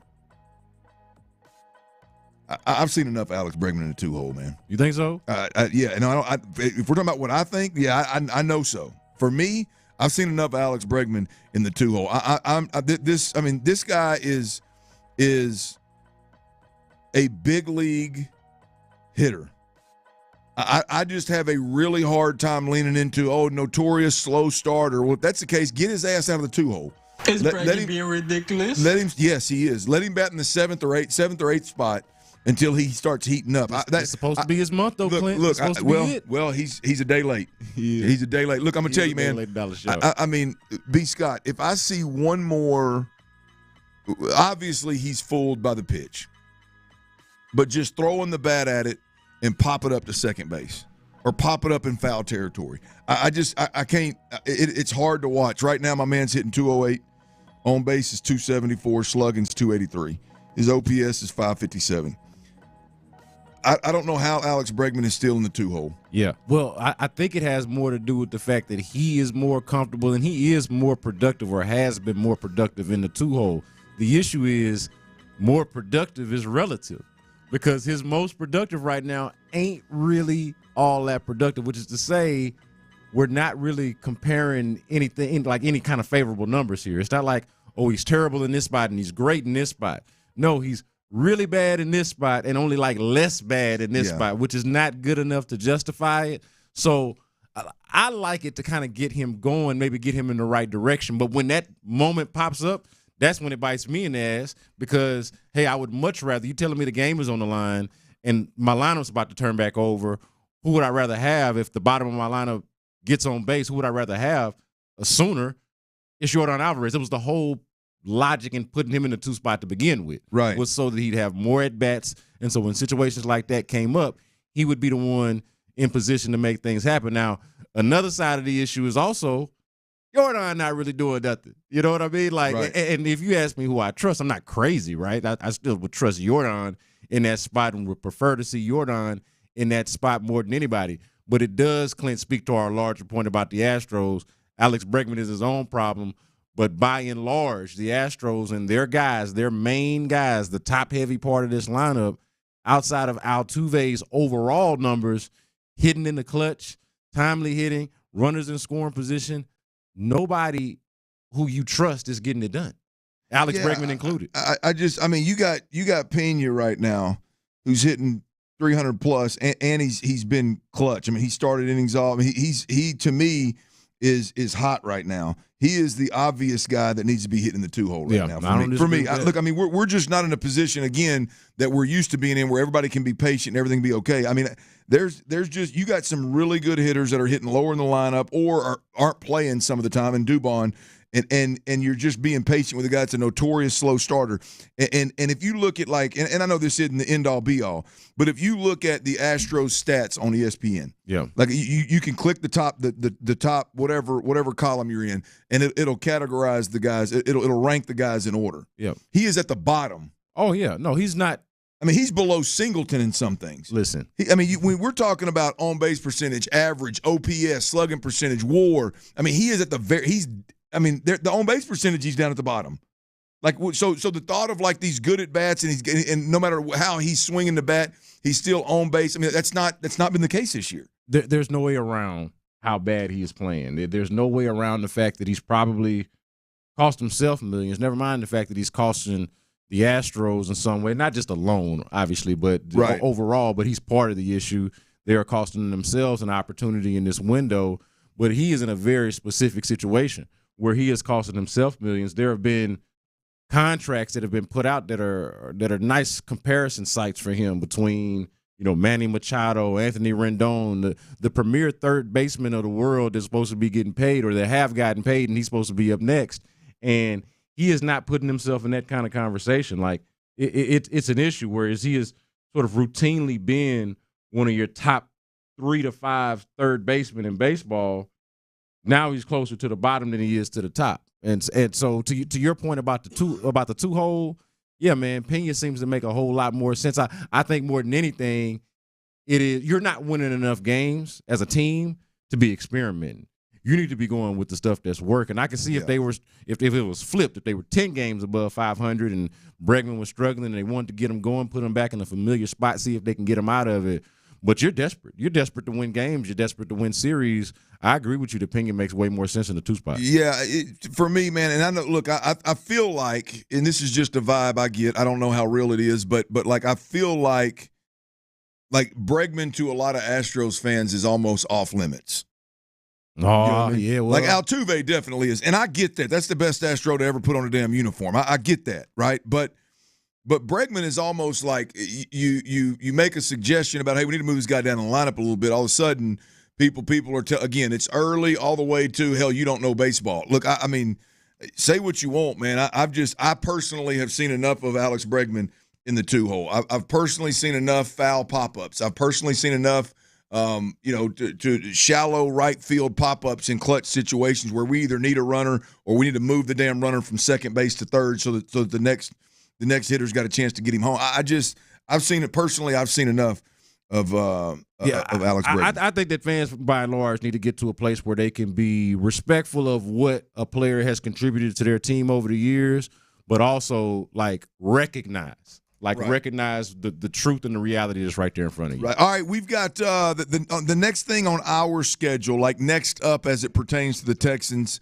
And I don't know how many people are into this, but I absolutely love it. The schedule drop, right? We know the teams that are coming to Houston, and we know the teams that Houston's going to play on the road. We get that. We just don't know when those games are going to fall. And we're going to find that out, I would imagine, in the next, week to 10 days. And we'll know who comes to NRG, and we'll know where the Texans go. The reality of it is, I've heard people try to force this Tennessee Titans, Houston Texans rivalry, this Indianapolis Colts, Houston Texans rivalry. Well, I think there's a natural rivalry with the Dallas Cowboys, and I think there's a couple of young players right now that are pouring gas on that fire. It's an absolutely beautiful thing that we got marinating here. We'll discuss next right here on Sports Radio 610. Before we do that, though,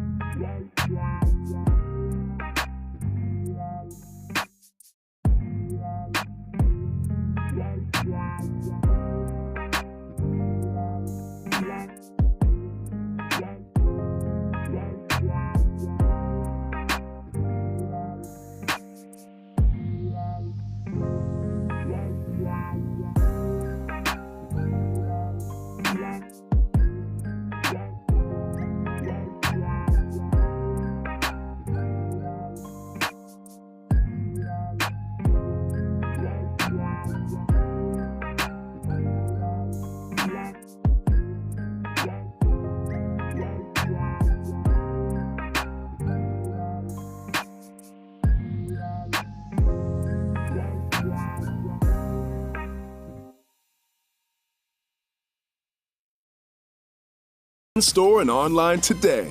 Because Lowe's knows tools. Lowe's knows pros. Live from the Twin Peaks studios, Sports Radio 610 presents The Drive with Stoerner and Hughley.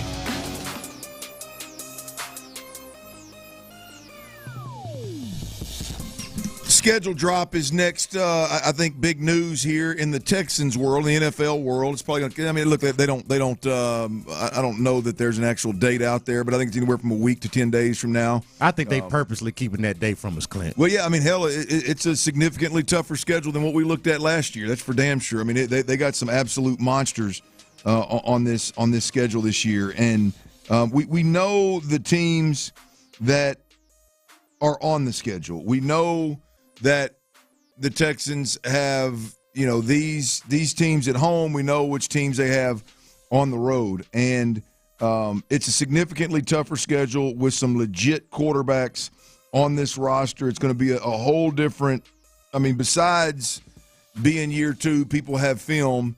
It's going to be a whole different season because you got some dudes now. Week in, week out, it's going to be on a whole nother level. Now, I say that to say that there are some beautiful things as fans about this schedule. We are going to get to watch significantly better football, significantly more compelling football. So we're going to see more stars.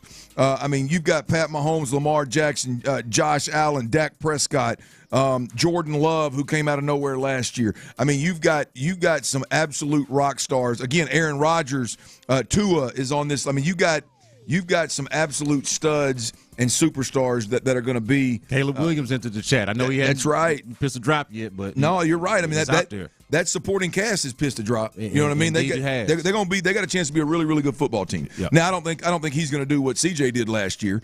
I wouldn't put that task on nobody. But I think he's got a lot of really good players around him, and it's going to be. It's got a chance to be a really, really, really good football team. Year one out of the gate for Caleb Williams. But as it pertains to the schedule, we talked a little earlier. One thing I'm looking forward to is I hope the Texans do play the Kansas City Chiefs opening day. It's there's a possibility, maybe not highly likely, but there's a possibility. You got to think it's going to be Cincinnati, Baltimore, or the Texans. The other thing on the schedule that sticks out is the Texans have to go to the Cowboys. Mm-hmm. Sure. And while I know there's not a long history, it's not like they play in the same division where they play every year and you have that kind of rivalry brewing, if you will. But as far as Houston is concerned, everybody that is a Texans fan, they have a Cowboy fan in their family, at least one. Yes. At least one. There's somebody out there that 20 years ago just wanted to be different and decided they were going to get up underneath everybody's skin and be a Cowboy fan and piss everybody off every Sunday. Everybody's got one, if not more, in your family. There is a natural rivalry in this city between Houston and Dallas in every walk of life, not just football. The Texans got to go to the Cowboys next year. It's going to be a monster game. But B. Scott, this has got to be a chance. This has a chance to be, built up in a major way on a national scale. And not just because it's the Texans are better now and the Cowboys are obviously good or expected to be good, but really because what C.J. Stroud and Micah Parsons are up to right now. Indeed. I don't know who all has followed this. I've not followed it, but you can't help but see it. I'm not stuck on everything Micah Parsons does or everything that C.J. Stroud does. Probably as much as I should be being in this business and in this city, to be completely honest with you. But I can't help but see. Yeah. Every time I see C.J. Stroud, I see him and Micah Parsons going back and forth. Yeah, if you have social media, you see the two of them interacting in some form or fashion on whatever platform it is that you frequent. And their interaction is straight trash talking. They were spotted in Vegas together during draft weekend. They played in the NBA, where I really think the trash talking, which is good, healthy trash talking, by the way, two alpha males that are competitive trash talking, if you will, in a manner. But when it really started, or when I really saw it, was the NBA celebrity basketball game when they were actually guarding each other the trash talking started there because both of them can hoop. Even the lead up to that, they were trash talking about that. Yes. And then they have an NFL 2024 NFL Live. It's a live show that they streamed somewhere. I didn't see that, but I saw the clips. Bleacher Report. Okay, I saw the clips of it. Yep. They're spotted sitting courtside at the 76ers-Knicks Game 4 in the playoffs. And right now they're touring through China, and they're heading to Japan this weekend, putting on youth camps together. So clearly there's a friendship there. But there's a healthy trash talking that I think most of us fans, some fans like the just hateful, get the hell out of here type stuff. Tyler like some of that hateful stuff. Like, I like the friendly banter. Yep. Because I know it's going to get real on Sunday when they're really fighting for ultimately paychecks and a win. You know what I mean? It gets real all of a sudden. I think this has got a real chance to grow big time between now and whenever that game falls on the schedule. And when that game pops, which I want to know when the hell it is, because I might try to make that one, boys. Oh, yeah. It is going to be lights out, man. Oh, I mean, to that point that you just made, I don't see how as a station we're not at least, I mean, I don't want to be speaking out of turn here, but we should be this is a drive. Speak out of turn. Listen, we should be well represented at that game. I'm not saying everybody's got to go, but more than one person should go. Like, at least should want to go, try to go, lobby to go, make somebody tell us no. Like, I think it's that big of a deal. It's that rare because it does not happen all the time, right? Once every 4 years or so, whenever it is. So, like, I think that you've got to lean into it. I think with the Stroud-Parsons thing especially, everybody's also got that friend that they talk trash to. Maybe you aren't the biggest trash talker, but you got one of those friends who bust your balls, and that's just kind of what the relationship is.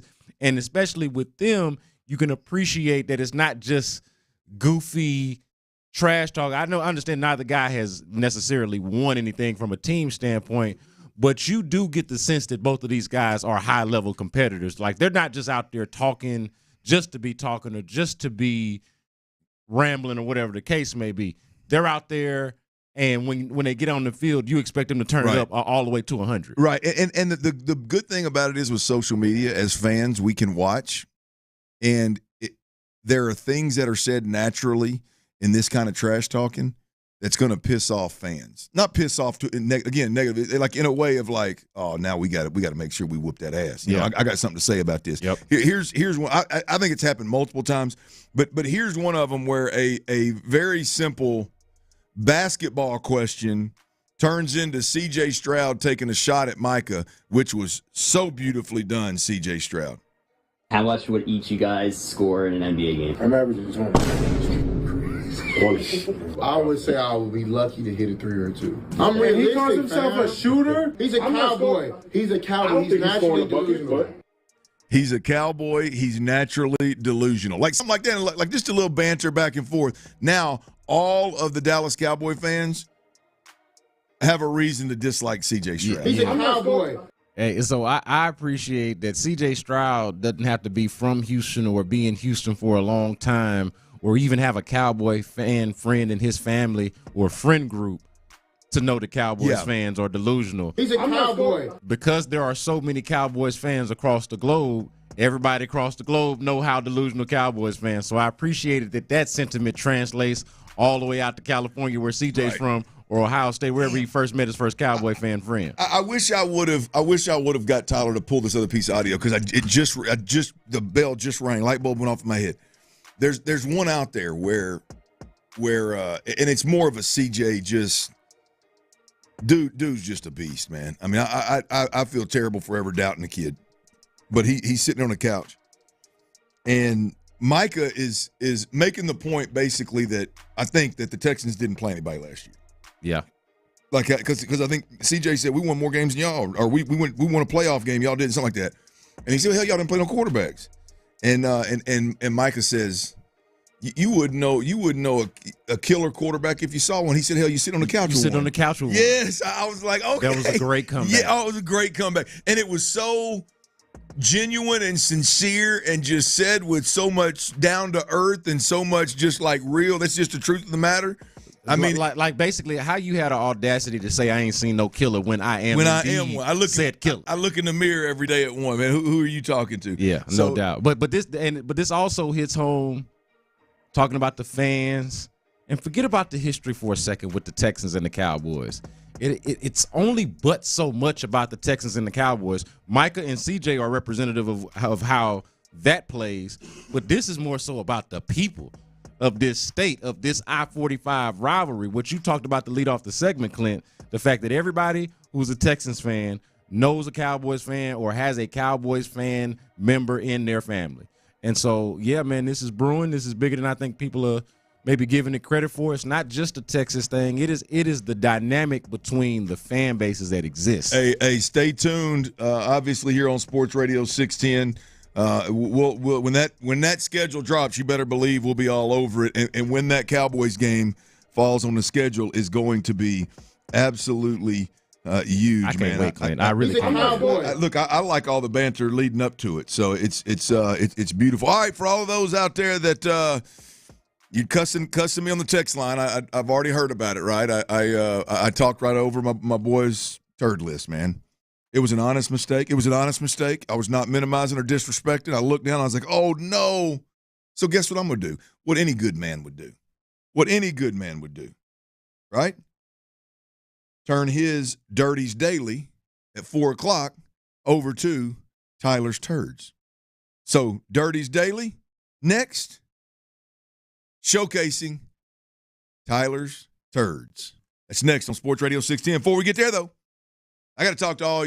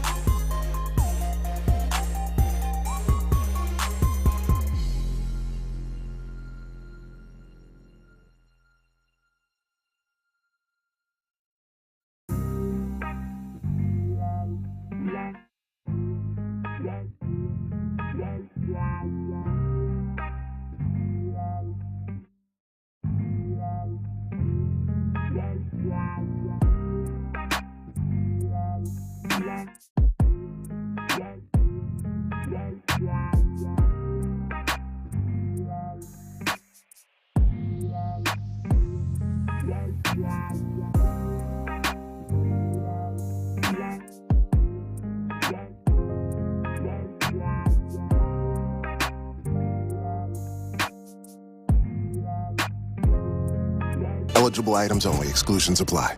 KILT FM HD2 Houston. Insider access, exclusive content. Sports Radio 610. The Texans play here. An Odyssey sports station. Sports Radio 610 presents The Drive with Stoerner and Hughley.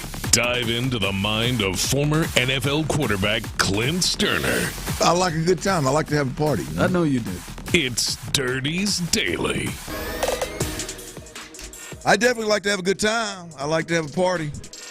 And I might do that this weekend. With my girls, of course.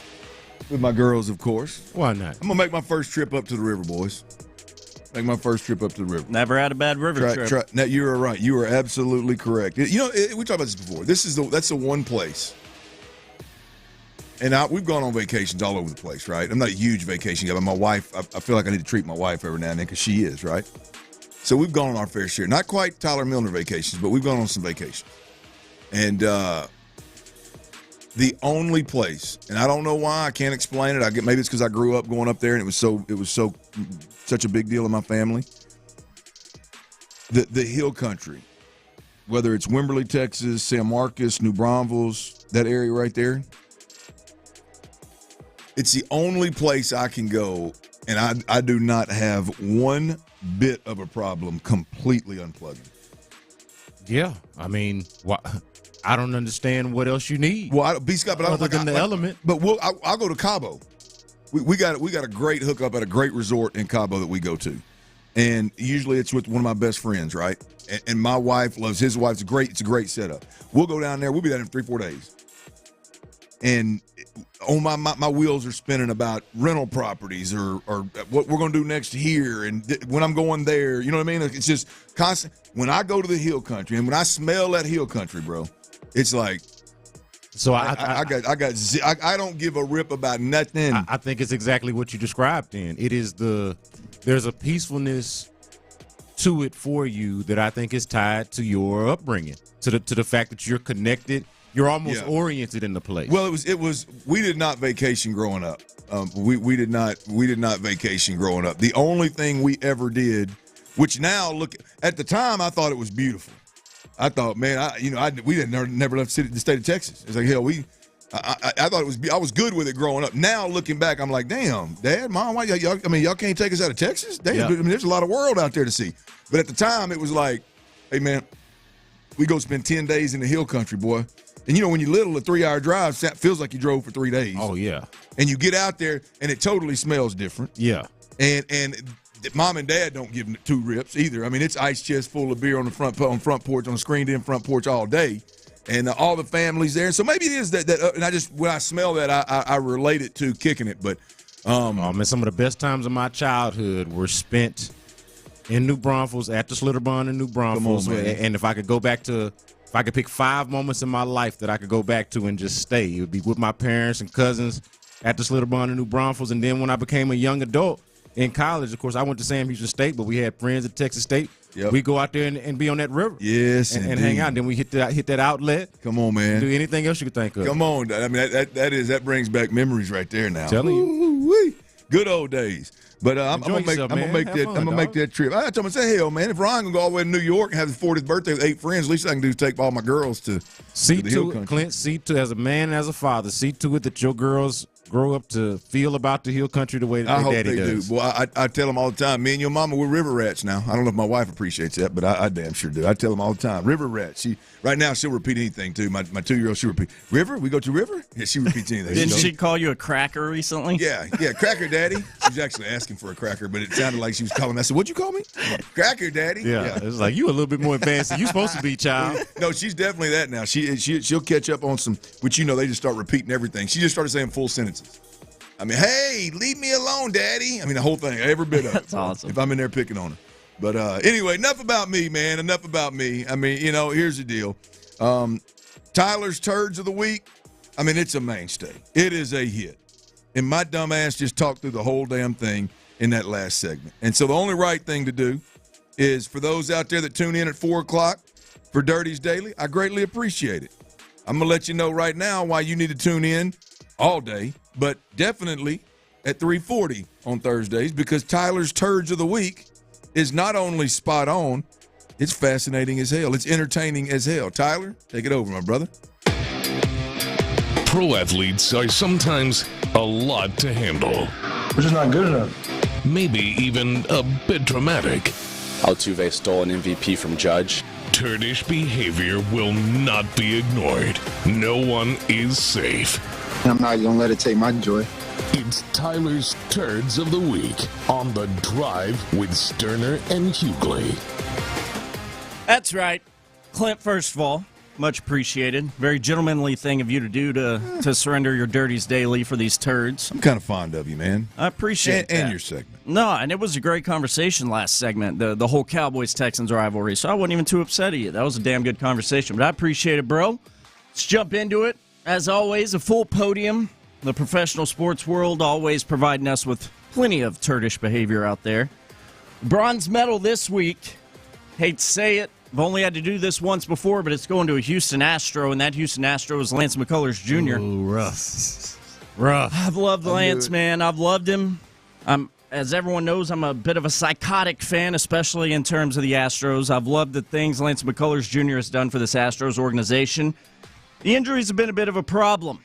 If you haven't heard this, Lance McCullers Jr., he caught up with some of the local media here recently. Yes, we actually heard from him. I've been wondering where he is. I know many of you do. I think almost daily, fellas, I see a text on our text line that just says, anyone know where Lance McCullers is? Lance, question mark. Exactly. He's been MIA. But, well, we heard a little something from him. Here's Lance McCullers Jr.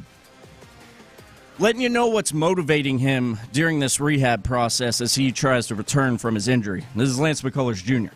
For me, kind of chasing down this dream alongside my rehab has kind of reinvigorated me. I go to the field excited.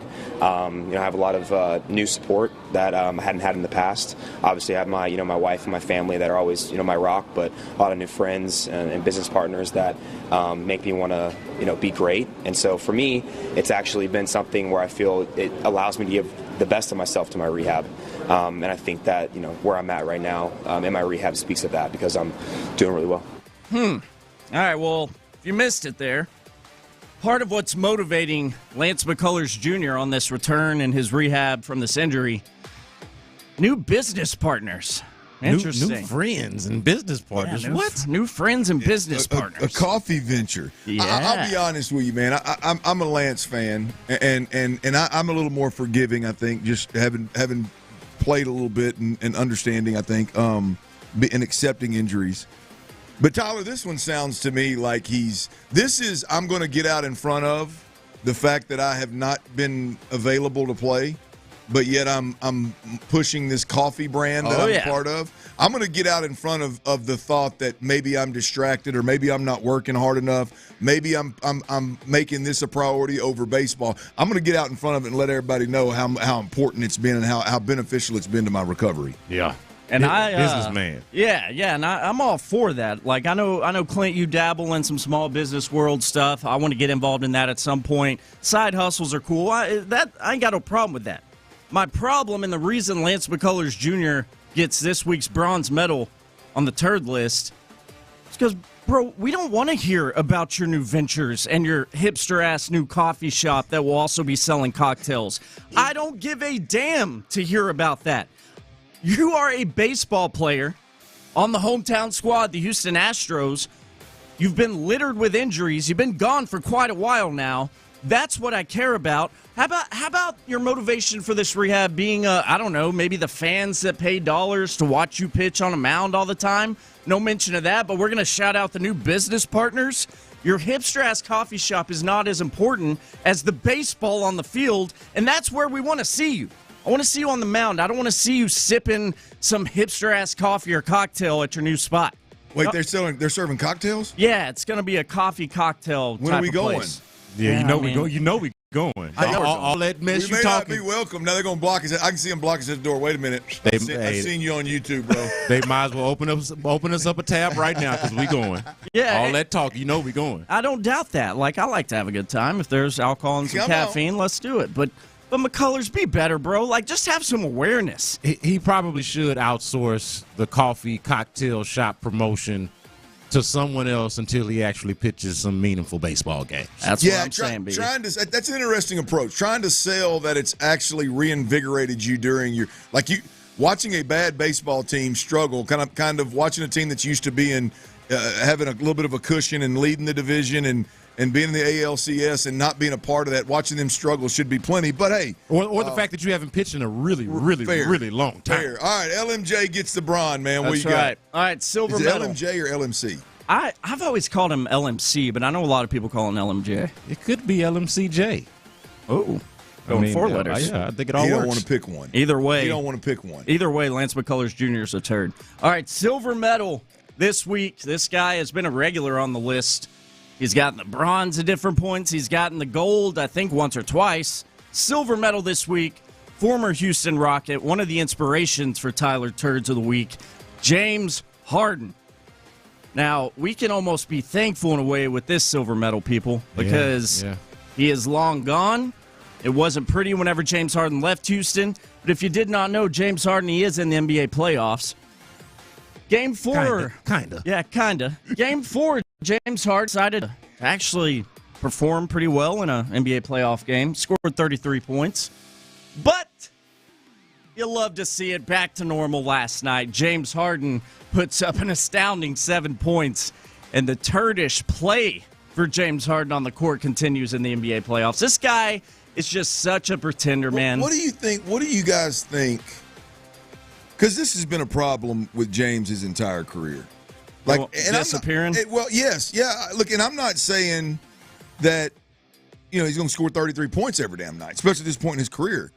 But with no Kawhi, you obviously are going to get more minutes. You're going to shoulder more of the load. Like, how do you go from 33 to 7? I mean, that's kind of his thing. I mean, I feel like he did something similar last year with the 76ers where he had a couple of games where he was brilliant, where he was vintage James, the James that is celebrated as one of the all-time greats.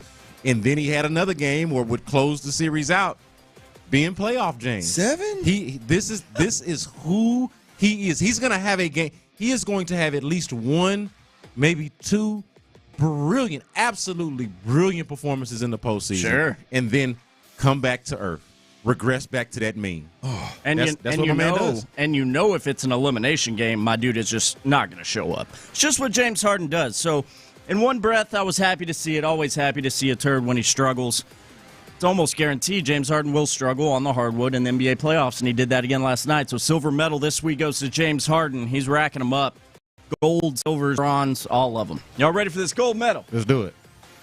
This beautiful trophy, if you watch with us on YouTube or Twitch, it's a golden turd mounted up there, real nice. We give them out each week. I mail them to whoever wins. I don't know if they keep them or not. Gold medal, gold trophy this week for the turds. Chuck Charles Barkley. Oh, come on, Chuck. My guy is entertaining as hell. I love the show that Chuck and Shaq and the fellas put together each time they're on that stage. But why you got to be doing a drive-by on Galveston, Texas, bro? Why you got to be going in on G-Town? If you missed it, this is what Chuck had to say earlier this week. Disappointed in Orleans. Where they going, Chuck? Galveston? That dirty ass water. We're not even gonna sit into Cancun. We're gonna sit into Galveston with that dirty ass water be washed up on the shore. You people think they're in the beach. Y'all located. We gonna send y'all to Cancun. Y'all drive y'all quit. Drive your ass down to Galveston. Come on, man. So they're not taking a little. Come on, they need to try, man. No, we're not getting them no plane ticket to the beach. We send their ass to Galveston, Texas, right where that dirty water washed up on the beach. They can't even get in the water. Tyler, he ain't wrong though, bro. It ain't dirty water. It's just Gulf water, bro. It's not like there's just like a bunch of like turds, for lack of a better term, like dumped into that water in that beach. No. Tyler, I grew up going to Galveston. Tyler, I was down there this weekend. You couldn't have paid me up. You couldn't have paid me $500 to spend an hour in that water. Yeah, you put your damn hands on nasty-ass floor in public bathrooms. Yep. I do. Absolutely. No, this drive-by was completely unnecessary. And he didn't have. I like the thought of the drive-by being because he was hammering San Antonio. Now he's moved down to Galveston. Well, and he's gonna have all of Texas against his ass before you know it. And he said dirty ass water 3 times. Yes. It's like, hey, Chuck, we get it. The water in Galveston is some dirty ass water. How many times do you have to hammer home the point? The best part of that, and I know Tyler's got a gold medal to give away here. The best part of that whole show, by the way, is when Shaq starts laughing uncontrollably. When he starts laughing uncontrollably, Chuck starts repeating it. Yeah, like it's just him on. Like he feeds it's his audience. Yes. Oh, it's like the laugh track of the '90s sitcoms. So yes. And then it kind of exit on.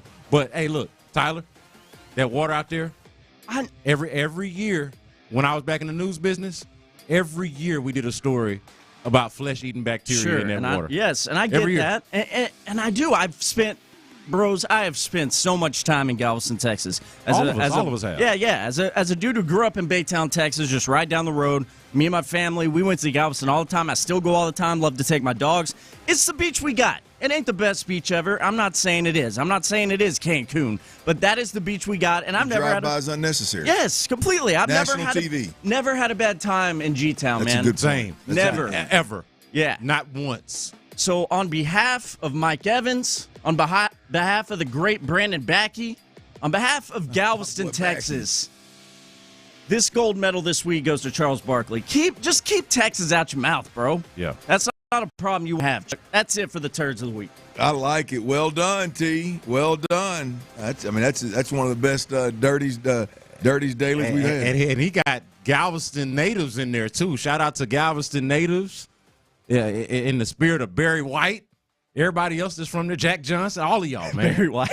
All of y'all. Is Jack Johnson from down there? The singer? Sure. No, the boxer. Oh, I thought you were talking about the singer. Oh, I was thinking about the singer. I hope I got that right. I was thinking to say, B. Scott, you got Jack Johnson? Check me if I got that wrong, text line. I think I'm right on that. I didn't know you had Jack Johnson. All right, the Astros got a big game tonight.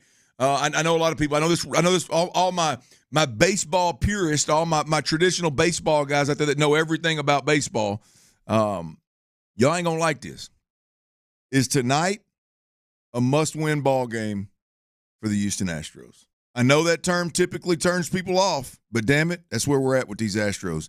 Is Game 3 versus the Guardians, is it a must-win game for the Astros? We'll cuss and discuss next. Before we do that, I got to tell you about Our Vision Homes.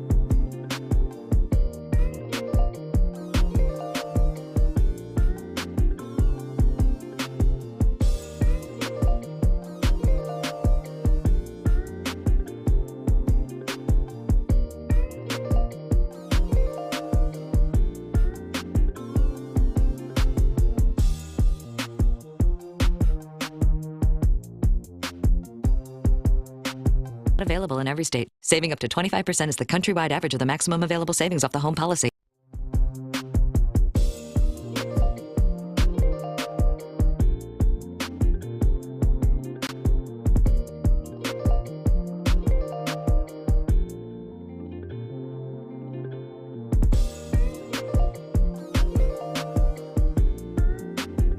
Miss a minute of the conversation. Houston's sports leader. Sports Radio 610.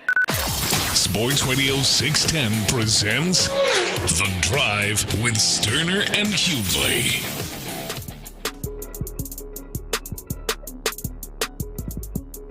Ron Hughley is out. Brandon Scott is in. Tyler Milner's on the ones and twos behind the glass, keeping his thing lively in the background. And he just absolutely knocked the old turd list out of the park. One of his best ever. Oh, it's so good. It's so good. You can tell when a man invests a little time in his craft, and that is one very telling time of the. Not that they're not all telling, but that's one very telling time of every Thursday afternoon is when Tyler puts that turd list together. Boy, it is well done. All right, the Astros Guardians tonight, Game 3. Of this series, and I asked the question on the other side in the tees, guys.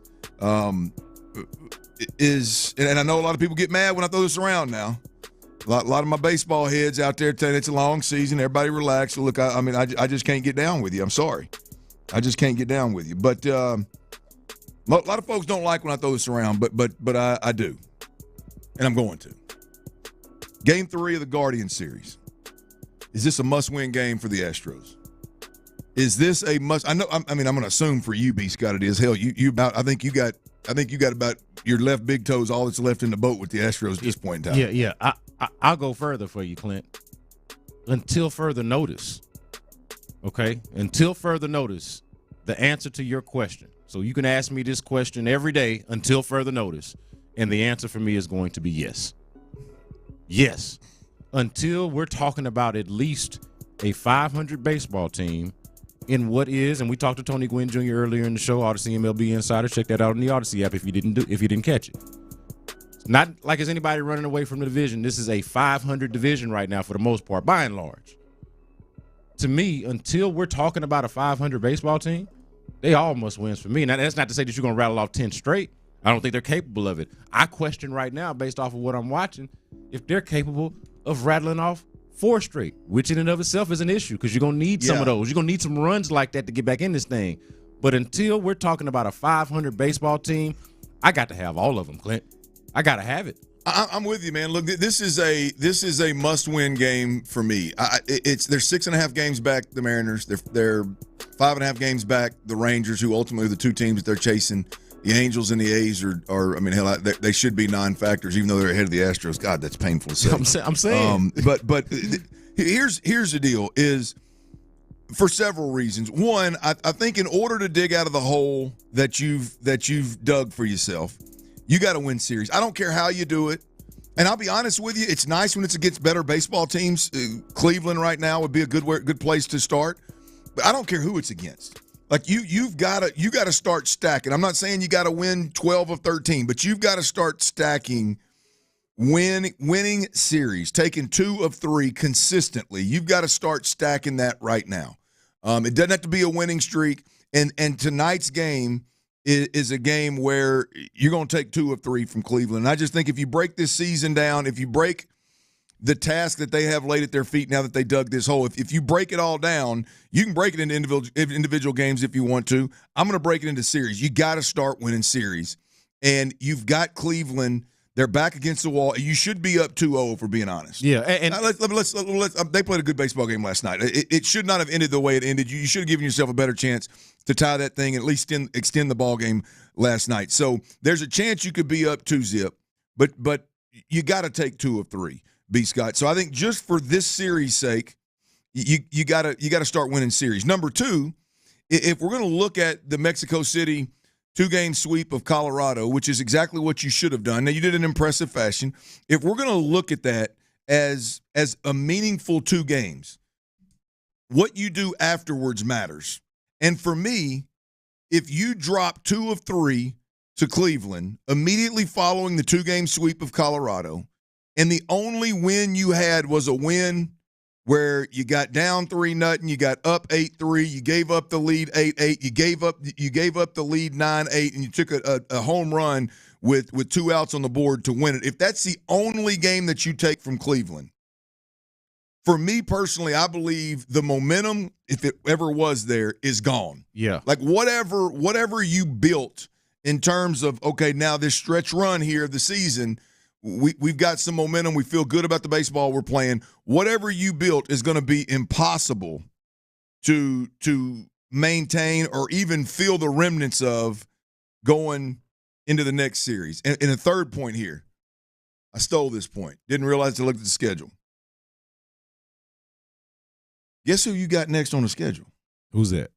Seattle, the leader in the division. Yeah, and those matter a little bit more. You want to make up some ground. You need to, again, win that series, if not sweep Seattle. It's a leader in the division right now. You're 6.5 games back. You want to close that gap? Hey, you got the opportunity coming up. The Astros need to go into that series, and they need to take advantage of that opportunity. They need to go into that series having won 4 of the last 5, having won 2 series in a row, or else you're just looking at, hey, man, you beat up on a terrible, not even trying to win ball games Colorado team, and then you drop 2 to Cleveland, and here we are. Yeah. That's to me, this game is a must-win game tonight. Yeah, and you look at it a lot in terms of series to series, needing to win series. I'm focusing a little bit more on game to game, but it all adds up. The games amount to the series, right? And I'm saying that you need to win all the games, which is another way of saying that you need to win all the series. But for me, I think winning this game tonight and winning this series, this is another way of saying what you said with the Rockies, it validates what happened with the Rockies. Because it's easy to dismiss that. I know we gave them credit and said, hey, they handle business, but it is easy to say, hey, the Astros are one of the worst teams in baseball, and the Rockies are one of the few teams that are actually worse than them, like objectively worse than them by any metric, no other way to look at it. And so, of course, you beat them in an unfamiliar environment, whatever it is. It's easy to shrug your shoulders at that. I'll be honest, I kind of did. Like, I was like, yeah, of course they beat the Rockies. Of course they did. But I feel like winning a series against the Guardians validates that, because whereas the Rockies are one of the worst teams in all of baseball, the Guardians right now, in part because of you, because you lost to them last night, but the Guardians right now do technically, going into this game, have the best record in the American League. So you go out there and win a series against the Guardians after beating the Rockies and show, hey, we can win 4 or 5, we can get on a little bit of a roll here. That's an encouraging sign, and it validates something that you did against a team that nobody takes seriously, doing it against a team that's actually playing really good baseball. So, yeah, man, like I would like to see them come out ahead against a real, actual, viable baseball team. All right, we've got we've got some tech. The next thing on this Texan schedule that's dropping here is literally the schedule. B. Scott. We've got a monster schedule this year with the Astros. I mean, with the Texans. I'm sorry. Any way you slice it, we already know the opponents. We know who's coming to Houston. We know who we've got to go on the road and play. And this schedule, I'll be honest with you, every time we've talked about the schedule, B. Scott, it's been in a negative light because I'm concerned about the Texans. Mm-hmm. This schedule is 10 times more difficult than what they ran through last year, right? This is going to be a tough schedule, whether you're looking at just quality teams or you're talking about big-time quarterbacks or you're talking about potential gauntlets, murderers row, if you will, if these games fall where several of them fall in a row, which I don't think you're going to be able to avoid that with how many good teams you've got.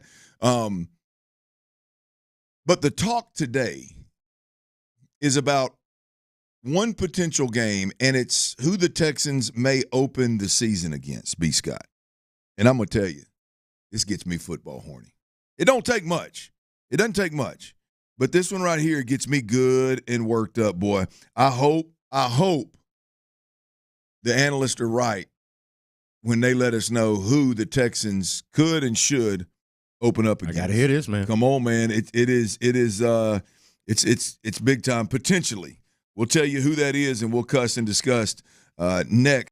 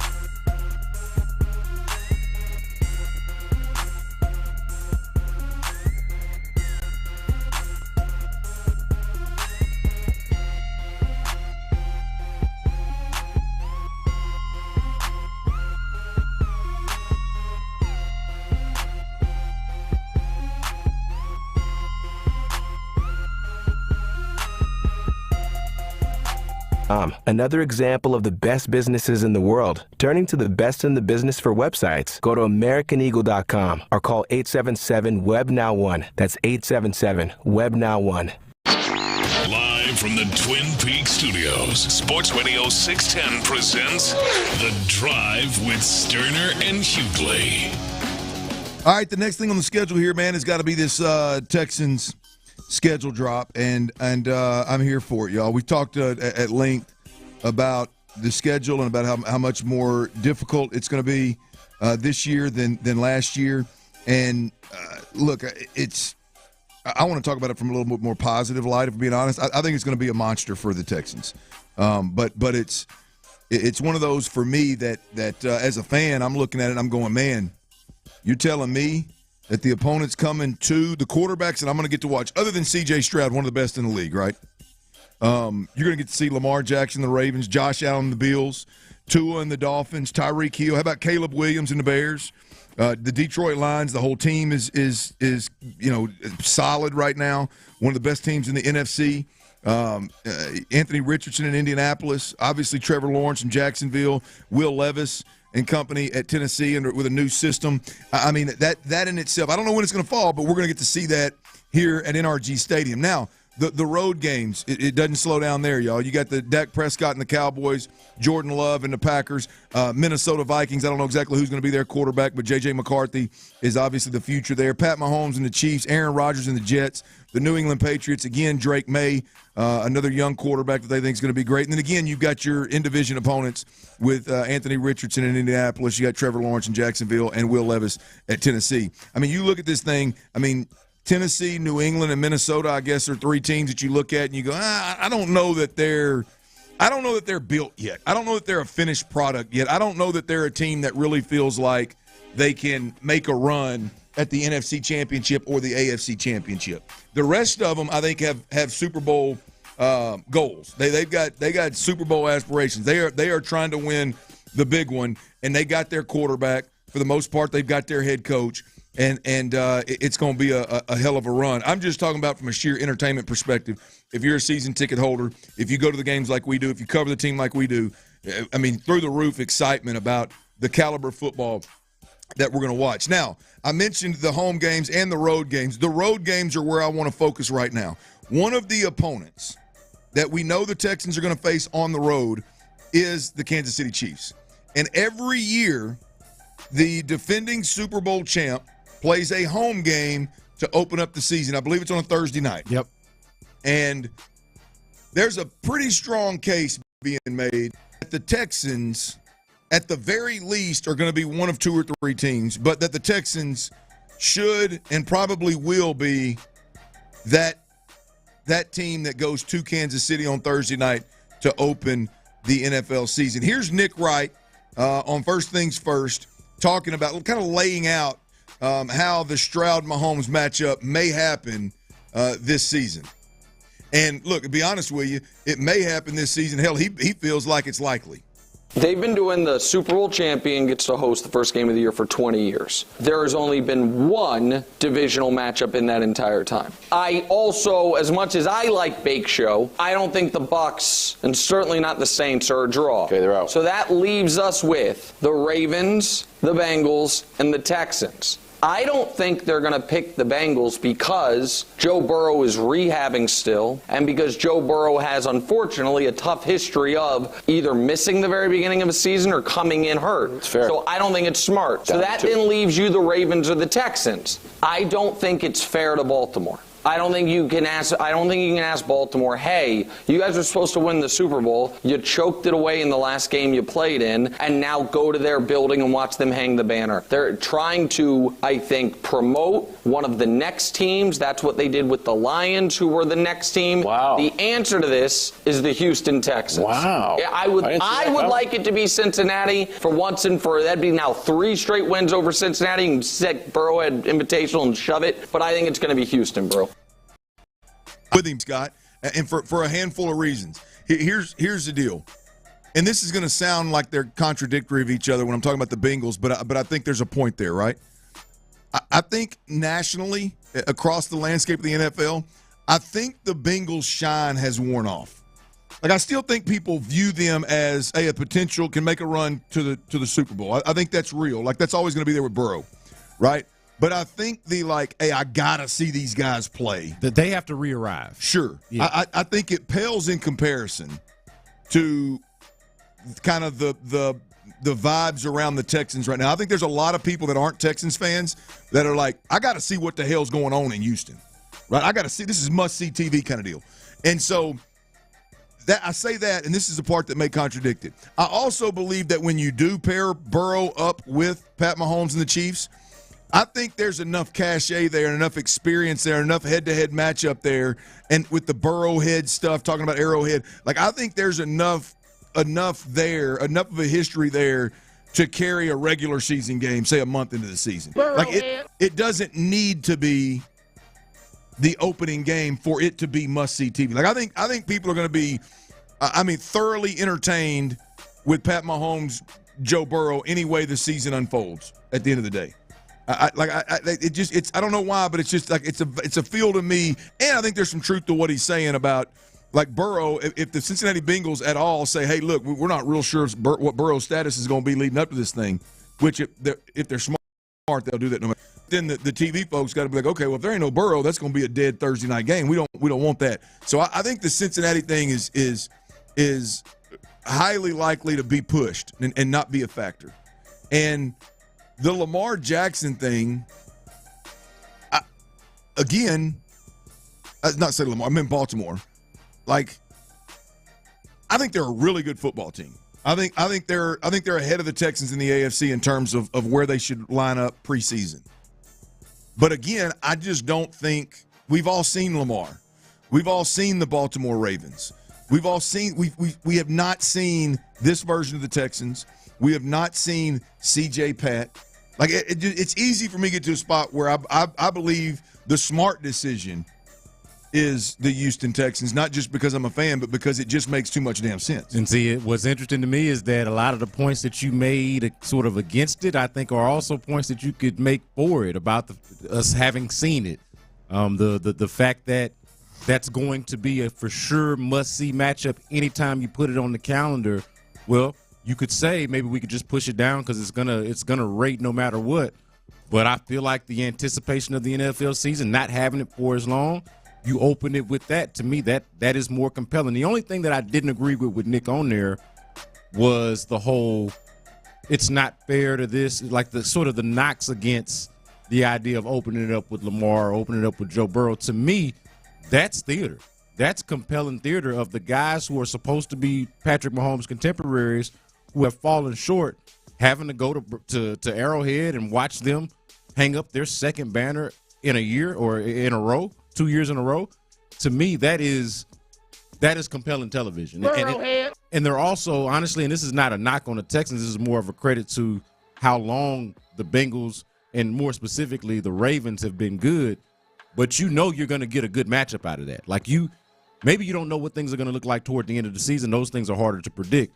But you know to start the season, people are going to watch, and more than likely a Baltimore-Kansas City game is going to be good TV. Now, the other side, the contradictory side of it, though, is that the Texans are this year's version of the Detroit Lions. Yeah. The added element to it is that they got the cachet quarter. They got the quarterback who's got the name recognition. This is not a shot at Jared Goff, but it's hard to build up a Mahomes versus Goff type of situation. But you got the now versus the future, like the greatest in the game right now versus the offensive rookie of the year, and a guy who immediately catapulted himself into a discussion like that. I think it's there. Look, I think, and again, maybe I'm crazy. Maybe it's because I'm in the bubble here. And by the way, I don't like this about the Texans. I don't think it's a good thing.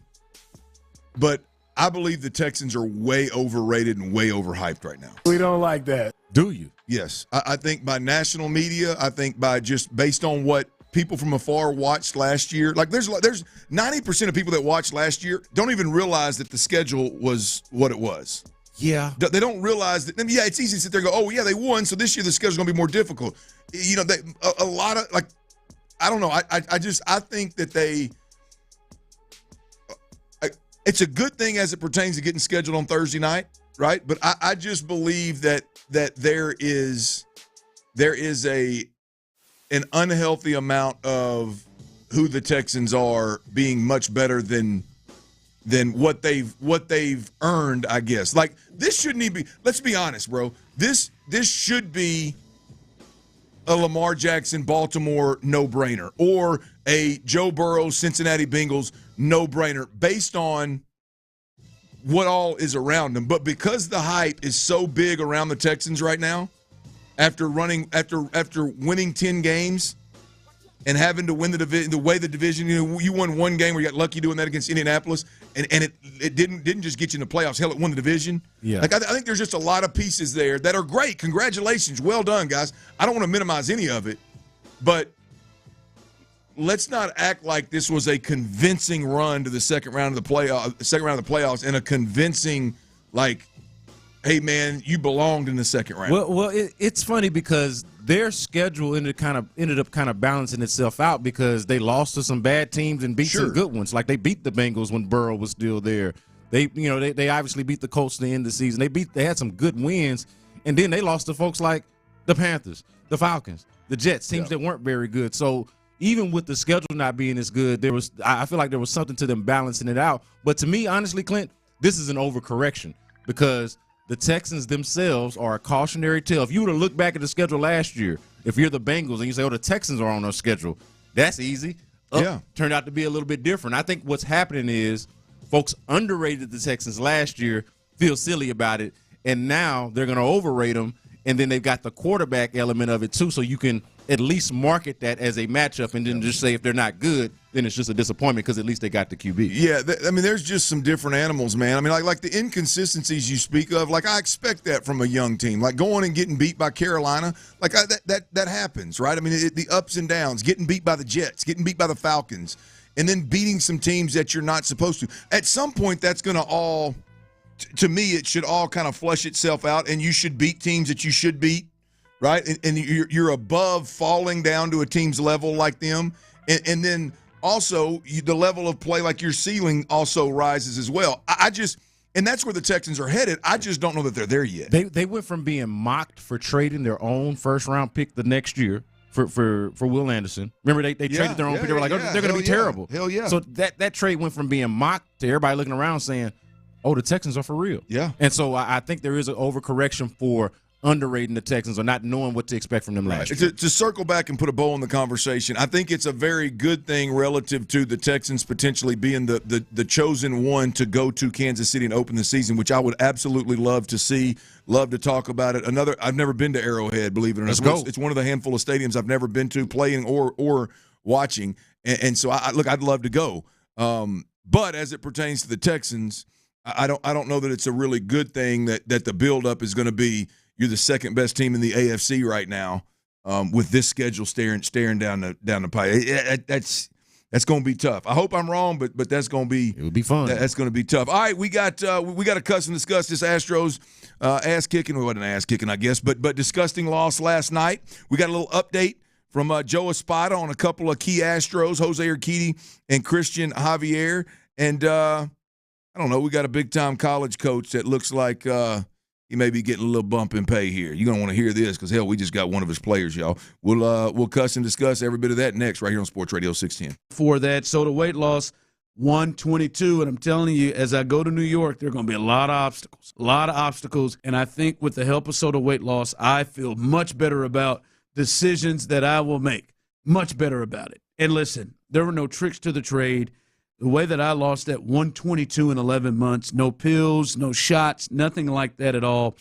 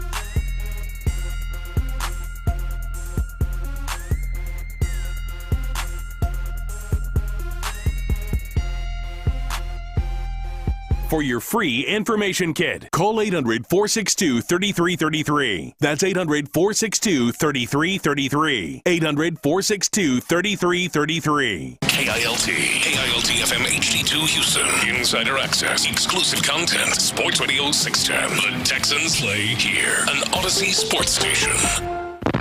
Sports Radio 610 presents The Drive with Stoerner and Hughley. It's the 5 o'clock fire. All right. It's the end of the workday for most of us, for most of y'all, I suppose. Hope you had a great day. Headed home. Appreciate you tuning in. Whether you're tuning in on the old radio dial, AM dial, 610, 100.3 HD2, YouTube, Twitch, or at Odyssey app. We everywhere, baby. That's right. AUDACY. The Odyssey app is a good one. If you make sure you download that, and that make sure you keep that on your phone. That way, anytime, anywhere, even if it's just breaking news, boom, you open up that Odyssey app right there. Sports Radio 610 will be on top of it. Yeah, we even send the alerts, man. Without a doubt. That's right. Yeah, I mean, yeah, that's right. We should probably lean into that a little more. Yeah, I'm not the most technological. What's the right way to say it? Technologically savvy. Advanced is the word I was going to put with it, but savvy works as well. Advanced works too. But now that we have you in here, hell, we ought to talk more about that. But I'm saying this to say, this show specifically, a lot of news breaks. Yes. Y'all are on during the popular news breaking hours. So when I'm not hosting, and even when I am hosting, right, behind the scenes, news breaks, I send you to the drive, baby. That's right. We appreciate everybody. Straight to the drive. And we appreciate everybody out there listening. And we appreciate Kirk Holmes. 5 o'clock fire is brought to you by Kirk Holmes. We greatly appreciate everybody as well as Kirk Holmes for making this thing happen. All right, the Astros last night, for those just jumping in the car, if you didn't get a chance to watch last night, if you didn't listen to Payne and Pendergast and hear about it this morning, the Astros lost another disappointing, I think is the way to probably sum this thing up. I'm disgusted, to be honest with you, but another disappointing loss by the Astros last night in extra innings with how they lost. And look, here's the deal. It was a hell of a start by Justin Verlander, extended himself through the 7th inning. The bullpen comes in and keeps this thing tied at 2. It goes into extra innings, and Sean Dubin comes in, man on second. I believe he walked a batter, and then he gives up a double where a runner scores. He ends up working out of the jam, only gives up 1 run, but the Guardians go up 3-2. The Astros start, obviously, the bottom of the 10th with Caratini on second, and can't remember exactly how the first out happened. But the second out is a ball that's hit, kind of a little floater out into shallow left center field.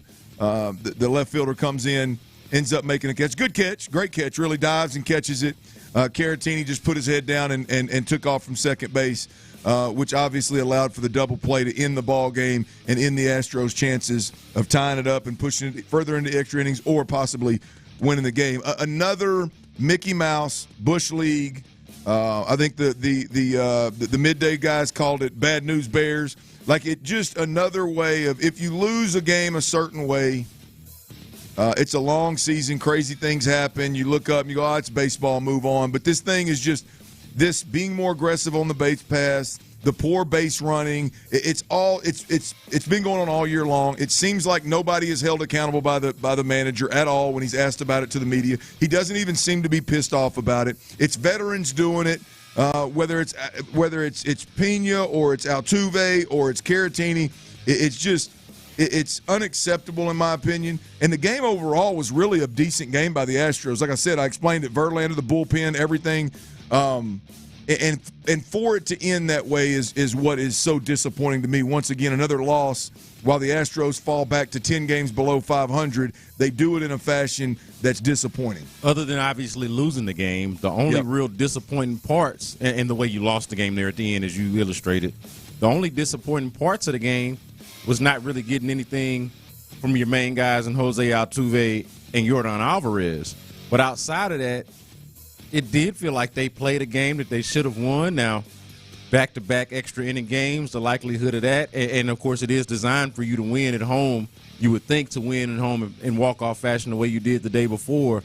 But the frustrating part about it, Clint, is that after all that goodwill that they built up over the last, few games, the Colorado series that was in Mexico City, and then, of course, we cussed and discussed yesterday the walk-off win from the night before. All that goodwill felt like it just went right down the toilet when you start doing the bad baseball team things that led you to this point to begin with, that led you to be 10 games below 500. The problem I have with it, B. Scott, is it's not just a loss. Like that's where I get so frustrated with fans and people in our business and the conversations that we have. That was not just a loss. That was a take the wind out of my sails after winning 3 of 4 or winning 3 in a row. It feels like an opportunity that you let slip when you're just in a position to not let too many opportunities slip. It was one of the because it's inexcusable how you lost the game. Dude, how that game ended should not happen, especially when it's a veteran on second base. Well, dude, not just a loss. We are past that point. Can we acknowledge this right here, right now on the Drive family? We are past the point of not just a loss or 1 of 162. That's the type of thing that you say when you're either a 500 team or you're a winning team. When you're 10 games below 500, it's not ideal. 8 to 10 games below 500, can't win series to save your life or struggle to win series the way that the Astros have to start this season. The more you lose, Clint, the more 1 of 162 matters and means. So we are past that point. I know there's a little bit of arrogance, a little bit of, hey, we've been here before. The Astros have been down and out before. Nobody gets off the mat the way the Astros do, as Patrick Creighton has told T. Mill. Yep. All of that is true. It's fact. But also, math is still math, man. You get to be 10 games below 500. 1 of 62 is major. Yeah. Because now it's 11. It's 12. Like we are past the point to just be dismissive of one night of baseball. Every night matters for the foreseeable future until they are back to the old Astros that we used to know. Right. Well, here's the deal. The good news is Tony Gwynn was on with us earlier, and I'm going to run this by everybody that I talk to that obviously has experience in the game and knows the game better than me. Is at what point we're 20%? We got 20% of the games are behind us in the Major League Baseball season. At what point is the hole too deep to dig out of? And Tony Gwynn said you get into July and you're double-digit games back in the division, then you've got problems. The Astros I don't knock on wood. Gosh dang, I hope it does. The Astros, simply because the other teams in the division, nobody's running away with it. Nobody. I mean, I think what is it? Seattle 17 and 15. Yeah, 17 and 14, something like that. I mean, so the other teams in the division are giving the Astros a 17 chance. 17 and 14. There you go, 17 and 14. So the other teams in the division are giving the Astros the chance to keep this thing at least somewhat respectable or somewhat close to not get double digits back in the division. But if you don't win series, if you don't create your momentum and then ride the wave, if you don't do those things, it's going to hit you in the face and you're going to be double digits back before you know it. So again, another disappointing loss, another unacceptable loss. The Astros doing things that bad baseball teams do once again. Right now, was that just a mental mistake by Caratini? Do they right the ship tonight? Do they win 4 of the last 5? Do they take the series? Do they take this series to make it 2 in a row? Then we can talk about some good things. But last night was definitely one. The way it ended just took the air out of my sails just a little bit. Tony Gwynn Jr., when you pressed him on it and asked, hey, bet on the Astros to make the postseason or not, he said yes as a wild card. Just want to note here, 6.5 games out of the division lead, 6.5 games out of the AL West lead behind the Mariners, 7.5 games back of the wild card, which is to say right now and possibly more than likely further into the season, the wild card just as competitive, if not more competitive, than the division. Right now, you got to do less to take over the lead in the division than you do to get a wild card. You got to work harder to be a damn wild card than you do to win the division. You're probably going to win this division to get in. That's what it sounds like. We'll see what the Astros do. Big game tonight. Stop being a dumpster fire. 5 o'clock fire. All right, so some news or updates. We'll see what they are. We're all hearing this together, by the way. Joe Espada, the manager of the Astros, he spoke in pregame about Jose Urquidy and Christian Javier. Here's the manager with an update on the two pitchers that really, let's be honest, we'd like to have these guys back sooner rather than later. You have a Christian Javier update for us? Yes, I do. He will go on a minor league rehab this weekend, so he will not be starting this weekend against the Mariners. After he threw that side yesterday, he just felt it was best for him just to go out and throw some innings in the minor leagues. What about Urquidy? Jose will throw another team game on Sunday, and then he'll be ready to go on minor league rehab. It'll be more than one for Jose, obviously. Jose. I thought that too. He hit it twice. Jose. I didn't have that as Jose Urquidy's nickname. I'm guessing that comes from, this is a guess by me from being around him a little bit. I'm guessing that comes from Michael Brantley, who called Jose Altuve Jose. Jose might be the Jose name that started with Michael Brantley. That's my guess. I know he calls Altuve Jose. I'm going to tell you what, man. Christian Javier must have had a hell of a crick in his neck. Didn't he, though? That's the damnedest thing. Like, how do... I feel like they're not telling us something. Well, I mean, look, you've lived in the world. Hell, I've never lived in the world, but at least I'm closer to it now doing radio. And maybe it's like if I were Brandon Scott and I was in that scrum talking to Joe Espada, and I was trying to do my job to the best of my ability. Yep. Want to get down to that. Down to the bottom of that. Well, it would just be very difficult, especially day after day when you see him multiple days in a row. Like, it'd be very difficult to not go, hey, Joe, man, what you had a day. I know when we talked to you about Christian Javier originally that it was fresh off the plane. You didn't really know. You didn't have a bunch of information. Like, what happened? Oh, dude, I have not been working the clubhouse the way I have in previous years, but the way to do this would have been to go get that translator who taught us that Victor Carantini was not Italian and was in fact right? Puerto Rican. I would have had to go talk to Christian Javier because I would expect the manager to give you some type of party line. I would hope that I could get a crack in the player and a little bit of honesty and say, hey, well, this is what happened. Well, I mean, it's just like, I would want to get to the bottom of it for sure. It's interesting because to me, like he's gonna go on a rehab start in Sugar Land because he had a crick in his neck. Yeah, I mean, literally, the coach said, I don't know, man, it could have happened on the plane. Like it seems so. Like now I'm interested. Now I just being nosy. I want to know what the hell happened. And the fact it's been drawn out, and now it's all of a sudden a Sugar Land rehab start in the minors. Like, damn, how bad was it? This might sound silly to you, but I want to know what they're doing to work on his sleep patterns. Because look, we can't have this again. Oh, I don't believe it. That's what I'm saying. I would. You gonna have to stick with you're gonna have to really tell the lie. All right. So now tell me what you're doing about his sleep pattern. Yeah. Tell me what you're doing to remedy the situation. Don't lean into your lie. Yes. Yeah. Tell me some more lies. I'm gonna tell you. I was watching him last night in the dugout. He's got his finger wrapped. One of his fingers on his hand is wrapped. And I believe it was his throwing hand. He had some kind of pink finger condom on. See, that's odd. Like I know it's right. We get some bull jive excuse about some neck, and now it's all of a sudden drawn out. Like, to me, if you got a crick in your neck, and you go on IL, especially now, it's just, hey, we can't afford to have. We got too many guys out. We can't afford to have another guy out. Just miss one start. Let's go ahead and put you on the IL. Bring somebody up that can have Spencer Arrighetti that can start 2 or 3 games if need be. Make sure you're 100% when you come back. Be cool with it.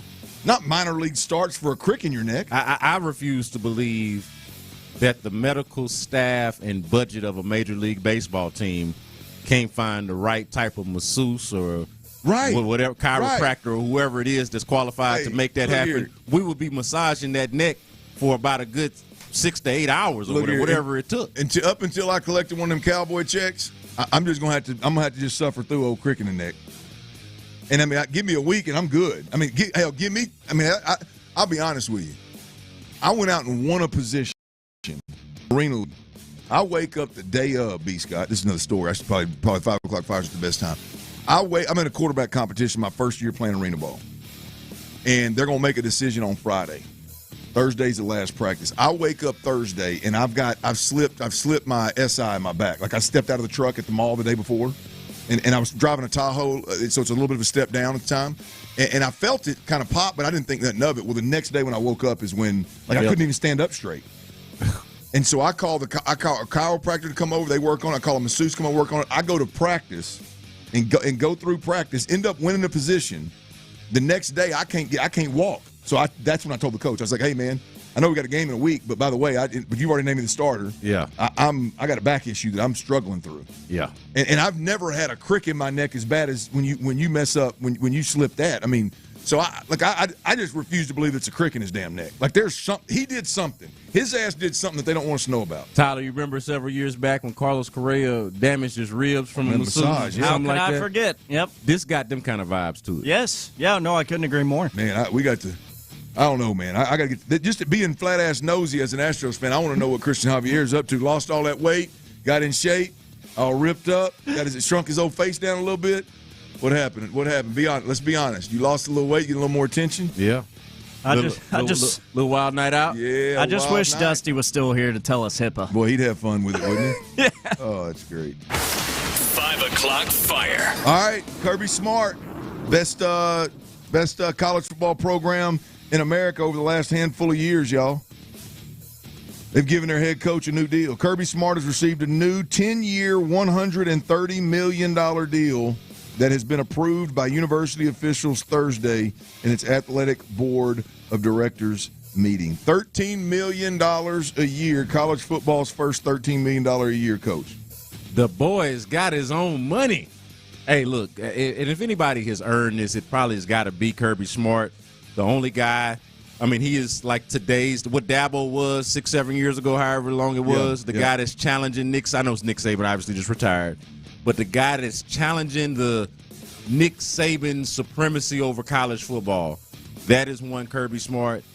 Probably much deserved, I would say, based off of the success. The only thing I can really think about is Kirby Smart is with Nick Caserio talking about how he's one of the better, defensive back secondary coaches in the game, and that's one of the things he likes about Kamari Lassiter. I'm thinking about Kirby Smart in terms of the DB that you just gave us, and man, I hope you really did work. I hope you earned that money, that buck that they just gave you. I hope you were really earning that in that time that you were developing the latest Texas cornerback. Hey, this coach just signed a deal for 10 years, $13 million per, and there's still folks out there that don't think college athletes should be paid. Think about that. Think about that. I mean, there's still folks out there that will argue against players to no degree should be paid. It just don't make sense. And we'll tell you, we'll say things, we'll have the audacity to say things like where they gonna get the money. Oh, it's unbelievable. Got that money. It's unbelievable. It's unbelievable, B. Scott. I can't. What I do with that damn napkin I had in here? It's something we might have failed. It's probably on the floor at this point. But it's wild though, because you're right about it. Like the fact that they can budget out 10 years, $13 million for a coach who, look, Kirby Smart's a great coach, but I don't know if there's any coach that's as irreplaceable as the star players that you got, even Nick Saban himself. So the idea is you could get another coach in there, and maybe he ain't Kirby Smart, but he can be good enough to coach these kids up. The players, okay, like the Adonai Mitchells, the whoever was your favorite college player last year, Marvin Harrison Jr., right. Like those guys are the rare ones and the ones that deserve some kind of paycheck. It is wild. It is wild. All right, we got an Astros game coming up tonight. I think it's a must-win ball game, and we've already got the lineup. It's out again. Alex Bregman's in the 2-hole. Have you seen enough of Alex Bregman in the 2-hole? Huh? Batting second in this lineup. Have you seen enough of Alex Bregman? Are you good with just, slow starter? We'll talk about that next right here on Sports Radio 610. Before we do that,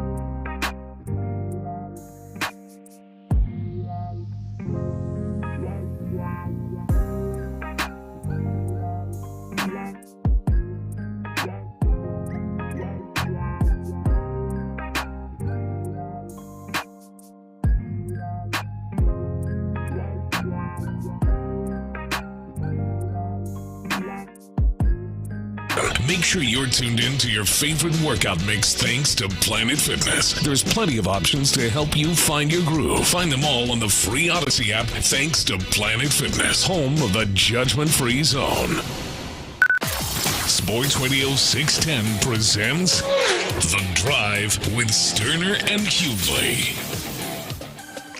Ron's out, headed to New York for his 40th birthday. Happy birthday, safe travels, brother. Can't wait to get you back. But while you're gone, my man B. Scott, Brandon Scott, is filling in, and we're rocking and rolling. All right, the Astros got a big game tonight, y'all. An important game. I call it a must-win game. I know a lot of people don't like when I throw that around, but damn it, the momentum, it's out the window, right? The sweep versus the Colorado Rockies, it's out the window. The momentum going into a Seattle Mariners series. Next up, by the way, that is of the utmost importance. You want to close the gap of them leading the division 6.5 games, leading you by 6.5 games. It's in jeopardy.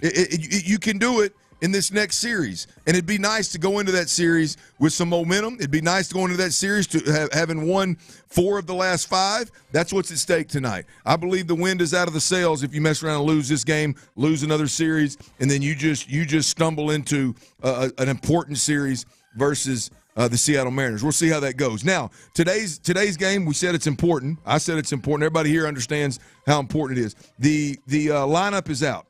Jose Altuve's leading off. Alex Bregman is batting second. Yordan Alvarez, DH, and batting third. Kyle Tucker, right field, batting fourth. Pena, shortstop, batting sixth. Yaineta Diaz is back behind the plate. He is batting sixth. Singleton at first base, he's batting seventh. Dubon is in left field, batting eighth. Jake Myers is in center field, batting ninth. And here's the deal. When this lineup drops, I'm going to be honest with y'all. I'm watching the game last night, and I feel like this guy is not quite as untouchable to Astros fans as Altuve is. I understand the Altuve deal. But Alex Bregman, it seems like every time you mention the struggles, you talk about the struggles, you want to move him in the lineup, it seems like you kick the ant bed of the Astro fan base. But look, I got to do it at this point. I like Alex Bregman. I really like Alex Bregman. I'm a big fan. But look, man, I'm just not – I don't subscribe to this slow start thing year after year. And I'm going to tell you, if I did ever subscribe to a slow start, whether it's Jose Abreu or it's Alex Bregman, whoever it may be, slow start your ass in the bottom of the lineup. I mean, we ain't going to slow start in the 2-hole. That's my question, guys, is have you seen enough Alex Bregman in the 2-hole in this lineup as the Astros try to go out and push runs across the plate? Here's what we're dealing with. He's batting .208. His on-base percentage is .274. His slugging is .283, and his OPS is .557, right? You look across, and I'm just looking at the basic stats. ESPN is the app I use on a daily basis just to kind of keep up with sports, right? In terms of scores, what's going on, live action. You click on the stats for the Houston Astros and the hitting stats, and all of those major categories, whether you like them or you think they mean anything or not is irrelevant. You click on every one of those categories that ESPN tracks as just the main category. He is at the bottom of every single one of those, including on-base percentage, right? I mean, it's just like he's at the bottom of every single one of those. And I'm going to be honest with you guys. I'm watching that game last night, B. Scott. Yep. And in the 8th inning, the Astros had a shot. Dubon leads off with a double. It's a tie ball game. Dubon leads off with a double. And we've got Altuve, Bregman, and Yordan Alvarez coming to the plate. And I'm like, this is it. You got Altuve and Bregman. There's no reason on God's green earth that between those two guys, you shouldn't put a ball in play with the sole purpose of moving that guy to third base. That's what they get paid for. I mean, the way they swing out them damn shoes half the damn time, you wouldn't think they're trying to hit the ball where it's pitched. They're just trying to hit a home run. But nonetheless, you would think that we'd be able to give ourselves a shot. Altuve yanks one down the line. Now, it was a hell of a hit, a hell of a play, but he's thrown out at first base. I don't know that he wasn't safe, if I'm being completely honest with you. I don't know if that ball was in the back of that glove when his foot hit the base. But he grounds out to third. You pull the ball to third base. Obviously, the runner doesn't advance. So the runner's still sitting at second base with one out and Bregman at the plate. Bregman gets behind in the count. Then he does what he typically does. He kind of works back to, I think, a 2-2 count. And then he swings at a low and away pitch that he had no chance of hitting. He pops it up to the second baseman. and then Yordan Alvarez comes up, and it's all on Alvarez's plate. Win or lose, it seems like every game is on Alvarez, and he lines out or pops out, I believe, to right field. And here we sit in an inning that was very promising, a chance for us to take the damn lead, go out there with the momentum, and have who closed that game last night? Was it Presley? It was Dubin. It ended up being. No, Dubin was in the 10th, though. I'm talking about the 9th. Oh, yeah, in the 9th it was Presley. I mean, you scoring that 8th inning, you run Presley out there in the top of the 9th, you shut him down, boom, we go home with an impressive win on a Justin Verlander day. Instead, we piss away a chance to win a ball game and end up losing in extra innings. It's not all Bregman's fault, but damn it, we got to start making some adjustments, man. Yeah. The Bregman in the 2-hole for me, B. Scott, is I've just seen enough. If you want to lean into the slow start thing, or you just want, we got to move him to the bottom of the lineup. We got to move him to the bottom 3 where they're rotating guys through there. Pena's swinging the hell out of the bat right now. I feel as good as I've ever felt about Jeremy Pena at the plate. I feel like he's more disciplined this year. I feel like he's getting better quality at bats. Yeah. And by the way, Jeremy Pena's hitting .325. I don't know how you keep Jeremy Pena at this point in time out of the 2-hole. Yeah, and also provides the speed for you, the base running ability that very few people on this team, period, can provide you. Much less Alex Bregman. Certainly not Yordan Alvarez, who was occupying that spot for the most part. You think about that, though, B. Scott. I'm glad you brought that up because if he gets a hit or he gets walked in front of Yordan Alvarez, hell, he can steal second base and be in scoring position. Yeah, I mean, your most threatening base runner. These guys are stealing bases across the league at a crazy rate. I mean, Pena could be that guy in the 2-hole, but instead, for some reason, we're just going to leave Bregman up there. I just. Not just could be that guy, but is really uniquely the guy because they don't have a lot of guys like that. Altuve has the speed, but he hasn't had a base running awareness to trust him. Obviously, he's the leadoff hitter, but when we're just talking about base runners, I mean, you don't have really a lot of them that you trust beyond Jeremy Pena. So I'm with you there. As far as this conversation about Bregman in the 2-hole, I was cool with Yordan Alvarez. I wasn't one of those people that wanted to move him off of that spot. I actually was one of the – and there were camps of this, people who wanted him out of it, people who liked it. Depends on where you sit. I actually liked it. So, I mean, you can go all the way back to Yordan in the 2-hole. I was fine with it. So I wouldn't have moved off of that to begin with. So that tells you where I am on that part of the conversation. As it pertains to Bregman specifically, I do understand what they were trying to accomplish. I just don't think that they are in a position right now to do it, to try it. You don't have the luxury of being a good enough baseball team to experiment or to give guys chances to find their way to be comfortable toward the top of your lineup, whereas if they actually, based off of performance, need to be in the bottom of your lineup, you're not winning enough baseball games right now. You're not a good enough team to do that. Well, so he's got to be in the back because he's hurting you. Right. Well, look, I mean, but B. Scott, to your point, we're just – you don't have the luxury that you typically have, so you got to do things a little bit differently. Yeah. And one correction, Sean Pendergast listened, he corrected me on this. I do remember this now. The play was behind for Altuve was behind third base, and it was a long throw.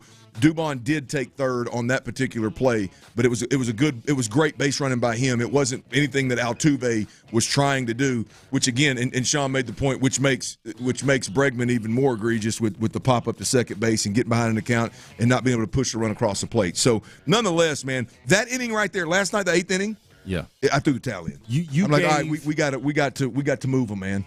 You gave Bregman stats earlier, and there's just no way around him. There's no way to dress him up. Can't put lipstick on the pig. We can't sugarcoat the thing. It is what it is. Yeah. Like it's just right there in plain view. Well, B. Scott, I've been the guy that, and maybe it's some Astro arrogance, but I think it's because of what how they've played baseball and where they've sat in the division forever. Is like I'm not a big fan of moving guys up and down the lineup every time they struggle. I'm not a big fan, but I mean, we're down to a point where games mean more now. Like before the Astros, you were overcoming a slow starting Abreu or a slow starting Bregman, and you were within a couple of games of the division lead or leading the division and then running away with it. So it's like, hey, I'm not real big into that. I think there needs to be a little bit more of I don't want to say concern or pressure, but there needs to be a little bit more sense of urgency about every single game. And Bregman in the 2-hole just shows me that you are being patient again when I don't know that you have the luxury of being patient. I do want to point out that Bregman's numbers in a limited sample size are better in the 2-hole, but only barely, and they're still not good. So, like, none of it's like a marginal difference, and it's still not good. None of them are as good as Pena's right now. And the speed factor that you bring to the table If the 2-hole is not going to be occupied by Yordan Alvarez, then I just don't know how it's not Jeremy Pena at this point in time, given the situation that the Astros find themselves in 30 games into this season. All right, the Texans' schedule is next up here. We talked a little bit about the Kansas City Chiefs and the Texans potentially opening the season on Thursday night in Arrowhead. I'm here for that. That would be an absolute kick-ass game to start the NFL season, especially for what we do and as Texans fans. But there's another part of this schedule, along with what C.J. Stroud and Micah Parsons are up to right now, that I think can be absolutely beautiful for everybody in Texas, whether you're a Cowboy fan or a Texans fan, man. There's a rivalry brewing, y'all, and I'm here for it. That's next. God bless, brother. On with Payne and Pendergast, Texans GM Nick Caserio gave a positive update on Tank Dell. Tank's doing great. Certainly making progress. I think he's going to be okay from a health standpoint. So Tank's in good spirits. He's doing well. So it's, right now he's in a pretty good state of mind. Hear the full conversation on the free Odyssey app. Insider access, exclusive content. Sports Radio 610. The Texans play here.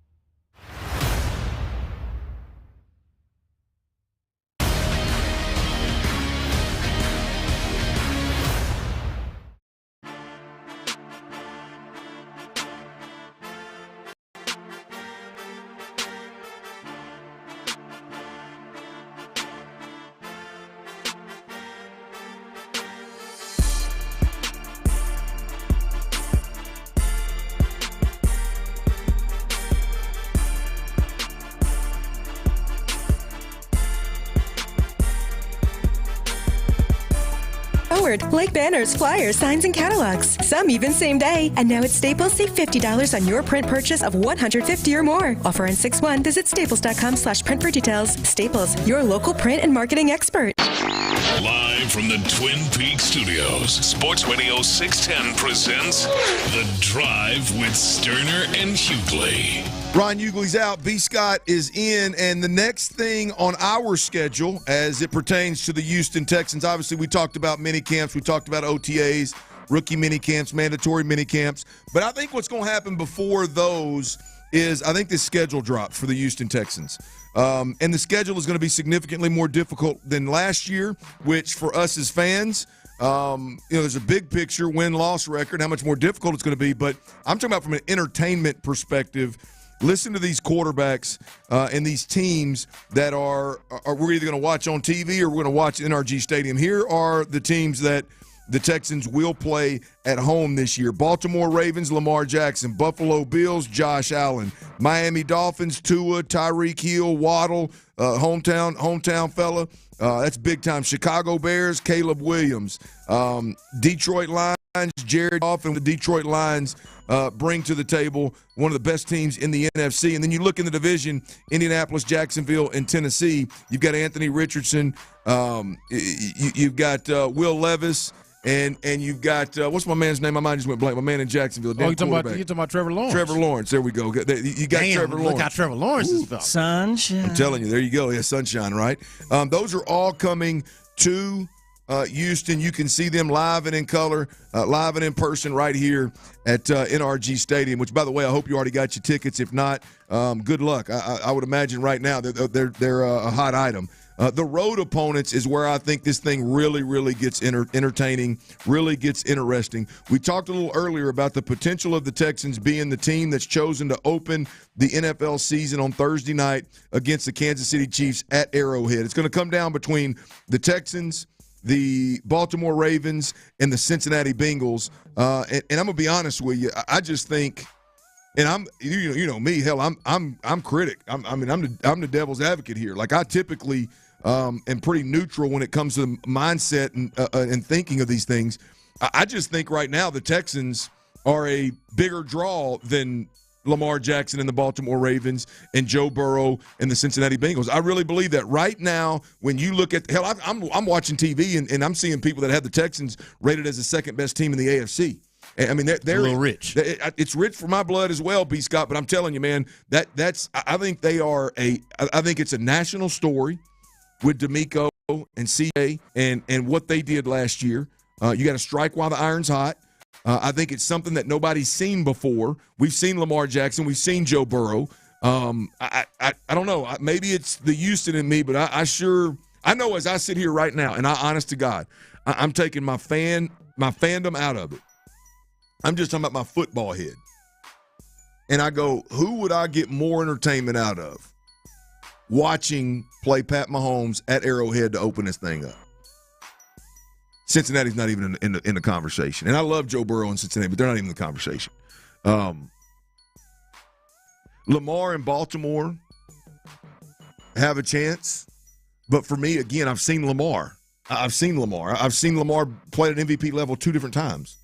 You've actually seen both. You've seen a lot of Mahomes against Lamar Jackson, a lot of Mahomes against Joe Burrow, a lot of Chiefs Ravens, a lot of Chiefs Bengals over the years. It is a movie we've seen before for sure. Yeah, and I just look. I'm thinking, man, C.J. Stroud, which we have not seen. Pat Mahomes, yeah, Diggs in a different uniform, Danielle Hunter in a different uniform. Joe Mixon in a different uniform. I don't know. The football mind in me goes, it's 10 out of 10 for me. I'd rather see the Houston Texans. So, nonetheless, there's a chance the Texans could be the team. And look, I think it's likely that they'll be the team to open up on Thursday night at Kansas City. The other road game, I think, is very, very interesting because here's the deal. B. Scott, I've had this conversation with Pendergast. I had this conversation with a couple other people about the most hated team outside of Houston. Obviously, like if you're in the city of Houston, who is the most hated team outside of the Texans? All right, let me rephrase that. Who do Texans fans hate the most? Yeah. And I know there's some big games in Peyton Manning and what's that little bitty ass receiver he had running around there? What was his name? You're not talking about T.Y. Hilton. T.Y. Hilton. I know there's some big games there and some hate there, and I get the Colts in the division. The Tennessee Titans with the Oilers stuff going back and forth, I get it. But I said this from jump, and it's a hill I'll die on. I don't think there's anything even remotely close to the Cowboys, because every family in the city of Houston that has 4, 5, or 10 Texans fans, they've got 1 or 2 Cowboy fans somewhere in there. Yeah. And them suckers are always talking trash. It's always back and forth. It's the first person that you pick the phone up and call when the Cowboys lose. You're the first person they pick the phone up and text or call when the Texans lose, right? That is just – the rivalry is there. The in-state aspect of it, right up the street, it's there. The Houston versus Dallas is there in several facets, not just football. And now we've got the best player on the Houston Texans, C.J. Stroud. And I don't think it's a stretch to say the best player on the Dallas Cowboys. No. In Micah Parsons. Not a stretch at all. You've got those two guys who are obviously friends, but they are in the middle of in the process of just pouring gas on the rivalry on this year's game. It's in Jerry World in Dallas. From a fan's perspective, these two guys are just in the process of lighting this thing on fire for us. Right now, I mean, look, these two guys, I don't know what the tie is. I haven't paid that close attention. Well, they got the same agent. They got David Mulligat's right, agent. but it seems like there's more to it than that. I mean, these dudes seem like they've been close since they were little. I'm just imagining that's where it started. Right. I'm just without knowing any other tie. They from different places of the world, of the country, and all of that. So I'm assuming that they just got a lot of people in common. Right. Well, them hanging started at the draft in Vegas. Apparently, when they were spotted together out there. They played in the NBA Celebrity All-Star Game. Together, and there was a ton of viral videos around them talking trash to each other. Yep. In fact, I would say that it's the number one reason why people tuned into that particular game was to watch these two had talked trash to each other. Yep. They did a live NFL draft show this year on, what'd you say, it was Bleacher Report? That's right. Together, which was entertaining. They sat courtside at a 76ers-Knicks game 4. Which, again, they're spotted together. And right now they're in China and with plans to be in Japan this weekend, traveling, putting on youth camps. And within this, there's viral clips coming out that to me, just again, pokes the bear, whether you're a Texans fan or a Cowboys fan. And we've got another handful of months, maybe even more. I don't know where this game is going to fall on the schedule, but you've got several more months of this, and these guys are just jabbing each other. B. Scott, I think this is, to me, this is the rivalry in the making. Like, this is the one that's coming to the forefront that could be absolutely tremendous. Yeah, and the point that you mentioned before about everybody having a Cowboys fan like a Cowboys fan in their family, I'd even take it a step further and let you know about my family. Like, I'm born and raised in this city. But my family, my mom's side of the family is oriented Southeast Texas, north of Beaumont and Silsbee, Texas. I'll tell you this: Texans fans are the minority in that in that part of the without a doubt of the family. Whereas it's actually majority Cowboys fans. I can tell you this now: I am related to more Cowboys fans as a native Houstonian.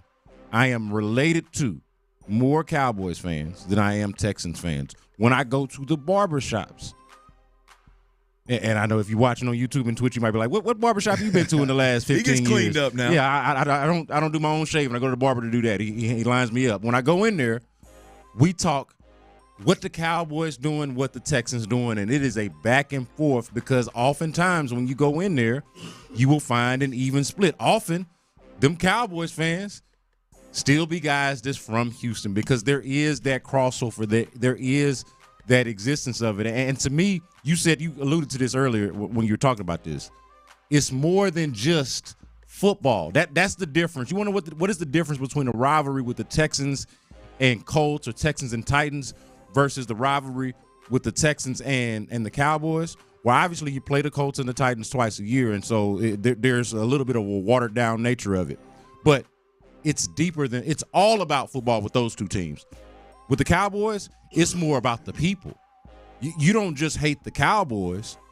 You hate everything that their fandom represents. Yeah. Well, it's a disrespect. It's the looking down the nose at Houston kind of deal. Yeah. And there's it's so much deeper, and it's just here's the deal. Let me give you a little example here of kind of just the natural organic banter that I think ends up moving the fan base. Houston Texans fans are going to absolutely love this. This is C.J. Stroud and Micah. My mind went blank. Mike Parsons. C.J. Stroud and Micah Parsons, and they're just simply being interviewed about scoring points in a basketball game, and somehow it turns into this, which, by the way, well done, C.J. How much would each you guys score in an NBA game? I'm averaging 20. I would say I would be lucky to hit a 3 or 2. I'm realistic. He calls himself a shooter? He's a cowboy. He's a cowboy. He's naturally delusional. He's a cowboy. He's naturally delusional, right? Which seems like just some little, and I'm sure it is between them, just a little innocent banter back and forth. But as Texans fans and as folks that were raised in Houston and weren't Cowboy fans in any way, shape, or form, they love C.J. Stroud 10 times more for voicing that in Micah Parsons' face than they did before. He's a cowboy. And he's speaking to really every anti-Cowboy sentiment, because you don't have to know the Cowboys up close and personal, be from Houston, be from Dallas, be from Texas even, to know that a common thread, a common theme among Cowboys fans is their delusion, is the fact that they have lived in the past for so long. And then Micah Parsons, he's kind of like the perfect Cowboy in that way, because I feel like this would be his get down no matter what team he got drafted to, no matter what team he ends up playing on for the rest of his career. This seems like what Micah Parsons is about. But it helps and it works for this rivalry, for this discussion, for this back and forth, for him to be a cowboy, a delusional cowboy. Look, it is advantage CJ in a big way. I'm talking about the trash talk, the lead up to the game. Yeah, it is advantage CJ in a big way because one, he's obviously a quarterback. He's more cerebral than a damn linebacker and a defensive end, just by nature, right? But then you look at. Like Micah Parsons is just one of those guys that he clearly speaks before he thinks. Oh, yeah. Like you can tell he gets amped up and he just starts rattling things off. And CJ's very calculated. So Micah's going to say stuff that's going to just tee it up for CJ. He said the NFC East was the best division in football last year. It's going to be so beautiful, man. Just pay attention. The Texans go to the Cowboys this year and win, lose, or draw. I mean, leading into that game, I don't care what the record is. That is going to be a monster game. All right, Texans All Access is up next, 6 to 7 p.m. Hall of Famer John McClain. Oh, Johnny Mack, Bulldog. Mad Dog, not Bulldog, Mad Dog. He's next.